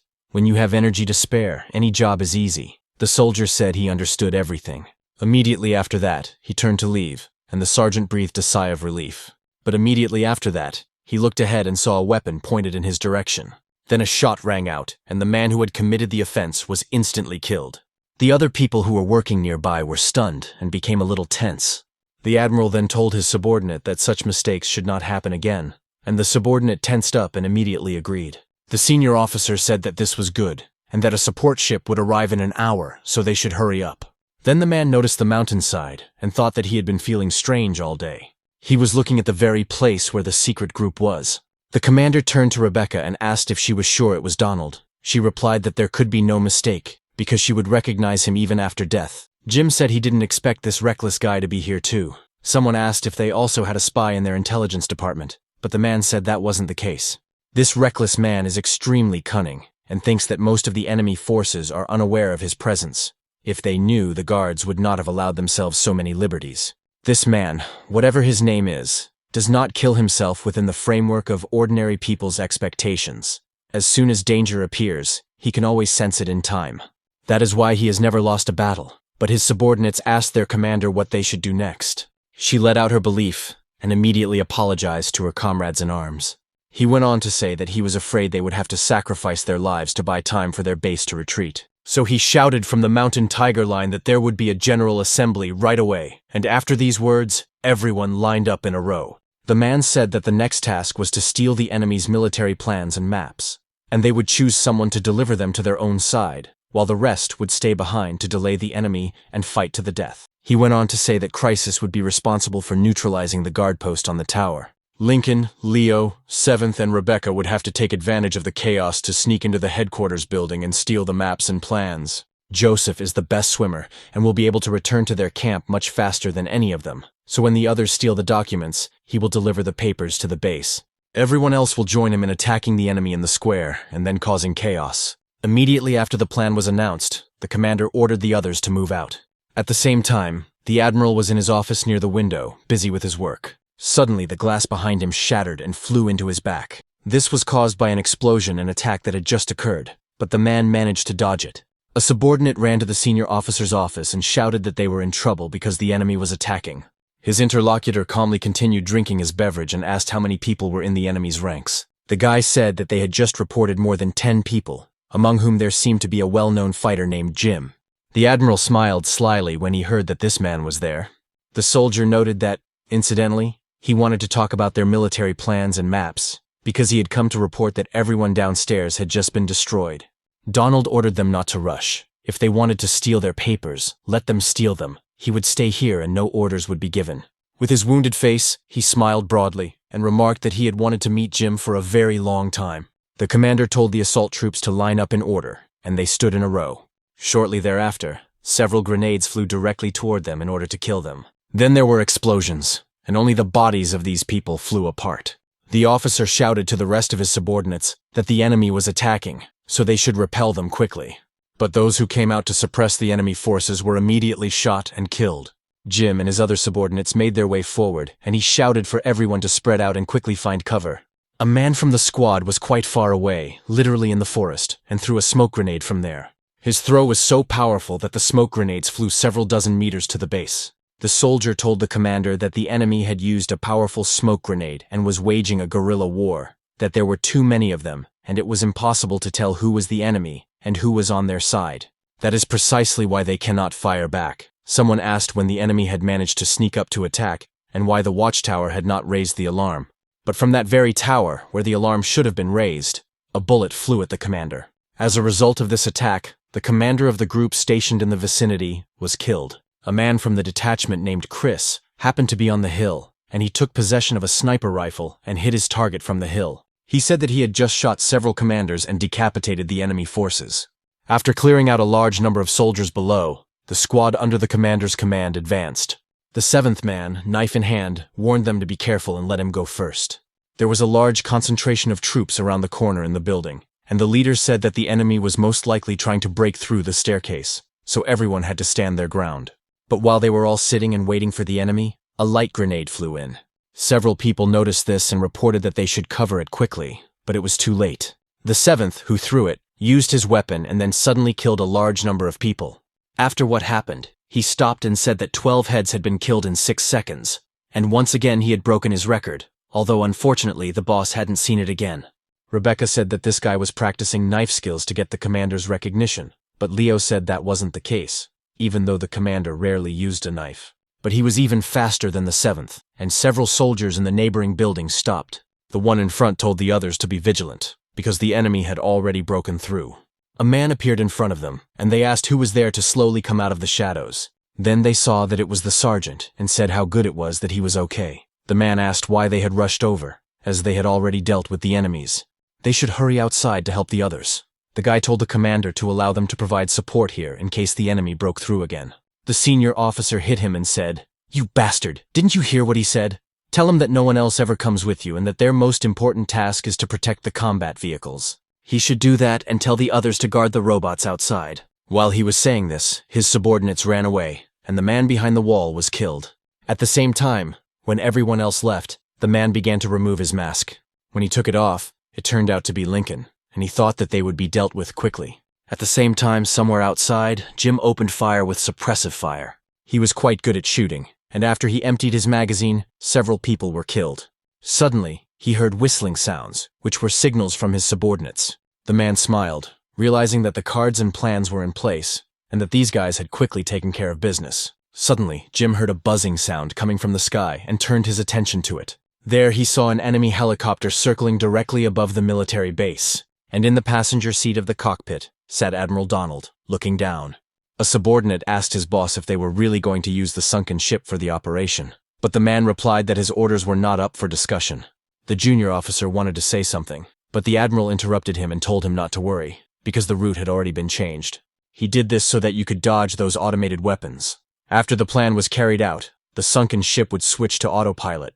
Even if the gods don't come, they still won't be able to save those rats. The guy said he just wanted to remind them that their soldiers were still on the island. Donald said that dying in the field was their direct duty, even if a small surprise affected their great cause. But even so, destroying other people's hopes with your own hands is quite interesting.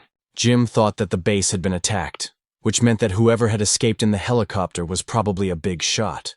Their secret weapon was here, and there were more than 1,000 soldiers, so it was necessary to flee. Suddenly, he realized what had really happened and immediately told his subordinates, giving them a sign.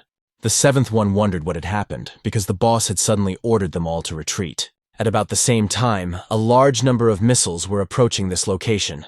There were so many of them that they were literally colliding with each other at a distance of a few centimeters. The subordinates looked up and saw bright flashes but could not react to them in any way. As a result, the bombs landed on the base, and there were numerous explosions. The bombing of the island where they were located lasted several minutes. There were quite a few explosions and exploding shells which caused a fire. Jim was lying on the ground, but he was still conscious. Then, a subordinate ran up to him and noticed that the commander was not wounded, which was excellent. The man got up and asked how the others were doing. His subordinate replied that everyone was near the command post. But then something happened, and after that he couldn't say anything and fell silent. The commander was shocked and asked what was going on, ordering them to go there immediately. A few seconds later, they arrived there, and Jim shouted to the seventh. Then he saw that the guy was under a pile of rubble and a huge pile of rocks. When he saw him, he told the commander that he hadn't been fast enough, and that if he could have been like the boss, he wouldn't have gotten into such trouble. The man turned to his subordinate Rebecca, and she waved her hand, saying that nothing would work. The seventh smiled and apologized to the boss that he would not be able to fight alongside him until the end, although he would have liked to see victory together with everyone else. A few seconds after he spoke, his eyes closed and it was clear that he had died. The girl said that the guy, saving them all, was crushed by the rubble. She then turned to the commander and asked what they should do next. But she was interrupted by return fire, which was directed straight at their squad. They turned their attention there, and Jim shouted that they were enemy robots, and that everyone should spread out and take cover. The members of the squad immediately hid behind large pieces of debris and thought about what to do next. Leo told the commander to take the box, which contained plans and enemy maps, and so he was told to deliver it to their troops, so that the seventh's death would not be in vain. Joseph was wounded in the leg and unable to swim, and the captain was the most enduring and fastest. They would all distract the robots, and he should leave as soon as possible. Jim asked what kind of nonsense it was to leave altogether. The guy said that if he didn't leave now, they would all die here, and if the papers didn't reach their troops, everyone at the base would also perish. The others also shouted at the commanders to leave and make sure to deliver the documents. He was very sad to hear all this, but soon he rushed to run away from there, and the members of the detachment shouted that they should cover their commander. After that, the robots began to fire even more intensely at their targets. The man continued to run away, and then several rocket salvos were fired at the squad. Immediately after that, dozens of explosions rang out, leaving people no chance of survival. A man who was several hundred meters away saw Rebecca's head fly past him. He realized that everyone else had already died, and tears welled up in his eyes. Of course, at that moment, he wanted to turn around and try to save at least someone, but he realized that it was pointless and cried out in despair. After a while, Jim managed to escape from the island and was swimming in the water. The man thought that he was still halfway to the shore, and that he would definitely deliver those documents. Let his brothers wait a little longer, and they would surely win this unequal battle. Suddenly, he turned his attention forward, because there he saw something rising from under the water. It turned out to be an enemy submarine that had appeared right in his path. In despair, the commander of the detachment realized who they were, and began to shout at this man that he was a son of a bitch. The admiral came out on deck, and noticed that this man had encountered all kinds of storms and waves. But now it was completely unclear to him why he was losing his temper like this. He was completely devoted to him, and even though he had brought all his comrades in arms with him, some of them had suffered too much damage, and he was unable to collect them. All 11 comrades who had died on the battlefield were hung from the deck by hooks.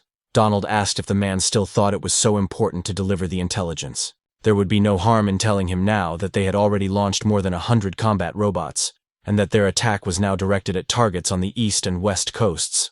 There were several dozen robots on the boats ahead, and then the man asked if the man knew what all this meant. The admiral broke into a bright smile, and remarked that the commander's sacrifice of his precious fighters was completely pointless.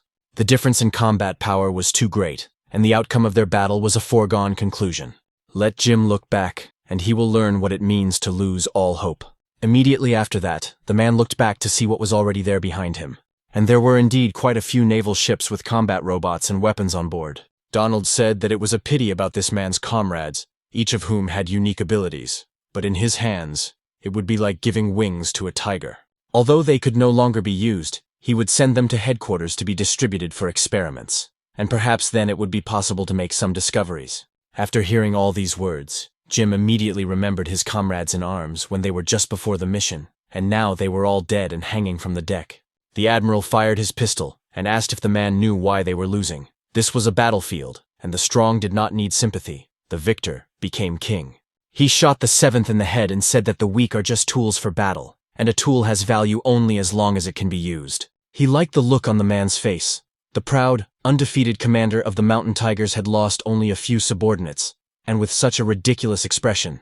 Jim felt the flow of energy and how they addressed him. His comrades still had a part of their lives left in their bodies, and they directed it to their commander so that he would fight for them. They said that your boss didn't let that Hague freak get what he wanted, so don't grieve too much and they will surely win, so hang in there and don't give up. He must take care of his health and eat on time, and in the next life they would be brothers again. In the future, he should protect the peace of their country, and most importantly, they should be able to sacrifice themselves for their country, because this is an honor for them. Who said that in this life his best choice was to go to the battlefield with him to defend their homeland, and they asked him to continue fighting for them.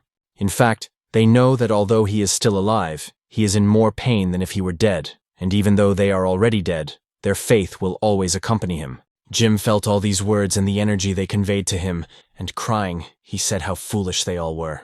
After that, a fairly large flow of energy, which went straight into the commander's body, began to pour out. The admiral, who had been standing on the deck all this time and was proud of himself, watched closely to see what was happening. The commander was in the water and used his power to pull the iron toward him. Spiritual energy really did flow out of his body in large streams, causing waves to rise up. It was also visible how the meteorite iron on his belt sharpened his body. The man soon looked ahead and noticed that the rabid dog had to be killed. The admiral realized that this guy knew how to limit himself, but was this some kind of secret weapon? He then shouted to his subordinates, who were not expecting this, to open fire and not let this man get away under any circumstances. The soldiers immediately began firing with the automatic weapons they were holding. The bullets were aimed at Jim, but he stretched out his hand and stopped them with his action. Then, using his own strength, he turned them in the other direction and killed those who had fired. Donald was stunned by what had happened, and when he turned around, he saw that the man was already in front of him.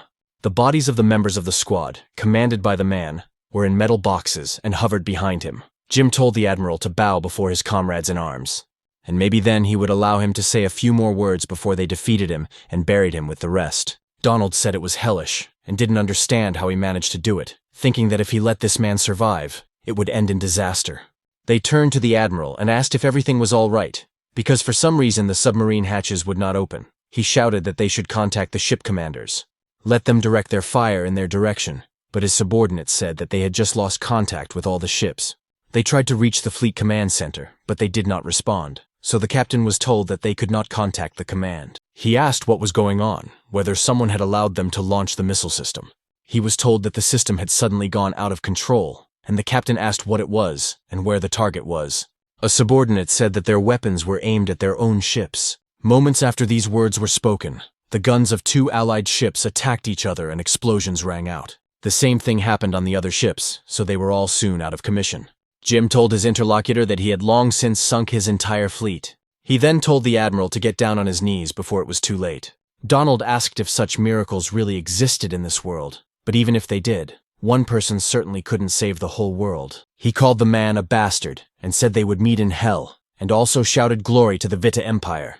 Jim got angry and remarked that this man was certainly not lacking in determination.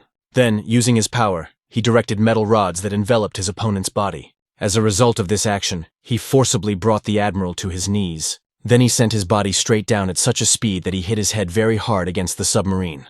It turned out that this man bowed and hit his head until it shattered into pieces. After a while, the sun rose, illuminating the water, and the man headed for the shore. He took with him all his comrades in arms, who were in metal boxes lying on the sand.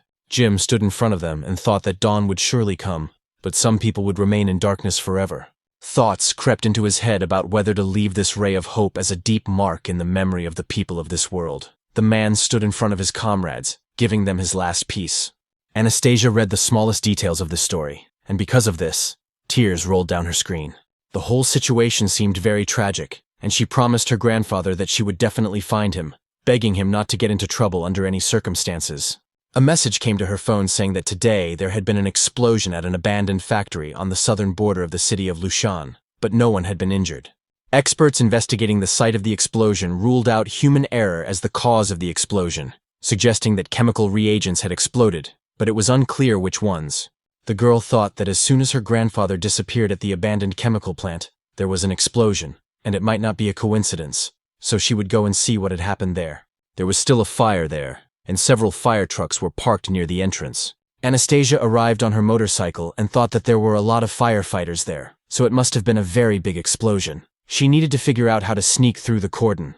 Suddenly she felt something and realized that there was spiritual energy at this factory. Of course, the traces were faint, but judging by the source it was quite strong. So it was possible that the person she was looking for was still inside. An ordinary person would certainly not be allowed to enter, and it is unclear what he did to avoid being detected by the crowd of firefighters. It seems that the chemical plant is very large, and surely the mummy has an ability similar to David's golden eye of the underworld, which can help track spiritual energy. The creature is inside her, and her power lies in borrowing the abilities of others, so all of this should definitely work. And so, concentrating, Anastasia began to use her power, accumulating spiritual energy in her body. Soon she managed to do everything, using her fourth eye skill, so she was delighted, thinking that she had succeeded. Without wasting any time, she began to look around for traces of the spiritual energy that had been here. Finally, she saw a trace, and thought that this golden trace might be from her grandfather's spiritual energy. But if that was the case, then it was unclear whose second trace it was, since it was red. At the same time, the old man and the boy who accompanied him were in the cemetery. Jim apologized to his brothers for not visiting them for so many years, saying he didn't think he would survive his old age, but now he was convinced that he could still fight. He would use the powers they had given him in the best possible way, in case of a threat to their country, whether it be demons or courage. But he would not have long to use them, for soon he would be able to reunite with them. The boy said that these people were once heroes like him, but he thought they would not want him to die in battle. The old man turned to him and asked what this little thing could possibly understand. The child said that after that battle, he retired, and then a company of ghosts found him, and he became the best fighter in it. He saved a huge number of people, never knowing a moment's peace in his life, and then told the hero that he had changed his mind and that it was not worth looking for demons and fighting them. After all, that wasn't what his friends wanted for him. Jim said that you can't teach an old dog new tricks, but it would be interesting to hear what he thought they wanted. The boy said that he had always known the answer to that question, and had simply been avoiding it, because he was the only survivor, and had received the strength of the entire squad. So he only knew that he had to fight continuously without respite in order not to feel guilty, and then he asked if he was right. But the members of his squad simply hoped that he could continue to live without feeling a heavy burden on his shoulders. They also hoped that his eyes would see this world, and admire the mountains and rivers of his native country. Then the little interlocutor said that the hero should live for himself at least once. The old man noted that he was alive because he had not paid for it with his blood, so how could he live for himself? It turns out that from the very day when all this happened, Jim no longer existed. Then he told the kid, whoever he was and wherever he was from, that he knew so much, but he should stop following him. After the old man had walked a short distance ahead, a man appeared in front of him. He saw a guy in a raincoat and asked if he was a ghost, and that he'd better leave because he wasn't in the mood for that right now. The stranger did not answer him, and immediately took off the hood that was on his head. When the old man saw who was hiding there, he was stunned and asked if it was really the seventh. He said that it simply couldn't be, because this man had died long ago, and he must have gone mad, so it was surely an illusion. The guy smiled and called the man in front of him commander. The old man was quite shocked by this, so he rushed towards his opponent. Then, using his strength, he made himself a weapon in the form of a knife, and cut the man's head off. So after this swift attack, the body simply collapsed to the ground. Jim called him a bastard and asked who he was, because the seventh had always called him boss. The body of the stranger in front began to rise even after this deadly attack. When the old man saw this, he was amazed, because he was wearing the uniform of the enemy troops he had once fought against. Then a familiar voice appeared, asking if Jim had forgotten him so quickly. After that, a rather strange entity began to emerge from the neck of this body. It turned out to be a demonic creature that noticed that he had been waiting for him for a long time. It was the admiral whom the old man had once killed. He then tore off the seventh's head, and said that he should consider it a welcome gift. The head rolled onto the ground and the man looked at it. Donald asked if he missed his precious comrades in arms. The old man remembered his subordinate, and his memories flooded back to him, making him very angry. Immediately after that, a massive amount of spiritual energy was released from his body, and a wind rose. The old man had no intention of stopping for a second, so he rushed into the attack and used his technique. Large fists appeared from the metal parts he had created. His opponent noticed this and said that the blow was slightly disappointing. Immediately after that, using his new power, he tried to fight off these blows, but threads of energy appeared, and he thought, could it really be happening now? The creature could not fight back, as its arms and legs were completely bound. Jim was already nearby and asked if he was looking for a quick death, but he wouldn't let him get away so easily. Then he struck quite hard and said that his filthy blood would defile the souls of all the dead here. So for some time he continued to deliver quite strong blows directly to his opponent's body. It was after these manipulations that the Admiral's body continued to fly higher and higher. Then, using his fist, Jim delivered a fairly strong blow to the hull, sending it flying. "Father, not far from this place." Anastasia was rushing along the road on her tongue. At the same time, she continued to use the skill of the four-eyed mummy with which she could track spiritual energy. Suddenly, in her anger, she saw several opponents fighting, and a thread of spiritual energy was going to one of them. The old man continued to rush after the creature that appeared before him and struck it with great force, sending it to the ground, after which there was a loud explosion there. A few moments after the dust settled a little, the man saw Donald's body lying in front of him. His opponent remained conscious and said that he had gained all the power of his comrades and that he was now an old man. Jim was enraged by these words and shouted that this creature had no right to mention them. Therefore, due to anger and aggression that had accumulated in his body, spiritual energy was released in even greater quantities. After that, the old man used his new technique called the meteorite iron-armored fist and covered his fists with it. Immediately after that, he began to deliver quite fierce blows in late summer, where his opponent's body was located. With each blow, he asked why all this had happened.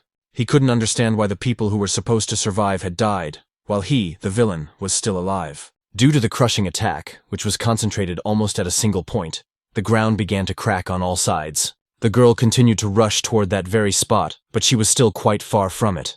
Suddenly, she thought that everything had gone quiet, but it was unclear what her grandfather was doing there. Soon she slowed down and stopped her motorcycle, looking to the side.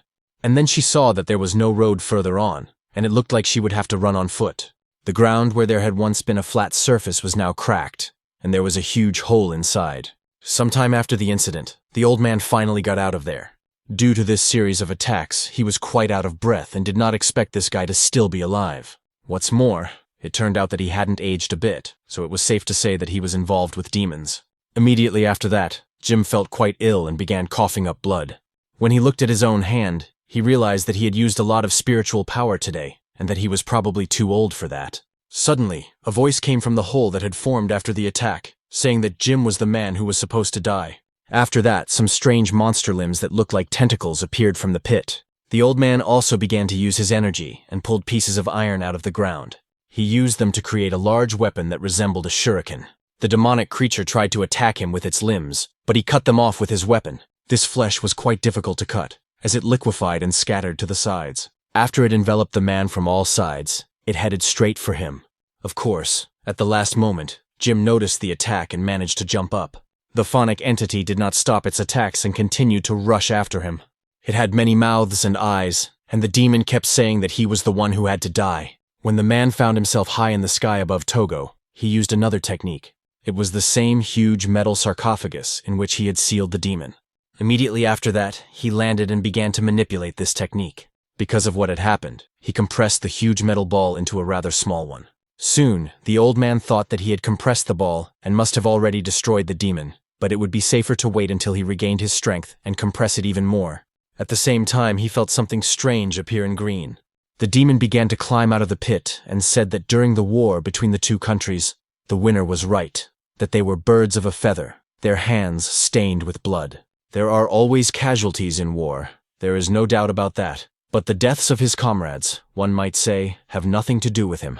After all, in a situation where the enemy's forces are completely unknown, whoever gave the order to advance immediately needlessly sacrificed 11 comrades, while he himself is still alive, and the one who should have died in that situation was him. If we are to say anything about the Admiral, then now his body is completely immortal. Jim shouted that he didn't care. He wanted his damn immortal body, and as long as he was alive, he would fight him to the death.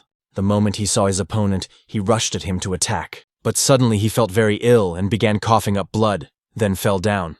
Donald said that he shouldn't pretend to be strong anymore, because he knew that his body was already on the verge of collapse, so he should just admit it. After all, as an old man, he is no longer able to defend himself. And as he tried to get to his feet, the man told the scoundrel to cover his mouth. Even despite everything, he could still fight back, and he still had the strength to protect anyone.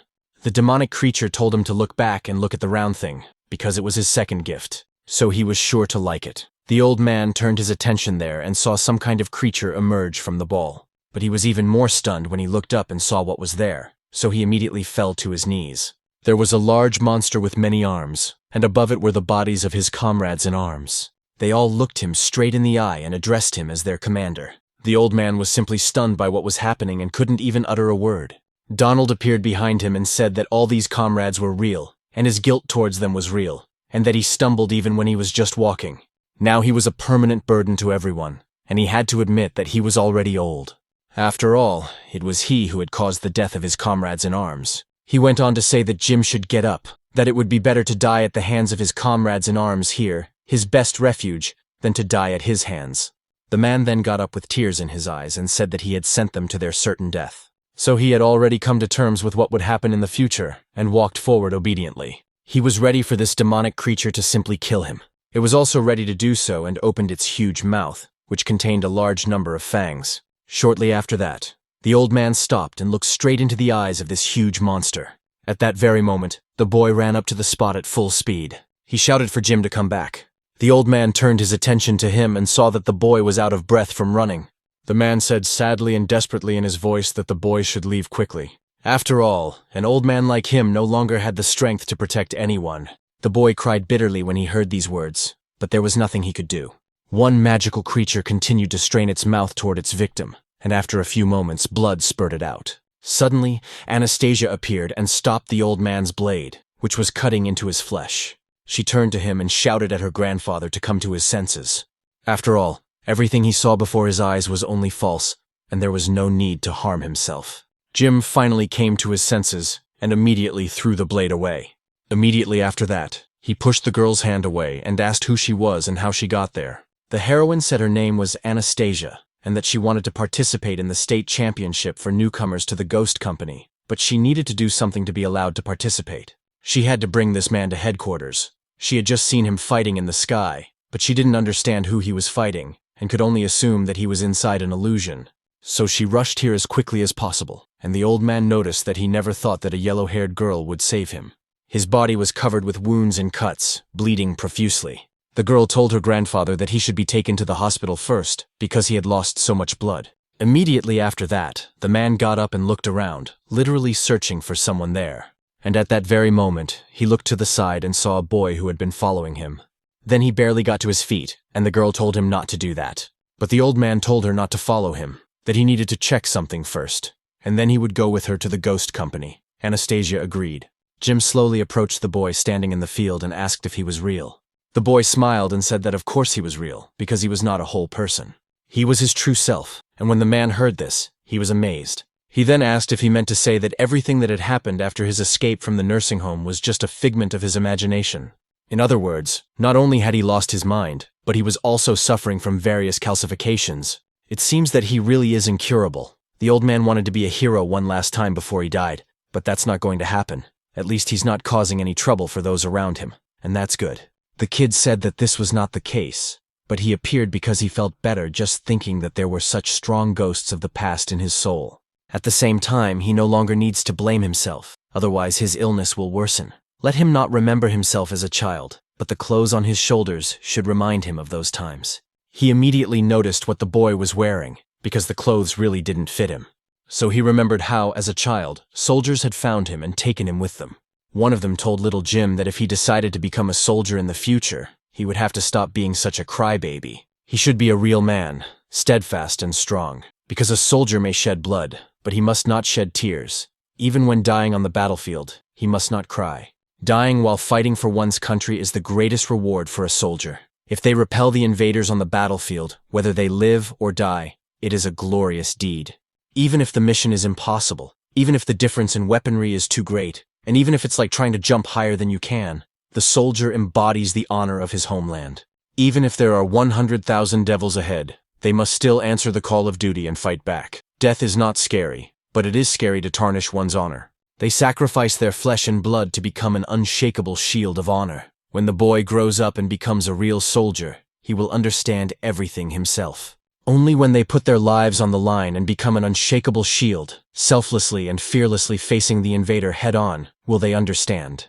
Only then will the entire nation be able to prosper. The boy said that now the old man remembered everything. He did everything right since they defended the people with honor, even if they had to die on the battlefield. For them, it was a great source of pride and glory. The boy noticed that it was time for him to leave too, and hoped that they would not see each other again from now on. He believed that from now on he would become the true Jim. After that, the old man felt their energies begin to merge together. Immediately after that, the boy who had been standing in front of him all this time simply disappeared. The man felt intense pain and immediately dropped to one knee, thinking that even though his illness had receded a little, what good was it that he had found his true self? After all, he was already close to death, and his body was getting weaker every day, so he was useless. Anastasia tried to run up to her grandfather, but he told her not to come near him, because he could get up on his own. He didn't know what she'd been doing before, but it seemed strange to send a novice girl to look for him. Did the company really think he had become an ordinary old man? It was his personal business, and the girl had probably read about it, and when she agreed to the assignment, she was probably concerned that he had once been the best fighter in the ghost company. But after seeing him, she is no longer afraid of him. She just feels sorry for him. Now, even if he goes with her, he is only good for being sent back to the nursing home. But she just saved his life, so consider it paid back if he goes with her to complete the mission. Anastasia lowered her gaze and told her grandfather that it would be better if he didn't go with her, but just pretended that she hadn't seen him. After all, no one has the right to decide whether he should live or not, and no one should determine his future. Now, however, he was of sound mind, and only he could decide how to live the rest of his life. The girl did not feel pity for him at all, only deep respect. On the contrary, she even thought that she herself was ridiculous. She used to think that life was unfair to her, and that her only goal was to earn money, so that the woman who had abandoned her and her father would regret it. Now she thinks how ridiculous that is compared to what he has gone through in his life. She used to complain constantly about her life because she didn't have what others had. Before she got this assignment, she seems to have overlooked something very important and meaningful. She can eat whatever she wants at any time, even if she works alone. But in the evening she can drive around the city and enjoy the sights. And on weekends she can sleep without being disturbed. She doesn't have to worry about starving to death because she can work in peace. And all this is not only because it has been peaceful for a long time. It was a long time ago that important things were almost completely forgotten, such as gratitude. Because if it weren't for heroes like him, peaceful times might never have come.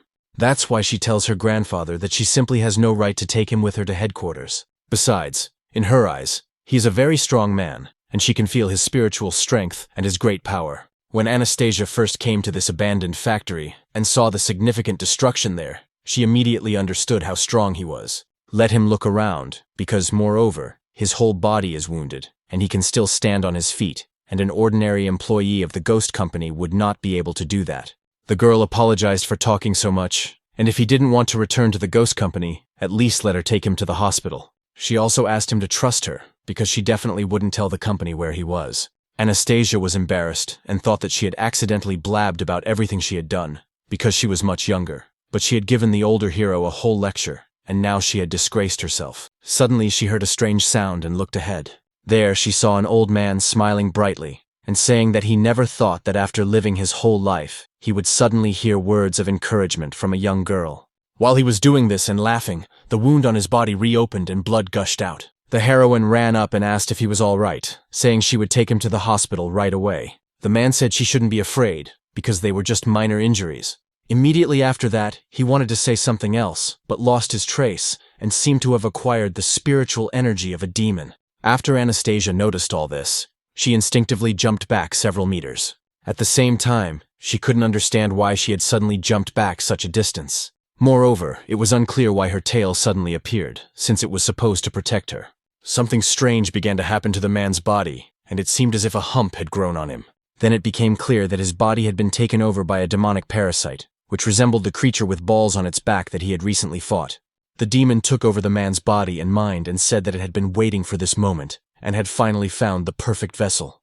Anastasia thought that this was a familiar feeling, that this was the one whose spiritual energy had left a red mark. But why was he hiding in her grandfather's body? The demon said that although he was old, he had easily destroyed his body, so he was quite strong, and if the old man hadn't lost his mind, it would not have been possible to parasitize this body. Immediately after that, he used his power and spat out a large amount of some kind of mucus from his mouth. The girl instinctively jumped away from me, sensing danger, and realized that this demon was a parasite. It is quite possible that the old man really did encounter a demon in the abandoned chemical plant and was infected during the battle due to carelessness. The creature said that although that carcass was weak, its self-healing ability was quite remarkable, but a little disgusting.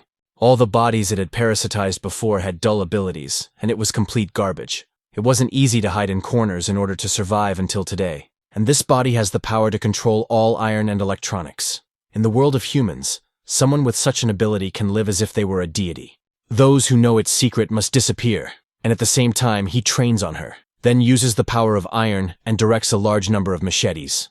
And soon all these weapons really attacked the girl. The bone tail from the mummy that appeared behind her began to fight back against all of this. Anastasia rejoiced and thought that she had almost forgotten that this tail could defend itself, and it deflected all the daggers. It seemed that she wasn't so bad after all, but suddenly she lost her concentration and a blade pierced her leg. She cried out in pain, then realized that the daggers were already in the ground. Realizing the danger of the situation she was in, she immediately jumped up and thought how naive she was to even consider fighting such an opponent. After all, he was parasitizing the body of what was once the company's best fighter, Ghost, but it was unclear how she could win. A novice with no combat experience like her would never be able to win, and besides, David was not around, and she had no confidence to engage in combat. And now, in this place and at this moment, she has only one option. And that option, which she found in this situation, was to start running.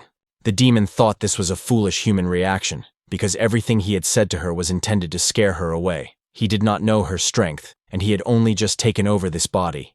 And until he learned how to control it properly, it was better for her to run. Otherwise, he would waste his strength fighting her, and reinforcements might arrive from the Ghost Company, and then he would be finished.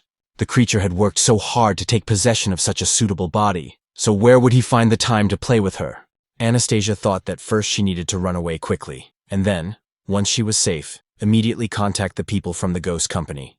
But on second thought, this creature would not sit still, and by the time help arrived, it would have already escaped, which meant that the old man was truly in danger. So she quickly recovered and took her phone, then informed the deputy commander that she had found the old man. But there was a small problem, and she sent her the coordinates so that she could send help quickly. In the meantime, she would use her powers to try to delay it. The demonic creature saw her and realized that he had let the fool go alive, so it was unclear why she had returned. As a result, he would have to spend his time killing her after all. So he used the power of iron and aimed sharp blades directly at his opponent. The girl jumped back a short distance and watched his attack, then smiled and used her tail. She then said that she had just come to her senses and realized that it was strange, because while she was falling, he could obviously have hit the ground. In that case, who knows, she might not have been able to escape, but he didn't do that, and then just watched her leave, and now the attack is also strange. His attack with spikes from under the ground was quite normal, but he attacked from a distance and pushed her away. Therefore, the girl can assume that although he has obtained her grandfather's body, he does not yet know how to use it properly. And at such a distance, he simply cannot control the metal. So the demon can't get to her, so he was just bluffing. Immediately after that, she used her four eyes skill and noticed that he was about to get his answer. The creature thought that this girl had figured him out, and he had no idea what her abilities were. It would be difficult to deal with her from now on, but even so, she probably wouldn't dare to approach him. So he decided to test her first, and again used his power to create a large number of machetes. Anastasia easily dealt with all these attacks. She thought that the closer she was to him, the easier it was for him to control his daggers, and that this couldn't go on. So, first, she needed to find a way to separate this guy from Grandpa Jim's body. Using her mummy skill to track energy flows, she focused on him, and noticed a huge tumor on his back and the body of a parasite. It feeds on Grandpa's spiritual energy, and with her current strength, if she gets close to it, her chances of winning are slim, so it's unclear how to get rid of this thing. After a moment's thought, she realized what to do and attacked with her tail. The demon put up an iron shield and noticed that he thought she had other powers, but all she could do was swing her tail around. He didn't know if she was smart or stupid, but he wondered if she had even thought about it when she fell, probably wanting to attack him with her tail from such a long distance. So it turns out that he was actually underestimating this creature. Suddenly, the demon noticed her and didn't understand where she had gone. So, in a panic, he began to search for her so as not to be caught off guard by a sudden attack. The creature thought that she had just been in the air and then vanished without a trace. A few seconds later, he missed an instant attack on himself. Still not understanding what had happened, he thought that something had just hit him in the forehead. The creature looked to the side and saw a stone, so it thought that it had been thrown right between its eyebrows, but it couldn't be sure, as it hadn't seen the stone flying at all. Then, turning its attention to the side, the demonic creature saw something move on the left. It was clear that the stone had literally appeared out of thin air. The parasite wondered if the stones were invisible and only appeared when they were near it. Could it be that this girl had the ability not only to be invisible, but also to temporarily render other things invisible? Anastasia said from the side that it had finally dawned on him, but it was too late. After that, the opponent noticed how invisible threads began to bind his body, preventing him from moving. After that, it was clear how these threads were being pulled tight, and the girl's tail appeared from under the ground. She was sitting right on his back, trying to tear off the hump. The girl shouted for him to get off Grandpa Jim's body quickly. Little by little, the demonic entity that was a parasite began to recede, but it was quite difficult.